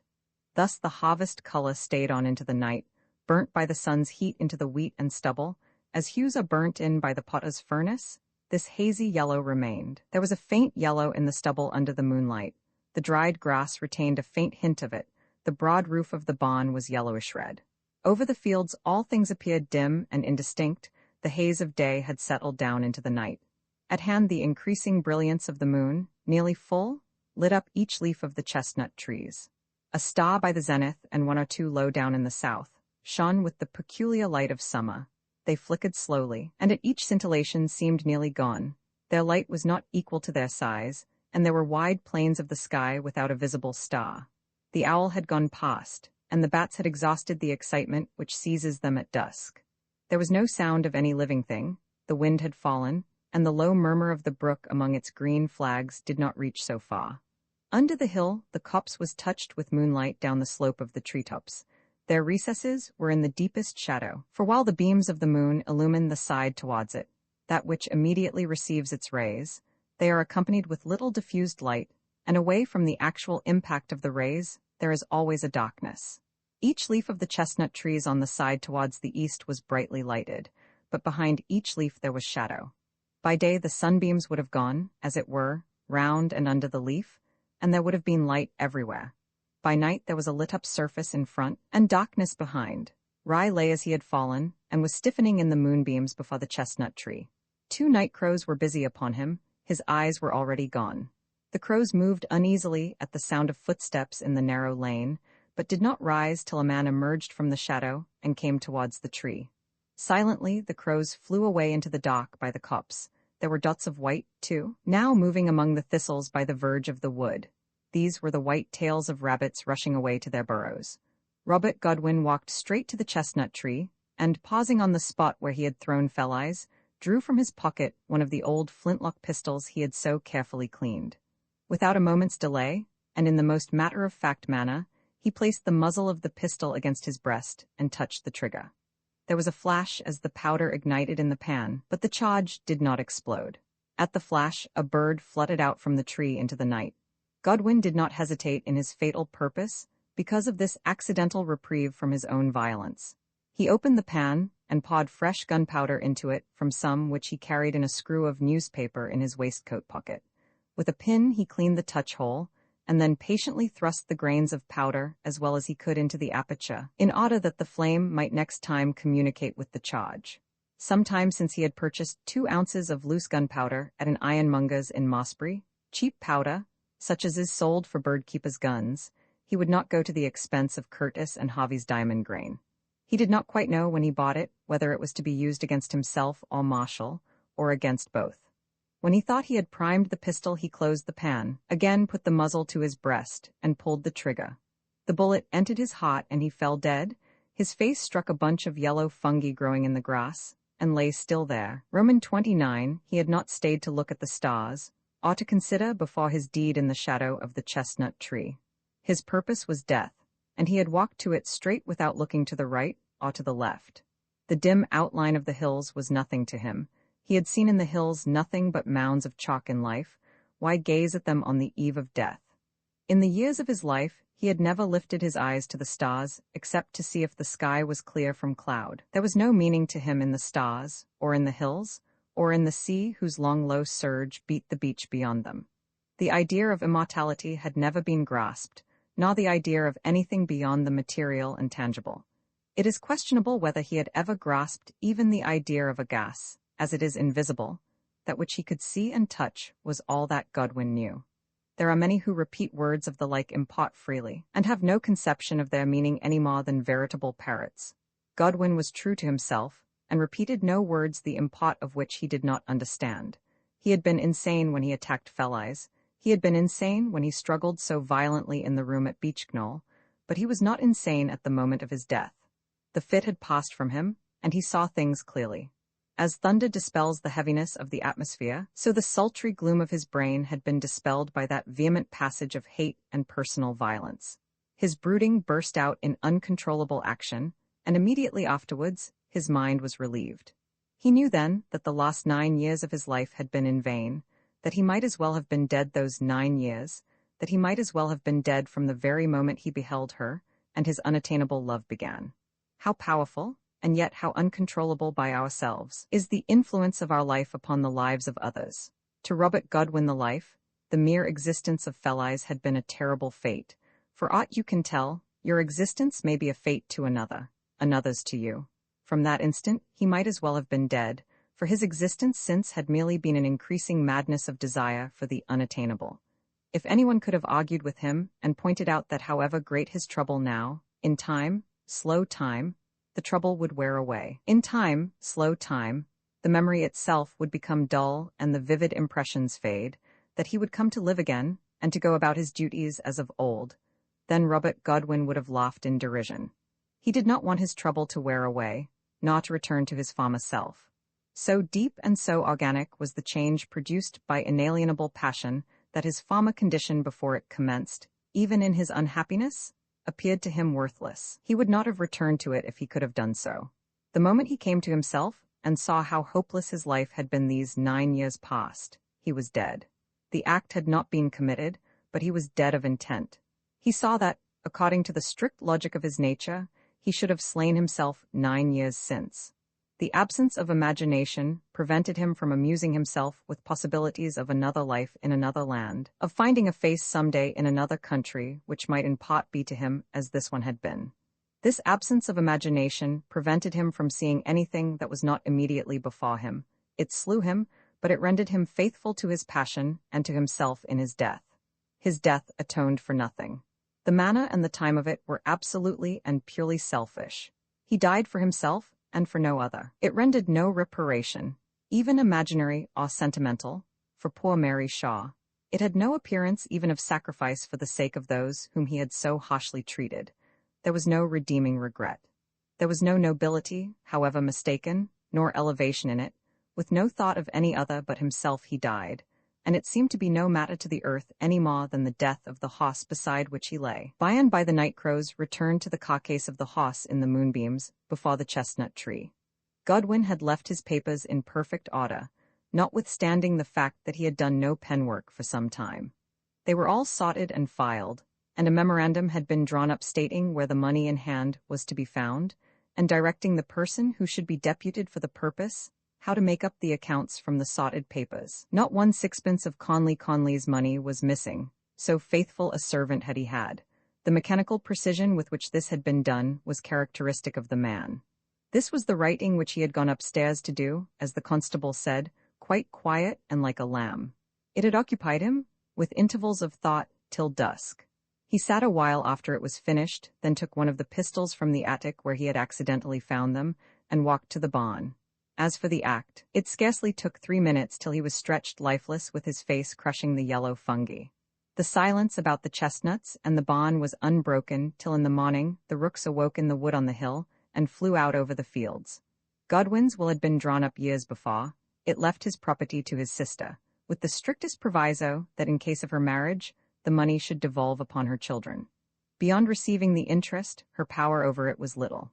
His estate, real and personal, was estimated at about £20,000, an immense sum to be accumulated under such conditions, for sums must be measured by circumstances. That which is a trifle to the financial monarchs of London is a vast amount in the country. What grinding self-denial, what harsh economy to himself and others that £20,000 represented. When it became known in the morning that Godwin had destroyed himself, Mr. Goring and Marshall reproached themselves for not at least having endeavoured to obtain his arrest. The circumstances of the assault on Felice, if sworn to before a magistrate, would have secured his detention, and might thus have saved his life. That they should have thought thus, again shows how little we understand even those who live close to us, and whose actions appear to give a clue to their minds. Had Robert Godwin been confined in a cell for a month, or 6 months, it would not have altered his purpose. At the first opportunity he would have carried out his determination. Marshall had been eager to bring him to answer for his conduct, but Felice had begged so hard that if possible the matter might not be made public, he had submitted. Artistically speaking, Robert Godwin ought not to have committed suicide. He should have removed himself in some other way. He might have gone off to America, or disappeared. He rather spoils the narrative, giving a cold, deadly sensation to the finale, but he really could not help it. It was his nature. Marshall received a notification through Conley's solicitor that if he would reconsider his resolution, matters could be arranged for him. Either the squire was advised to make friends with the enemy, or it was feared that Marshall's example might spread, and others leave. Too many had gone already. There seemed the greatest reluctance to part with a tenant, a state of sentiment which to the older farmers contrasted singularly with the treatment they had received a very few years ago. Rosa wrote him a letter repeating her noble offer, but despite these persuasions Marshall remained unmoved and took steps to leave the old place. Generous as Rosa's offer was, he could not endure the idea of marrying with the aid of her money. Nothing could induce him to accept it. Rosa had not even this mournful pleasure. What he should do when the stock was sold, and he stepped for the last time over the threshold of the house his forefathers had dwelt in, Marshall had but the vaguest idea. While he was considering one plan and another, the thing was settled for him. A report of his speech at the Mossbury meeting got into the hands of his former London friends, who were so delighted with his independent spirit and opinions, particularly as these chanced to fit their own, that they sent for him to town. The former understanding was renewed, and the old quarrel forgotten. As the years had stolen on, the old folk too began to consider the end. They had no other natural heir but Marshall, and with him personally had never disagreed. An allowance, a very handsome one, was offered to him, but he refused to accept it unless employed in some way. The upshot was he was engaged in the design department of the great firm of marine engineers in which his friends were the principals. Here his ingenious turn of mind soon found scope. His time was really his own, and he was naturally often at Beechknoll. His friends have given him to understand that at the next election, if it can be arranged, he will be put forward to contest Mossbury independently. Before the golden tints had faded from the trees, Felice and Marshall were married. XXX out of the dusk which lingered on the earth, while in the sky the light was approaching, a lark sprang up and, soaring above the darkness, sang by Beechknoll. It was a very early morning in May, and Felice, in her dressing gown, had stolen quietly to the window and sat there watching the dawn. Marshall was sleeping. They had come down for a while to be with Mr. Goring, who was lonely even among his trees. The man slept, the woman, wakeful in her happiness, stole to the window where she had so often sat of old time. Upon the ground there lay a stratum of darkness which seemed scarcely to rise so high as the eaves, a darkness visible like a mist, thickening in the corners and by the trees. Through this, the lark soaring sang in the clear air above. Afar along the ridge of the hills there was a white light. The dawn, which imperceptibly rushed rapidly through the atmosphere, not only rising to the zenith but spreading horizontally over the fields. The trees that were towards the east began to have beneath them the dim outline of their own shadow on the grass. Already, these dim outlines of masses of foliage shadowed on the sward were visible through the sinking stratum of darkness. Another lark sang at a distance, and then a third. Their notes fell with the lost rays of the stars. So long as the night blue tint of the sky continued, the stars shone. As the dawn beams shot upwards and increased in brightness, this night blue tint began to change, and with it the stars retired into the depths of space. There was a gleam like dew on the pearls lying by the mirror. Marshall had redeemed them, and she had worn them the previous evening. In a moment, as it seemed to Felice, the darkness on the ground vanished, and all things appeared distinct and clear. Really the change had been gradually advancing. In appearance it seemed effected almost suddenly. Immediately a thrush commenced to call in the thickets that had been planted so abundantly about the house. A second answered. A blackbird called. Then, as if at a signal, the whole choir began to sing. There was a score of them, thrushes and blackbirds. All started at once. Their chorus burst upon the dawn. The stars were gone, and the deep azure of the morning filled the sky. By the ridge of the hill, the white light shone brightly. Above it, a purple mingled luminously with the blue. Towards the zenith, the loveliness of the color is not to be written. The man slept, but the woman, wakeful in happiness, sat by the window. The dawn shone on her face and upon the beautiful golden head drooping to her knees. Her hands were folded, the same attitude in great happiness as in inconsolable sorrow. The dawn glistened upon the tears in her eyes. Her feeling was perhaps the deeper because he slept, because she was alone and yet with him. She did not strive, womanlike, to mold her feelings to his mood, she gave way to her own. Her joy was so great because her life was fulfilled. So soon in the springtime of youth, her life was fulfilled, there was nothing more beyond to strive or hope for. It was the joy of intense rest in possession. The man knows no such feeling. To him, the joy of existence is in pursuit and conquest. While he is succeeding, while pursuing and gaining in pursuit, he rejoices. The mere possession is little or nothing. The more active his days, the greater his scheme of the future, so much the more he loves the woman he has chosen. But the woman has no future. Her all is here. In possession is everything, in that her life is fulfilled. As the miser gloats over his gold, not for what it will purchase, but for its own sake, so the woman gloats over possession, not for any future success, but because he is hers now. Of what the day might bring forth she thought nothing, whether it should be profit or failure, so long only as he was there. Of what the years might have in store, wealth or poverty, concerned her nothing so long as he was with her. A pure rest had come to her life. Except to love and to love fulfilled, and then only to woman, is such rest ever given. For the heart and the hand and the mind of a man are forever driving onwards, and no profundity of rest ever comes to his inmost consciousness. At dawn, he looks forward to the noonday, so that true and restful happiness is for woman only, though it is given to her by man. A golden breath came up among the bright whiteness of the light over the ridge of the hill. There were scarlet streaks, the lips of the morning. In the glorious beauty of the sunrise her heart brimmed to the full of love. Fellies, her answer was a kiss amid the dew of loving tears. Vi she knew he did, although no alteration was perceptible in his manner. Watching him so narrowly, she felt that he had seen her, yet there was no visible change. Eyes that love have a way of seeing more than is understood by scientific people, though they may analyze light with the spectrum and the polariscope, and all the other appliances together. At the beeches he rode slowly up towards her. All at once he turned again, and began to descend the hill away from her, then, as suddenly, slipped off his horse to his feet and walked towards her up the slope. "Good morning." He did not offer his hand, their previous acquaintance was extremely slight. She held out hers and he took it. "Can I direct you?" he said a little awkwardly. "Oh, I know the way. I did not know, I thought. I came up to see the sunrise," she said, explaining, "but I was too late."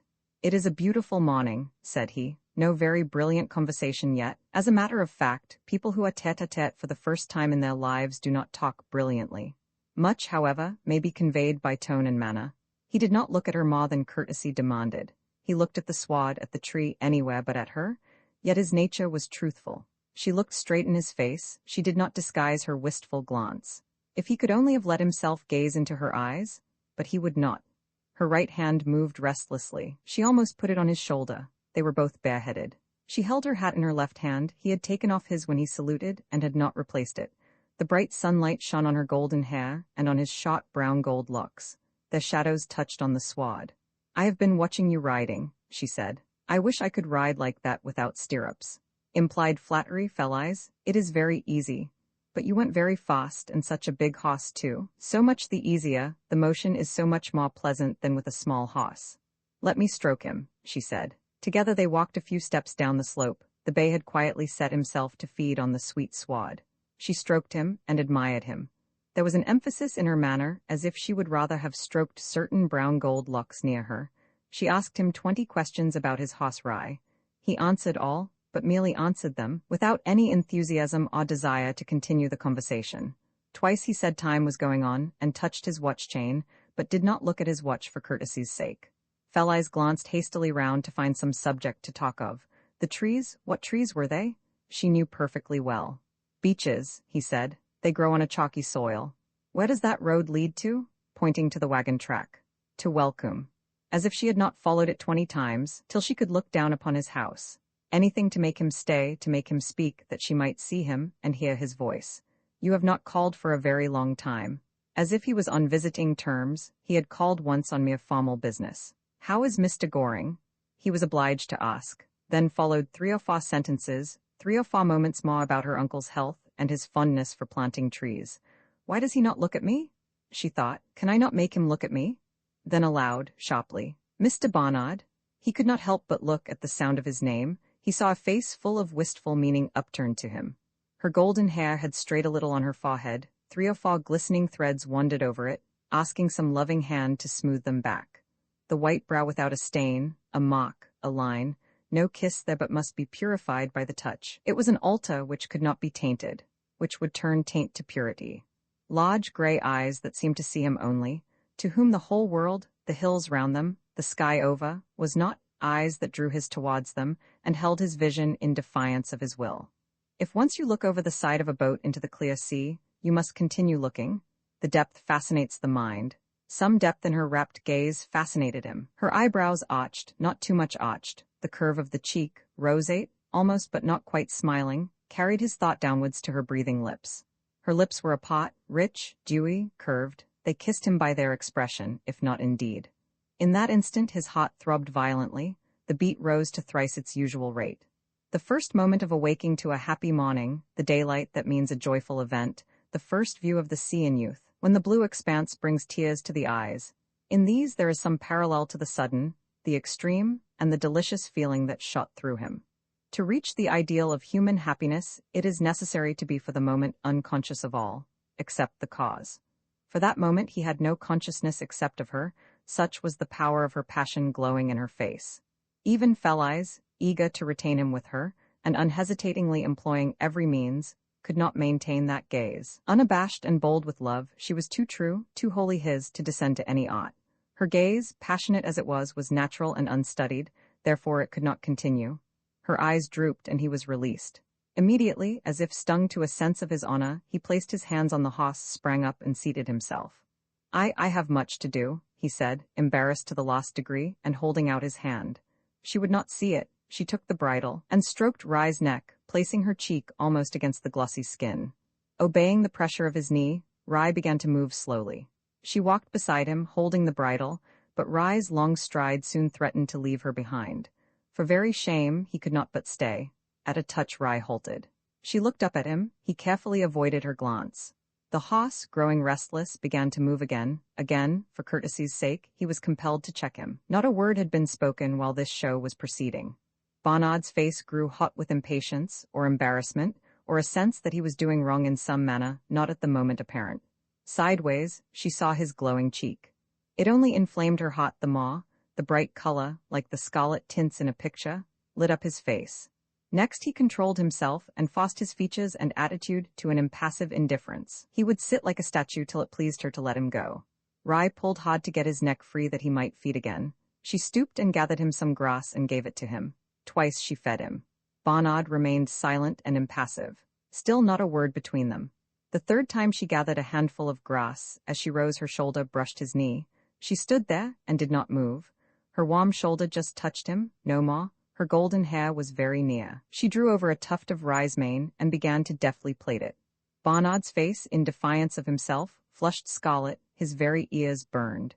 He stole half a glance sideways. How lovely her roseate cheek, the threads of her golden hair against the bay's neck. Rye was turning his nostrils round to touch her and ask for more grass. She swiftly plaited his mane. At that moment another horse neighed over the hill. They both looked round. No one was in sight, but Rye answered with a neigh, and in the same instant stepped forward. Barnard pressed his knee. Rye began to move faster. Barnard bowed. His voice was temporarily inarticulate, and he was gone. In a few minutes he gained the wagon track, and without looking back, pressed Rye at a rapid pace up the ascent, and disappeared over the summit. She went back to the beach, and in the shadow watched the next ridge. In 5 minutes man and horse came into view, climbed, and went down, like a ship at sea beneath the horizon. She saw them for the third time passing over the third ridge, and then, knowing that she should not see them any farther, turned to go. She soon regained the lane, where a farmer on horseback overtook and passed her, raising his hat. It was his horse that had neighed to Rye. Fell-Eyes walked swiftly, and in the center of the lane. The dew had dried from the blue veronica and the cowslip. Instead of wandering from side to side, looking at the flowers, and touching the green sprays, she went straight on. She did not notice a blackbird's noisy note as he sprang up startled from among the young brake fern. The oak trunk which had formed her seat was not looked at. Her mind was full of one thought, and she did not regard outward circumstances. A shepherd with his dog at a gateway saw her go by. A man riding a till horse met her, and forced his horse, with the harness hanging and jingling, up into the nettles and brambles, to give her a royal right of road. 10 or 12 haymakers, men and women, were filing across the lane out of one field across to another. They halted and let her pass through their ranks. Some children with them shouted joyously at the sight of her. Neither the touching of hats, nor the curtsies, nor the voices of the children calling to her, attracted her a moment.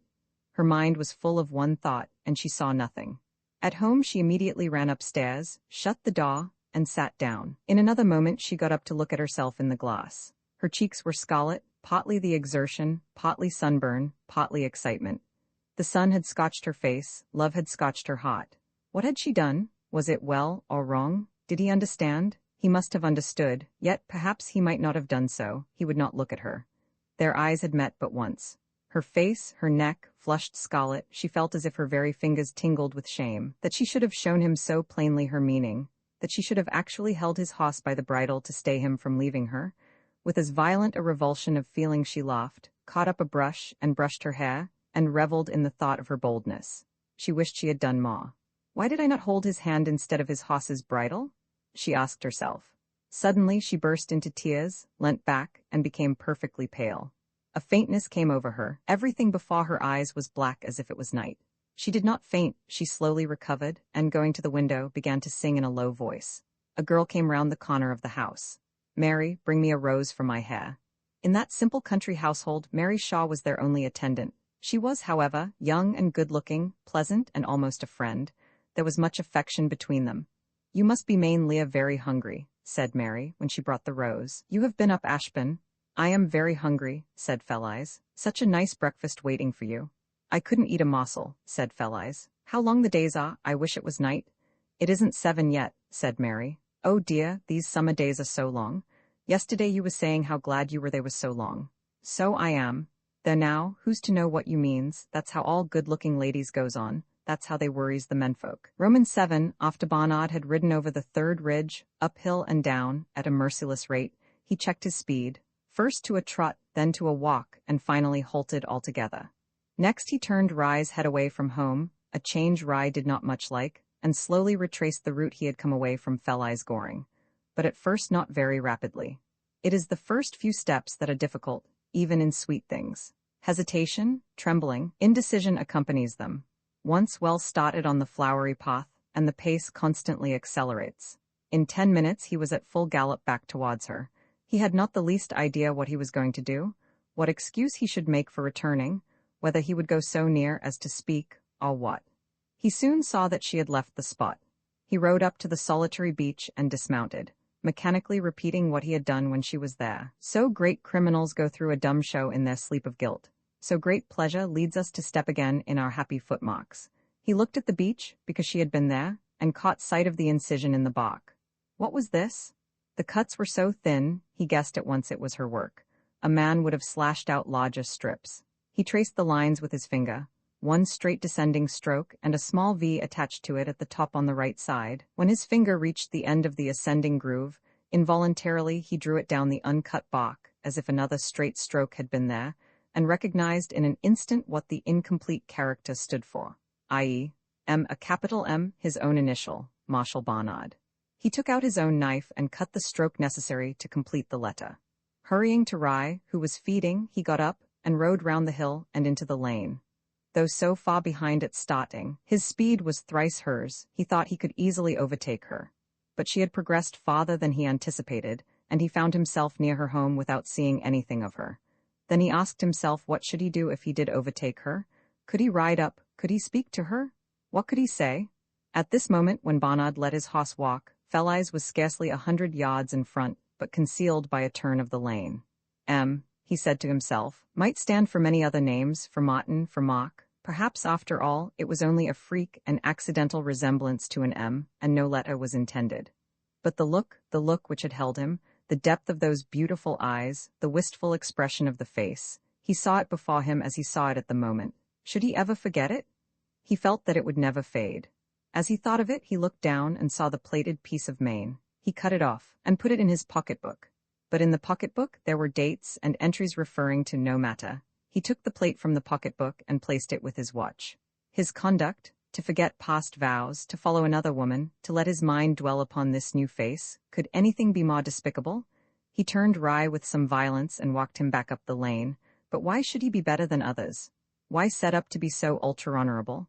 Was he not free in the eyes of the world? As he pondered, still with her face before him, he saw a handkerchief, wits and delicate of texture, almost under Rye's hoofs, for the horse, left to himself, had chosen to walk on the sward near the hedge.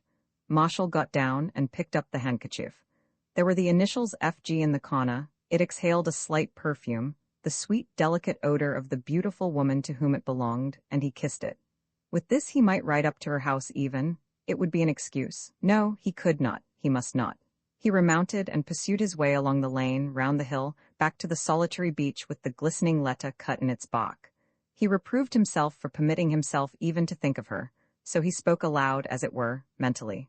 At the same moment he was inquiring. Did that look mean anything? If so, was it real? Was it true? Or was she heartless and merely using a lovely face to play upon him? Surely she was too beautiful. And yet, why should she select him for such a glance? Their acquaintance was but trivial, and Barnard, to do him justice, was without conceit. She could not mean it, and yet. And so the summer day wore on.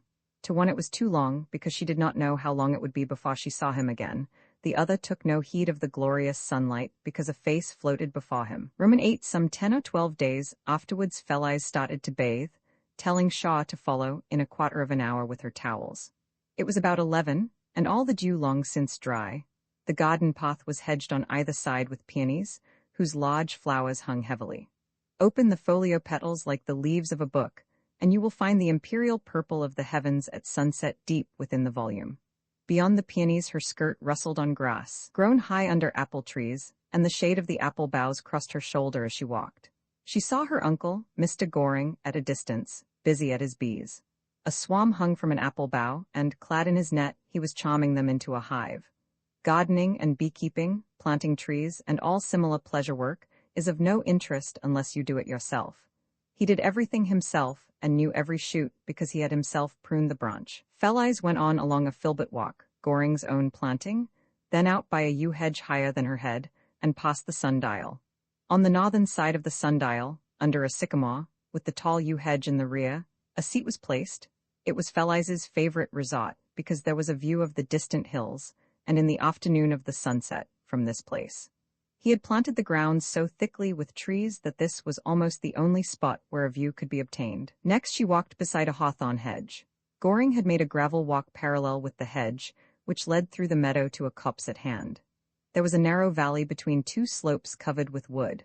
A copse had always been there, but Goring planted the summit each side with beech, and dotted American scarlet oaks about, besides cutting green walks among the ash, where, on turning a corner, you came unexpectedly on a bed of flowers or strawberries. So soon as she reached the copse and had put her hand on the wicket gate, she heard the rush of falling waters. For some reason it was not audible till the wicket was reached, thence at every step in the wood it increased in volume of sound. A little stream from the chalk hill ran through the wood. Years and years ago it had been banked up, and a pool made, in which there were trout. The pool was large enough for a boathouse. By the boathouse was a special compartment constructed for Felice, for bathing purposes. Here she had learnt to swim, Goring taught her. Surrounded by wooded hills and absolutely private, there could not have been a choicer place for bathing. The sea was so near. 5 miles is very little to country people, and Felice displayed so willful a resolution to go out upon it at all times and seasons that Goring never felt safe till she could swim. Of course she beat her teacher. Papa? He was only her uncle, though. As she had never known her parents, she called him Papa, was getting gray. She could beat him swimming, 3-1. Felice moved more slowly in the ashwood, listening to the rush of the water as it fell over the hatch of the pond. It rendered her thoughtful. Climbing up the embankment which held the water in, she sat down on the beam of the hatch.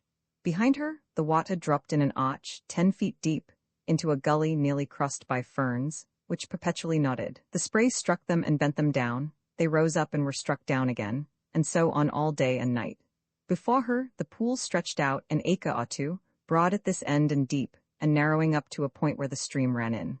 The wood came down close on three sides. On the fourth, at her left hand, was a narrow strip of sward.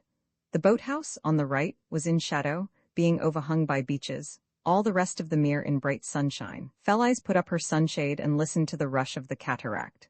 Though it seemed to fill the ear, the notes of a blackbird in the wood were distinct above it. They pierced the diffused sound of the waterfall. A chaffinch perched close to her. There were some long-winged flies floating about. The finch darted out and took these almost from under her parasol. She was thinking. She had been up to the downs and had visited the beech tree 3 times since. She looked for her mark cut in the bark and found it had been completed. Someone had added the stroke which rendered it intelligible as an M. Who could have done that? Her first thought was that it was Marshall. He had returned, seen what she had been doing, guessed, and finished it. This was what had actually taken place, but first thoughts are not always accepted. If he had done it, then her secret was out. Could it be called a secret after that interview? Her cheeks burned. She had so desired he should know. Yet now she supposed he did know. She recoiled. For a moment only, however. If he had guessed and had completed the letter, then she was only too glad. But had he? He had tried so hard to get away from her. He did not take the least interest in her. Possibly he thought her bold, troublesomely bold, then he would not be likely to have returned to the spot where she had been a weariness to him. It must have been some shepherd lad whiling away the slow hours in the shadow of the beech who had carved the last stroke of the letter. Yet she did not know. Heart said one thing, thought another. Heart said, he did it, he is not quite indifferent to me, he has been here, he knows, he understands. Thought said, he is entirely indifferent, my face, my form does not please him, why should he come back? Oh no, this was the work of a shepherd lad. Yet she did not know. But if he had returned once, perhaps he would come again. So she went to the place 3 times, waited for an hour or 2, and saw nothing of him. Of course not, he did not care, he never gave her a thought. Yet she did not know. He might have revisited the spot at some other time of the day. So the battledore and shuttlecock of argument and suggestion continued in her mind, but the fact was indisputable that she did not see him. Nor did he call to see her. If he really understood her, if he cared to understand her, surely he would have called. Though their families were not on visiting terms, a gentleman can generally make some pretense if he wishes to call. He had not been, he had not even ridden by, for she had been in the garden and watching the road half the time. He did not want to come. Therefore it was not he who had completed the letter on the tree. He did not care about her. She picked up a small stone and pitched it at a lazy trout idling at the surface of the still water. The fish shot away into the depths instantly, but her thoughts did not go away into oblivion. He did not care for her, but he must care for her, she must make him care.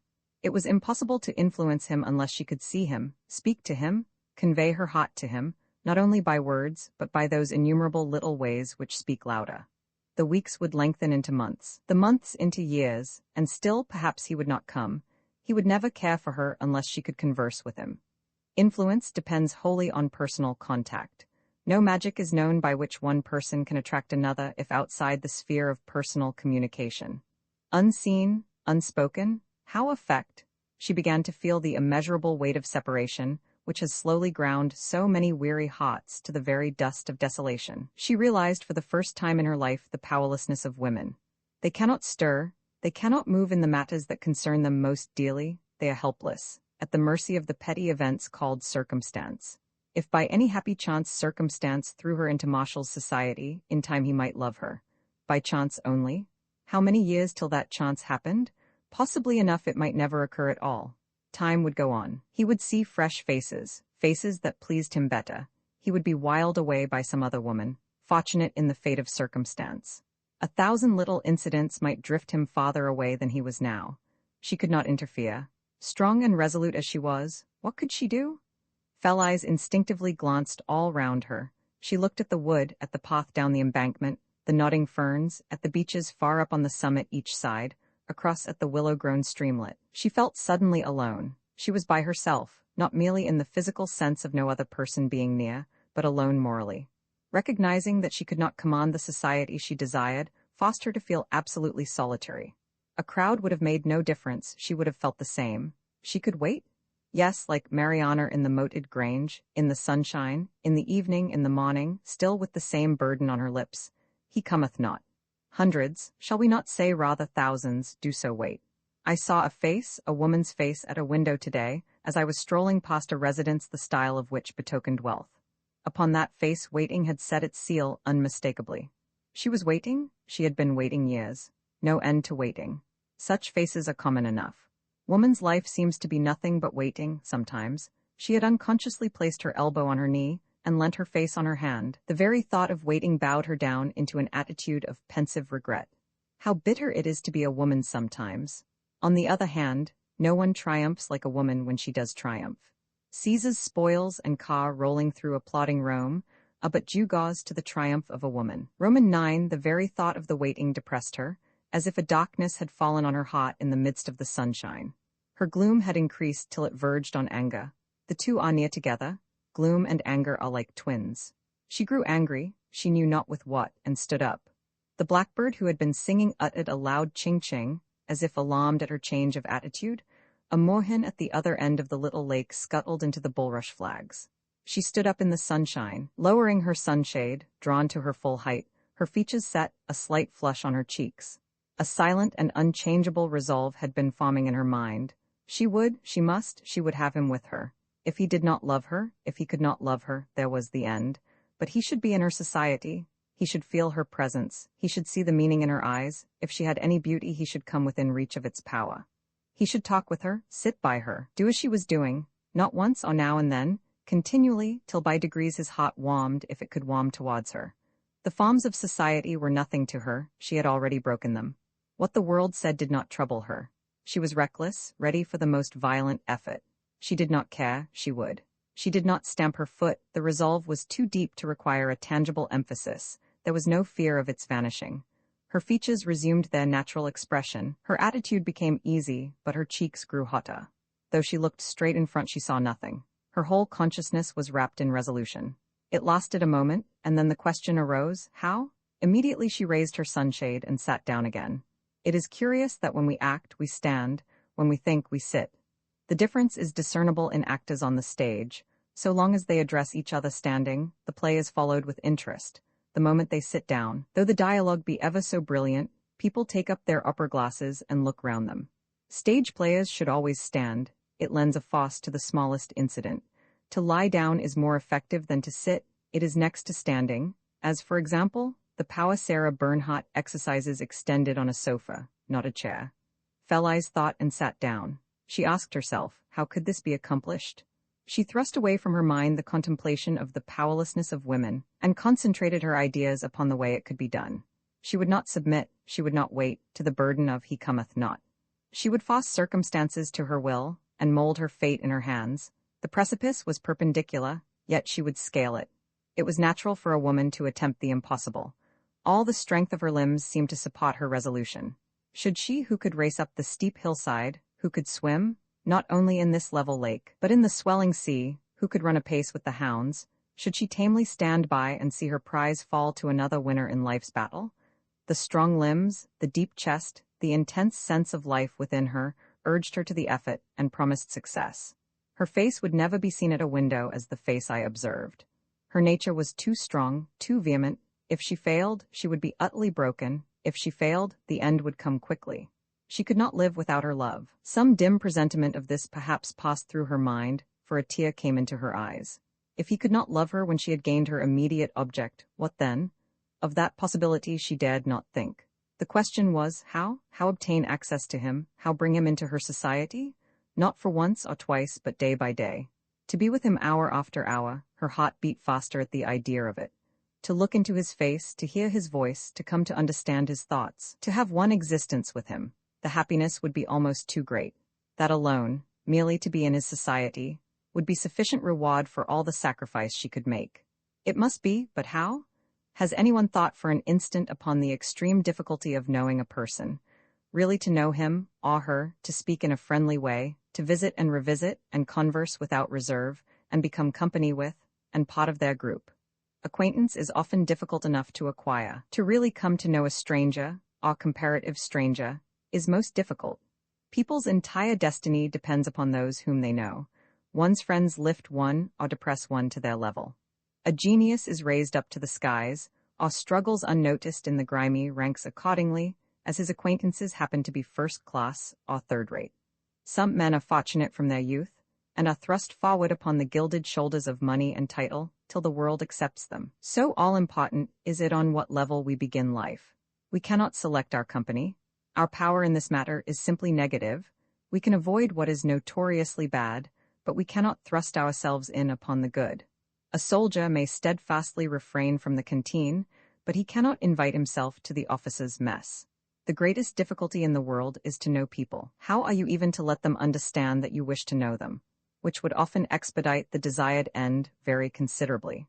Reflect upon the vast multitude of people who enter and depart from London every day in 2,200 trains. How can you know any one of these?